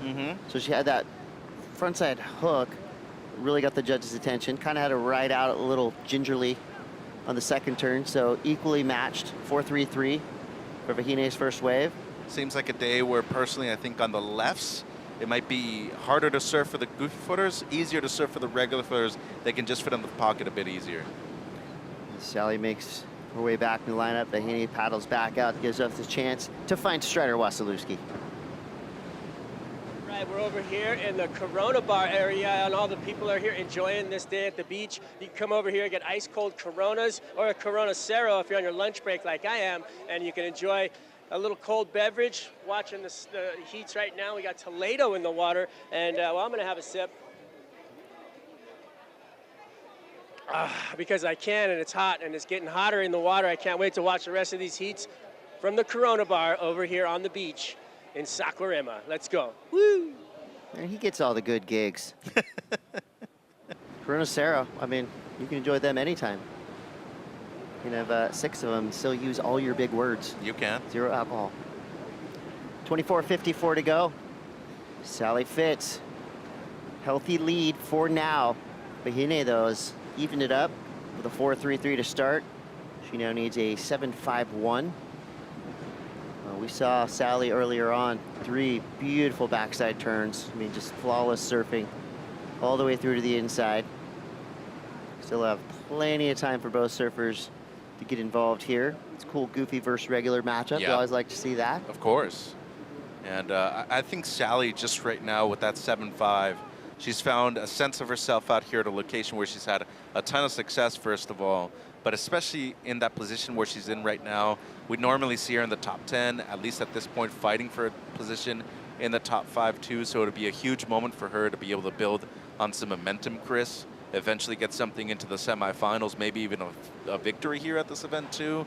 Then going into a few events where she really stands out. She likes the heavy stuff. Of course, we're talking about Tahiti and Fiji, but heading into the Pipe Masters at the end of the year, she's in that top 8 conversation. She could still be fighting for her first world title here. I wouldn't be surprised if Ahene won all 3 of those contests. She's that good at riding the barrel. Yeah. But again, everybody's really good at riding the barrel at this elite level. Everybody's so good nowadays too. Everybody knows how to compete. You can strategize. Most people travel with their coaches too. Of course, you got to be able to rip at this level too. So talent everybody has. Are you able to put it together over the course of 11 events? We got 2 rippers in the lineup right now. 2 more are going to join in just a few minutes. Before we get there, we're going to take a quick break, but we'll be right back with more action. You're watching the VIVO Rio Pro presented by Corona Cero. Stick around.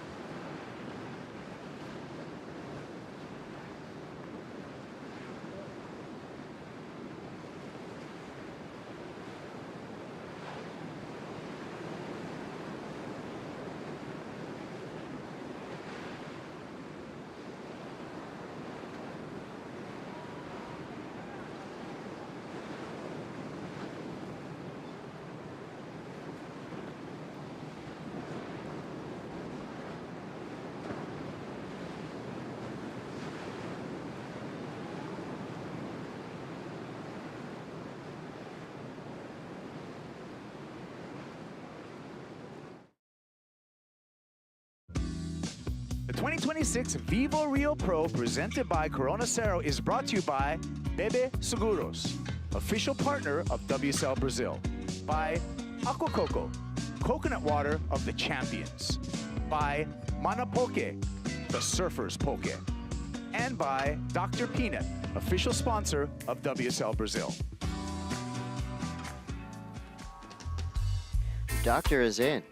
Dr. Peanut, that is. Ring, ring. I got a prescription for you later, Mitch. 21:31 to go. It's the VIVO Rio Pro presented by Corona Cero. And thanks again to all of our sponsors. An event of this magnitude doesn't come easy. And when you see this visual right here, you know what we're working with. Literally built a city on the beach. Yep. And this is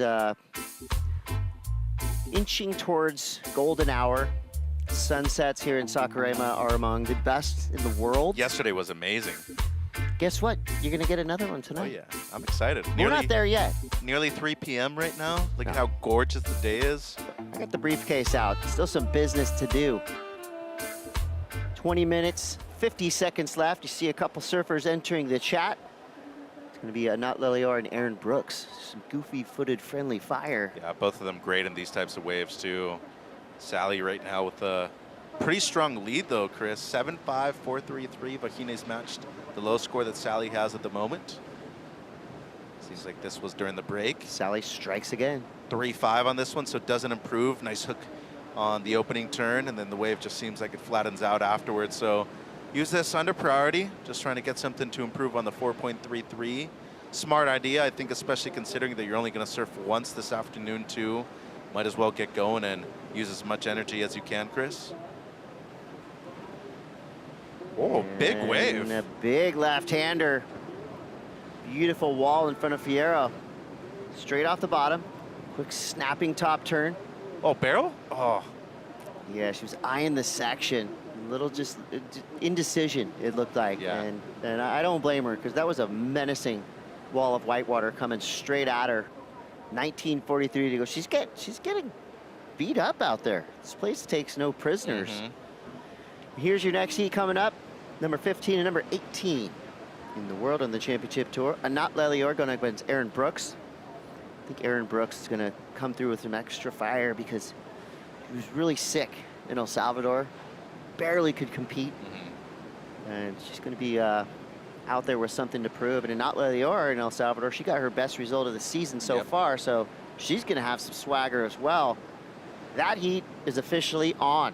So 39 minutes on the clock for Lelior v. Brooks. Sally Fitz and Vahine, just under 20 minutes left. Sally in the lead, 7.50 and a 4.33. Vahine's second score comes through at 2.67. Non-factor, she still needs a 7.51. So Aaron's been able to win here at the Challenger Series level before. Not good memories last year coming here for the CS. Quick turnaround though for pretty much everybody from the last event in Central America to right here in Saquarema. Look out for Anat though. She's already had a couple excellent scores so far this season. Had one at the last event, but as you said though, wounded right now. Aaron Brooks coming off of that sickness over there in El Salvador and wants to get a result right here as we see Vahine on the ski at the moment. Just repositioning herself outside. Plenty of time on the clock for her. Well, this was a large wave, Chris, all the way on the outside. Big drop to take off. So had the setup carve right there. And at this point, she's like almost stalling with her back arm. And I thought, okay, she's going to position herself for a barrel, but that wave just completely closed out on her. And as you said, maybe between a couple of mines right there. But, you know, I think if you see the section, want to get there just a little ahead of time with the tide coming up right now. It is still peaking in a few hours. I wouldn't doubt if we were in the, the final minute or two that she would gone up and into it. Yeah. You don't need to risk that much with 17:40 left. She's such a good surfer, fearless. So she'll have more opportunities. There's a huge set rolls through. Just like most places in the world, big's not always better. Sometimes these big ones do something like that. Just get wonked out and weird. That wave completely collapses. The right choice, get out of there. And it just sneaks under a massive left-hander. That's a big wave. Yeah. I mean, and it's much bigger than it looks on screen as well. When we palled out yesterday, we went and checked it a few hours before. It looked fun. It looked playful. By the time we get there to the beach, I'm looking at you and Strata. I'm just like, it looks so much larger once you're actually up in front of it. I only lasted 20 minutes and I bailed my board twice.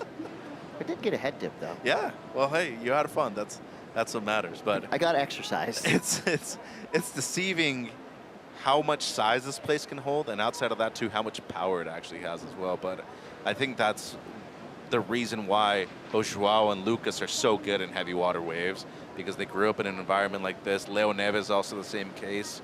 There's been a lot of great surfers that have come out of this city right here, and of course, because of the quality and the consistency of the waves too. Temperature fluctuates a lot too, so you have to wear a full suit every now and then, and the same day you can go back to board shorts as well. Yeah, it's a very unpredictable stretch of coastline. One thing is certain though, when surfing comes to town, the fans show up. It is really a beautiful sight when the sun starts to dip behind the beautiful church at the end of the beach.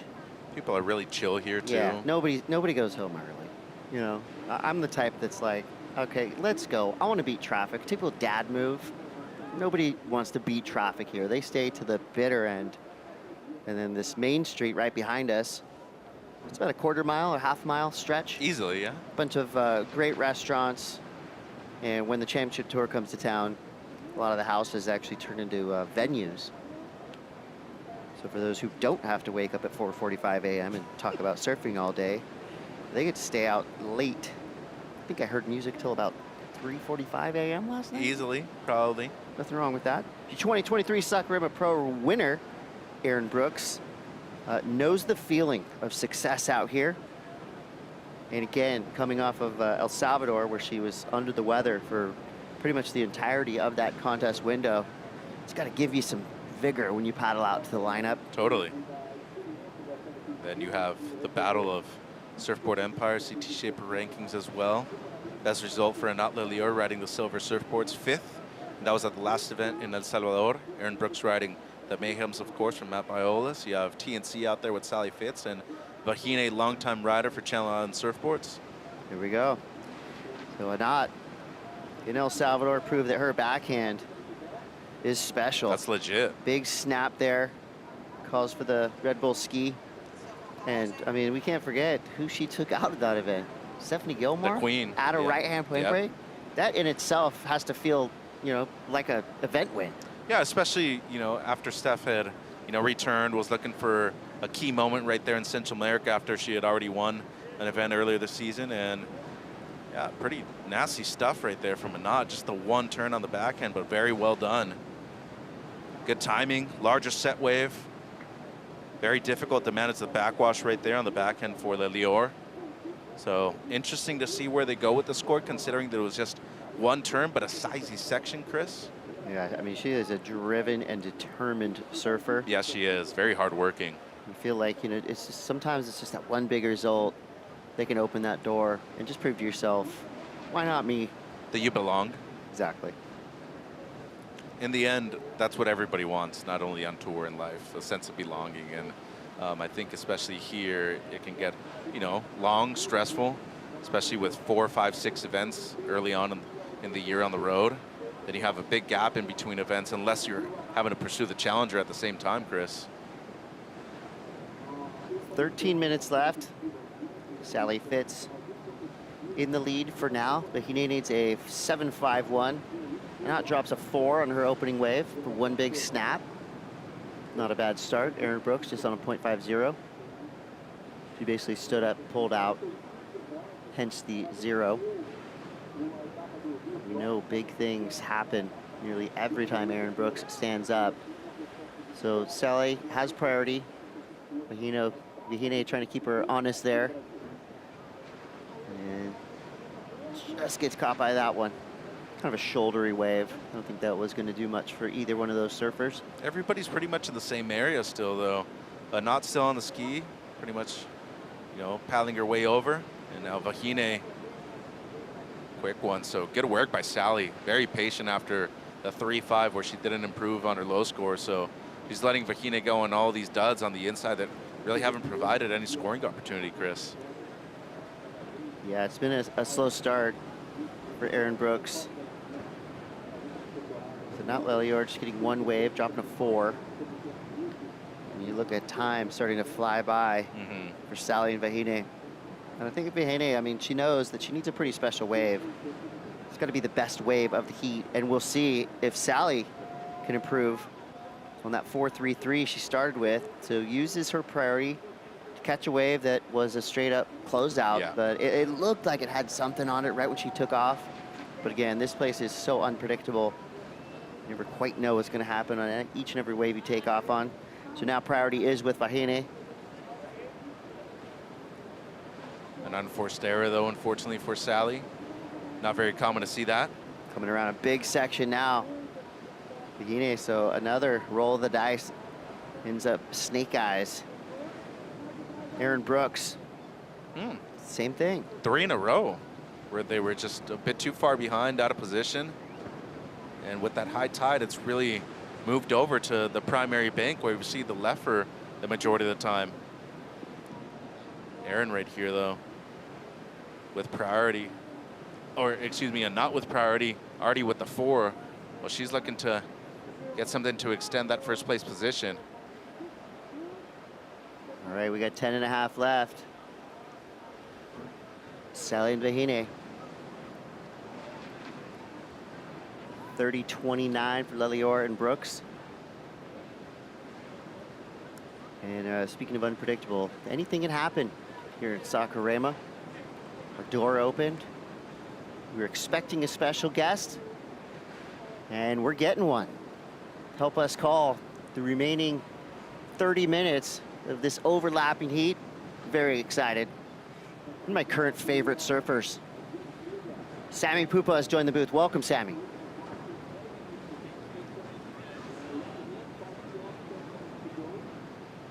Joined you guys in El Salvador for a heat, and it's always fun to be here and have a chat and look at these amazing heats coming up. Yeah, you were really good in the booth, so we had to invite you back. Thanks for coming. Spider-Man. Let's go! Chris Cote, Mitch Salazar, Samuel Pupo.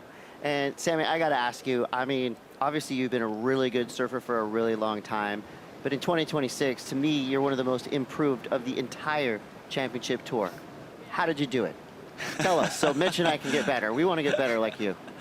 Man, that is a really good question. I feel like so many things have to come together for everything to work. Sometimes you're surfing amazing, but you're not competing great, or you're surfing good, but you're not really being professional outside of the water, and it's just all these crazy things happening. And I feel like this year for me, everything just clicked, and having Matt Myers with me was a big change, coming from the Challenger together, winning a contest, and for the first time having a coach that is there with me every single day and believes me in so much, and having someone look to me and say, hey man, you're one of the best, you can do this. It's an amazing feeling, and I haven't had that before, so I feel like that was a big change for me. And Matt recruited you when he worked for Rip Curl too, right? So you guys have a prior relationship to coaching. Yes, for sure. So that's the story. He used to work for Rip Curl when I joined them in 2013. So I've known him since then, and it's been a crazy journey for him and for me, and for us to be together now, it's a pretty cool story. He has photos with me in my first CT ever at Bell's, and it's been a long story, but we're happy to be together. Well, it's, I mean, the proof is there. It's been really fun to watch this season. And also your brother having his best season of his career as well. The Pupo Bros coming up in big ways, and you've got a big match coming up, which we'll have some time to talk about, because we still have 27 minutes, 45 seconds left, Lelior v. Brooks, but only 7 minutes and 45 to go for Sally Fitz and Bahine. Here's a look at a replay for Anat Lelior. Bumpy wave, but nice start. Things got a little weird on the inside. A lot of backwash on that one. Yeah, just a 217 right there, but she, you know, slightly increases her lead at the moment though, Chris, but as you said, between Sally and Bahine right now, outside of the four, Bahine has really struggled to find anything with quality, and I think the early work that Sally was able to do at the beginning of the heat has really paid off, especially that 7.5. It's been the high mark of the heat so far, and major moment for her. And this break, obviously very hard to decode. Sally Fitzgibbons, one of the winningest surfers ever here in Brazil. She had a big win in Saquarema before, but even the best can have trouble. Sammy, is there a secret to success here in Saquarema, or is it really just every heat you paddle out, you got to reset and try to figure it out? Well, I feel like the wave is so hard that for me all these years it was basically simplifying everything. The wave is doing so much already that if you push too hard or if you try to overdo it, the wave is going to fight you back. So it's kind of just trying to go with the flow, and I felt like Sally did that really well on the second turn. Unfortunately, couldn't make it, but she timed it really well and had a lot of spray on that turn. Would have been a nice score. And competing in this environment too, everybody wants you to succeed, right? But there's so many distractions here outside of the water. Having your family here, how important is that to be able to nullify all the noise outside?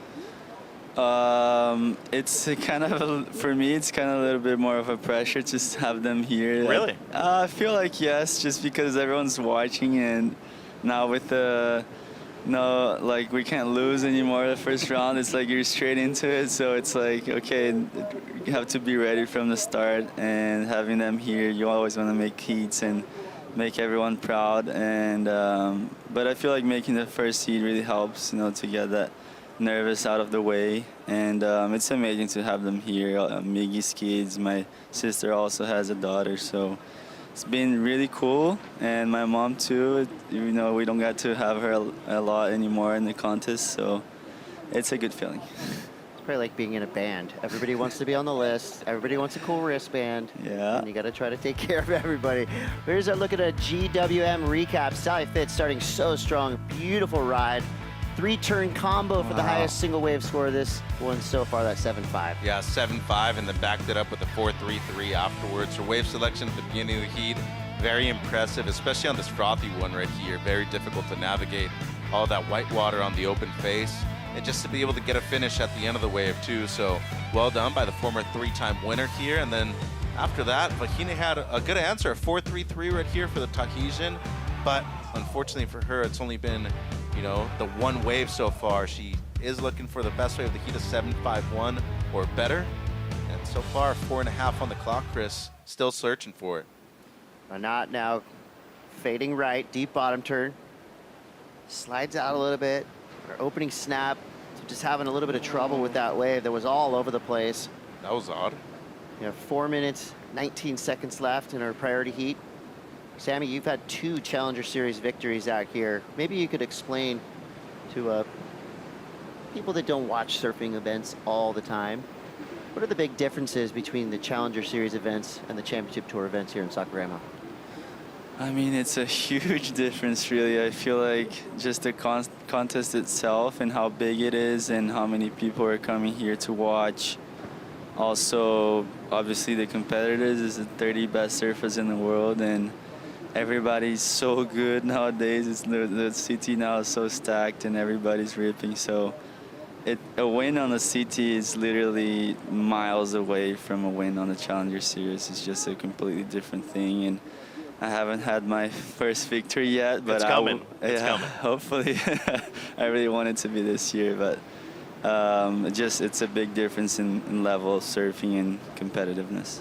When you watch a guy like Leonardo Fioravanti get his first victory, I mean, I saw you on the beach right there watching. Does that inspire you? For sure. I mean, just like my brother, it took him like 10 years to get his first win, so here you go, Vahine on the dying minutes. Yeah, I mean, Leo is just such a good surfer and competitor, and to see him take all of this time for his first win just shows how the CT is nowadays, especially having Felipe, Gabe, John.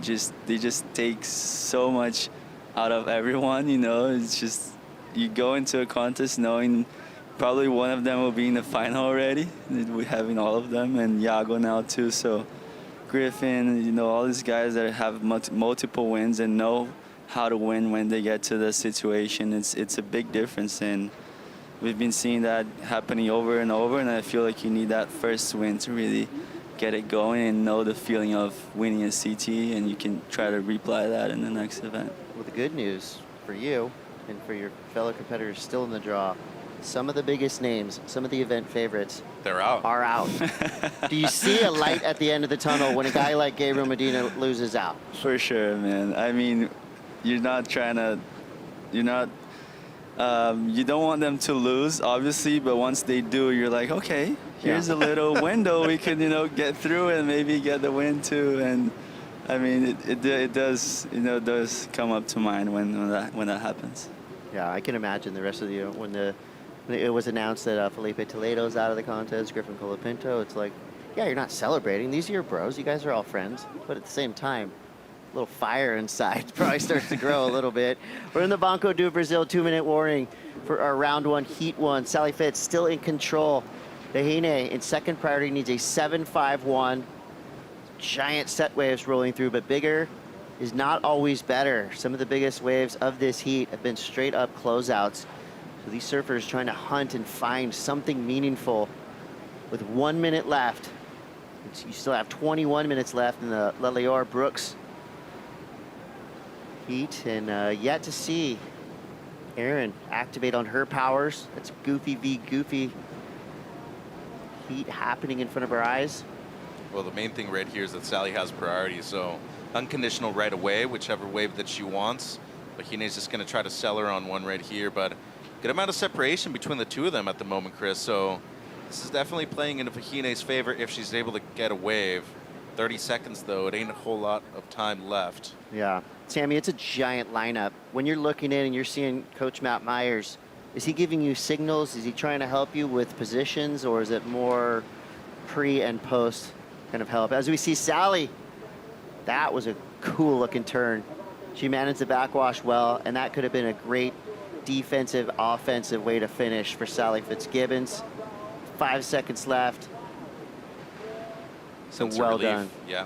Yeah, so the lineup's huge, right? I mean, what are you looking at when you're looking towards the scaffolding? I feel like this contest is so different, and for this heat with Myers today, I just told him, hey, I'm gonna go with my feelings out there. It's just such a big lineup, and there's rights, there's lefts, and it's hard to predict where the next wave is gonna come. So I just told him I was gonna trust myself and not really look at the beach as much. But we did use that a lot, signals in literally every event before this one, and this I feel like is a different event, especially having the beach break feeling to it and the huge lineup. Literally, Matheus was surfing like a mile away from Miggy, and yeah, it's just a big signals big from, field. Signals from the beach are going to be hard to come by with this especially much with of a lineup. 50 people on the beach, you can't really see anyone. Well, that's going to be it for Sally V. Fierro. In the end, the 7.5 and the backup becomes a 7. So that is a huge heat total. 14.50 for Sally Fitz. Unfortunately, we lose Vahini Fierro. She got a 4.33 and a 2.67. Her run is done here in Rio. We're going to field 2 more surfers in the lineup. Meet up with Anat Lelior and Aaron Brooks. Before that, we're going to take a quick break. We're going to be back with more action, more Sammy Pupo, more Mitch, more me, more of the VIVO Rio Pro. Stay tuned.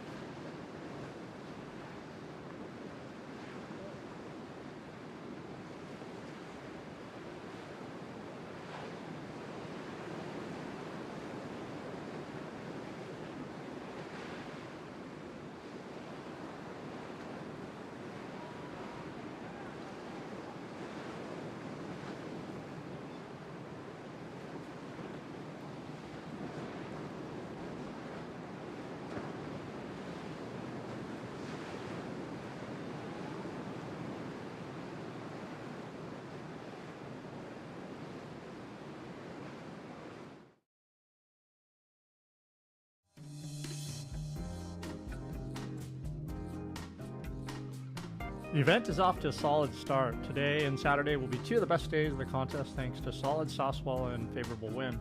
Today's swell comes from a nice looking low that tracked towards Saquarema over the last couple of days, and long period southerly energy is going to peak through today before settling on Saturday. Wind will be offshore in the mornings and cross offshore in the afternoons today and Saturday with clean or at least semi-clean conditions all day. We got smaller surf that's going to take over Sunday, Monday, and potentially into Tuesday with periods of onshore wind. Then another strong swell looks increasingly likely over the last few days of the event window. At this point, the best combo of swell and wind looks like the 26th and 27th. We'll see how things shake out in the next few days.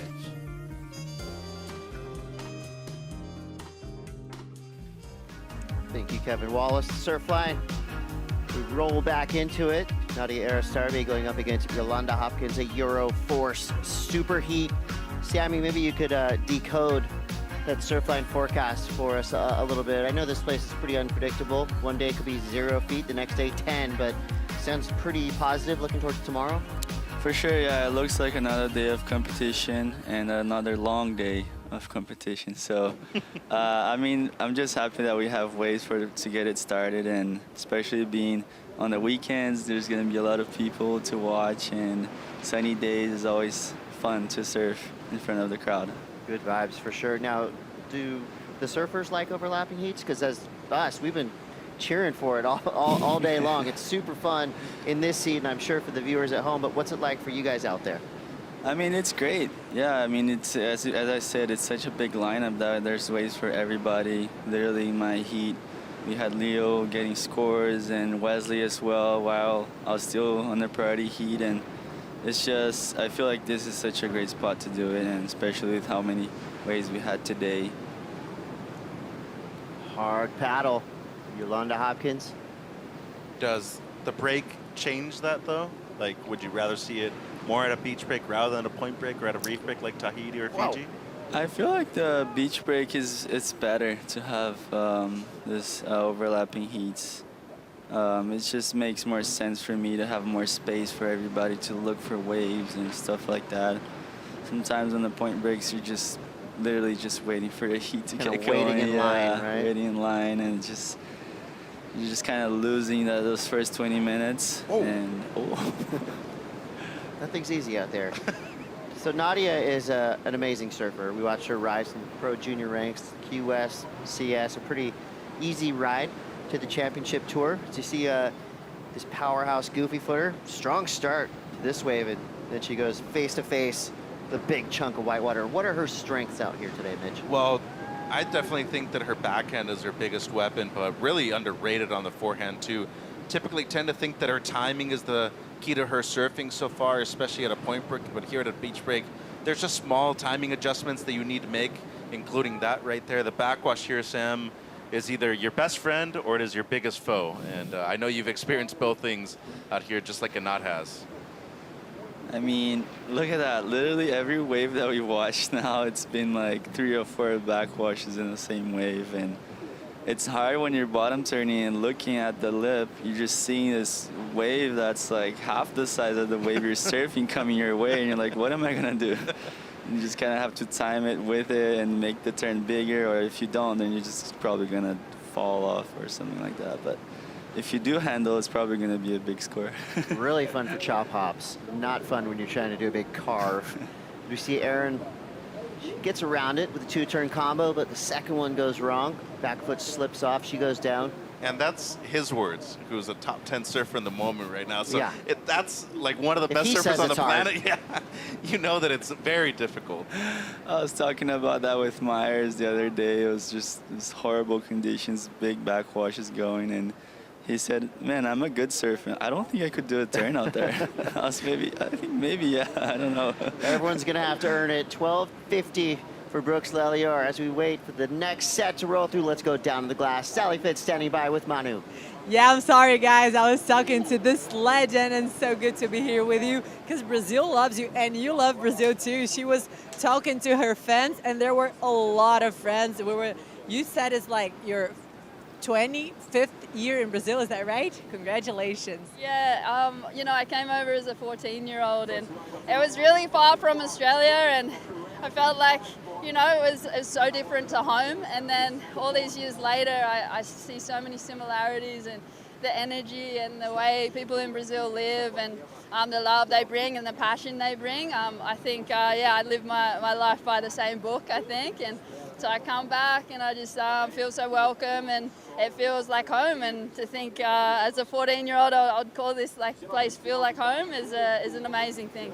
And you know what? You were surfing like a local here in Saquarema. The backwash was definitely not a problem for her. And I asked you, how did you manage to deal with a backwash? Would you say the thing you told me? I did. I said you have to have some Saquarema dance moves to make that last section. And you never know what's going to happen. And I think that's the beauty of this place. You got to be open to everything and ready for a surprise, and that's why I still put on the jersey. I don't know what's going to happen next, and I just lean in and give it my best and see what's out there for me. Congratulations. Let's do the moves to finish. Back to you guys. Woo! Well, you know, I would never argue with the late, great Lou Reed, but he had a song called Sally Can't Dance. Contrary to that, Sally can dance, and you know what? Can we start calling her Saquarema Sally? Sammy, do we have permission? I agree. The more success she has out here, just being an absolute legend. And speaking of legends, Yo-Yo. Dude, she went for this at the end. She's so rad. Oh my gosh. You know, I had a interview with Yolanda at an event in Puerto Rico, and I said, wow, it looked like you really wanted it out there. She looked me dead in the eye and she said, I will go over the falls face first into the reef if I have to win a heat. And ever since that moment, she has been one of my all-time favorites. Yolanda Hopkins is so rad. She starts off with a brutal 3.33. Great turn, but then just gets eaten. So 10 minutes, 24 seconds left in the Lelior-Brooks matchup. Now, we do say a lot when we're here in Saquarema that, you know, Brazilian surfers, this is their hometown hero event, but Sammy, maybe you could give us a little context. Obviously, Brazil is a massive country. You guys all come from different parts of this region. So how far are you from Saquarema? Maybe you could just give us kind of a few of the surfing hotspots and where they are in relation to where we are now. Oh man, Brazil is so big. Like there's so many places that I haven't been to, and just the accents are different. Like here, there's just everywhere. And where I live now is Florianopolis. We used to have, we had the CT there a few years back, and it's about like a 2-hour flight to get here, and about like a 16-hour drive. But from where I'm from, São Paulo, Maresias, where Gabe's from, and Miggy, where I was born, it's about a 6-hour drive from here. We don't usually get flights. Yeah, big country. Big country, and different too. Like Florianopolis is really cold right now, and we're just on boardies here. It's awesome though. I mean, we love coming here. The food's amazing. The waves are really good. It's super consistent. But outside of that, too, I think there's a lot of diversity, as you said, within the country itself, too. You go to the Northeast, very different culture, right? You come here to Rio, everybody's a beach person. You go to Sao Paulo, there's a huge city, but then there's also great waves. And I'm a big fan of this location. Underrated destination when it comes to surf trips, too. Fernando Noronha, world-class wave. Yeah, and you must be excited because we got the news. It's going to be a Challenger Series event in Mauritius. Yeah. Really? Yeah. I mean, you probably won't have to do it. But I probably will. You will, yeah. I probably will. Late September, early October. That's awesome, man. That's good practice. I'm really happy that we're going to have a contest there again. It's been a while. There used to be the QS there. It was a 3-star back then, I want to say. Yes, there was. I think last time we had it was like 2017 or 18 maybe, a 3000. We still do have the original, I think. It's a 1000 maybe. But it's been a while that we had a big contest there. And it's going to be amazing, man. Waves are so fun. Hopefully get some salt swell for the boys to get some barrels, do some airs. And I'm going to be there for sure. I know that. I'll be watching. So inside of 8 minutes now for Lelior and Brooks. While we wait for these surfers to activate their powers, let's find out where Rachel is. Rachel. Hello, amigos. I am here at the VIVO activation. And look, seriously, my inner child is just crying right now because this used to be one of my favorite activities ever when I was a kid, the soap football. And the kids are having so much fun. This area has been like busy the whole day. And there's also 2 other things here. Here we have like a little spot with seats to charge our phones. And also we have a little shop to buy phone accessories. So it's a really, really nice area. I love it. Well, maybe we can get that place cleared out. We can play some soap football later, Midge. It's definitely been a hot day, so would it be down to kind of cool off? Good way to wind down after a long day of course. Announcing. 7 minutes to go. Lelior still in the lead with a 5-5 and a 4. 26 minutes left for Nadia and Yolanda. 5-point ride is the high mark there. So we got Sammy in the booth here. Sammy, your next heat is going to be with Jack Robinson. Do you do research on who you're going to be serving against? I mean, I'm sure you've seen enough of Jack Robbo over the past decade to know what he's all about, but do we get a quick look at Yolanda? I mean, do you foreshadow of who you're going up against? I've been doing that this year. This is the first year that I've been actually doing some research on my opponents.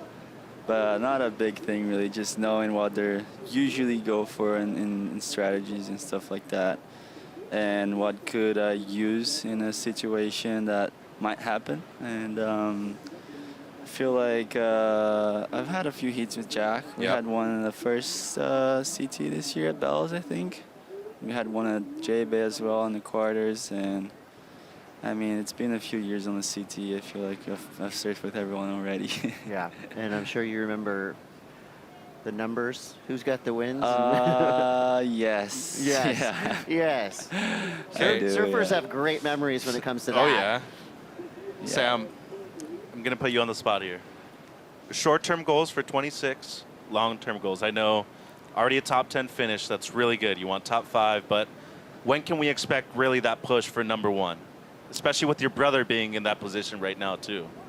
I feel like short term is what we were talking about. I really came into this year feeling like I really want my first win. I really wanted to be this year and have that feeling of being a CT champion, and it's something I never felt before, and it could be something that gives me confidence to go for a world title run, not necessarily this year, but for the next few years coming. And we know that the world champion needs a win, and at least one win throughout the year, so it's a big deal.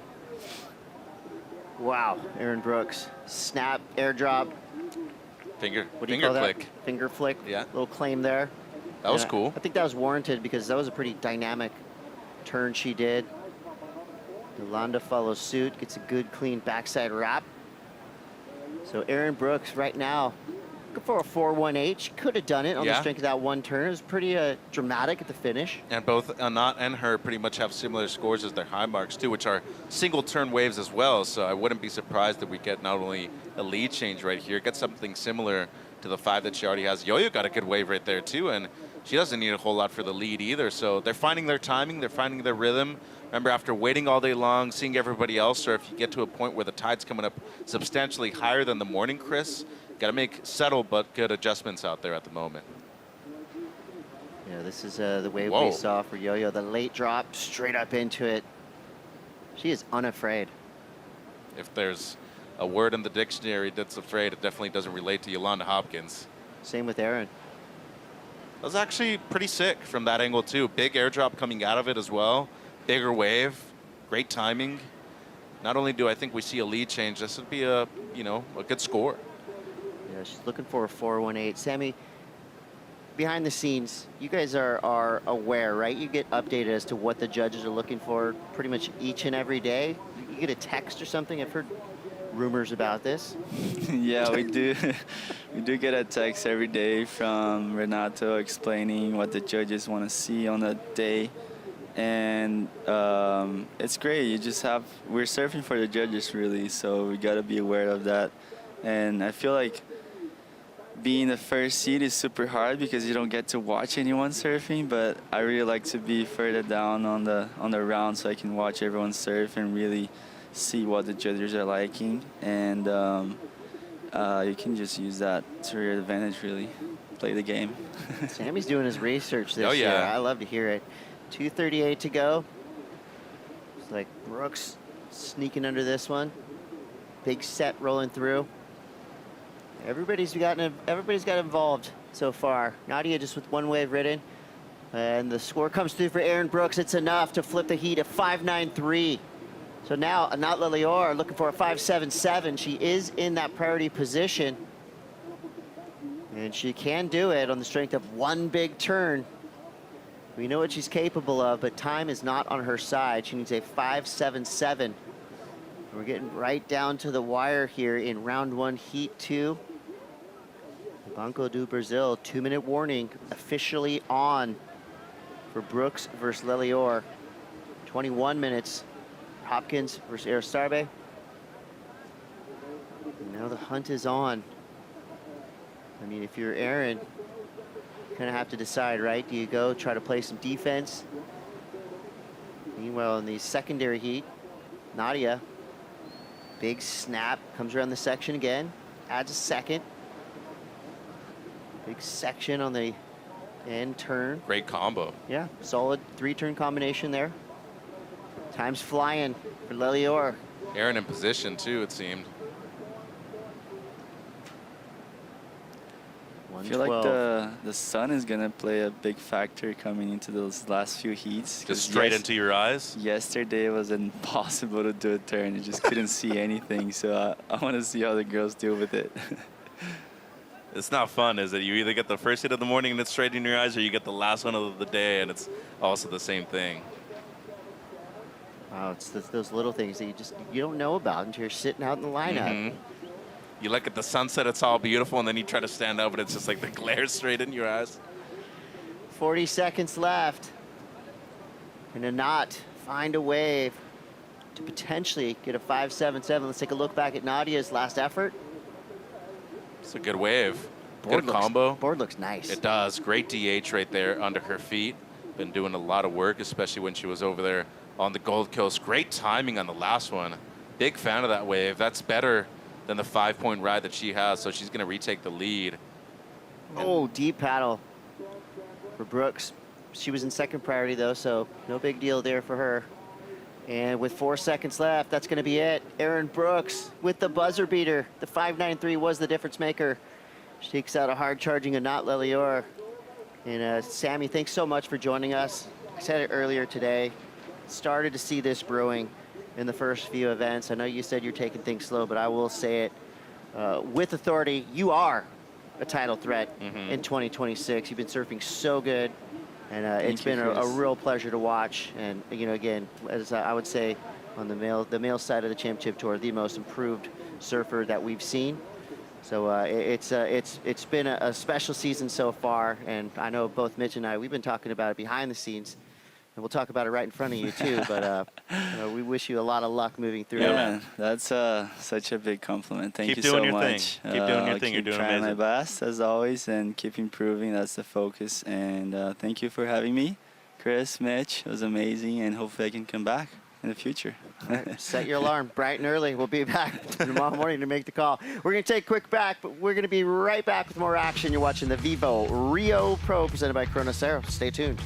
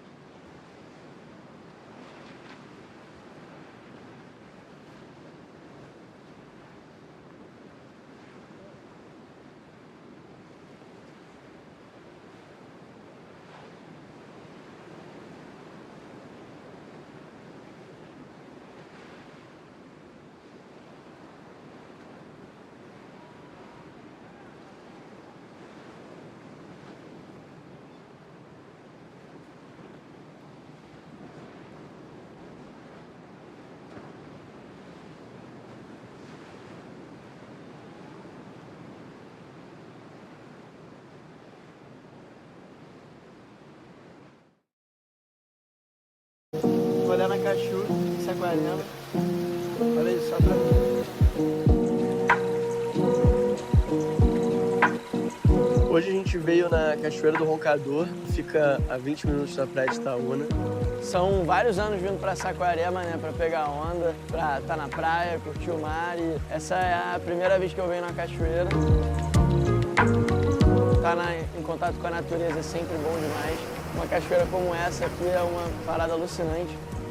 Tá no meio do mato aqui nessa imensidão e nessa solitude.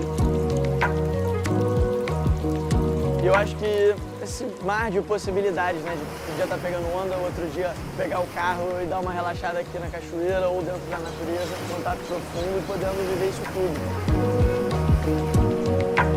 É por isso que o Saquarema surpreende, que isso é o que ela tem de melhor.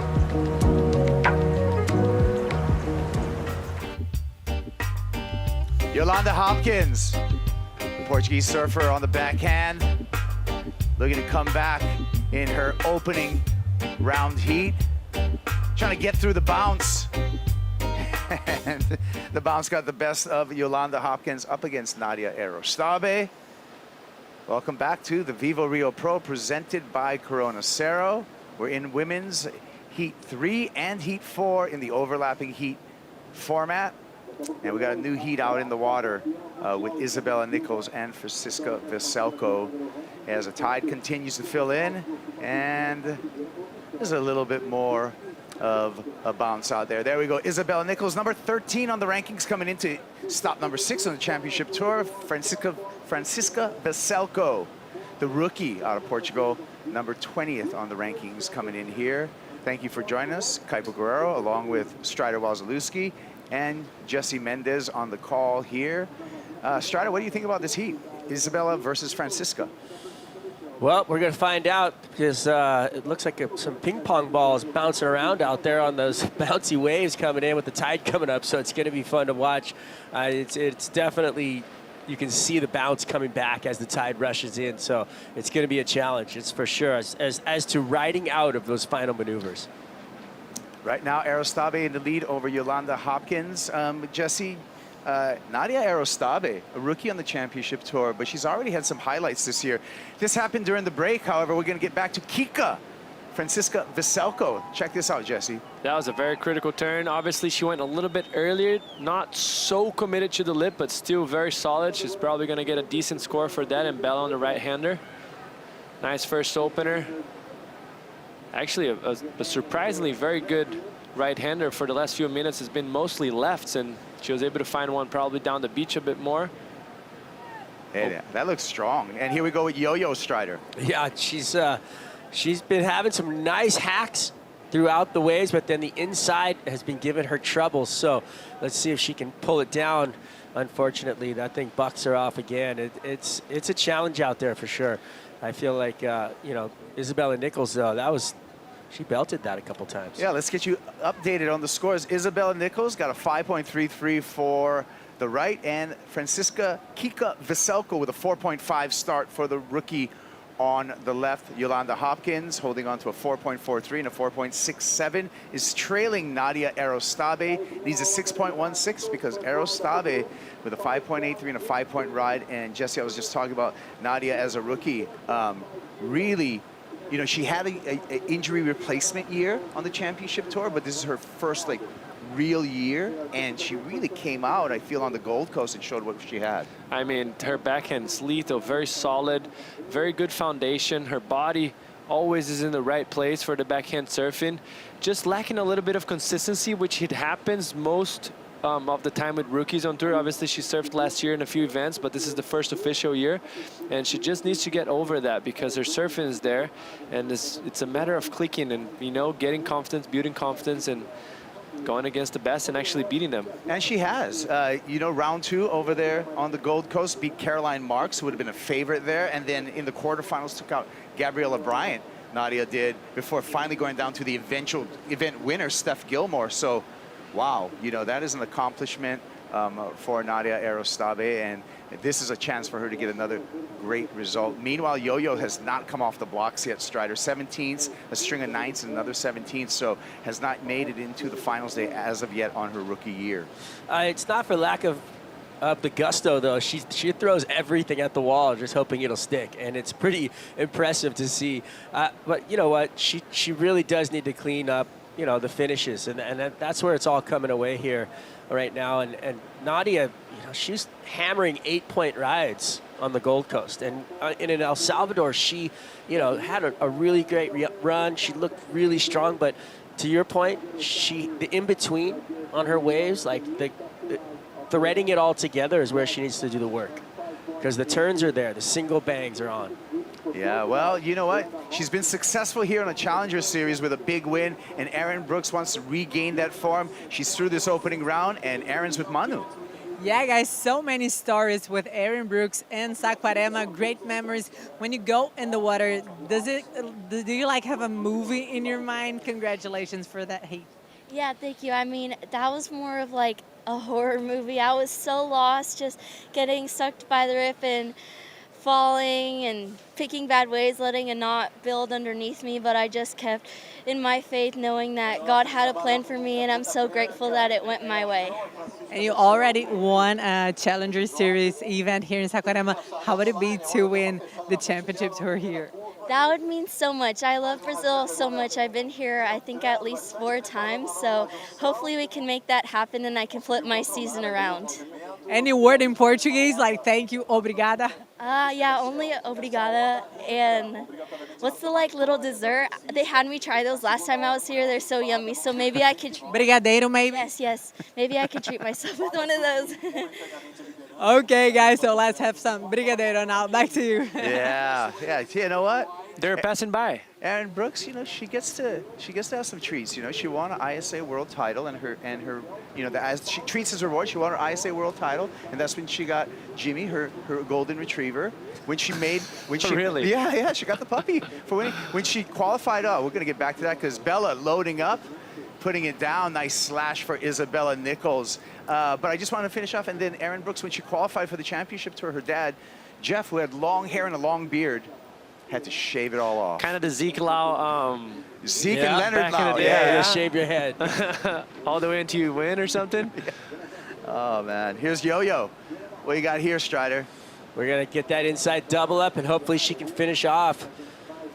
Let's see what she's got. Oh. Nope. Just a small wave, yeah. Like how worth it is for you to spend that much energy and going all the way in when you're needing a 6.16 on a wave that most likely you're not going to get no matter how good you serve. You're questioning the decisions right there, and I like the analytics that I'm hearing from you, Jesse Mendez, and I feel like that's kind of, you know, a rookie that may have to just slow it down maybe just a little bit, right, and go through the task at hand. You can talk us through this replay. Yeah, so she takes off in the first. It looks like a decent wave, but as you do the first turn, you notice it's already tapering it off. The first section wasn't critical. Might as well kick out and get out the back already quickly. But, I mean, it's decisions that you got to make. This is different. Look, obviously different heat, but this is a stacked section, very meaty, and she matched the power, so she's going to get rewarded. Yeah. And here we go with Chianka, Strider. Yeah, she gets a little bit of work done on the face right here, but, you know, the wave kind of tapering away from her, so not really offering up a whole lot. 3 kind of mediocre turns down the line, so nothing huge for her.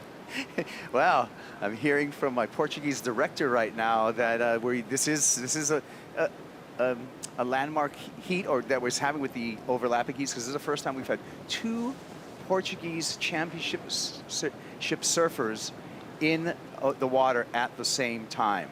That's awesome. On the women's level as well. Yes, because we have 2 new Portuguese surfers on the championship tour, Yolanda Hopkins and Chianka Francisca Veselko. Thank you, Vasco. He's doing some research for me there and switching cameras and everything. There you go. It's Tamo Junto, right? Tamo Junto. Right? This is what we're together. We're all together. We're all together. All right. Speaking of all together, Erin Brooks has a bunch of stories. She was walking down the beach the other day, and a kid ran down with a little box and proposed to her on the beach. Is that real? Yes, for real. She was like, whoa, she was totally blown away. Oh, wow. I don't think she's getting married. Crushing hearts. Yeah. Yeah. Well, I got daughters, and you just say no when someone's that desperate. I have one now, so. Oh, yeah. Have to deal with that in 15 years. Welcome to the club. Welcome to the club, Jesse. It's going to enrich your life a lot. There's nothing like a daughter's love. All right, 7 minutes and 40 seconds. Nadia Aristabe in control of this heat with the lead, with priority, and it seems like she's playing the game right so far. We'll see if Yolanda Hopkins can sneak around Strider and somehow get that 6.16 that she requires. Well, she's tiny, but she's mighty. And when she takes off on a wave, even the mid-range ones look way overhead for her. So she could be, you know, make it look bigger and do some damage on the face and get a score. And she charges. Yolanda, we had the last time we had a CS here, there was a giant day that was too big actually to hold competition. And the only person that paddled out, it was her. Was Yolanda Hopkins. I could see that happening. It was straight closeouts out here, and she just went out there and tried to give it a go. She's a great duck diver, great paddler, and got a lot of courage, man. Lots of heart. Yeah. Only surfer on tour, the front foot pad. Yeah. Hey, full deck grip, man. Grip it, rip it, Strider. Look at these lefts. I know. I was actually talking to Adriana a little bit before we got back in the booth, and we saw some sets from way out the back. Look at that. That thing's peeling. Still solid swell rolling through it, man. You can do some huge gouges out there. I think with the goofy footers in the booth right now. You need the guts. We really want to surf. On the heat, you just paddle 50 yards out the back and sit there and position yourself where you probably, most of these girls probably never even surfed on the outside ledge right there. Yeah, it's probably really hard to actually beat in the spot because it moves every wave of the set, right? Yeah. So it's a tough task, but they're coming. Hey, it's a tricky lineup, you know? It is. It's a crossword puzzle out there right now. You got to figure it out, up, down, sideways, diagonally. Let's take a look at our GWM recap of Heat 3, Round 1 for the women. Start your engine up. Nadia Aristabe, Strider, stabbing the lip. Yeah, I love it. She attacked it and then goes. Oh, man, if she'd have pulled that last one down, it would have been a huge score. I would call it the biggest score of the day. This is a nice turn for Yolanda. Nice and clean, coming out, not being so aggressive as she used to do, so she capitalized on that opportunity she had. Nadia here on a nice open face. Just clean, solid surfing. Nothing special, but solid surfing and finish it off strong, getting the highest score of the heat so far. Yeah, rightfully so. That was a great combination. 5.83 for the effort by Nadia Erostabe, down to 5 minutes. There's the scores, top 2 scores for each of the surfers in the priority heat, and the need to advance into the first position for Yolanda Hopkins is still a pretty big number in the context of what we're seeing out there, Strider. I feel like if she does, like we just watched that recap. Here we go, sorry, live action. This is Kika, Francisca Veselko. Lethal backhand, and she just exploited that wave. She used that backhand, by the way, Francisca Veselko, in 2022 to win a World Junior Champs at Pumping Seaside. It was 6 foot solid left. Oh, I remember that. Smoking through there, and Francisca attacked it, Strider, just like this. Just like this. I mean, those walls were solid, and she actually just was throwing it up on huge sections, just bangs it away just to come down with it and ride through that little upwell right there on the whitewash right there as it exploded. That was, she had to lean into it. Yeah, that was critical. Hard to manage, good timing. Came out pretty clean and having some fun with the backwash too. Actually, you know, that maneuver, I mean, there's a wave that I surf that has a lot of backwash sometimes. Just sometimes, yeah. Thanks, you guys. And the best thing, like when you see a big backwash coming, is get away from your board. That's how you break boards, fold ankles, tweak knees. So many things can happen when you see a We saw backwash. Felipe today. Like he was kind of eyeing it down for the closeout section. There was like a 3 foot wave coming towards him. He was like, Over no, it. I'm not going. No. Yeah. It's not worth it. It is not worth that risk right there. And I still limp every day from my backwash accident. Yeah. Wow. Wow. Carries it on. Oh. And the higher tide, Jesse, here, more backwash, because the tide's still filling in. Yeah, most likely it would be more backwash. So fields in. On the beach, we have that little steep sandbank. So the higher the tide, the more reverb is going to get off of that, and it's going to come back against you. You know, I look at this giant event area and all the things. We built a Ferris wheel here. You know, we have a big stage. Can we not have a couple tractors just take off that bank? Can't we just shave the, look, there's our high tide at 6:42 p.m., so still coming back up. But can't we just get some people to, it must be a permitting thing or something. Here we go with Nadia Erostabe. And there's another element that adds to the backwash, and that's that deep trench that runs along the inside. So the water rolls off of that. And then it kind of has like almost a rapid buildup, and then that wave forms and goes back Creates out to backwards. sea. So there's two things at play there, not just It's not the just high the sand tide. line, right? Yeah. I was just thinking if we can make a Ferris wheel, we can probably make anything. Build a sandbar. You want to put a reef out there too, Kipes? That wouldn't be bad. You don't have to listen to me. I'm just, you know, it's just free thoughts sometimes. It's getting creative. Yeah, just get creative at the end of the day. But Nadia Erostabe looking strong right now. Yolanda Hopkins, she does have an opportunity. Nadia on the inside here, just a frothy latte there. Nothing going on. So Yolanda with opportunity. Sets coming through. Where is Hopkins? It'd be fun if she just paddled out the back and got a bomb and just ripped it to pieces. Two of those on that GWM recap that we saw. That one turn she did was solid. If she could get two of those off on a single wave, she could get the score. Yeah. So this is Nadia's last wave, and it's not going to go up into her top two. It did hand over the priority, however, to Yolanda Hopkins and giving the Portuguese surfer some opportunity. This swell's holding strong, I know. Jess. Like, look, I think Yolanda was out the back, and she's getting smoked all the way in. Oh, okay. So which we expected to drop and you throughout called the day, it. but didn't. So you see on the score bug right there with that X in the green means that there's a suspended priority for Yolanda Hopkins. So she will maintain her priority once she gets back out into the lineup. It's suspended right now. We see this in Hawaii often in bigger waves. When you get washed through, it's not your fault. You don't lose your priority. They just suspend it until you make your way back out, and then you regain your priority. But it's eating up time, nonetheless. It's also a rhythm killer Like you're sitting out at like Pipeline or Oh Saquarema, gosh. and you get smashed all the way through from, you know, first reef, and you're all of a sudden you're on the beach. You're like, wow, that wasn't fun. Free surf sessions, I just come in. Throw the towel. Throw the towel in. Yeah, sure. Walk of shame. Yeah, why not? Look at her, she's scratching. She's Yeah. not done yet. Never give up. Never She give has up. that mentality. Never 3. give up. Yolanda.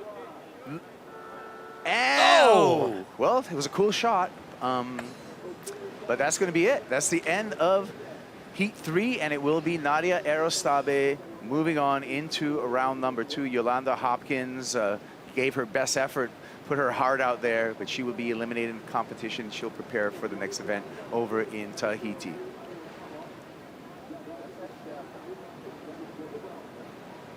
Yolanda just on her way in here, and the drone shot Strider showing you just how jumbled everything is right now. And they're way down the beach too. If you're like standing there looking at the ocean from our event site, they're about 200 yards off to the right. So we got a huge playing field still for them to choose from, and they've been enjoying those waves down the beach. Yeah, it's been nice, right, Jesse, to have, you know, the variety of waves and just the long beach that we can utilize here. Yeah, this beach itself provides so many nice conditions, and we have that little right goes up in the bank into the channel as well that we didn't see it today, but most likely we'll see it tomorrow with the swell dropping, and yeah, got all kinds.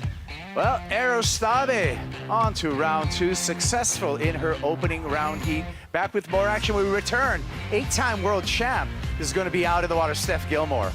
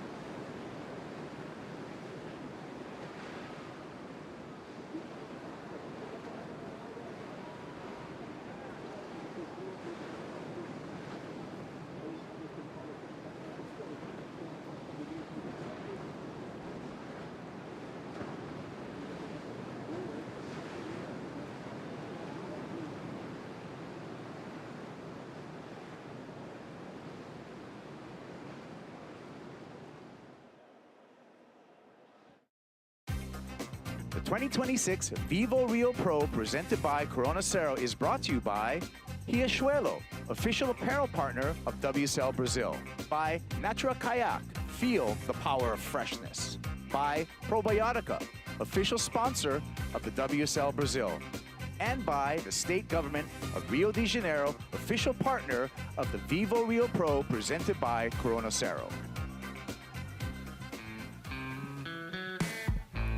We are back at the VIVO Rio Pro presented by Cero. The Penguins have come out to watch Steph Gilmore and Tia Zabrowski battle in this heat number 5 of round number 1.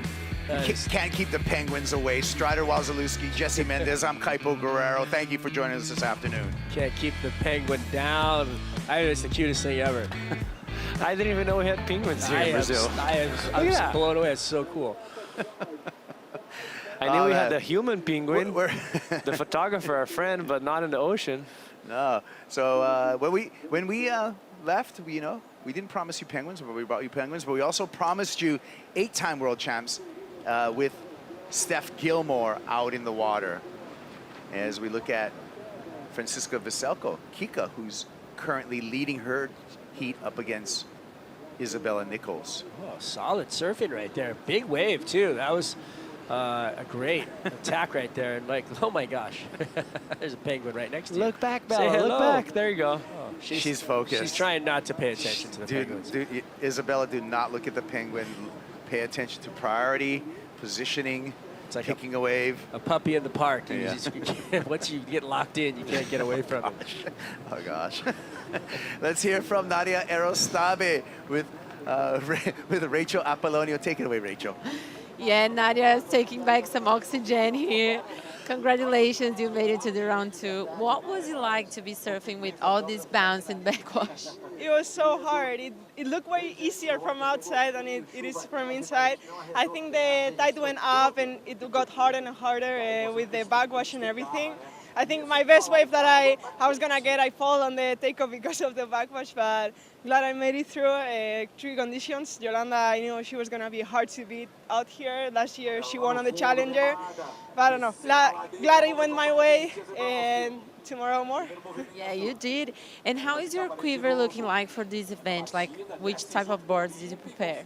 Well, I haven't gone home since Newcastle, so it's been 4 months on the road. So I have all type of boards. I knew I was gonna be okay with everything, and I'm riding a Juliet 5.9. I was gonna go for the step up, but I knew the best one were the smallest ones, so I went with my normal board, which I love it. Thanks, Darren, for making such a great boards. Yeah. Working, congratulations. Thank you very much, and good luck. Back to you guys. All right. Well, yeah, I love that. Nadia Arostave on DHD, Darren Hanley Designs. Darren taking care of her on the Gold Coast. She went by the factory there and dropped off a couple of her favorite boards for Darren to kind of replicate. And so that's the thing with Darren.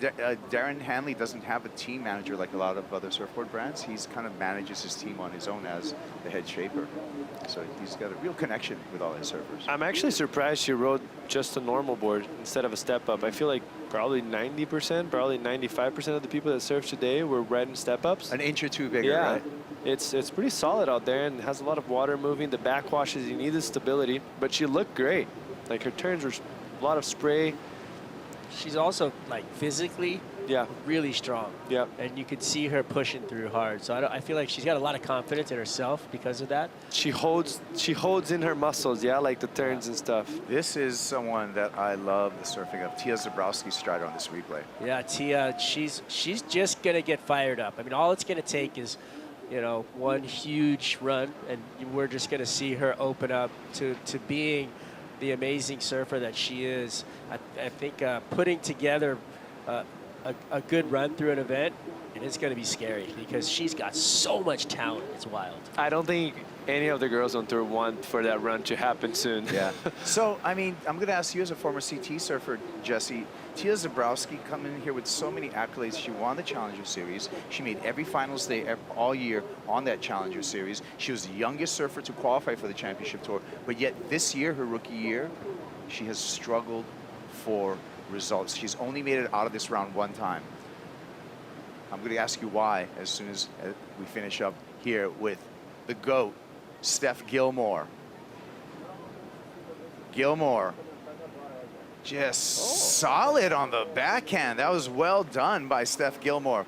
But back to the question, why do you think Tia's struggled? I think first thing that comes to mind is just too much expectation. Like you mentioned, everyone's expecting her to show up and blow up. I wouldn't be surprised if she finishes top 5. That's what was my thought, like in the beginning of the year. And that builds a lot of expectation inside herself. And sometimes one heat doesn't go your way, and it's all it takes for you to kind of put yourself down and doubt yourself. So I think that's what's happening right now for her. Well, and then the opposite, looking at Steph Gilmore, 38 years old, just won her 34th championship tour event. There she is. I mean, she looks really good on her backhand, and that's definitely not her strength. So for me to watch her come out and adjust like that and transition, trying to come to make that wave and finish her last turn, that was really impressive. I feel like she's, you know, had to recover right there because of the backwash, but then going right back to work. So I feel like she's definitely here to do some damage, and she's done, you know, she's crushed it here. I mean, I'm glad you mentioned that, because I was about to say that a little bit before, that Tia has a huge opportunity, because this is definitely not favorite conditions for Stephanie. She, like, obviously rather be in a point break right. Yeah. She's an 8-time world champ, so she's good at everything, but it's not her bread and butter conditions like today, but she's just proven why she's 8 times world champ. She's making it happen, and solid surfing, solid foundation, getting a decent score to start. Yeah, so opening ride for Tia, 4.67. Second ride for Steph Gilmore. We're waiting for that. But what about that victory, you know, over on the Gold Coast for Steph Gilmore? What did you think about that? I thought actually she might have retired after that. I was like, whoa, just, you know, finish it off. That was beautiful. Like, at your home break, pumping conditions. Honestly, I thought she should have had a 10 in the final. You know, I think there was a 9.5 right there. It's just like, hey, give the goat a 10 right? in the final. Jeez. Sunset just going down. It was a beautiful day. Everything was meant to. It doesn't get any better than that. Yeah. And that is a great retirement moment. That's why I was like, oh, But maybe she's going to retire. She's not ready. She's not ready. She's still winning contests, I know. which is pretty cool. Yeah. It's incredible. Isabella Nichols on the paddle here.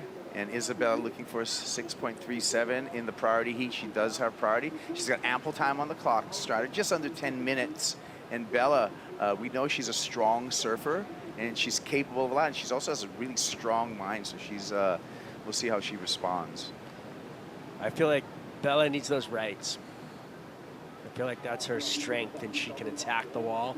And, you know, even just that one big turn, because she's got it. She's so good at critical sections, and when she finds those rights, but I think those are kind of dying away now that the tide's getting higher, and that shallow part of the sandbar up there towards, you know, the middle of the beach, right in front of the contest area is, or, you know, the structure is the best part. Yeah, that big frontside hack for Isabella Nichols really came into play in 2022 when she took that win over at Margaret River, and that's really when you saw that on full display. Also, last year, Isabella, you know, in kind of smaller conditions, but still took a win over there at Bells Beach. So, you know, she's got that winning feeling before. Yeah, she knows what it takes to get there, mostly against, you know, back against the wall and needing a requalification. And 8 minutes and 40 now. There's still plenty of time. She got priority. It seems like she's paddling towards more the bank that you're saying right now, Strider. Maybe thinking about just moving to the lefts that are coming. Try to engage the backhand, see what happens. Yeah. Because everything on that side of the field to your, you know, looker's right, it just kind of has died off over there a little bit, it seems like. It seems like it's a very shallow bank into deep water. So with the water moving in, it makes the wave comes in a little bit more, and you only have that one little glimpse of opportunity, then the wave kind of just dies out. So it doesn't give too much opportunity. Hard to find the pockets. Well, let's check out, you guys, the GWM recap. Start your motors for heat number 4, round number 1, featuring Isabella Nichols on this opener, Strider. There was the rights that she was looking for. She was down the beach and found a couple of clean sections to go to work on. And she started out pretty strong here and giving herself opportunity. Kick on the backhand, really, really strong, Jesse. Yeah, I feel like the difference is the closeout for the lefts right now are more intense, and the judges are really rewarding that. If you see that wave started off a little bit flatter, but the closeouts are getting a bit hollower and giving a lip for the athlete to attack. And Kika analyzed that, and she's, making the most. Yeah, smart cutting it short there, went for the completion and got a backup score of a 5.53, 6.17 for her top score. And she's in the lead on the paddle here. We got Kika again going left. And just an up and a flyaway kick out. Leash test. And looks like it passed. Yeah, that's just so dangerous when you jump out of a wave like that and your leash does pull tight and then the board comes flying and that wind coming from the east, you know, coming across the wave, it's just like whips it right at you and you're like, ah! Yeah. Hands over your head always. Yes. Noses are pointy, fins are sharp. I guess any part of the board hits you. Yeah, even a rail, like. The rail's the worst, though, because you get hurt and then you got to do some ding repair at the same time. Yep. You know what I mean? Pick all the hairs out of the... Pick the hairs out. That's the first thing I thought, actually. Oh, man. For us, not for these ladies. Yep. Just 6 minutes remaining, and Isabella still searching for a wave that she thinks she can perform to, you know, over a mid-range score of 6.7, 6.37. Is that her deep on the peak there now, huh? Yeah. Isabella, she found her way over there. She's got time. Looks like a few lines approaching. It looks like what lines, yeah. But I wonder if it's going to be one of those that are breaking on that second shelf, right where, you know. With a little out of reach? Yes, just enough. Doing a couple duck dives. We'll see. It looks like it already that they're going to get caught inside. Look, they're just already having a duck dive with this thing. Yeah, so positioning, one of the P's to be successful, and the positioning is going to come into play now for Isabella Nichols. She's going to have one more chance here. What do you see in that line, Stratter? Looks like a closeout. But down there, you know, there could be something on the end there. Nope, no takers. Looks just a straight hander for the surfers out there. A lot of frothy cappuccino face. We need some nice smooth sheets pulled tight, open face, going left. Vertical surfing is what we want. Yeah. So we will see, and all that did actually, that set that pass through for Isabella is really just ate up time on the clock for her.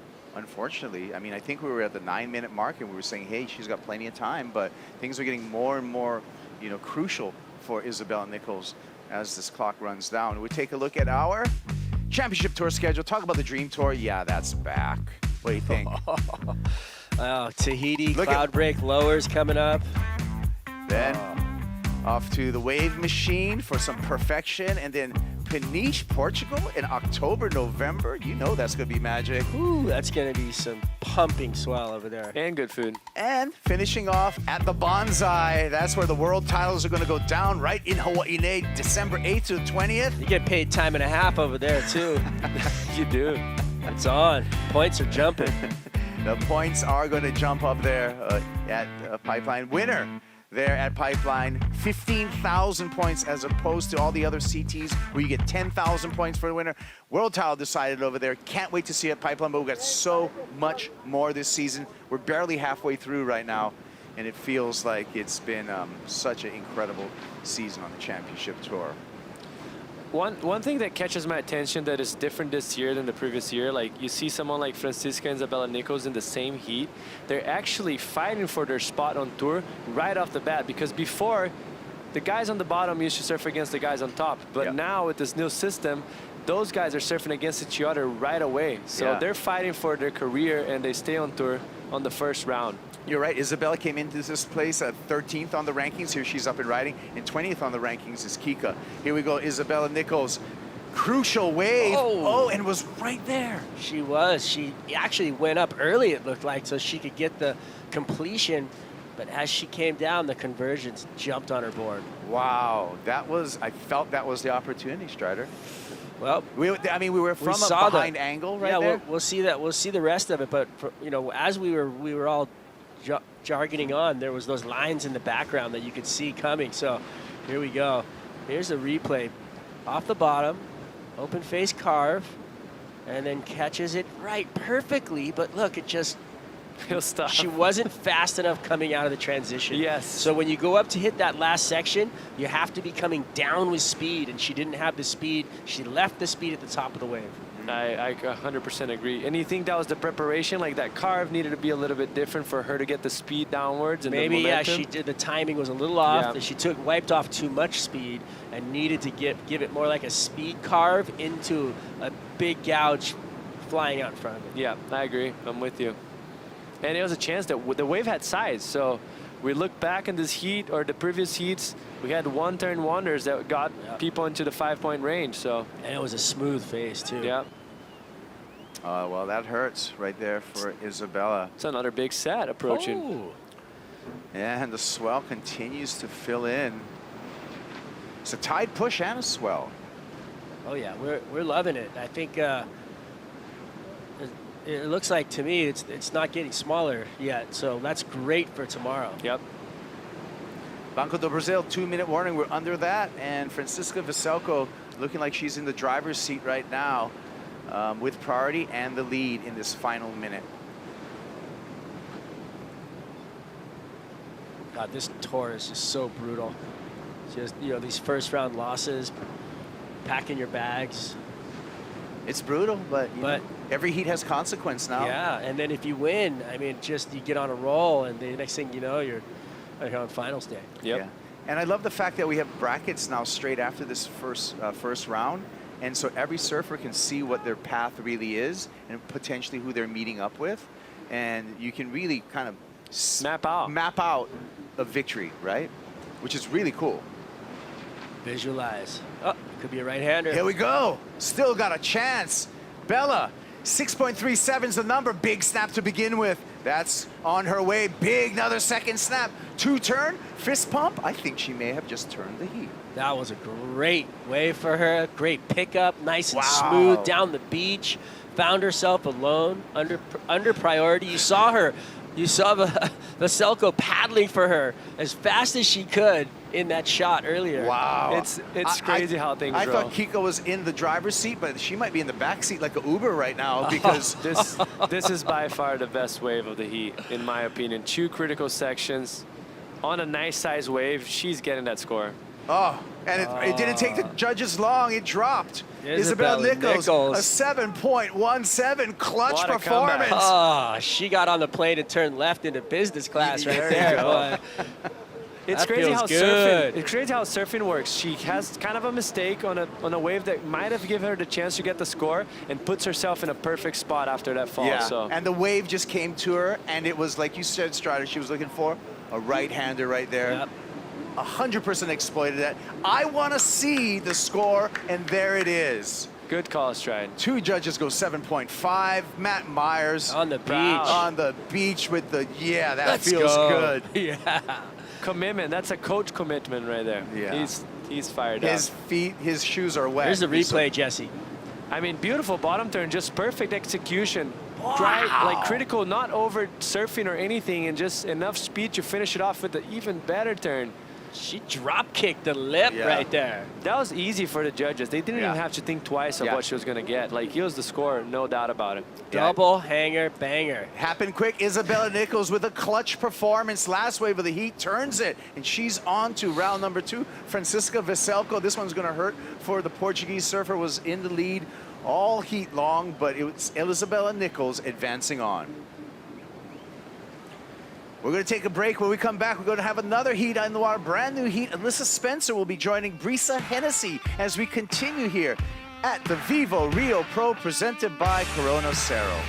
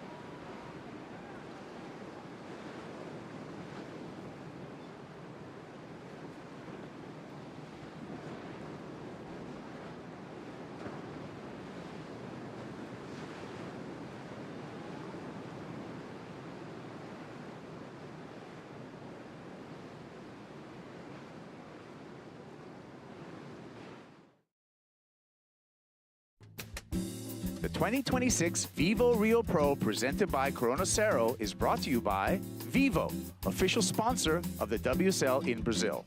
By Corona Cero, made with 100% natural ingredients.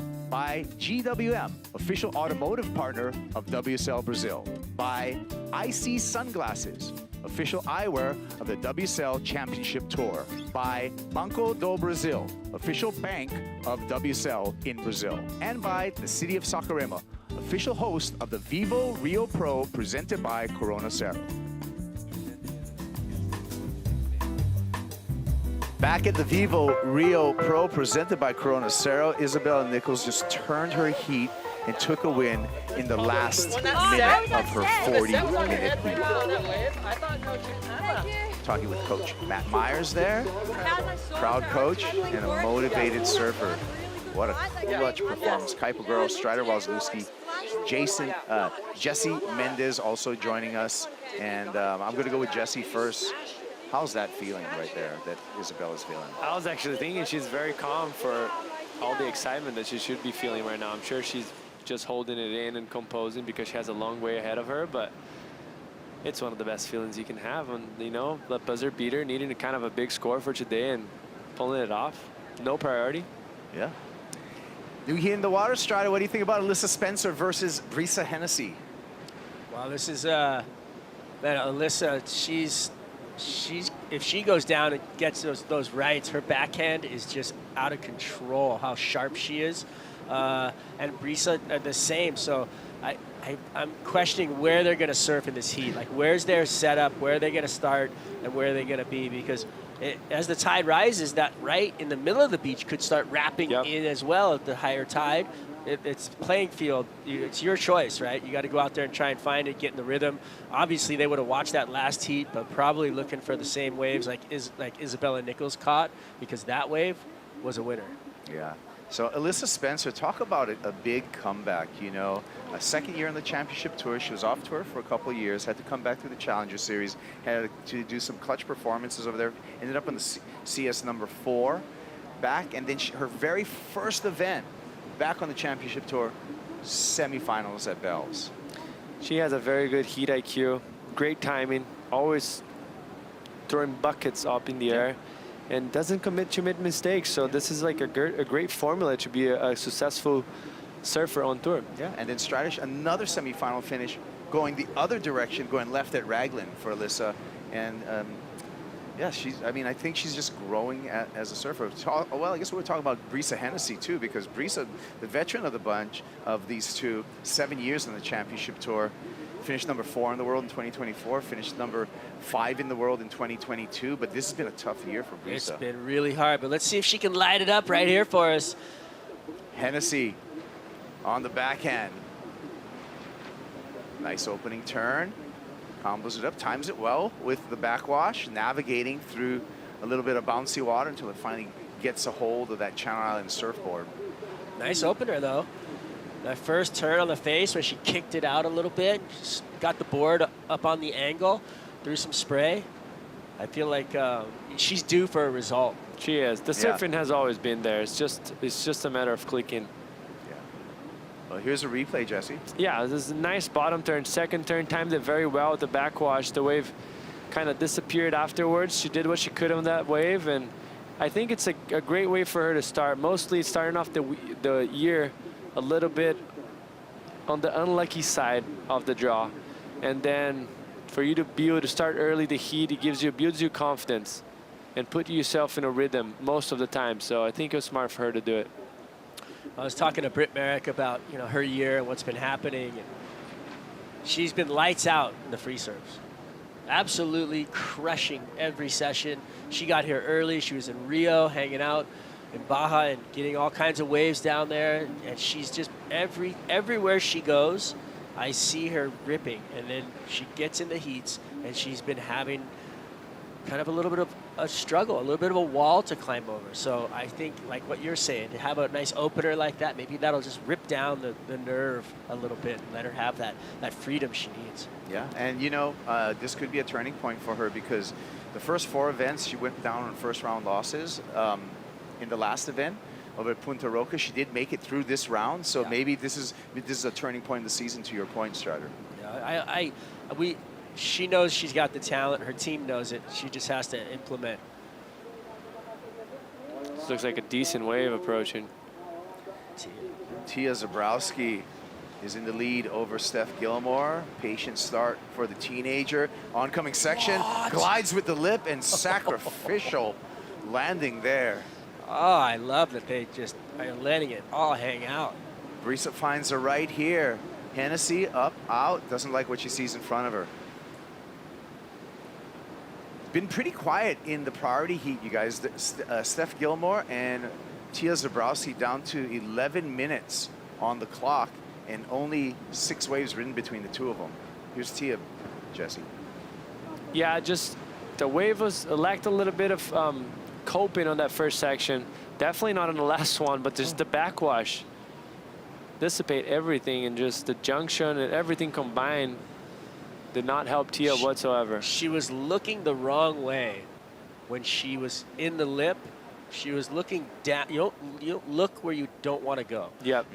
She was looking down into the pit, and that's right where she went. If she would have been focusing out and projecting out, she might have had a chance. That's true. And she That's wasn't true. looking out there during that maneuver. Strider dropping some knowledge. That's kind of like when you're snowboarding through trees, right? Don't look at the tree. Don't look at the tree. Ride a bike. Don't look where you don't want to go. No, but it's true. It's what's going to aim and guide you to get to where you want. That's the vision. Surfing. Look out in front, not down. All right, well, Tia still in the lead, but priority now with Steph Gilmore, and look at what Gilmore needs. Just a 2-point ride to turn the heat. Yeah, she doesn't need many waves Not at all. at all. She's always on a couple of waves, and they're always really good. Alyssa Spencer, the 23-year-old at Encinitas, California, took out a big Challenger Series win here. Alyssa, during that event, was obviously the informed surfer the entire event and went off to that win here on the Challenger Series, so maybe she can rekindle some of that muscle memory. Let's check out Isabella Nichols with a glorious victory on to round 2, Rachel. That's right, Isabella. What was that? Even with a few mistakes in the heat, you kept motivated to turn the heat around like that. Like, congratulations.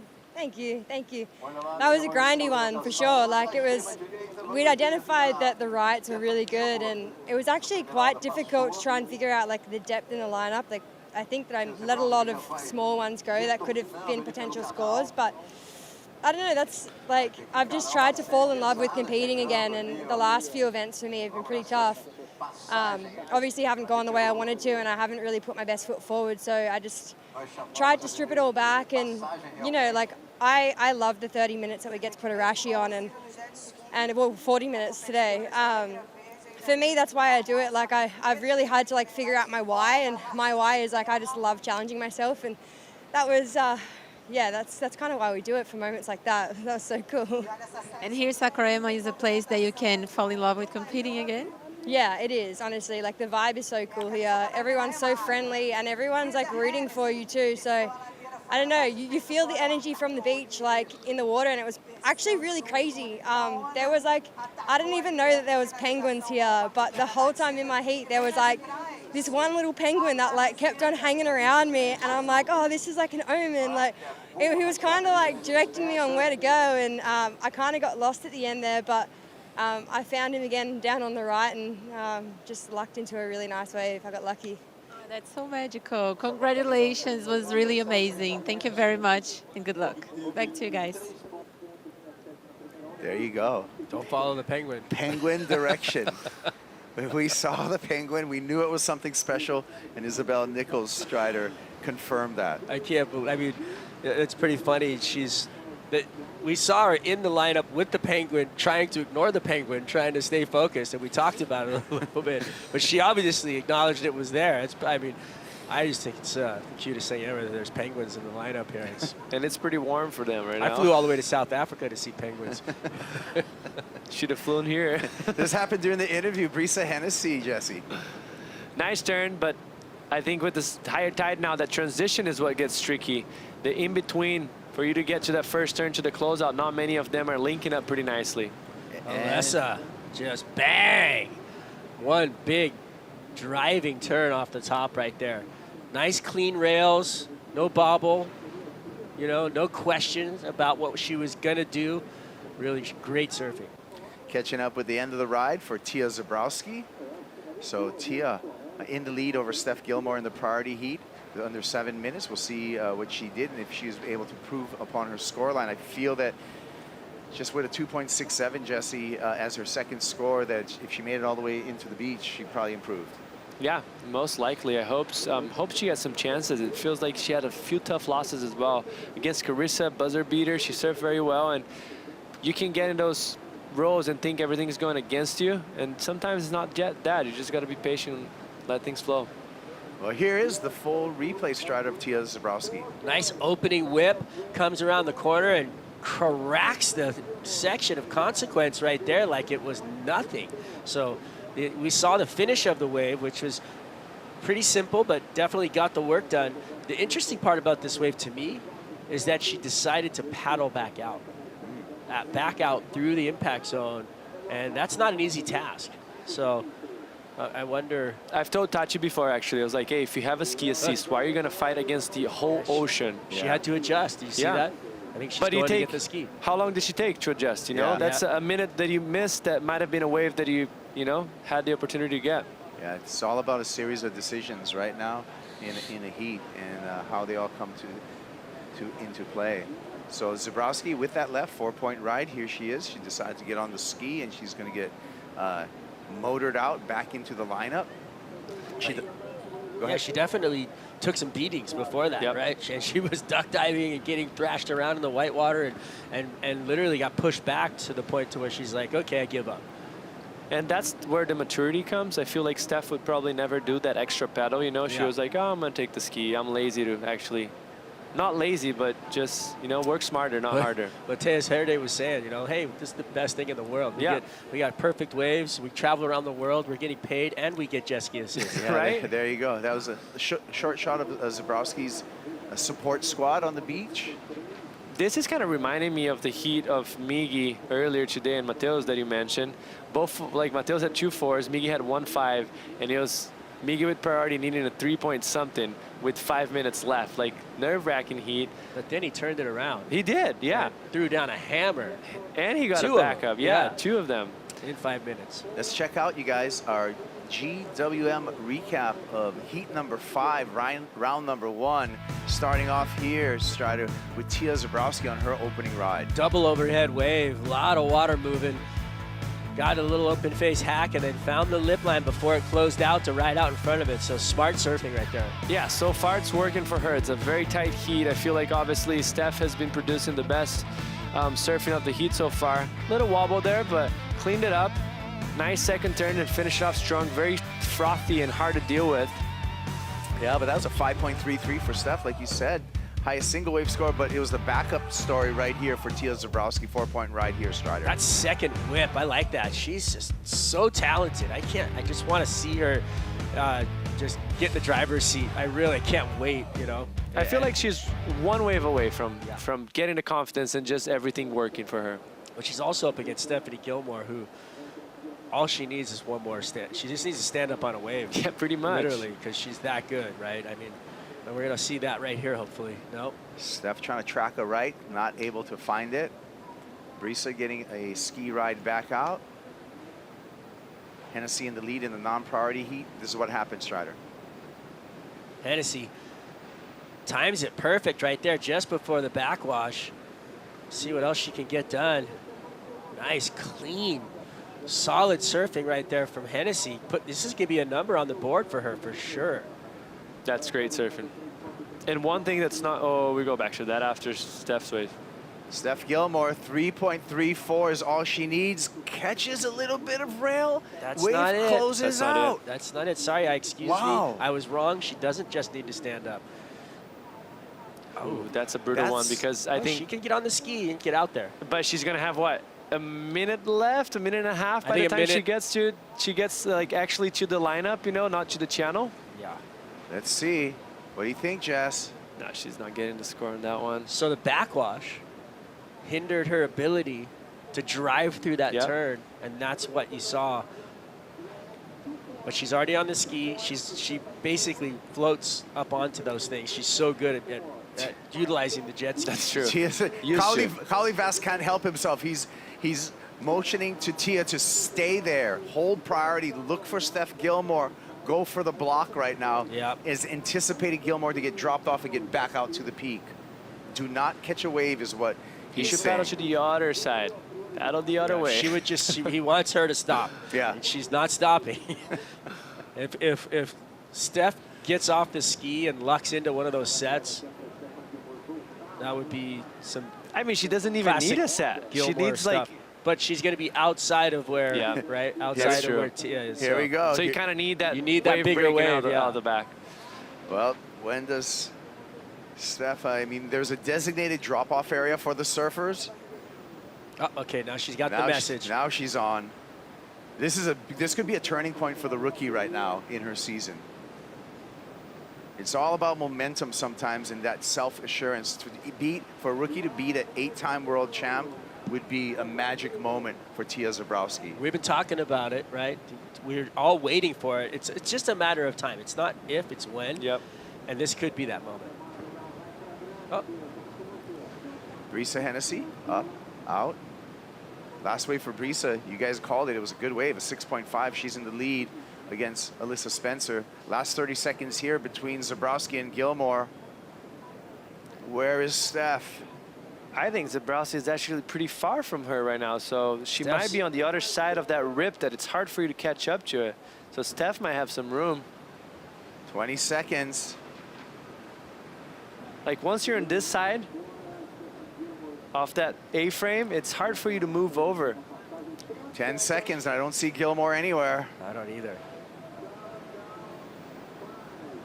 And it is now official. Oh, there she is. There she is. And Tia Zebrowski took down a big challenge, and the squad just waiting to hear it confirmed. Cowley likes what he hears. All right, Yufu, team manager for Sharp Eye, with a hug as well as his team rider is moving on into round number 2.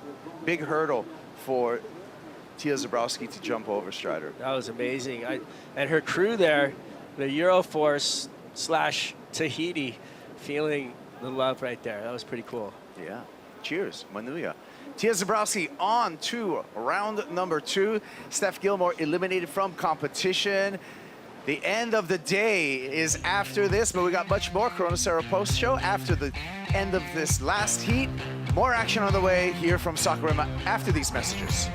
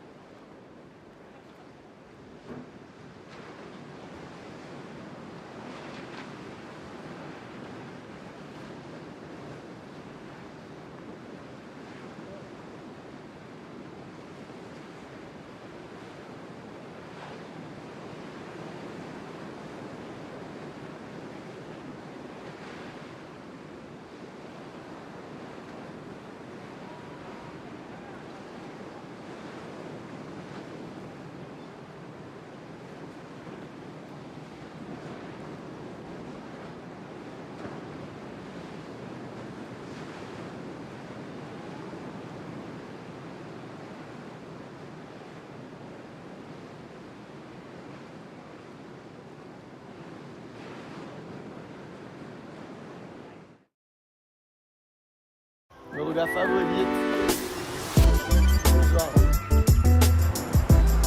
É um refúgio 2 horas do Rio. A minha relação com Saquarema foi fruto de uma amizade. Os meus melhores amigos eram daqui de Saquarema. A gente se conheceu competindo quando a gente tinha 7, 8 anos de idade. Hoje em dia se tornou o meu lar. Eu tenho casa em Saquarema. É o meu lugar favorito no planeta e é uma onda muito importante para mim. Meu objetivo de vida é entrar para o WCT, então estar aqui faz parte dessa construção desse sonho. Sempre que eu posso, eu estou aqui, sempre querendo construir memórias boas nesse lugar.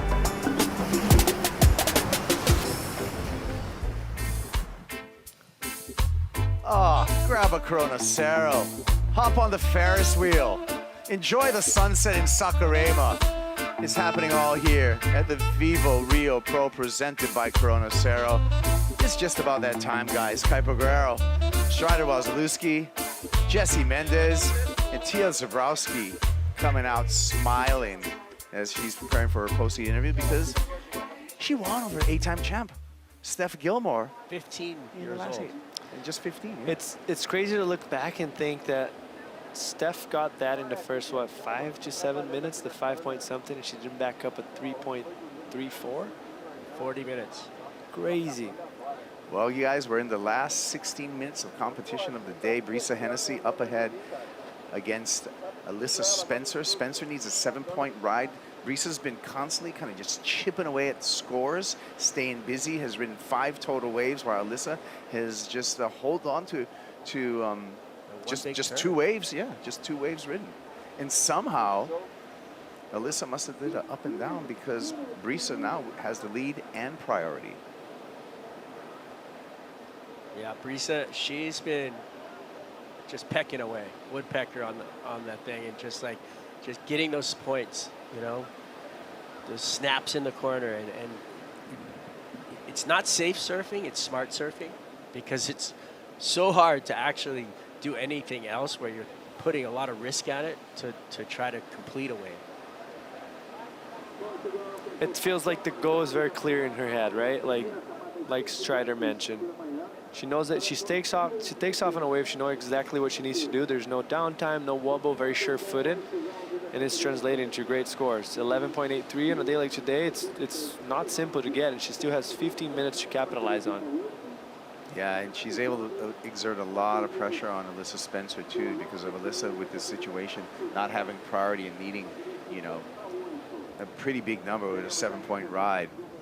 Still can do it in two scores, you know.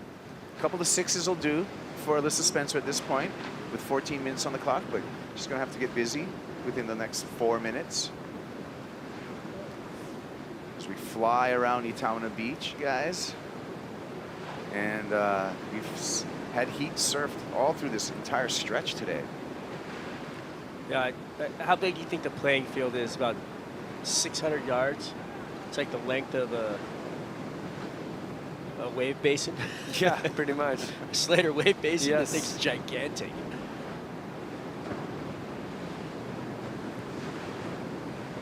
Yeah, and Alyssa in the blue jersey, just trying to get away from Brisa a little bit because she knows Brisa has priority. Brisa still staying close to her competitor, knowing that Brisa has the heat control at this point. Sets coming through. Bigger sets out the back, Strider. Yeah, nobody at any point in this event today went out there and waited for any of those waves. And it was pretty consistent. Like, there's mostly on the lower tide, there's plenty of waves out the back. There are a few of them that taper off like this one. You know, it looks beautiful and all, but doesn't really have too much a lot of wall in front of it. Yeah. So it makes you do a lot of cutbacks. So it is a tricky wave. You got to be selective, but definitely there are nines out there. Yeah, the secondary peak, just those are the ones you want, right? The ones you can drop into, do a big arc, and then slam that closeout section. They were just kind of sitting in that transition, yeah, where like the wave kind of in between. Can't really get in the wave with enough speed. And let's hear you guys from Tia Zabrowski, the teenager, made good work of it. She's with Rachel. The brilliant hooky. Wow, that was so amazing to watch. I need to ask you, how does it feel to defeat an 8-time world champion? Congratulations. Honestly, I didn't really think about it. It was just like myself against myself kind of, and the ocean, because it was like so much water moving and it was super hard to surf. My first 2-3 waves, I was like so much backwash. I was like, I couldn't even turn. But I managed to get a little back up at the end and to make the heat. I was incredibly happy to be against Steph, and I was really looking up to her since I was little, so yeah. And last year in the Challenger series, you made it to the quarterfinals, so are you confident for this event? Yeah, last year I did quarterfinals on the Challenger series, which is not like a really good result for me. So I hope I can do better than on the World Tour. But just heat after heat, if I made the second round, I would be really happy, really happy, because since the start of the year, I didn't make the second round. So yeah, just looking to the next heat. Do you want to say some words to your family and friends back home? Coucou tout le monde, je viens de passer le premier round. Je sais qu'Annie, il avait un spectacle. J'espère que tu t'es bien amusé, que tu n'étais pas trop stressé sur scène. Et que on a tous les deux donné le meilleur de nous-mêmes. Et gros bisous à Mamie, à toute la famille, les cousins, les cousines, à Tahiti en France. Et voilà. Congratulations. Thank you very much. Good luck. Back to you guys. All right, yeah, Tia Zabrowski could be a turning point in her season right now with that win and moving into round number 2. 11 minutes on the clock. We saw Brisa Hennessy, Jesse, get a ride during that interview, and she looked very short-footed. Yeah, me and Strider already mentioned that earlier. It's simple in her head what she needs to do to get it done, and she's improving. Just got to drop to 5.5. Didn't improve by much, but still a little bit more pressure. Top of Alyssa Spencer. that just missed a wave, it seemed like, yes, Stride? Ooh, is that going to be just flip the priority? Yeah, maybe not? I think Brisa's still on the way out, so I think Okay. she's going to be safe. But here's a look, Strider, at last of Brisa Hennessy. Yeah, this was a hard wave to surf. A lot of froth on the face, lip coming down, trying to take her out, but both turns off kilter, but she stayed on her board, which was really hard to do. So hats off to her, and she just seems she bettered her score line with that wave. So that was a positive priority usage. A positive priority usage. I like that. A lot of P's right there. That was kind of... Oh! Bail the board. Bail board time. And Alyssa. Hopefully you got a good leash. Yep. Another leash test in a different way. There you go. Worked. So the requirement is a bit higher for Alyssa Spencer now. Needs a 7.17, 5.5 of the last of Brisa Hennessy. 9 minutes, 40 seconds on the clock. Alyssa does have priority, but she takes a left. She's going to be surfing into that glare right there. Come on, Tough you to guys. surf. But beautiful. Look at that. That's our office. This is ridiculous how beautiful. It's so beautiful. It is where we're working right now. This sunset here in Saquarema is really special. Yeah, it's beautiful. But that glare is annoying. Going left. Going left can be Going tough. left is very tough. Find a right. All right, well, 9 minutes here as the day winds down, but you know what? There's more. We got more, Strider. What do we got? I was just going to say, we got the Corona Cero post show coming up right after this. Yeah. And so we are going to continue to give you delectables. Yeah. Keep moving. And enjoy 100% natural Corona Cero. I had one for lunch. 0% ABV, so go drink your Corona Cero, hop on your e-bike, feel safe, no problem. Do a wheelie. Well, maybe not do a wheelie, but just enjoy the sunset. Look at that. Wow. This is incredible. That is amazing. Great shot for whoever's shooting that. Yeah. That is godsend. That is not AI, folks. That's real life right here in Saquarema. And just for your information, right behind that church, there's actually very good waves today as well. So why you want to tell Jesse everybody, giving up Jesse? spots. I Yeah, love come that. on, nah, bro. no one's surfing. I actually saw a clip of it, and there's 0 people in the water. Really? Yeah. Wow. That's when we saw Andre earlier. He was like, "Oh, I went and checked it. The waves are good." The sacrifice that we do for the WSL viewership. There you go. Here we are. Could have been us. Oh, you guys. No whining on the yacht, boys. Oh, man. We're stoked. So here we go. You know, all jokes aside, and we're having a good time, and we're anticipating, you know, cracking up some Corona Ceros, but this is a tense moment for Alyssa Spencer. She's been enjoying a pretty good season, you know, on the championship tour, and a first round loss would definitely be, you know, a backslide for Spencer. Ooh, look at this wave, though. How's this wedge? Here we go. And she's off. Bottom turns. Easy carve there for Spencer. Alyssa into the lip and can't keep the board under her feet. Change the trajectory right there. And that's going to eat up some clock and hand the priority over to Brisa Hennessy. Just a little too late to the party. Commitment was there, though. You saw her, like, bending her knees, getting strong Do you and think solid. it was the sunlight in her eyes? Could be, yeah. Mistiming that Yeah. because she came up to it just a little bit too late. You know, she was unable to actually attack the lip line and kind of project out with it or go straight up and do the turn, but then coming through that conversion is hard. So she does a setup here, but she's looking down the line the whole time, and then her bottom turn was just a little bit late, so she got to the lip line late, and the thing just tossed her backwards into the oncoming part of the wave. It's very unforgiving. It has like a split second, perfect timing for you to clear those sections like you mentioned, Stride, and didn't happen this time because it was a great wave for her to get back in the heat. Yeah, that was a missed opportunity, don't you think, Jesse? I 100% agree. There was probably 7-point ride in offer on that wave. So that score comes in at 2.33, but still Alyssa, with the jet ski ride back out, requires a 7.17. Nossa Senora de Nazaré, the beautiful church, an historic landmark here in Saquarema. They light that thing up at night too. It's beautiful, day or night. You're gonna run those steps this afternoon. Is that another penguin? All right, well, hey, Rachel, what time is it? Kaipo, I think it's Corona Cero time, sunset time, golden light. Today was really one of my favorite days ever in Saquarema. Everybody was surfing so well. So I want to join you guys for a toast with our Corona Cero. I'm arriving in the booth soon, and I want to drink. It's very cold and delicious. This is the Corona Bar in the sponsor area, and it's packed. Like, the beach is amazing. I think everyone should drink a Corona Cero right now.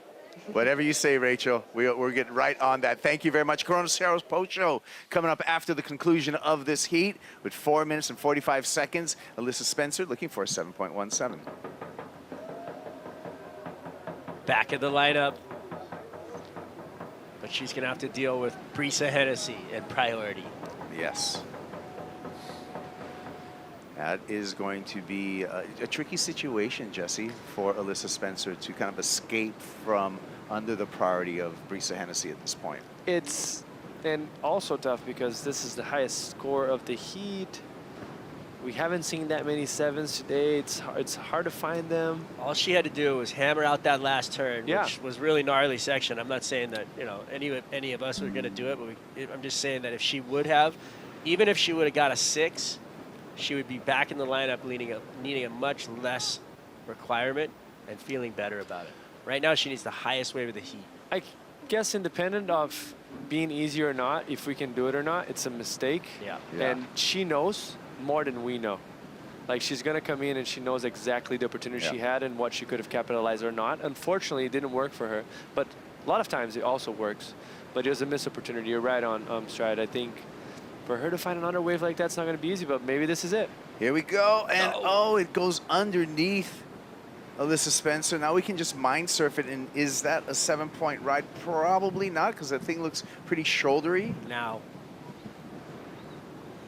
And Brisa closing in right now on Alyssa Spencer. She's going to chase her. There's only a couple penguins between the two.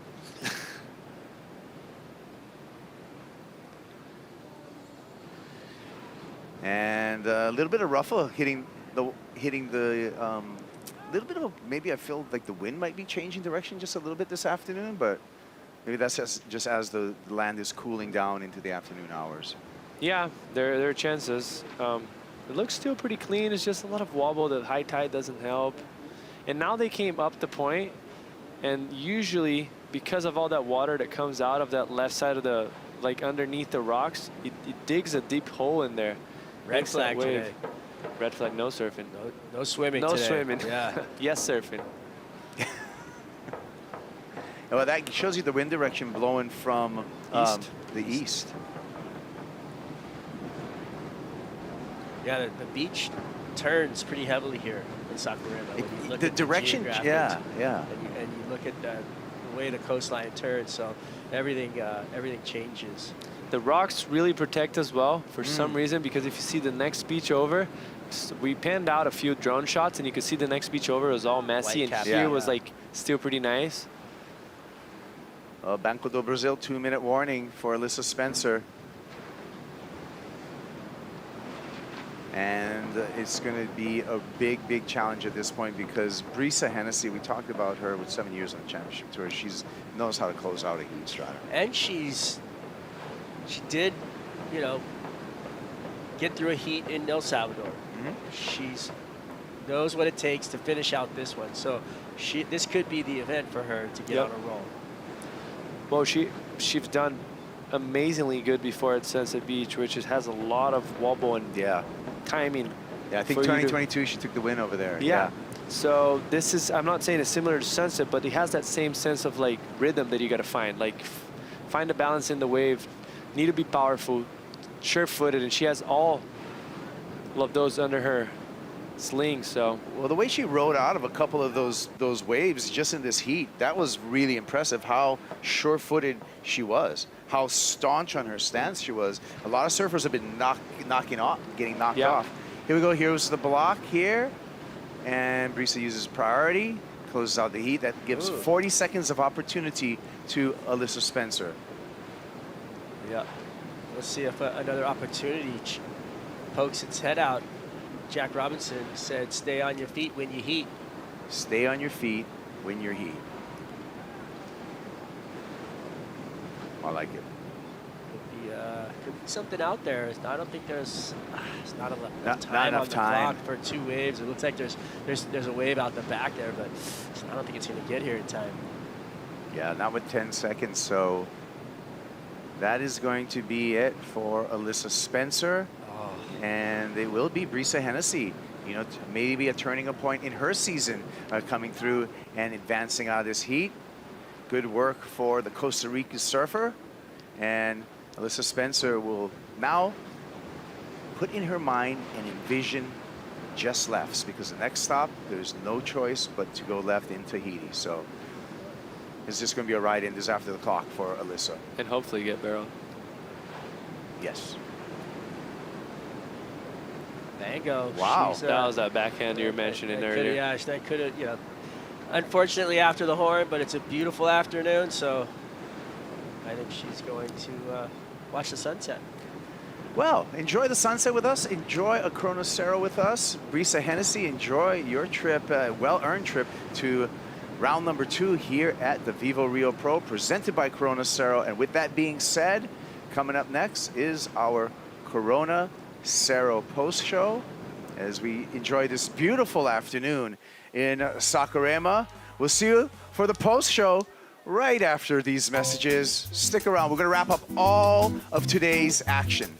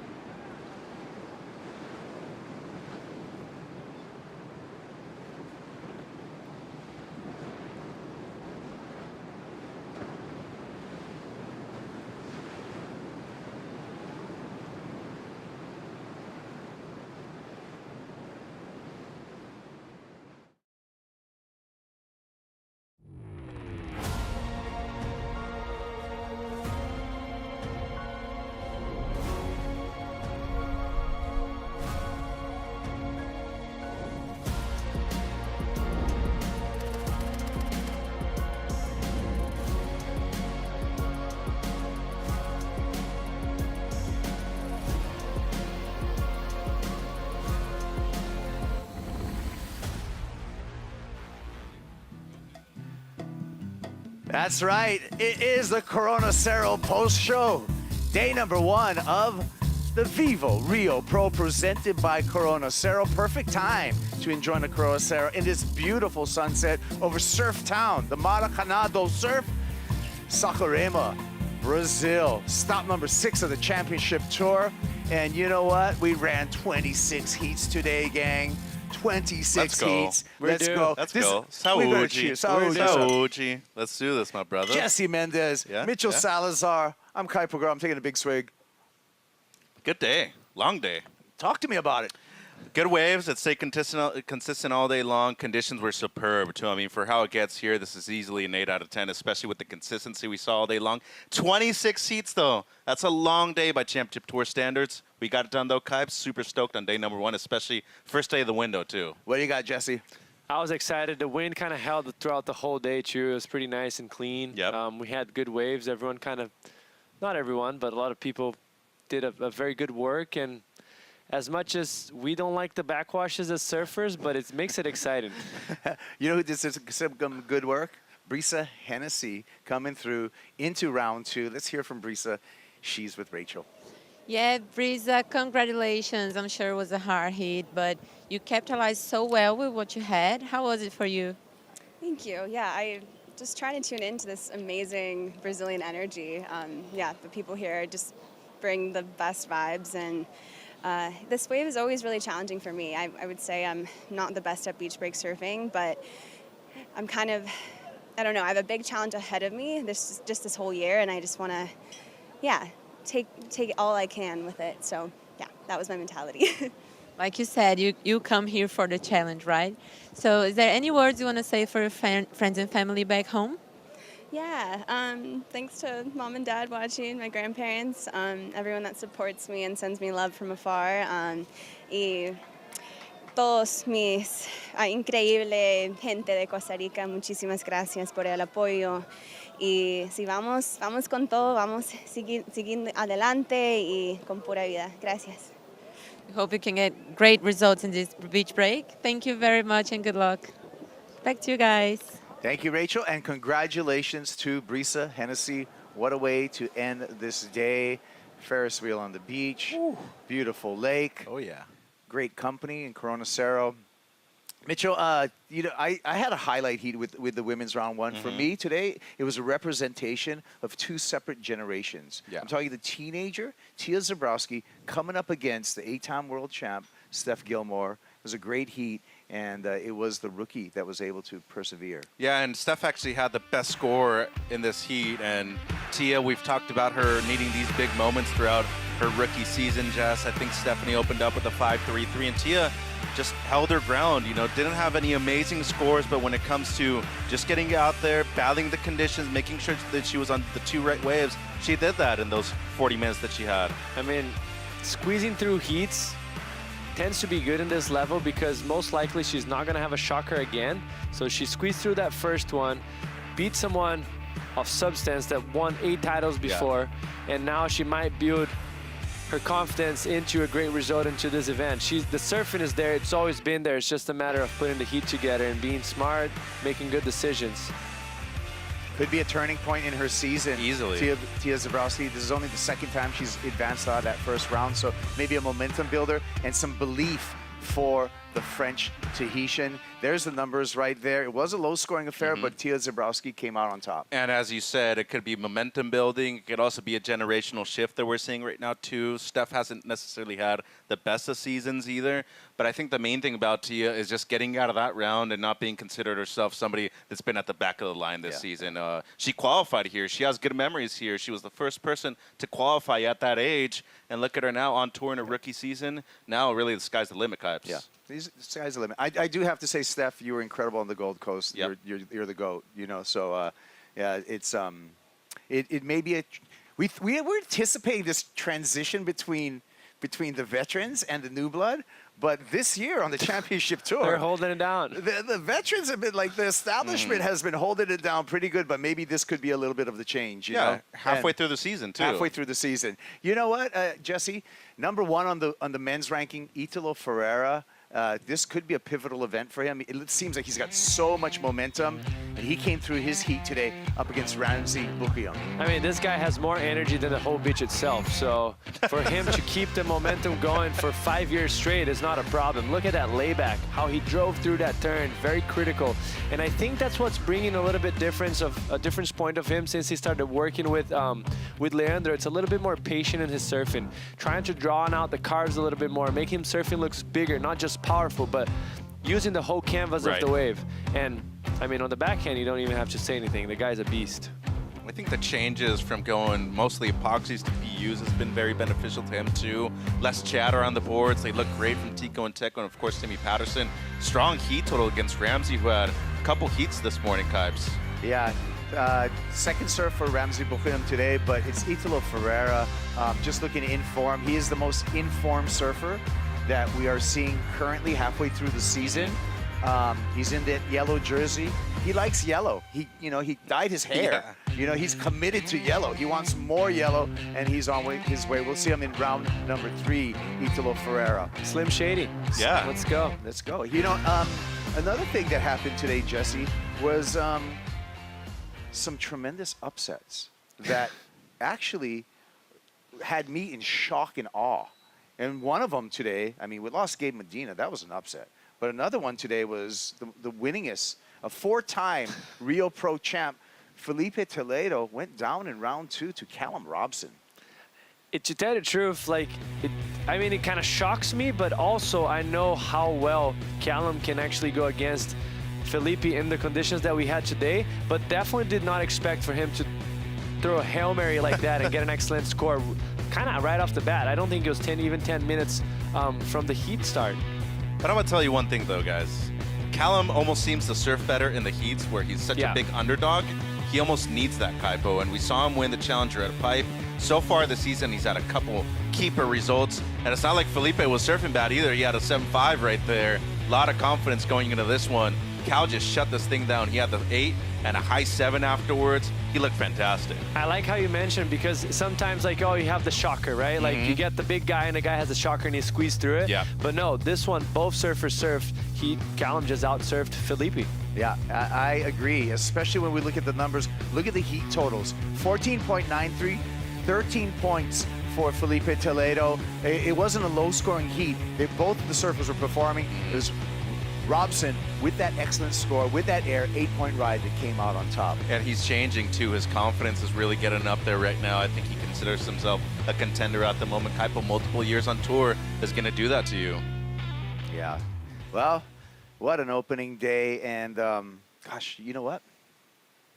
It's time to feel the power of freshness. Oh, yeah. You ready to feel the power of freshness? Always. Because I'm talking about the Natural Kayak Wave of the Day. And we got a Wave of the Day for you, Jesse Mendez. We found some barrels out here at Itauna. And we're talking about João Chianka. It was a glimpse of Bahia a few years ago with Felipe. This wave was cylinder. It was so round and perfect. And I actually spoke to him. As he was taking off, he started to stall himself, and he thought he stalled a little bit too much, and he even called himself, "Oh my gosh, you're so stupid, you just put yourself way too deep in the wave." So he started pumping on the gas, and he made through that, and not just made through a beautiful barrel with the spit, had a combination of 2 nice turns to finish it off, and it just shows the local knowledge. The first guy to go all the way down to the middle of the beach to find that right. An 8.17 for Chombinho, and that was another great moment of many great moments today. Mitchell. And I spoke to him this morning, actually, before his heat. It almost seems like he's feeling less pressure this year. I think just where he's positioned at the rankings right now, and coming into this event, you're at home. I mean, what do you have to lose? You're sleeping in your own bed. You know this way better than everybody else. Go out there and perform. Go out there and have fun. Yeah, simple as that. Win the thing, Chombinho. Yeah. You can do it. And there are a few waves that doesn't change so much of being a local lower. So easy to predict. But this wave is very hard, so it kind of gives you an advantage on top of everyone. Yeah. Well, you guys, we got going on the very first day of the window and this waiting period. What comes in the future for us? I don't know. So, we got to call Surfline and take a look at our Surfline forecast of what's coming up. Mitchell, what do you see there? Yeah, Get Energy coming for tomorrow as well. It's always something really important when we see the Atlantic lighting up for this event and its forecast. You can see right there, the entire state of Rio going to have some waves the next couple of days. But tomorrow looks really good. I mean, you talk about consistency today. It's been very active so far right here in Saquarema. And the best thing about it, too, that the wind's cooperated all day. And that's a major thing at a beach break that changes so much like this. Next 4 days, just 5 to 7 feet. Looks pretty good tomorrow. And then after that, might be on, might be off. We'll see. Yeah, more likely being off for a few days. Let us hang out, enjoy this beautiful Sweet. place. I'm into 2 it. long days. Tomorrow looks like it's going to be an all day again. We have offshore winds all day. Cross off like this afternoon. Still pretty clean, contestable. Yeah. Probably more groomed, a little bit smaller, less wonky. So be fun day. Yeah, and I think at the end of our window. Looks good again. Next weekend looks good again, another swell. So that's great. I mean, that's great for us. We're going to enjoy some time here. We're looking for the best waves to finish it off, but expect likely another big day of competition tomorrow. So clear your calendar for the VIVO Rio Pro. It's time now. Mitchell, got to call the doctor, get the prescription. What am I talking about? The Dr. Peanut top 5. Let's enjoy these top 5 moments of the day brought to you by Dr. Peanut. Number 5. Matty McGill. Yo, what dude. a story today. I'm just telling you, this guy might go all the way with the way he's surfing today. No pressure whatsoever, having a ton of fun. Went out there in the opening round, just destroyed the thing, had a 7.5 with that full rotation, backed it up with a 5.17 afterwards against Luke Thompson. Not only did I think he surfed fantastic, the fact that he hasn't really surfed that much over the last 6 months has made this even more impressive. And then goes about Gabe Medina and just completely knocks him around. Impressive stuff at a beach break that moves so often, surfing twice in 1 day, Kipes. What's the chances of beating Gabe Medina? That's not an easy task, but Matty McGill stepped right up to it, Jesse. And once again, you just bit Gabriel Medina, but Gabriel surfed very well. You oversurfed him. Number 4, George Pitar. He's got the angles, he's got the turns, and Mitchell, he got 2 7.5s for 15-point high heat total of the day. And already has a W this season over there in WA. I was a huge fan of this barrel, the 7.5 by GP. CI looks incredible underneath his feet. Felt right at home right here in Saquarema. Number 3, follow the penguin, Isabella. Follow the penguin. Isabella Nichols with a buzzer beater at the Hooter. 717 turns the heat, Jesse. And talk about rhythm in surfing, right? Like other sports, that doesn't happen. She was not having a shocker, but she wasn't finding the decent waves. Felt like Veselko was running away with the wind. Bella gets a wave, puts herself in a weird spot without priority, but way in the middle of the beach and finds this jam. Provides great critical surfing, very clean on rail, and finish it off with a buzzer beater. What a moment on the beach. Isabella Nichols moves on. Number 2, another buzzer beater. Iago Doro, 2025 world champ, knows how to close out heat. He was against the ropes here against Eli Hanneman. Oh, dude, Eli surfed an amazing heat, but I think this just proves why this guy is the current and defending world champion, also a former event champion as well. Iago Doro, I feel like he loves the spotlight. He's going to be in it once again later on throughout this event, Kipes. Oh, yeah. I power surfer, by the way, too. Good for you. Number 1, Callum Robson taking out Felipe Toledo by way of a big air and an excellent score of an 8, Jesse. The projection down the beach, it's what cleared the path for him to land in such a smooth spot. We've seen massive airs today, but guys are landing right in that vortex where it doesn't let you out, but he just timed it that perfectly and read that perfectly and finished it off with a massive turn on this backhand. Great heat total, did everything perfect on that heat. Yeah. What a day. What a day. 26 heats. Thank you, Saquarema. Thank you, Itauna. Thank you, VIVO Rio Pro. And thank you, guys. And cheers. Thank you, Saúde. Corona. Saúde. Sarah. You know what? Tune in at 6:45 time, local time tomorrow for the call. Likely we're going to be on. I want to say have a great evening. Aloha and enjoy the end of the day highlights. Cheers.